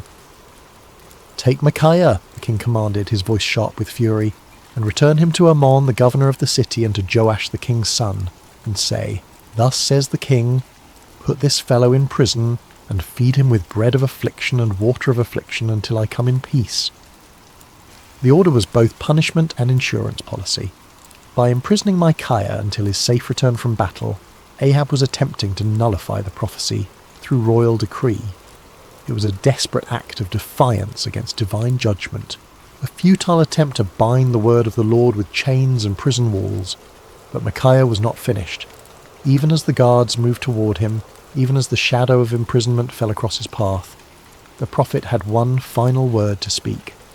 His voice rang out across the throne room with the clarity of absolute conviction. "If you ever return in peace, the Lord has not spoken by me." The words were a direct challenge to royal authority, a public declaration that put Micaiah's credibility as a prophet on the line. He was essentially saying that if Ahab returned safely from battle, then everyone present should conclude that Micaiah was a false prophet deserving of death. It was the ultimate expression of confidence in the word he had received from the Lord. But Micaiah was not content to let his challenge rest with the immediate audience. Looking around the throne room at the assembled courtiers, nobles and servants, he raised his voice even louder. "Mark it, all you people." It was a call to witness, an appeal to everyone present to remember this moment and test the validity of his prophecy against future events. The prophet was willing to stake everything, his reputation, his freedom, possibly his life, on the truth of what he had spoken. It was a level of certainty that transcended human confidence and entered the realm of divine assurance. As the guards seized Micaiah's arms and began to lead him away, The throne room erupted in a buzz of conversation. Some whispered among themselves about the prophet's boldness, others debated the implications of his vision, and still others tried to process the dramatic confrontation they had just witnessed. Through it all, the 400 prophets maintained their uncomfortable silence, uncertain how to respond to accusations that struck at the very heart of their prophetic claims. King Jehoshaphat watched the proceedings with deep concern. The righteous king of Judah had requested divine counsel, and what he had received was a prophecy that directly contradicted his military plans and predicted disaster for his ally. Yet something in Micaiah's bearing, some quality of authentic conviction, made it impossible to dismiss his words as the ravings of a madman or the spite of a disgruntled prophet. As Micaiah was led away, his footsteps echoing through the palace corridors, he felt no bitterness toward his captors or self-pity for his situation. He'd spoken the word of the Lord faithfully, regardless of the consequences, and that obedience brought a peace that transcended his circumstances. The prison cell that awaited him might confine his body, but his spirit remained free, anchored in the unshakable certainty that he had been faithful to his calling. The cell where Micaiah was imprisoned was a far cry from the luxury of the royal court. Built of rough stone with a small barred window that provided minimal light, it was designed for punishment rather than comfort. The bread of affliction and water of affliction promised by the king proved to be exactly that. Meagre rations calculated to sustain life, while providing a constant reminder of a royal displeasure. Yet in that dark cell, Micaiah found something that had eluded him in the freedom of his simple home. Absolute clarity about his purpose and calling. Stripped of all earthly comforts and securities, he was forced to rely entirely upon his relationship with the Lord. In the long hours of solitude, he prayed not for deliverance but for continued faithfulness, not for vindication, but for grace to endure whatever lay ahead. Meanwhile, preparations for war continued with increasing intensity. King Ahab threw himself into military planning with the fervour of a man trying to drown out unwelcome voices of conscience. He consulted with his generals, inspected his troops, and made elaborate arrangements for what he was determined would be a glorious victory. The prophecy of the 400 court prophets was repeated frequently, as if constant repetition could somehow make it more reliable. King Jehoshaphat, however, found himself deeply troubled by the day's events. The contrast between the theatrical unanimity of the 400 prophets and Micaiah's stark authenticity had left him with serious doubts about the wisdom of the planned campaign. Yet he had given his word to stand with Ahab, and the political implications of backing out now were significant. As the day of departure approached, Ahab made one final attempt to circumvent the prophecy that haunted his thoughts. If the word of the Lord through Micaiah was true, then King Ahab was destined to die in battle. But perhaps, the king reasoned, he could outwit divine judgment through human cleverness. "I will disguise myself and go into battle," Ahab announced to his commanders, "but you put on your robes." It was a cunning plan. By dressing as an ordinary soldier while Jehoshaphat wore royal garments, Ahab hoped to deceive the enemy about his identity and location. If the Syrians could not identify him as the king of Israel, perhaps he could survive the battle and prove Micaiah wrong. It was the kind of tactical thinking that had served Ahab well in political manoeuvring. But he was about to discover that divine judgment operates by different rules than human conflict. The morning of battle dawned clear and bright, with a gentle breeze that carried the scent of wildflowers across the plains surrounding Ramoth Gilead. It seemed an unlikely day for the fulfillment of prophecy, too beautiful for the tragic events that were about to unfold. The armies of Israel and Judah had assembled in impressive formation, their banners flying proudly in the morning air, their weapons gleaming in the sunlight. King Ahab, disguised as a common soldier, moved among his troops with nervous energy. His royal armour had been replaced with the simple leather and bronze of an ordinary warrior, and his distinctive crown was nowhere to be seen. To any casual observer, he appeared to be merely another commander preparing for battle, yet those closest to him could sense his underlying anxiety, the tension of a man who was trying to outrun a divine decree. King Jehoshaphat, meanwhile, wore his royal robes with obvious reluctance. The righteous king of Judah had agreed to this deception as part of their military strategy, but his conscience troubled him. The memory of Micaiah's words weighed heavily on his mind, and he found himself offering frequent prayers for divine protection and guidance. The Syrian army was formidable, well-trained and confident in their ability to defend their territory. Their king had given specific instructions to his 32 chariot commanders: fight with no one small or great, but only with the king of Israel. It was a strategic decision based on the understanding that killing or capturing the enemy king would effectively end the battle and secure victory. As the two armies faced each other across the field of battle, the air was thick with tension and anticipation. Horses stamped impatiently, armour creaked as soldiers shifted their weight, and commanders made final adjustments to their battle plans. In the distance, the walls of Ramoth-Gilead stood as silent witness to the conflict that was about to determine its fate. The battle began with the thunderous clash of armies colliding, the sound of metal against metal mixing with the shouts of warriors and the screams of the wounded. Chariots raced across the battlefield like instruments of divine wrath, their wheels churning up clouds of dust that obscured vision and added to the chaos of combat. For a time, it seemed as though Ahab's strategy might succeed. Hidden among his soldiers, the disguised king fought with the desperation of a man who believed his life depended on remaining unrecognized. His years of military experience served him well as he wielded sword and spear with deadly efficiency, contributing to the initial success of the Israelite forces. But the Syrian chariot commanders were not easily deceived. When they spotted King Jehoshaphat in his royal robes, they immediately assumed they had found their primary target. A group of them converged on the king of Judah with deadly intent, their chariots cutting through the battle lines like ships through stormy seas. "Surely it is the king of Israel," they shouted to one another as they closed in on Jehoshaphat. The king of Judah found himself surrounded by enemy chariots, their occupants preparing to capture or kill what they believed to be their primary objective. In that moment of extreme danger, Jehoshaphat did what he had learned to do throughout his reign.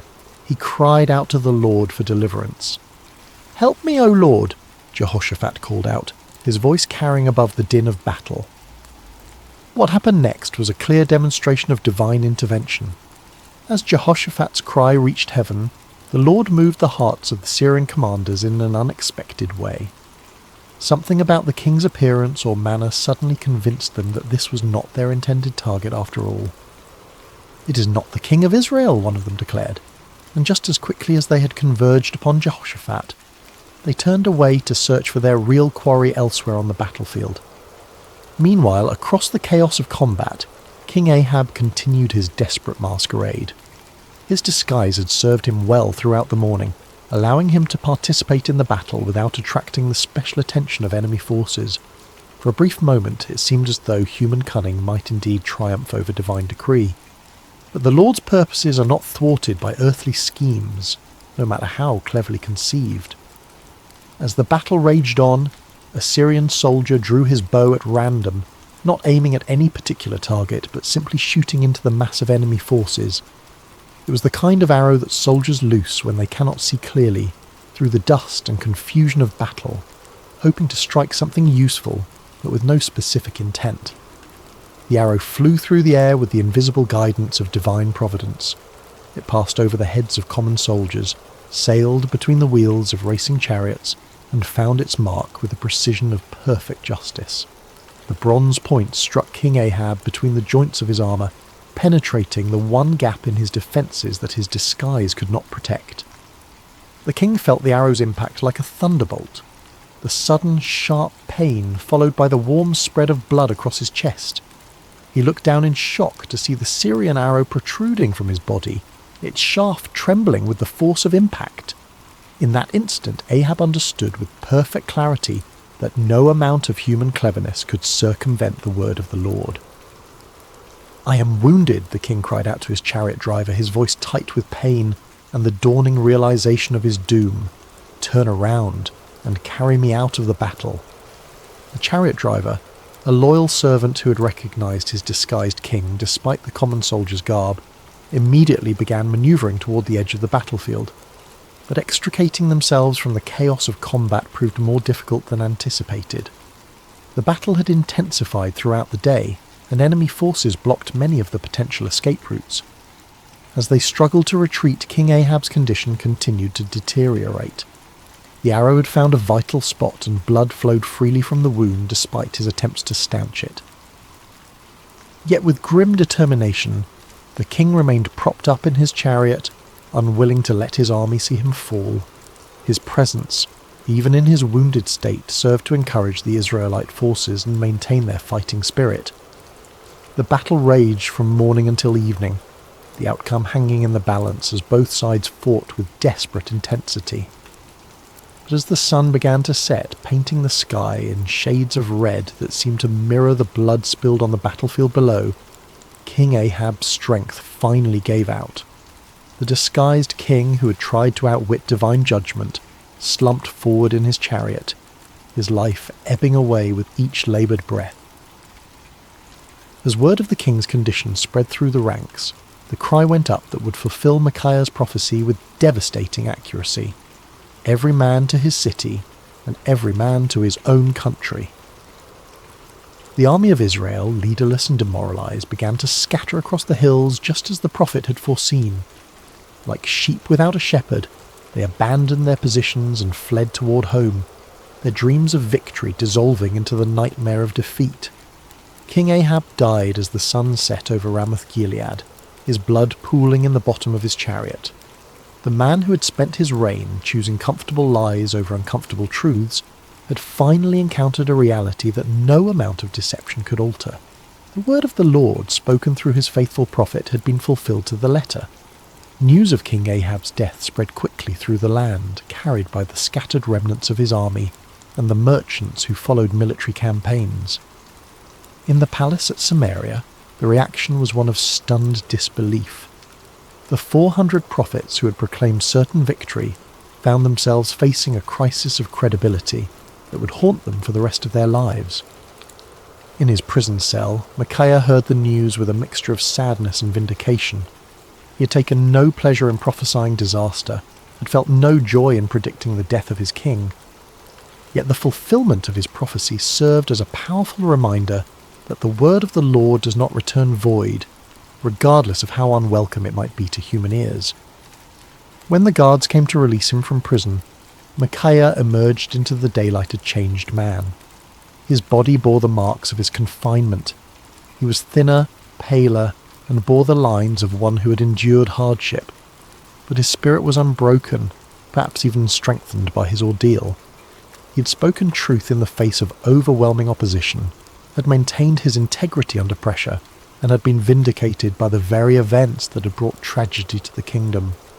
The political ramifications of Ahab's death were immediate and far-reaching. His son Ahaziah ascended to the throne, inheriting a kingdom shaken by military defeat and spiritual confusion. The influence of Queen Jezebel remained strong, but the dramatic fulfillment of Micaiah's prophecy had dealt a severe blow to the credibility of the Baal-worshipping establishment. Zedekiah, the false prophet who had struck Micaiah in the throne room, found himself in an impossible position. His confident predictions of victory had been thoroughly discredited, and his authority as a spokesman for the divine had been shattered. The inner chamber where he sought to hide, just as Micaiah had prophesied, became both a physical and spiritual reality as he struggled to come to terms with the magnitude of his error. The other court prophets faced similar crises of confidence. Their unanimous declaration of victory had been revealed as the lying spirit Micaiah had warned about, and their reputations lay in ruins. Some of them quietly retired from public life, while others attempted to reinvent themselves as followers of different deities. None of them could escape the uncomfortable truth that they had been deceived, and had, in turn, deceived others. King Jehoshaphat returned to Jerusalem a wiser and more cautious man. His alliance with Ahab had nearly cost him his life, and the experience had taught him valuable lessons about the importance of seeking genuine divine guidance rather than accepting comfortable confirmations of predetermined plans. The prophet Jehu, son of Hanani, met him upon his return with words of rebuke for his alliance with the ungodly king, but also with recognition that the Lord had delivered him from the consequences of his poor judgment. Throughout the kingdom, people began to reassess their understanding of prophecy and divine revelation. The dramatic contrast between the false assurances of the 400 prophets and the accurate warnings of the solitary Micaiah had provided a vivid lesson in discernment. Many began to understand that true prophecy was not measured by its popularity or its agreement with human desires, but by its faithfulness to the word and character of the Lord. Years passed, and the story of Micaiah's stand against the 400 false prophets became one of the most remembered episodes in the history of Israel. Parents told it to their children as an example of courage and integrity, while religious teachers used it to illustrate the difference between true and false prophecy. The tale grew in significance with each telling, not because it was embellished, but because its lessons proved to be timeless and universal. The first and most obvious lesson was about the cost of speaking truth. Micaiah had paid a heavy price for his faithfulness: imprisonment, isolation, and the hostility of the powerful. Yet his willingness to endure these hardships had ultimately served a greater purpose, preserving the integrity of prophetic ministry and providing a clear example of what it meant to fear God rather than man. His story became a source of encouragement for future generations of prophets and faithful believers who found themselves standing alone against popular opinion. The second lesson concerned the danger of groupthink and manufactured consensus. The 400 prophets had created an impressive display of unanimity, but their agreement had been based on political expediency rather than divine revelation. Their story served as a warning about the seductive power of majority opinion and the importance of seeking truth, even when it contradicted popular sentiment. The comfort of belonging to the crowd, they learned, was no substitute for the sometimes lonely path of authentic faith. The third lesson was perhaps the most theologically complex: the reality that God sometimes allows deception as a form of judgment. The lying spirit that had influenced the false prophets was not an independent force, but an instrument of divine justice, permitted by the Lord as part of his sovereign plan. This aspect of the story forced believers to grapple with difficult questions about the nature of divine sovereignty and human responsibility, helping them develop a more mature understanding of how God works in the world. The fourth lesson focused on the importance of discernment in spiritual matters. King Jehoshaphat's initial uneasiness with the 400 prophets had been a manifestation of spiritual discernment, a recognition that something was amiss despite the impressive display of consensus. His request for a prophet of the Lord had demonstrated the value of seeking authentic divine guidance rather than accepting convenient confirmations of predetermined plans. The fifth lesson was about the ultimate futility of human schemes when they oppose divine purposes. King Ahab's elaborate disguise had been a clever attempt to circumvent prophecy through human ingenuity, but it had proven utterly useless against the sovereign will of the Lord. The random arrow that found its mark had served as a powerful reminder that God's purposes will be accomplished regardless of human attempts to thwart them. As the years passed and the kingdom of Israel continued its spiritual decline, the story of Micaiah took on additional significance. It became a benchmark against which other prophets and prophecies were measured, a reminder of what authentic faithfulness looked like in the face of opposition. When Elijah stood alone against the prophets of Baal on Mount Carmel, people remembered Micaiah's solitary stand. When Jeremiah faced persecution for his unpopular messages, the example of Micaiah's courage provided encouragement and precedent. The story also served as a cautionary tale for those in positions of authority. King Ahab's admission that he hated Micaiah because the prophet never spoke favourably about him had revealed the dangerous tendency of leaders to surround themselves with yes men rather than truthful counsellors. Future kings and officials who heard the story were challenged to examine their own relationships with advisors and to consider whether they were seeking truth or merely confirmation of their existing beliefs. In the quiet of his later years, Micaiah often reflected on that pivotal day when he had stood alone before 2 kings and 400 false prophets. The physical scars from his imprisonment had faded, but the spiritual impact of his experience continued to shape his understanding of his calling and his relationship with the Lord. The prophet had learned that faithfulness was not measured by immediate results, but by obedience to divine instruction. His warning had not prevented the battle or saved King Ahab's life, but it had preserved the integrity of prophetic ministry and provided a clear demonstration of the difference between true and false revelation. Sometimes, he realized, the greatest victories were won not through changing circumstances, but through maintaining faithfulness in the midst of difficult circumstances. Micaiah had also discovered that standing alone was not the same as being alone. In his prison cell, deprived of human companionship and comfort, he had experienced a deeper intimacy with the Lord than he had ever known before. The isolation that had seemed like punishment had actually become a pathway to greater spiritual understanding and strength. He had learned that the approval of the crowd was a poor substitute for the approval of the Almighty. The prophet had come to understand that his role was not to be popular, but to be faithful, not to tell people what they wanted to hear, but to speak what the Lord had given him to say. This understanding had freed him from the burden of trying to manage people's reactions to his messages, and had allowed him to focus entirely on the sacred responsibility of accurate communication of divine truth. The peace that came from this clarity of purpose was worth more than all the royal favour he might have gained through compromise. As news of Micaiah's faithfulness spread beyond the borders of Israel, his story began to influence other nations and cultures. Foreign dignitaries who visited the kingdom often asked to hear the account of the prophet who had stood against 400 false prophets and accurately predicted the death of a king.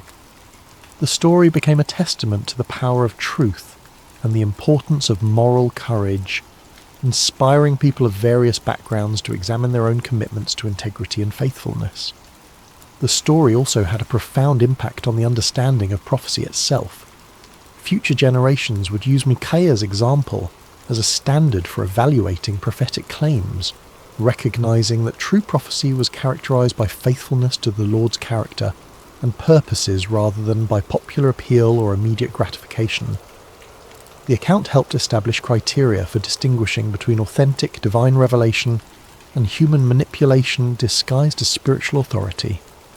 In the broader context of Israel's history, Micaiah's stand represented a crucial moment in the preservation of true worship and authentic faith. At a time when the kingdom was sliding towards spiritual apostasy, his unwavering commitment to truth served as a beacon of hope for those who still sought to follow the Lord with integrity. His example encouraged other faithful believers to maintain their convictions even when they seemed to be in the minority. The story of Micaiah also served as a bridge between the ministries of the earlier prophets like Elijah and later ones like Jeremiah and Ezekiel. His experience of standing alone against popular opinion and suffering for his faithfulness would be echoed in the lives of many subsequent prophets who faced similar challenges. The patterns of persecution, vindication, and ultimate triumph that characterized his story became recurring themes in the ongoing narrative of God's relationship with his people. As we reach the end of Micaiah's story, we find ourselves confronted with questions that transcend the ancient world and speak directly to our modern hearts. In an age of social media echo chambers and manufactured consensus, the prophet's example challenges us to examine our own commitment to truth and our willingness to stand alone when necessary. The 400 false prophets of Micaiah's day have their counterparts in every generation. Those who tell us what we want to hear rather than what we need to hear, who offer comfortable lies instead of challenging truths. The temptation to join the crowd, to find safety in numbers, to seek approval rather than accuracy, remains as strong today as it was in ancient Israel. Micaiah's courage reminds us that faithfulness is not a group activity, but an individual responsibility. Each of us must decide whether we will speak truth or remain silent, whether we will stand for what is right or compromise for what is convenient. The prophet's example shows us that the path of integrity is often lonely, but it is never walked alone by those who trust in the Lord. The story also challenges us to examine our own relationship with authority and our tendency to surround ourselves with people who confirm our existing beliefs rather than challenging us to grow. Like King Ahab, we may find ourselves preferring the comfort of familiar lies to the discomfort of unfamiliar truths. Micaiah's example calls us to seek out voices that speak with authenticity, rather than those that merely echo our own opinions. Perhaps most importantly, the story of Micaiah reminds us that truth has a way of prevailing in the end, even when it seems overwhelmed by opposition. The prophet's vindication did not come immediately, and it came at great personal cost, but it came nonetheless. His example encourages us to trust in the ultimate triumph of truth, and to remain faithful even when the outcome is uncertain. In our own lives, we may face moments when we are called to be like Micaiah, to stand alone against popular opinion, to speak uncomfortable truths, to choose faithfulness over favour. When those moments come, may we remember the forgotten prophet who found his courage not in the approval of men, but in the approval of his God. The story of Micaiah teaches us that true strength is not found in numbers, but in conviction, that real courage is not the absence of fear, but the willingness to do what is right despite our fears, and that lasting victory comes not from avoiding conflict, but from maintaining integrity in the midst of it. As you close your eyes tonight and drift towards sleep, may you carry with you the quiet courage of Micaiah, the man who dared to stand alone because he knew he was not truly alone. May his example inspire you to speak truth with love, to stand for what is right with humility, and to trust in the ultimate triumph of God's purposes even when the immediate circumstances seem overwhelming. In a world that often rewards conformity and punishes authenticity, may you find the strength to be like Micaiah, faithful, courageous, and true. For in the end, it is not the approval of the crowd that matters, but the approval of the one who sees all hearts and knows all truths. The forgotten prophet's story ends, but its echo continues in every heart that chooses truth over comfort, courage over convenience, and faithfulness over favour. May that echo sound clearly in your own life, guiding you toward the kind of integrity that leaves a lasting legacy long after the voices of the crowd have faded into silence. Rest well, dear friends, and may your dreams be filled with the peace that comes from knowing you serve a God who honours faithfulness, rewards courage, and never abandons those who trust in him. The story of Micaiah reminds us that in God's kingdom, standing alone with truth is always better than standing with the crowd in deception. Sleep peacefully, knowing that, like Micaiah, you're never truly alone when you walk in the light of divine truth. Hey there, peaceful soul. Before we begin tonight's gentle journey through Scripture, I'd love to know where in the world you're listening from right now, and what time it is in your corner of creation. Please leave a comment below sharing this. It's always such a blessing to see how God's Word brings rest to hearts across every time zone. And if tonight's story brings you peace, please consider subscribing to Sacred Rest for more scripture-based sleep stories delivered with calm, unhurried care. Now take a deep breath and let's rest in God's presence. The Sea of Galilee rested in quiet splendour as the day's light began its gentle retreat toward the horizon. Golden rays stretched across the water's surface, dancing and shimmering as if heaven itself had scattered coins across the deep. It had been a full day, a day when crowds pressed in from every direction, hungry for wisdom, for healing, for a glimpse of this man who spoke as no one had spoken before. Jesus had been teaching since morning, his voice carrying across the gathered multitudes. He spoke of seeds falling on different soils, of tiny mustard seeds growing into sheltering trees, of hidden treasures and precious pearls. The kingdom of heaven, he said, was like these things, sometimes hidden, always valuable, growing in ways the human eye might miss. His words were simple yet profound, accessible yet mysterious, and the crowds hung on every syllable. But even the Son of God wrapped in human flesh grew weary. As the sun began its descent, Jesus looked out at his disciples with eyes that held both exhaustion and purpose. "Let us go over to the other side," he said simply. No fanfare accompanied these words, no dramatic declaration, just a quiet invitation to cross the sea. This is where our meditation begins tonight, with this small, seemingly unremarkable statement. Let us go over to the other side. 5 ordinary words that carried extraordinary meaning. For when Jesus says, Let us go. He already knows what lies ahead. The storm that would soon rage was not a surprise to him. The fear that would grip his disciples' hearts was already known. The peace he would speak was already prepared.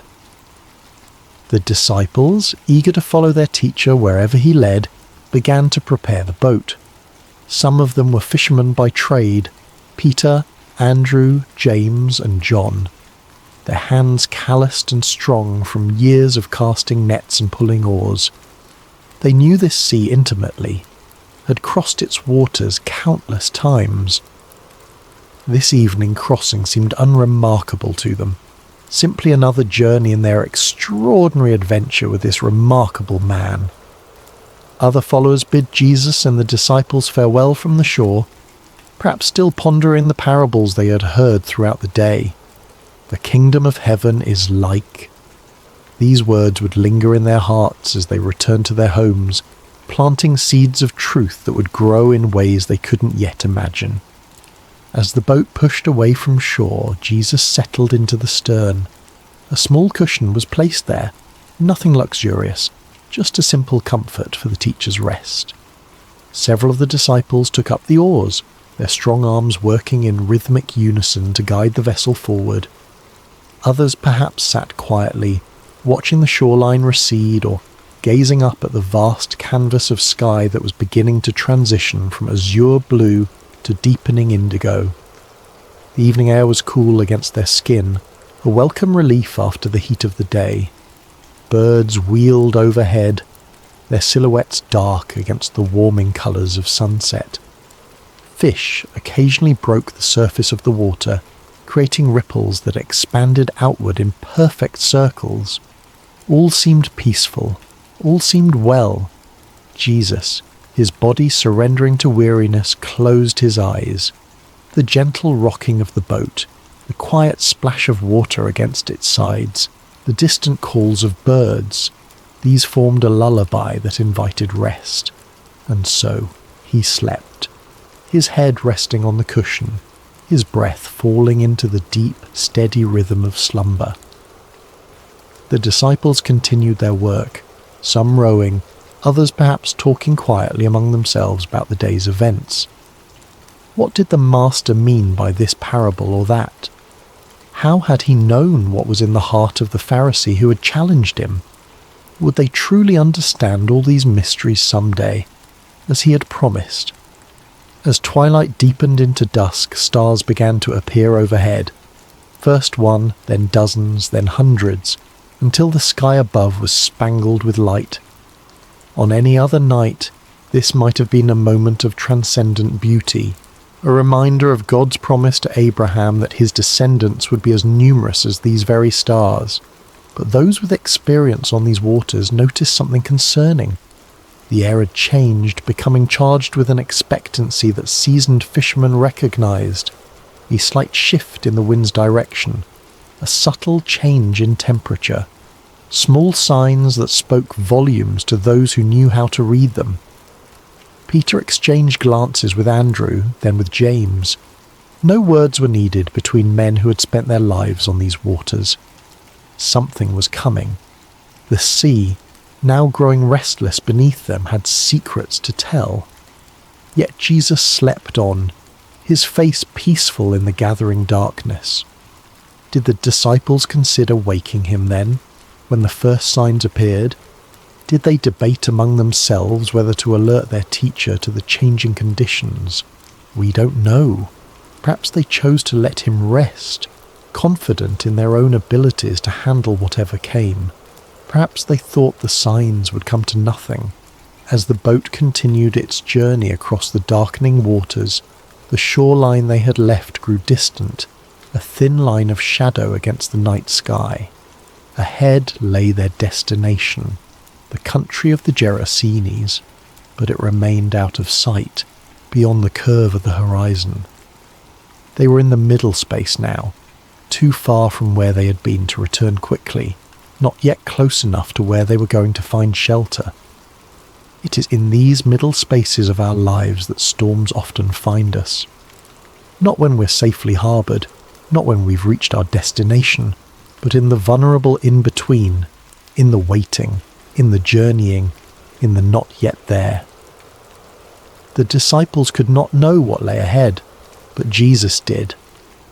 His rest was not the ignorant sleep of one caught unaware, but the peaceful repose of one who knows the end from the beginning. In this, there is profound comfort for us tonight as we rest.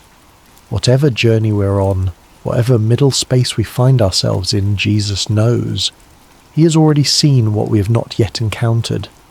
As our minds begin to slow and our bodies relax into this moment of rest, let us picture ourselves in that boat.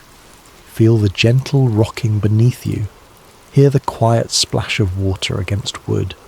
See the stars appearing one by one in the vast expanse above, and know that Jesus is there with you, perfectly at peace even as the first winds of change begin to stir. It began with a whisper, a subtle change in the rhythm of the night. The stars that had shone so brightly overhead began to disappear, one by one, as clouds moved across the sky like silent spectators gathering for some celestial event. The gentle lapping of water against the sides of the boat grew more insistent, less soothing. The disciples, some of whom may have been drifting towards sleep themselves, grew more alert, their senses heightened by years of experience on these unpredictable waters. The Sea of Galilee, also known as Lake Gennesaret or the Sea of Tiberias, sits more than 600 feet below sea level, nestled in a basin surrounded by mountains. This unique geography creates a natural phenomenon well known to local fishermen. When cool air from the Mediterranean Sea, about 30 miles to the west, collides with the hot, humid air over the lake, sudden and violent storms can emerge with startling speed. This night would prove no exception to that natural law. One moment, the disciples were crossing in relative calm. The next, they found themselves battling a windstorm that seemed to descend upon them from nowhere. The Greek word used in Mark's Gospel to describe this storm is laelaps. Not a gentle rain shower or passing breeze, but a furious squall, a tempest of frightening power. The wind began to howl, no longer a whisper but a roar that filled their ears and made conversation nearly impossible. It seized the sail, straining the ropes that secured it, and threatening to tear the fabric from its moorings. Those disciples with seafaring experience would have worked quickly to secure what they could, their hands moving with practiced efficiency despite the growing chaos. Waves rose around them, no longer gentle undulations but angry mountains of water that lifted the boat high before dropping it with stomach-churning speed into the next trough.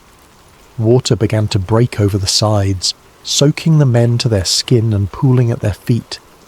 In the dim light of whatever lamps they might have had, or perhaps by now extinguished by wind and water, they could see the boat beginning to fill. For modern readers, it might be difficult to fully appreciate the terror of this moment. We who cross oceans in massive ships or fly above the clouds in airplanes may have experienced turbulence or rough seas, but few of us have truly feared for our lives while travelling. These men, however, even those who had spent their lives on the water, understood their mortality with stark clarity in this moment. The boat was filling with water faster than they could bail it out. The wind showed no signs of abating. The shore was nowhere in sight. In the ancient world where swimming was not a commonly taught skill, and where the depths of the sea represented chaos and death, their situation was dire indeed. And Jesus slept on, his head still resting on the cushion in the stern of the boat. This image of Christ sleeping peacefully while chaos rages is one of the most powerful in all of Scripture. There is something almost incongruous about it, something that both confounds and comforts. The disciples must have looked at him with bewilderment. How could anyone sleep through such a storm? Did he not feel the water soaking his garments? Did he not hear the howling wind, or feel the violent pitching of the vessel? Perhaps some of them remembered the words of Psalm 121. He who watches over you will not slumber. Indeed, he who watches over Israel will neither slumber nor sleep. Yet here was their teacher, their master, whom some had begun to believe might be the promised Messiah, deep in slumber while destruction seemed imminent. We might pause here in our meditation and consider times when God has seemed silent or sleeping in our own lives. Those dark nights when prayers appear to go unanswered. Those seasons of suffering when heaven itself seems shut tight. Those moments when we cry out, "Lord, don't you care?" For this was precisely the question that rose to the disciples' lips as fear gave way to desperation. Someone, we don't know who, moved to the stern where Jesus lay sleeping. Perhaps they shook his shoulder roughly, the protocol of respect forgotten in the face of survival's urgency. "Teacher," they cried, their voices barely audible above the storm's rage, "don't you care if we drown?" There is raw humanity in this question, the unfiltered cry of those who feel abandoned in their hour of greatest need. It's not a theologian's careful inquiry or a philosopher's pondering, but the gut-level response of frightened men who cannot understand why the one they've come to trust seems indifferent to their plight. Don't you care? How many times have these words formed in human hearts across the centuries? The parent kneeling by the bed of a suffering child, the widow standing by a fresh grave, the refugee fleeing violence with nothing but the clothes on their back, the addict fighting for sobriety and failing again. Lord, don't you care? It's worth noting that the disciples didn't question Jesus' ability to help. They questioned his concern, his heart. They believed he could do something. Why else wake him? But they wondered if he would. Did their plight move him? Did their fear matter to him? Was he as invested in their well-being as they had come to believe? In asking this question, they revealed something profound about the nature of faith. True faith isn't just believing that God can, it's trusting that God will, that his heart is good, that his love is sure, that his timing is perfect. And this is often where our faith is tested most severely, not in questioning God's power, but in questioning his character, his concern, his care. As we continue to settle into rest tonight, let's acknowledge any storms that may be raging in our own lives. Perhaps there are circumstances that have caused us to wonder if God sees, if God cares. Like the disciples, we may have experienced moments of feeling alone in the tempest, questioning whether our prayers are heard. The beauty of this story, and the comfort it offers us even now, is that Jesus' response to their cry reveals the truth about his heart. But before we explore that response, let's sit for a moment with the reality of the storm itself. Feel the wind's force, hear its howl, see the waves crashing over the sides of the boat. Experience the fear, the confusion, the desperate cry for help, and know that in the midst of it all, Jesus is present, not distant, not removed, but right there in the boat with them, with us. Whatever storm we face, we do not face it alone. The Lord of all creation has chosen to journey with us, to be present with us in every turbulent moment and every threatening circumstance. As our breathing deepens and our bodies grow heavier with approaching sleep, let us find comfort in this reality. The presence of Jesus in our boat does not exempt us from storms, but it changes everything about how we experience them. He's here even when he appears to be sleeping. He hears even when he seems silent. And he will respond in his perfect time with his perfect power.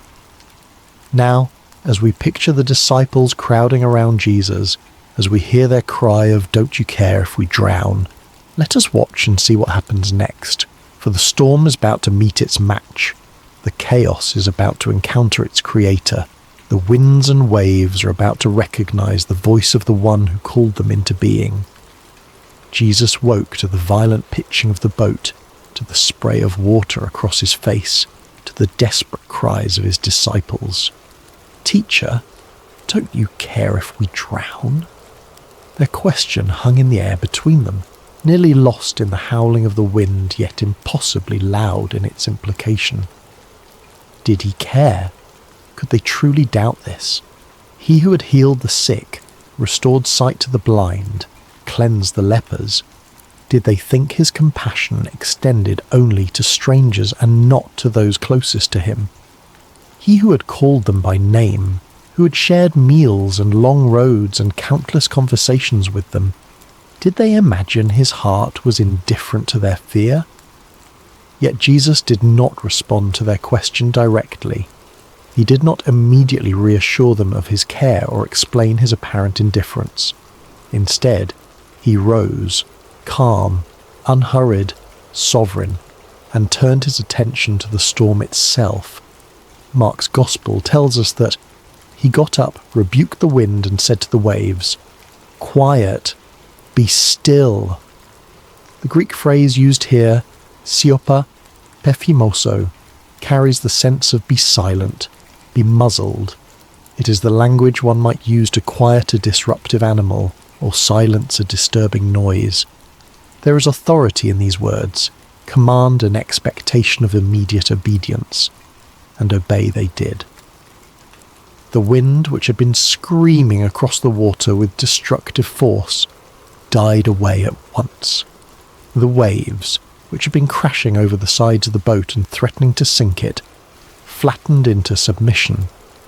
The entire chaotic scene transformed in an instant from deadly peril to perfect calm. Imagine witnessing this moment. 1 second, you're fighting for your life against one of nature's most terrifying displays of power. The next, you're floating on a sea as smooth as glass under a clearing sky. The contrast would be disorienting, almost unbelievable. The silence following such tumult would ring in your ears.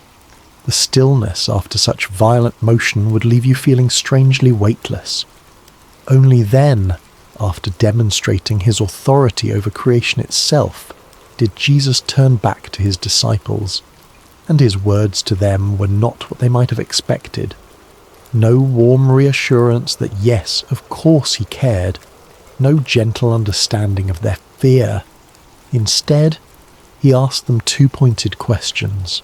Why are you so afraid? Do you still have no faith? These questions weren't meant to shame or condemn. Jesus was not expressing disappointment so much as issuing an invitation to examine the gap between what they professed to believe about him and how they responded when those beliefs were tested by circumstance.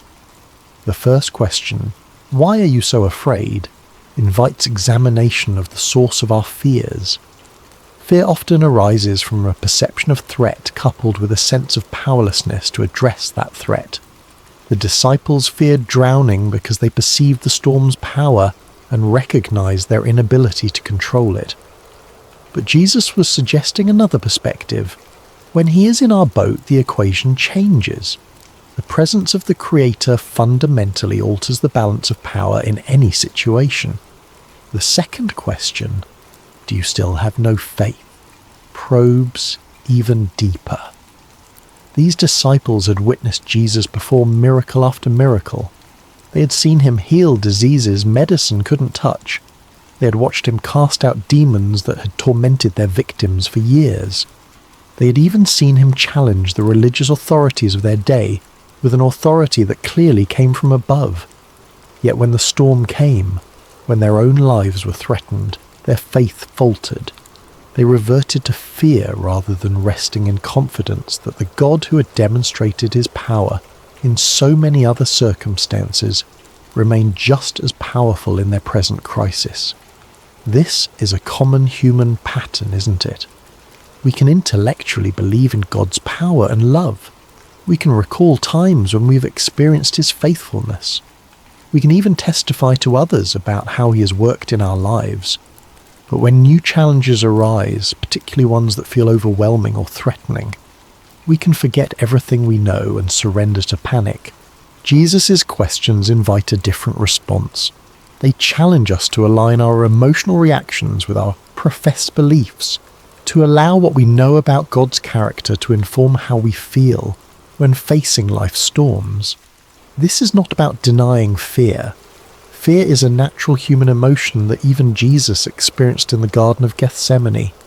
Rather, it's about preventing fear from distorting our view of God and his activity in our lives. The disciples' fear had led them to question Jesus' care for them. "Don't you care if we drown?" His questions in return invited them to question their fear instead. Was it consistent with what they knew of him? Was it justified in light of who he had revealed himself to be? As we continue our journey toward rest tonight, these questions can guide our own reflection. What fears keep us awake at night? What storms in our lives have made us wonder if God cares? And more importantly, what do we know about the character of Jesus that might speak to those fears? If Jesus is truly who Scripture reveals him to be, all-powerful yet deeply compassionate, sovereign yet intimately involved, holy yet merciful, then our fears must be evaluated in light of these truths. Not dismissed or denied, but placed within the larger context of who God is and how he works. The disciples in that boat had to reconcile their experience of the storm with their experience of Jesus' power over it. We too must reconcile our experience of life's challenges with our understanding of God's character and capabilities. This reconciliation doesn't happen once and for all. It's an ongoing process, a continued growth in trust that develops as we walk with him through both calm seas and raging tempests. Perhaps the most comforting truth in this entire account is the simple reality that Jesus was in the boat with them. He had said, "Let us go over to the other side, you will." Not, "Let me meet you on the other side," or "to try to make it to the other side." When Jesus says, "Let us go," he commits to the entire journey, not just the destination. Similarly, when Jesus calls us to follow him, he doesn't promise absence of storms. He doesn't guarantee that the path will be smooth or the journey comfortable. What he does promise is his presence with us in whatever we face. "I am with you always," he would later tell his followers, "to the very end of the age." This presence changes everything. It doesn't always change our circumstances, though sometimes, as in this story, it dramatically does. But it always changes the meaning of those circumstances and how we can respond to them. As we feel sleep drawing nearer, let us rest in this truth. Whatever storm we face, Jesus is in our boat, not as a passive passenger, but as the Lord of wind and wave, the one whose word can transform chaos into calm, the one whose presence transforms our fear into faith. The question Jesus asks, "Why are you so afraid?" isn't meant to dismiss our feelings, but to direct our focus toward the greater reality of his presence and power. The perfect love he embodies casts out fear, not by pretending the storm doesn't exist, but by reminding us that he exists within the storm with us, and that makes all the difference. In the aftermath of the storm's sudden cessation, a profound silence settled over the Sea of Galilee. The only sounds remaining might have been the gentle lapping of now calm waters against the boat's hull, the dripping of seawater from soaked clothing and hair, and perhaps the still rapid breathing of men whose hearts had not yet caught up with the dramatic change in their circumstances. The contrast could not have been more stark. Moments before, chaos had reigned, wind howling, waves crashing, men shouting in fear. Now, perfect stillness surrounded them. The sky was clearing, stars reappearing like hesitant witnesses emerging after danger has passed. The sea, which had threatened to claim their lives, now cradled their boat with gentle care. In this strange new quiet, Jesus' words hung in the air. "Why are you so afraid? Do you still have no faith?" These questions weren't harsh or condemning. They were asked by the same voice that had just commanded the elements and been instantly obeyed. They were spoken by the same lips that had taught multitudes about the kingdom of heaven that had pronounced forgiveness to the repentant, that had offered living water to the thirsty. His tone may have been one of genuine curiosity rather than criticism, a teacher using a powerful experiential lesson to reveal what was in his students' hearts. The disciples' reaction to this moment is profoundly revealing. Mark tells us that they were terrified and asked each other, "Who is this? Even the wind and the waves obey him." This was a new kind of fear, not the desperate fear of drowning that had gripped them during the storm, but the reverent awe that comes from encountering something, someone, beyond human comprehension. Their question, "Who is this?" is perhaps the most important question any person can ask about Jesus. It's a question that has echoed through centuries across cultures within countless human hearts. Who is this man who spoke with unparalleled authority, who healed with a touch, who forgave sins as if they were his to forgive, and who, as they had just witnessed, commanded the very elements of nature with a word?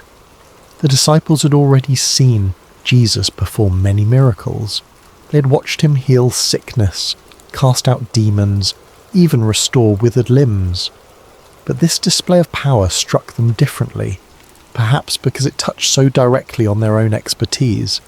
Peter, Andrew, James, John, these were fishermen who had spent their lives on this very sea. They knew its moods and dangers. They had weathered storms before through their own skill and experience. But they had never seen anyone simply speak to a storm and have it obey. Their question reveals something profound about spiritual growth. Revelation comes in layers. We don't grasp the full reality of who Jesus is all at once. Even those who walked with him physically, who ate with him and listened to his teaching daily, came to understand his identity gradually, through accumulated experiences and progressive revelation.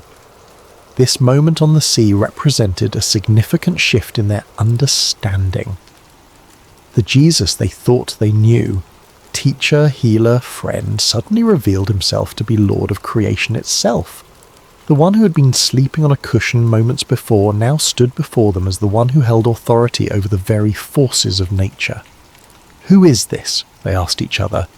They were beginning to realize that the answer was far more profound, far more cosmic, far more divine than they had previously imagined. This question invites us into our own reflection tonight. Who is Jesus to us? Is he simply a wise teacher whose moral guidance we appreciate? A historical figure who founded a religion? A comforting presence when life gets difficult? Or is he the sovereign Lord of all creation, whose authority extends over every aspect of our existence, from the largest cosmic forces to the smallest details of our daily lives? Our answer to this question shapes everything about our faith journey. If Jesus is merely a good teacher, then his words are suggestions we can take or leave. If he is simply a historical religious figure, then his relevance to our modern lives may be limited. But if he is who he claimed to be, the Son of God, one with the Father, the Word made flesh, then every word he spoke carries divine authority. Every promise he made is utterly trustworthy, and every command he gave deserves our complete obedience. The disciples in that boat were confronting this reality in a visceral, immediate way. The Jesus they thought they knew had just done something only God could do. The Psalms describe God as the one who stilled the roaring of the seas, the roaring of their waves. Psalm 65:7, and the one who stilled the storm to a whisper, the waves of the sea were hushed. Psalm 107:29. Now they had seen Jesus do exactly this, with their own eyes in their own boat, in response to their own cry for help. Their question, "Who is this?" was not merely rhetorical. It reflected genuine wrestling with an expanding understanding of Jesus' identity. And this wrestling is an essential part of authentic faith. God does not expect us to have perfect theological understanding from the beginning of our journey with him. He reveals himself to us gradually, meeting us where we are and gently expanding our capacity to know him as he truly is. For the disciples, this storm became a classroom, a place where their understanding of Jesus grew deeper and wider. Similarly, the storms of our lives often become the context in which we come to know God more truly. It's relatively easy to affirm God's goodness when life is calm and comfortable. It's when the winds howl and the waves threaten that our true understanding of his character is both revealed and refined. As we continue our journey towards sleep tonight, let's allow this holy question to linger in our minds. Who is this Jesus? Not as an abstract theological inquiry, but as a personal exploration of relationship. Who is he to me? What have I seen him do in my life? How has my understanding of him grown through seasons of both calm and storm? The beauty of this story is that it invites us to know Jesus more fully, not just as a distant miracle worker, but as the one who journeys with us through every circumstance of life. He is in our boat. He may sometimes appear to be sleeping, but he is never absent, never unaware, never unconcerned.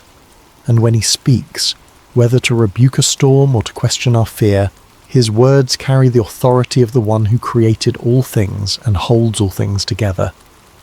The wind and waves recognize his voice, because they came into being through that same voice.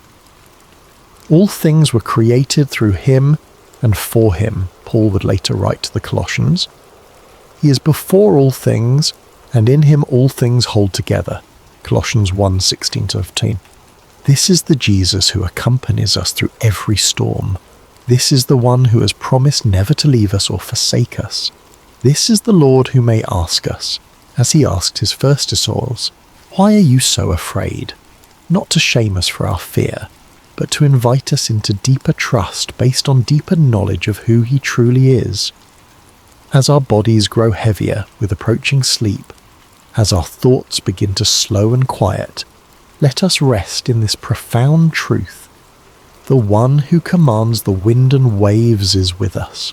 And if even the storm obeys his voice, how much more can we trust him with the circumstances of our lives, with the fears that sometimes keep us awake, with the future that remains unknown to us but is fully known to him? In this trust we find not just theological truth but practical peace, the kind of peace that allows us to rest even when circumstances remain uncertain. Jesus didn't promise his disciples a storm-free journey. He promised them his presence through whatever storms might come. He offers us the same today. Who is this? The disciples asked. The answer to that question continues to unfold for all who choose to journey with him, not in abstract propositions, but in lived experience, in daily walking with the one whose authority extends over every realm and whose love reaches into every heart that opens to receive him. As the boat continued its journey across the now peaceful sea, the disciples must have fallen into a contemplative silence. The question they had asked each other, "Who is this? Even the wind and the waves obey him," would linger in their hearts and minds for days, weeks, perhaps even years to come. Each time they recalled this night, this storm, this miracle, their understanding of Jesus would deepen a little more. This is often how spiritual growth unfolds for us as well. Not primarily through intellectual study, though that has its place, but through lived experiences that reveal God's character and power in ways that transform our understanding. Head knowledge becomes heart knowledge when we see God act in response to our deepest needs and most desperate prayers. The disciples were beginning to grasp something profound. Jesus was not merely with them, he was over all things. His presence in their boat didn't just mean companionship, it meant protection, provision, and peace that transcended circumstances. Even when he appeared to be sleeping, his sovereignty remained active and absolute. As the first light of dawn began to brighten the eastern sky, they could see their destination approaching, the region of the Gerasenes on the opposite shore of the lake. Jesus had said, "Let us go over to the other side," and despite all that had transpired during the night, they were indeed arriving exactly where he had intended to take them. This small detail carries significant comfort. When Jesus sets a destination, he ensures arrival.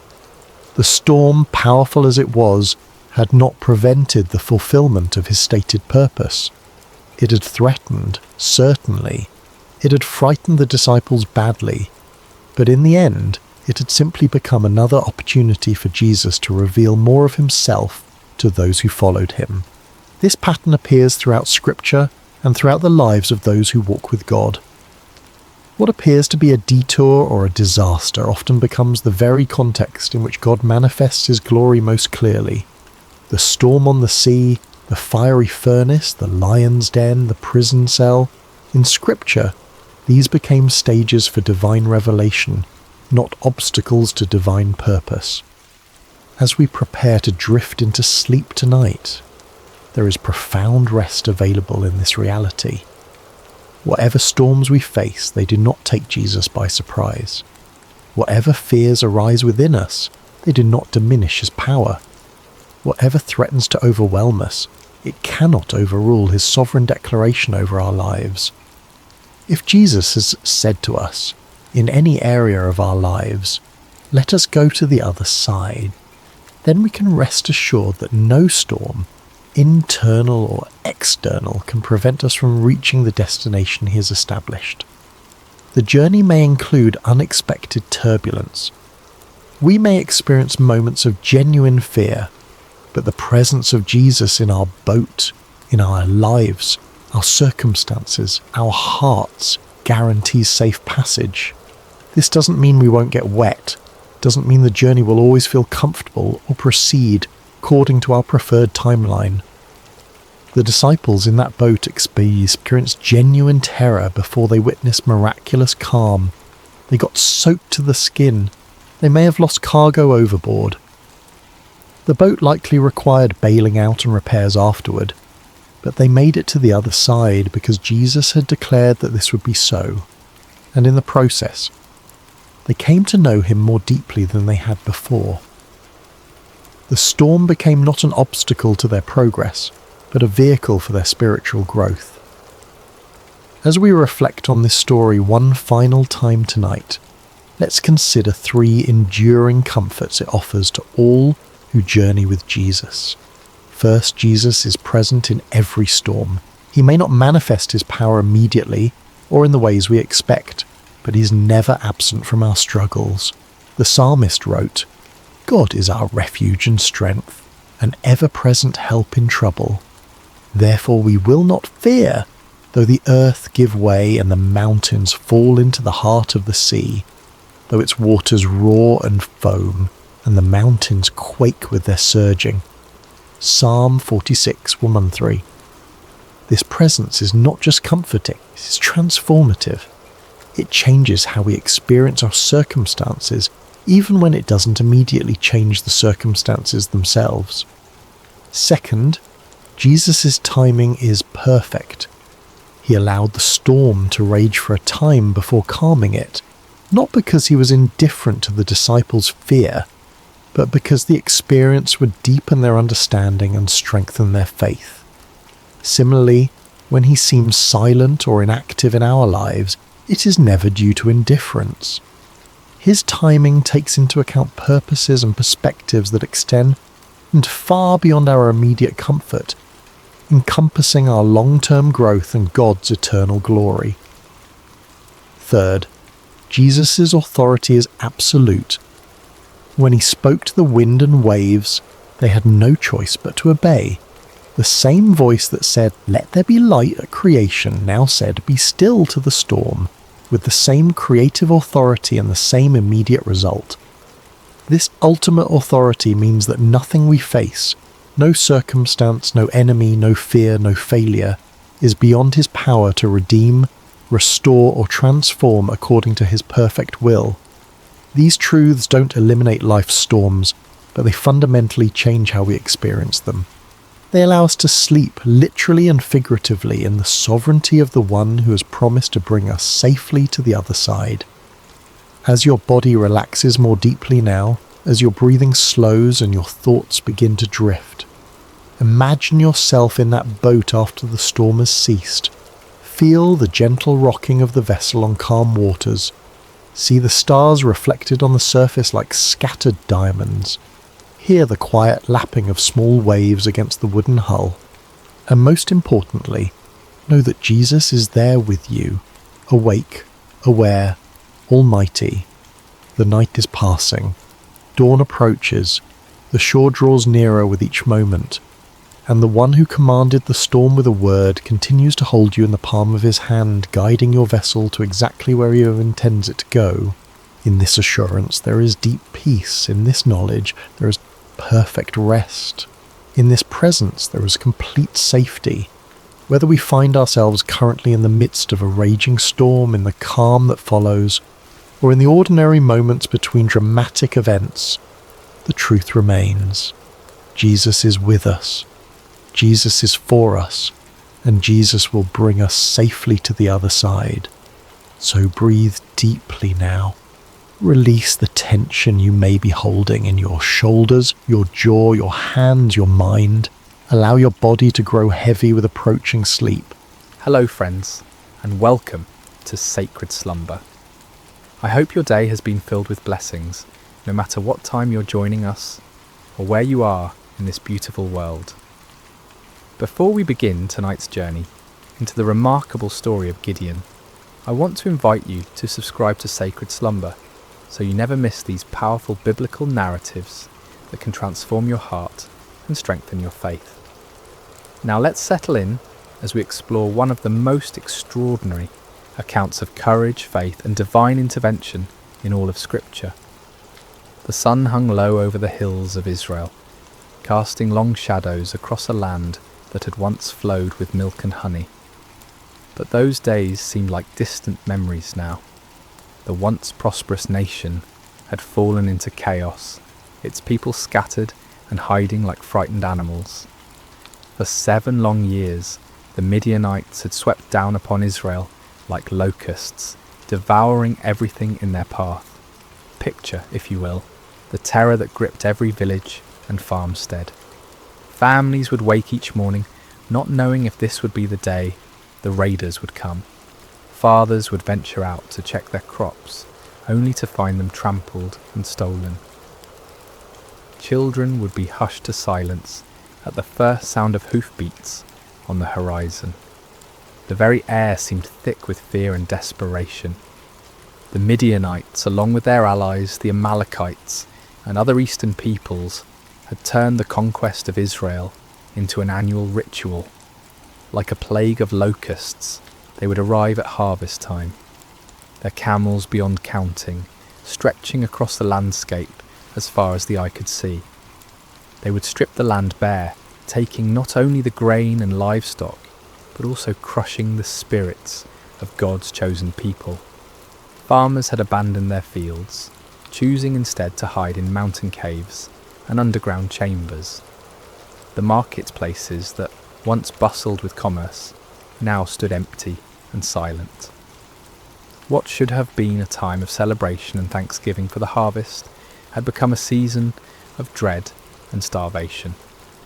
Israel's cities, once proud and strong, had crumbled into mere shadows of their former glory.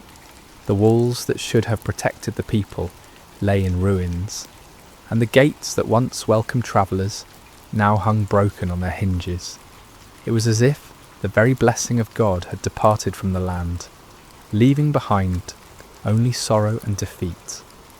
In this atmosphere of despair, mothers would gather their children close and whisper the old stories of how God had delivered their ancestors from Egypt, how he had parted the Red Sea and given them victory over mighty enemies. But those stories seemed like fairy tales now, beautiful but impossible dreams from a time when God still cared about his people.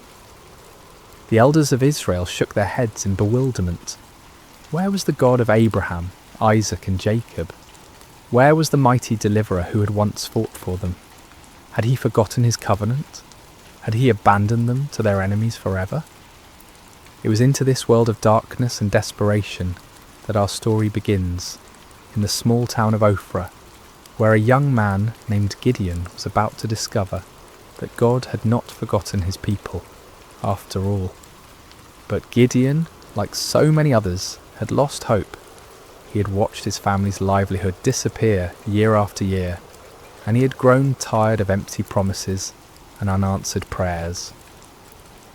On this particular day, as storm clouds gathered on the horizon, both literally and figuratively, Gideon was engaged in the dangerous work of threshing wheat, but he wasn't doing it in the traditional threshing floor, where the grain could be properly separated from the chaff by the wind.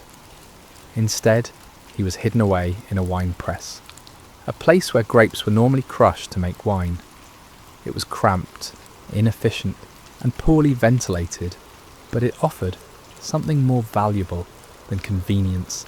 It offered concealment from enemy eyes. As Gideon worked in his makeshift hiding place, sweat dripping from his brow in the confined space, he embodied the broken spirit of his entire nation. Here was a man reduced to secret, fearful labour just to provide basic sustenance for his family. The very act of threshing wheat, once a joyful community celebration, had become a furtive, isolated struggle for survival. Little did Gideon know that this moment of apparent defeat would become the launching pad for one of the most remarkable displays of God's power in human history. The God who seemed absent was actually watching, waiting, and preparing to use this unlikely hero in ways that would astound both friend and foe alike. The rhythm of Gideon's work was steady but tense. Each strike of his flail against the wheat stalks echoed softly in the confined space of the wine press. His eyes darted frequently toward the opening above, watching for any sign of danger. The precious grain he was salvaging represented not just food for today, but hope for tomorrow, assuming the Midianites didn't discover his hiding place. The silence of the afternoon was broken by an unexpected voice. "The Lord is with you, mighty warrior." Gideon's heart nearly stopped. He spun around, flail raised defensively, expecting to see a Midianite scout who had somehow discovered his secret location. Instead, he found himself face to face with a figure unlike any he had ever encountered. The stranger sat calmly beneath the great oak tree that overlooked the wine press, his presence somehow both commanding and peaceful. The greeting struck Gideon as almost mockingly ironic. Mighty warrior? Him? The man who was reduced to threshing wheat in secret, constantly looking over his shoulder in fear. And the Lord is with you? If that were true, then why was Israel suffering under such devastating oppression? "Pardon me, my lord," Gideon replied, his voice heavy with skepticism and pain. "But if the Lord is with us, why has all this happened to us? Where are all his wonders that our ancestors told us about when they said, 'Did not the Lord bring us up out of Egypt?'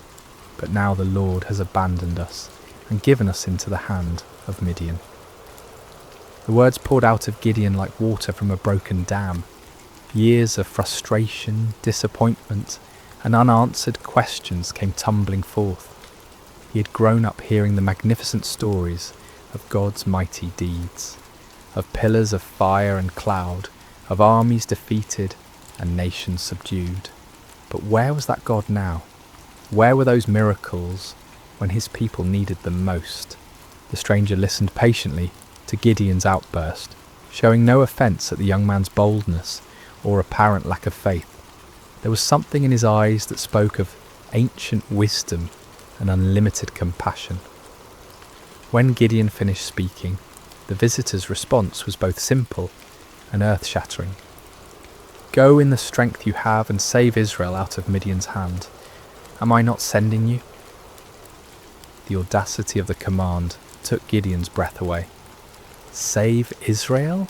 Him? The implications were staggering. This wasn't a request for him to join an army or support a cause. This was a divine commission to personally lead the deliverance of an entire nation from a seemingly impossible situation. "Pardon me, my lord," Gideon stammered, his mind reeling, "but how can I save Israel? My clan is the weakest in Manasseh, and I am the least in my family."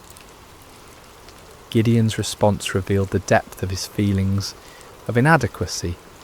In a culture where tribal strength and family position determined social standing and influence, he saw himself as doubly disqualified.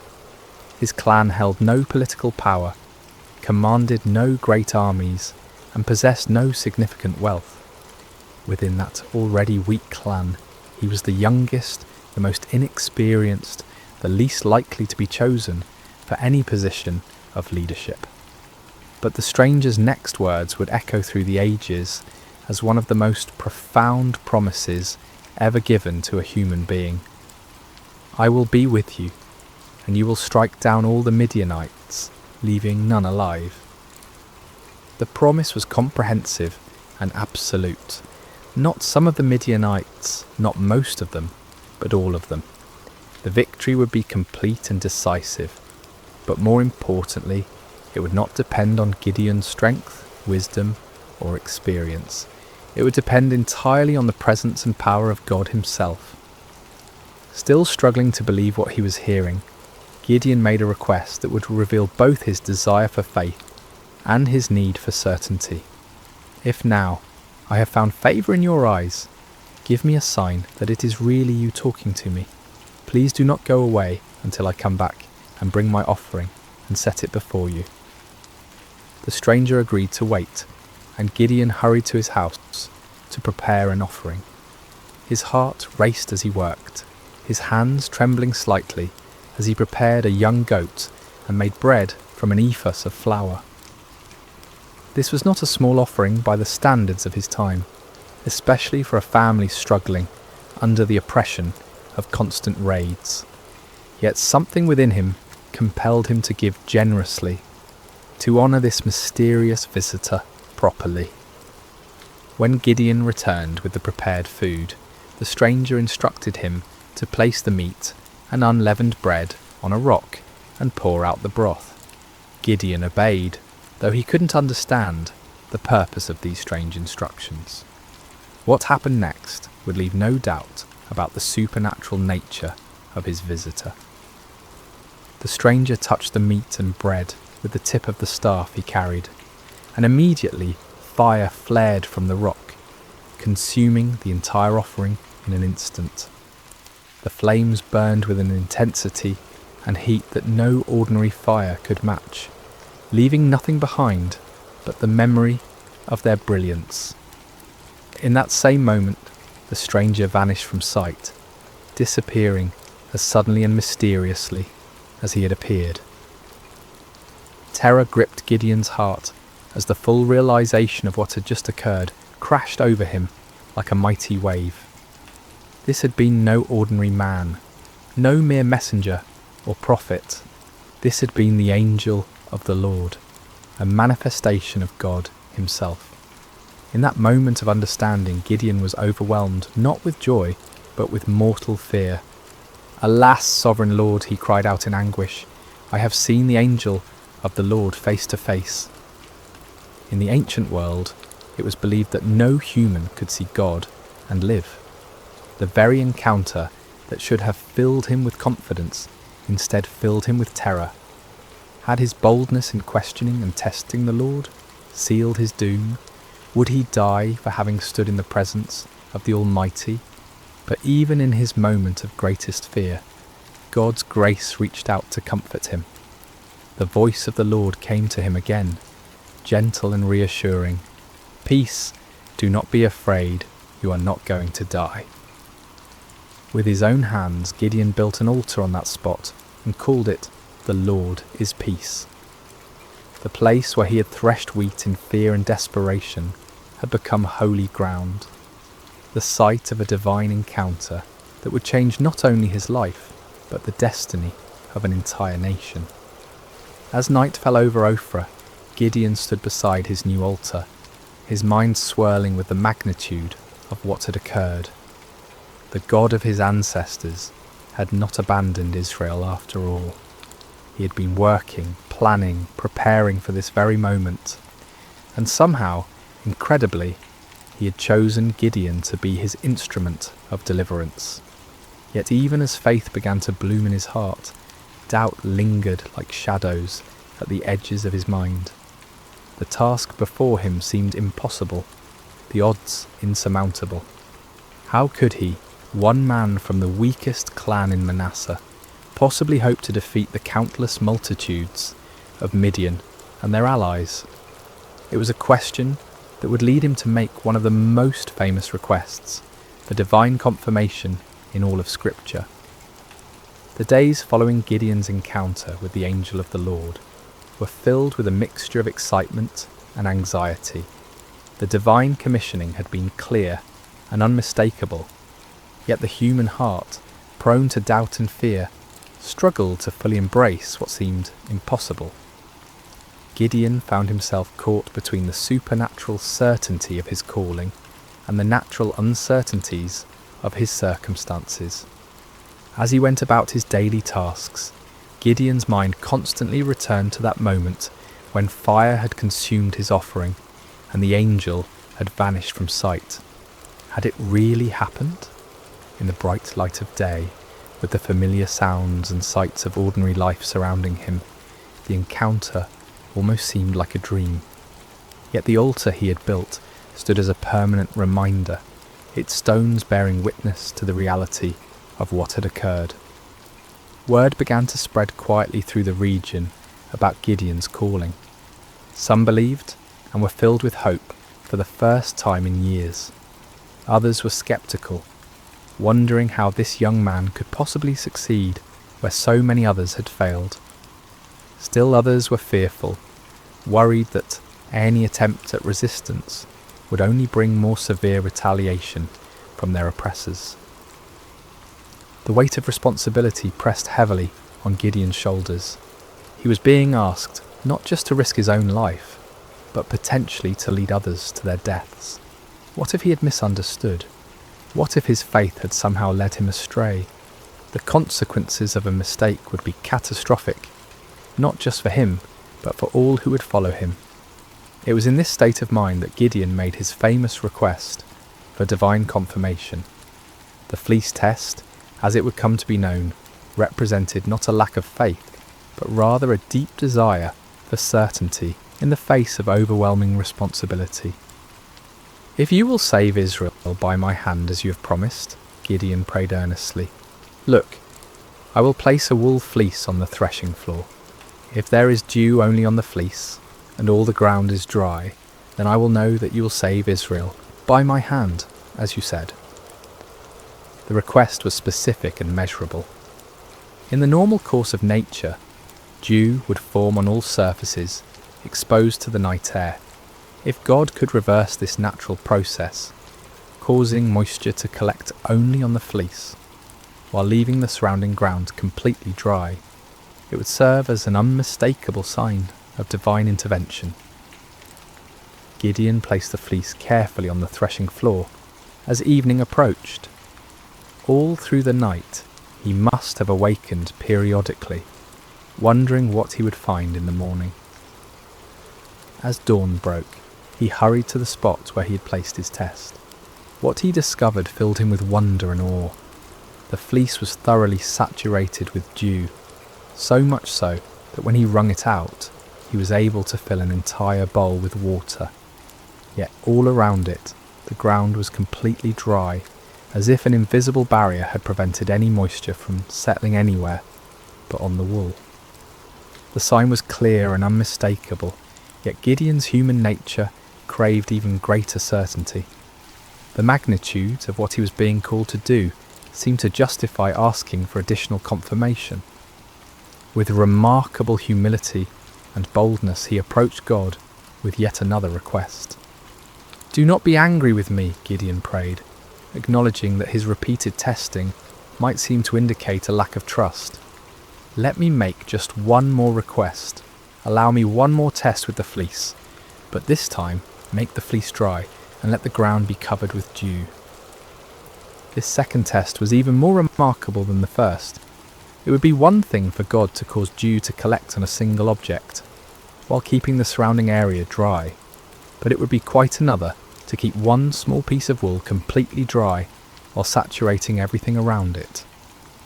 This second sign would demonstrate not just God's power over nature, but his precise control over the smallest details. Again, Gideon placed the fleece on the threshing floor and waited through the night. When morning came, he found exactly what he had requested.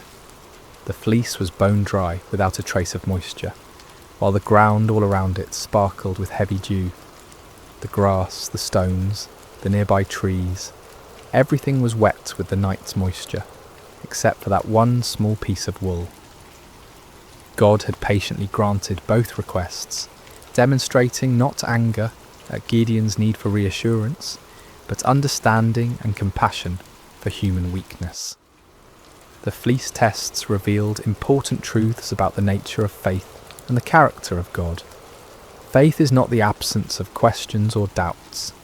Rather, it is the willingness to act in obedience despite those questions and doubts. Moreover, God's response to Gideon's requests showed his patience with those who seek him earnestly. He did not rebuke Gideon for his need for confirmation, nor did he withdraw his calling because of the young man's hesitation. Instead, he graciously provided the assurance that Gideon needed to step forward in faith. The fleece tests also demonstrated the balance between seeking divine guidance and taking action. There comes a point when further testing can become an excuse for inaction, when the desire for certainty becomes a barrier to obedience. Gideon wisely limited his requests to 2 clear signs, then proceeded to act on what he had received. As news of these miraculous signs spread throughout the tribes of Israel, hope began to stir in hearts that had been dormant for years. Perhaps God had not forgotten them after all. Perhaps deliverance was indeed coming through this unlikely young man from Ophrah. But before Gideon could lead Israel into battle against their oppressors, he would need to assemble an army. The call went out throughout the territories of Manasseh, Asher, Zebulun, and Naphtali. Men who had been hiding in caves and mountain strongholds began to emerge, drawn by the promise of freedom and the reports of God's miraculous confirmations. The response was overwhelming. 32,000 men answered the call, a substantial army by any measure. These were not professional soldiers, but farmers and craftsmen, fathers and sons, united by their hatred of oppression and their desperate hope for liberation. They came carrying whatever weapons they could find, swords that had been hidden from enemy raids, spears hastily fashioned from farming tools, bows that had been used for hunting game in the wilderness. As Gideon looked out over this vast assembly of volunteers, he might have felt a surge of confidence. Surely with 32,000 men, even amateur fighters, he could mount a credible challenge to the Midianite forces. The odds were still daunting, given that the enemy could field armies many times larger, but at least now they had a fighting chance. Yet God had other plans. The fleece tests had been preparation not just for Gideon's faith, but for an even greater demonstration of divine power. The true test was not whether Gideon could trust God with impossible signs, but whether he could trust God with an impossible strategy. What happened next would shock both Gideon and his army, challenging every human assumption about warfare and victory. God was about to demonstrate that his ways are not our ways, and that his power is made perfect, not in human strength, but in human weakness. The morning sun cast long shadows across the camp as 32,000 men prepared for what they believed would be their march to war. Weapons were sharpened, provisions were packed, and final prayers were offered. The air buzzed with nervous energy as farmers turned warriors contemplated the battle that lay ahead. Gideon moved among his troops, offering words of encouragement and trying to project the confidence that a leader must display. Yet privately, he was still awed by the magnitude of what was happening. Just weeks earlier, he had been hiding in a wine press, and now he stood at the head of the largest volunteer army Israel had assembled in generations. But as the army prepared to march toward the enemy encampment, God spoke to Gideon with words that must have sent shockwaves through his entire being. "You have too many men. I cannot deliver Midian into their hands, or Israel would boast against me. Our own strength has saved us." Too many men? The statement seemed to defy all military logic. The Midianites and their allies numbered in the hundreds of thousands. Their camels alone described as being like locusts for multitude. How could 32,000 possibly be considered too many? Yet God's reasoning revealed a profound truth about the nature of divine deliverance. If Israel won the coming battle through conventional military means, they would inevitably credit their victory to their own strength, strategy, and courage. The victory needed to be so obviously supernatural that no one could mistake its source. God's glory was at stake, and that glory could not be shared with human pride. Following God's instructions, Gideon stood before his assembled army and made an announcement that must have stunned many of the volunteers. Anyone who trembles with fear may turn back and leave Mount Gilead. The offer was based on an ancient law found in Deuteronomy, which recognised that fearful soldiers could spread panic through the ranks and actually weaken an army's effectiveness. But in this case, the dismissal served a different purpose entirely. God was beginning the process of reducing the army to a size that would make his intervention unmistakable. The response to Gideon's announcement was immediate and devastating. 22,000 men took advantage of the opportunity to withdraw from what many probably saw as a suicide mission anyway. These were not cowards in the traditional sense. They were ordinary people facing an extraordinary situation, and they chose the safety of their families over the uncertainties of battle. As Gideon watched more than 2/3 of his army walk away, his heart must have sunk.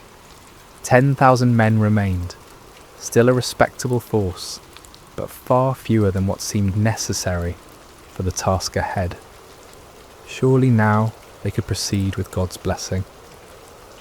But God was not finished with his reductions. "There are still too many men," came the divine word. "Take them down to the water, and I will thin them out for you there. If I say, 'This one shall go with you,' he shall go. But if I say, 'This one shall not go with you,' he shall not go." The instruction was puzzling and specific. Gideon was to observe how the men drank water and select his final army based on their drinking method. Of all the criteria that might be used to choose warriors, how they consumed water seemed among the least relevant to military prowess. At the water's edge, the 10,000 men revealed their character through their approach to drinking. The vast majority knelt down and put their faces directly to the water, drinking deeply and focusing entirely on satisfying their thirst. But a small group, only 300 men, demonstrated a different approach. They brought water to their mouths with their hands, lapping it like dogs while maintaining their vigilance and readiness. God's instruction was clear. "With the 300 men that lapped, I will save you and give the Midianites into your hands. Let all the others go home." The reduction was complete and shocking.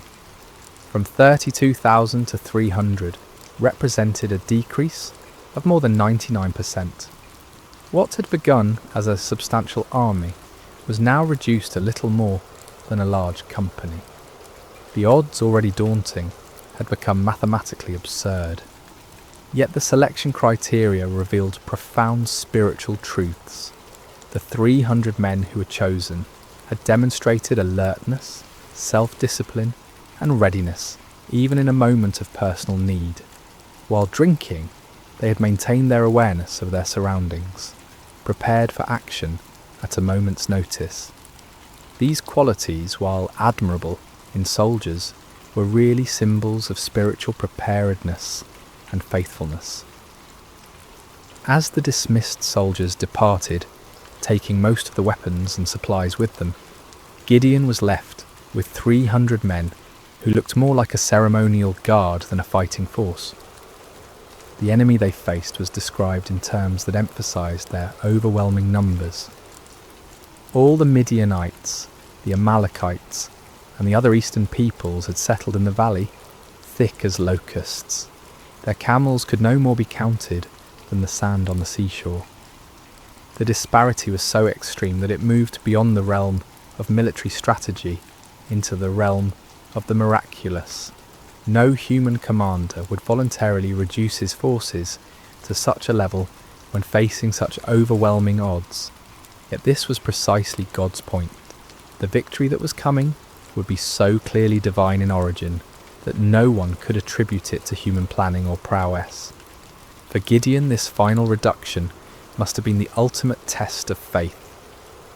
Everything in his military thinking, everything in his natural instincts, everything in conventional wisdom screamed against such a strategy. Yet his experiences with the fleece had prepared him for this moment. He had learned to trust God's ways even when they contradicted human logic. The 300 men who remained showed remarkable faith as well. They could see the enemy forces spread across the valley below them. They knew the odds better than anyone, yet they chose to stay, to trust in the God who had called them through his servant Gideon. As night fell over the Israelite camp, the 300 men prepared for what would be the most unconventional battle in military history. They had no idea that they were about to participate in a victory that would be remembered and celebrated for thousands of years. A victory that would demonstrate God's power to use the weak to confound the mighty. The stage was set for a night that would change everything. The Midianites slept in their countless tents, confident in their overwhelming superiority. The 300 Israelites made their final preparations, trusting in a God who specialized in impossible victories. The hours before dawn are often the darkest, both literally and figuratively. As Gideon and his 300 men crouched in the hills overlooking the vast enemy encampment, the weight of their impossible mission pressed down upon them like a physical burden. The valley below was filled with the tents of their enemies, stretching as far as the eye could see in the starlight, a sea of canvas that housed an army larger than any they had ever faced. Despite the miraculous signs he had witnessed and the divine assurances he had received, Gideon still struggled with doubt. God, in his infinite understanding of human nature, provided one more confirmation before the battle commenced.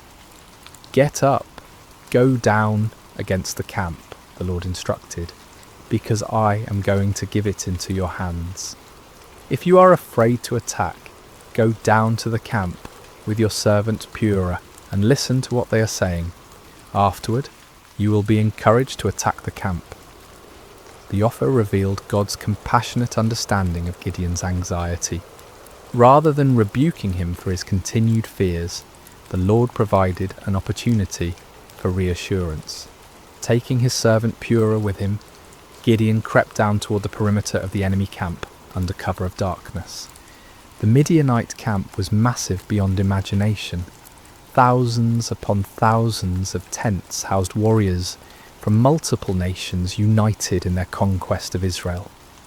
The sounds of the sleeping army filled the night air, snoring soldiers, restless camels, the occasional challenge of sentries. The very scale of the enemy forces should have been overwhelming to any reasonable observer. As Gideon and Purah approached the outer edge of the camp, they overheard a conversation between two Midianite soldiers. One was telling his companion about a disturbing dream he had experienced. "I had a dream. A round loaf of barley bread came tumbling into the Midianite camp. It struck the tent with such force that the tent overturned and collapsed." The interpretation offered by his fellow soldier was even more remarkable. "This can be nothing other than the sword of Gideon son of Joash, the Israelite. God has given the Midianites and the whole camp into his hands." The irony was profound. Here in the heart of the enemy camp, God was providing confirmation through the mouths of Israel's oppressors themselves. The barley bread in the dream was significant. Barley was considered the food of the poor, inferior to wheat. Yet in the dream, this humble loaf had the power to destroy the entire enemy position. The symbolism was clear. God would use the humble and despised to bring down the mighty and proud. That Gideon's name was already known to the enemy indicated that word of the gathering Israelite resistance had reached their ears. Rather than being encouraged by their overwhelming numerical superiority, some among the Midianites were apparently experiencing anxiety about this upstart Hebrew leader. God was already working in the hearts and minds of the enemy, preparing them for defeat. Gideon and Purah retreated to their own lines, hearts pounding with excitement and renewed confidence. The doubt that had plagued Gideon was finally dispelled by this remarkable confirmation. When they reached the Israelite position, Gideon called his men together for final instructions. "Get up," he announced with newfound authority and confidence. "The Lord has given the Midianite camp into your hands." What followed was perhaps the most unusual battle plan in military history. Instead of swords and spears, Gideon distributed trumpets, empty clay jars, and torches to each of his 300 men. The weapons of conventional warfare were set aside in favour of items that seemed more suited to a religious ceremony than a military campaign. Gideon divided his small force into 3 companies of 100 men each. The strategy was simple, yet audacious. They would surround the enemy camp and at Gideon's signal create as much noise and confusion as possible while giving the appearance of a much larger force. "Watch me," Gideon instructed his men. "Follow my lead. When I get to the edge of the camp, do exactly as I do. When I and all who are with me blow our trumpets, then from all around the camp blow yours and shout, 'For the Lord and for Gideon.'" The plan required perfect timing and coordination. Each man would conceal his torch inside a clay jar, maintaining complete darkness and silence until the moment of attack. Then at Gideon's signal, they would simultaneously break their jars, revealing blazing torches, blow their trumpets with all their might, and shout their battle cry. The psychological impact was designed to be devastating. The enemy would suddenly find themselves surrounded by lights and noise, creating the impression of a massive attacking force. In the confusion of a night assault, with limited visibility and the disorientation of being awakened from sleep, even experienced soldiers could panic and lose their sense of direction. As the 3 companies moved into position around the vast perimeter of the enemy camp, each man must have felt the weight of the moment. They were not professional soldiers, but ordinary citizens who had answered the call to fight for their freedom. Now they found themselves in the most critical moment of their lives, armed with the most unconventional weapons imaginable, trusting in a God who had promised victory through seemingly impossible means. The middle watch around midnight was traditionally the time when sentries were changed, and vigilance was often at its lowest point. It was at this precise moment that Gideon and his 100 men reached their assigned position on the edge of the camp. Across the valley, 200 other men waited in similar positions, every eye fixed on their leader for the signal that would begin the battle. Gideon raised his torch-filled jar high above his head, then brought it down sharply, smashing it against a rock. The clay shattered with a sound that seemed to echo across the silent valley, and immediately his torch blazed forth in the darkness. At the same instant, he lifted his trumpet to his lips and blew a long, piercing blast. "For the Lord and for Gideon," he shouted at the top of his lungs. The signal rippled around the camp as 300 jars smashed simultaneously. 300 torches burst into flame, and 300 trumpet heads sounded their defiant call. The battle cry of "For the Lord" and "for Gideon" echoed from every direction, creating the impression that the Midianite camp was completely surrounded by a massive army. The effect was instantaneous and devastating. Thousands of sleeping soldiers were jolted awake to find their camp surrounded by blazing lights and deafening noise. In the confusion and darkness, panic spread like wildfire through the ranks. Soldiers stumbled from their tents, grabbing whatever weapons they could find, unable to determine the size or direction of the attacking force. In their panic and confusion, the Midianites and their allies began attacking each other.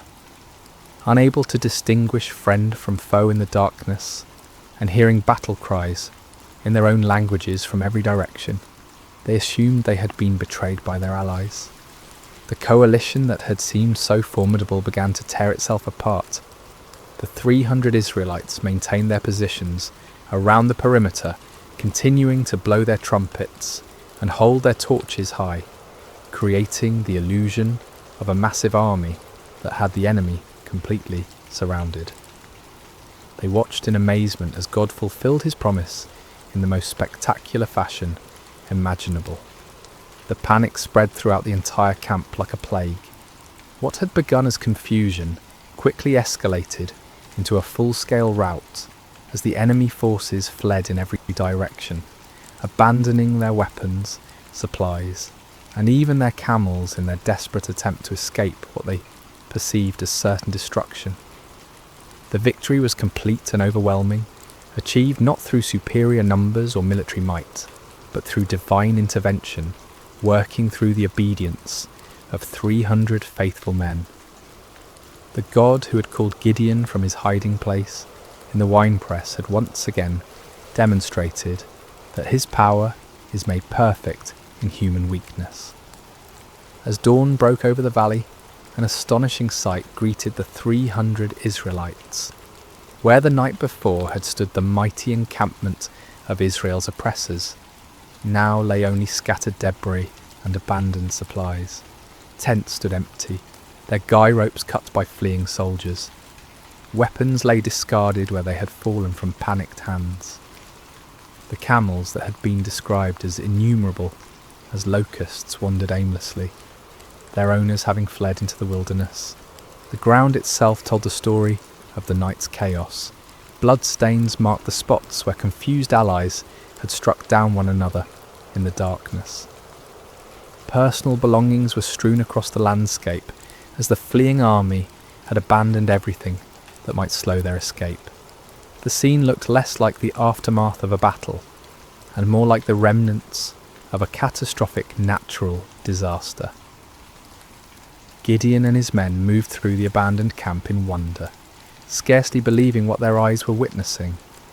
The victory was so complete, so overwhelming, that it seemed almost too good to be true. Yet the evidence was undeniable. The army that had terrorized Israel for 7 years had been routed by 300 men armed with trumpets and torches. But God's deliverance was not yet complete. Even as the 300 marvelled at what had occurred in the valley, word of the miraculous victory was spreading throughout the hill country of Israel. Men who had dismissed Gideon's call to arms, who had remained hidden in their caves and strongholds, now emerged with renewed courage and determination. The tribes of Naphtali, Asher and Manasseh rallied to pursue the fleeing Midianites. What had begun with 300 faithful men now swelled into a national movement of liberation. The psychological impact of the victory was as important as the military result. The myth of Midianite invincibility had been shattered in a single night, and the spirit of resistance that had been dormant for so long now burst forth like a river breaking through a dam. Gideon sent messengers throughout the hill country of Ephraim with urgent instructions. Come down against the Midianites and seize the waters of the Jordan ahead of them as far as Beth Barah. This strategic move would cut off the enemy's escape routes and ensure that the victory would be complete. The Ephraimites responded with enthusiasm, capturing the fords of the Jordan and trapping many of the fleeing Midianites. In the pursuit that followed, they captured 2 of the Midianite leaders, Oreb and Zeb, whose names meant raven and wolf. These princes, who had struck terror into Israelite hearts for years, were now defeated and killed at the places that would forever bear their names: the rock of Oreb and the winepress of Zeb. The pursuit continued beyond the Jordan as Gideon and his original 300, though exhausted, pressed on to capture the remaining Midianite kings, Zaba and Zalmunna. The victory was total and decisive. An empire that had dominated the region for 7 years was completely destroyed in a matter of days. The land of Israel enjoyed peace for 40 years during Gideon's lifetime. The oppression that had driven families into hiding was replaced by prosperity and security. Fields that had been abandoned were cultivated again. Markets that had stood empty bustled with commerce. Children who had grown up knowing only fear could now play freely in their villages. But perhaps the greatest victory was not military but spiritual. Israel had rediscovered that their God was still the same mighty deliverer who had brought their ancestors out of Egypt. The impossible victory served as a permanent reminder that with God all things are possible. The story of Gideon and the 300 speaks across the centuries, with timeless truths that challenge and encourage us today. First, we see that God uses the unlikely. Gideon was not a seasoned warrior or a natural leader.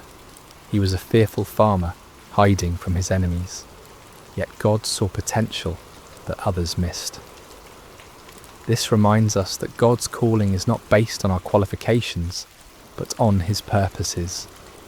Second, the reduction of Gideon's army from 32,000 to 300 demonstrates that faith matters more than numbers. In a world obsessed with statistics and metrics, God's economy operates differently. He delights in using small faithful remnants to accomplish great things, ensuring that his power, not human strength, receives the glory. Third, Gideon's requests for signs teach us about the balance between faith and doubt. God was patient with Gideon's need for confirmation, showing us that honest questions and requests for reassurance are not signs of weak faith but of a heart that desires to walk in God's will. Finally, the story shows us that obedience in the face of fear is the essence of courage. Gideon was afraid, his army was outnumbered, and the strategy seemed foolish. Yet they obeyed, and God honoured their faithfulness with victory. When we feel unqualified for the tasks before us, when the odds seem insurmountable, when we need reassurance before taking steps of faith, the story of Gideon reminds us that our God specialises in impossible victories. He is still calling ordinary people to extraordinary purposes, still using the weak to confound the mighty, still turning fearful hearts into faithful warriors. The God who met Gideon at the winepress is the same God who meets us in our hiding places today, calling us to step out in faith and watch him work miracles through surrendered lives. Just as the 300 trumpets and torches became instruments of divine victory, our simple obedience can become the means through which God accomplishes his purposes in our generation. May we have the courage to answer when he calls, the faith to trust when he leads, and the persistence to follow when he sends us into battles that seem impossible to win. For with God, the 300 can defeat the multitudes, and faith can move mountains that seem immovable. The story of Gideon reminds us that our greatest victories come not when we feel strong and capable, but when we acknowledge our weakness and depend completely on God's strength. In those moments of surrender, we discover that we serve a God who delights in doing the impossible through the most unlikely people.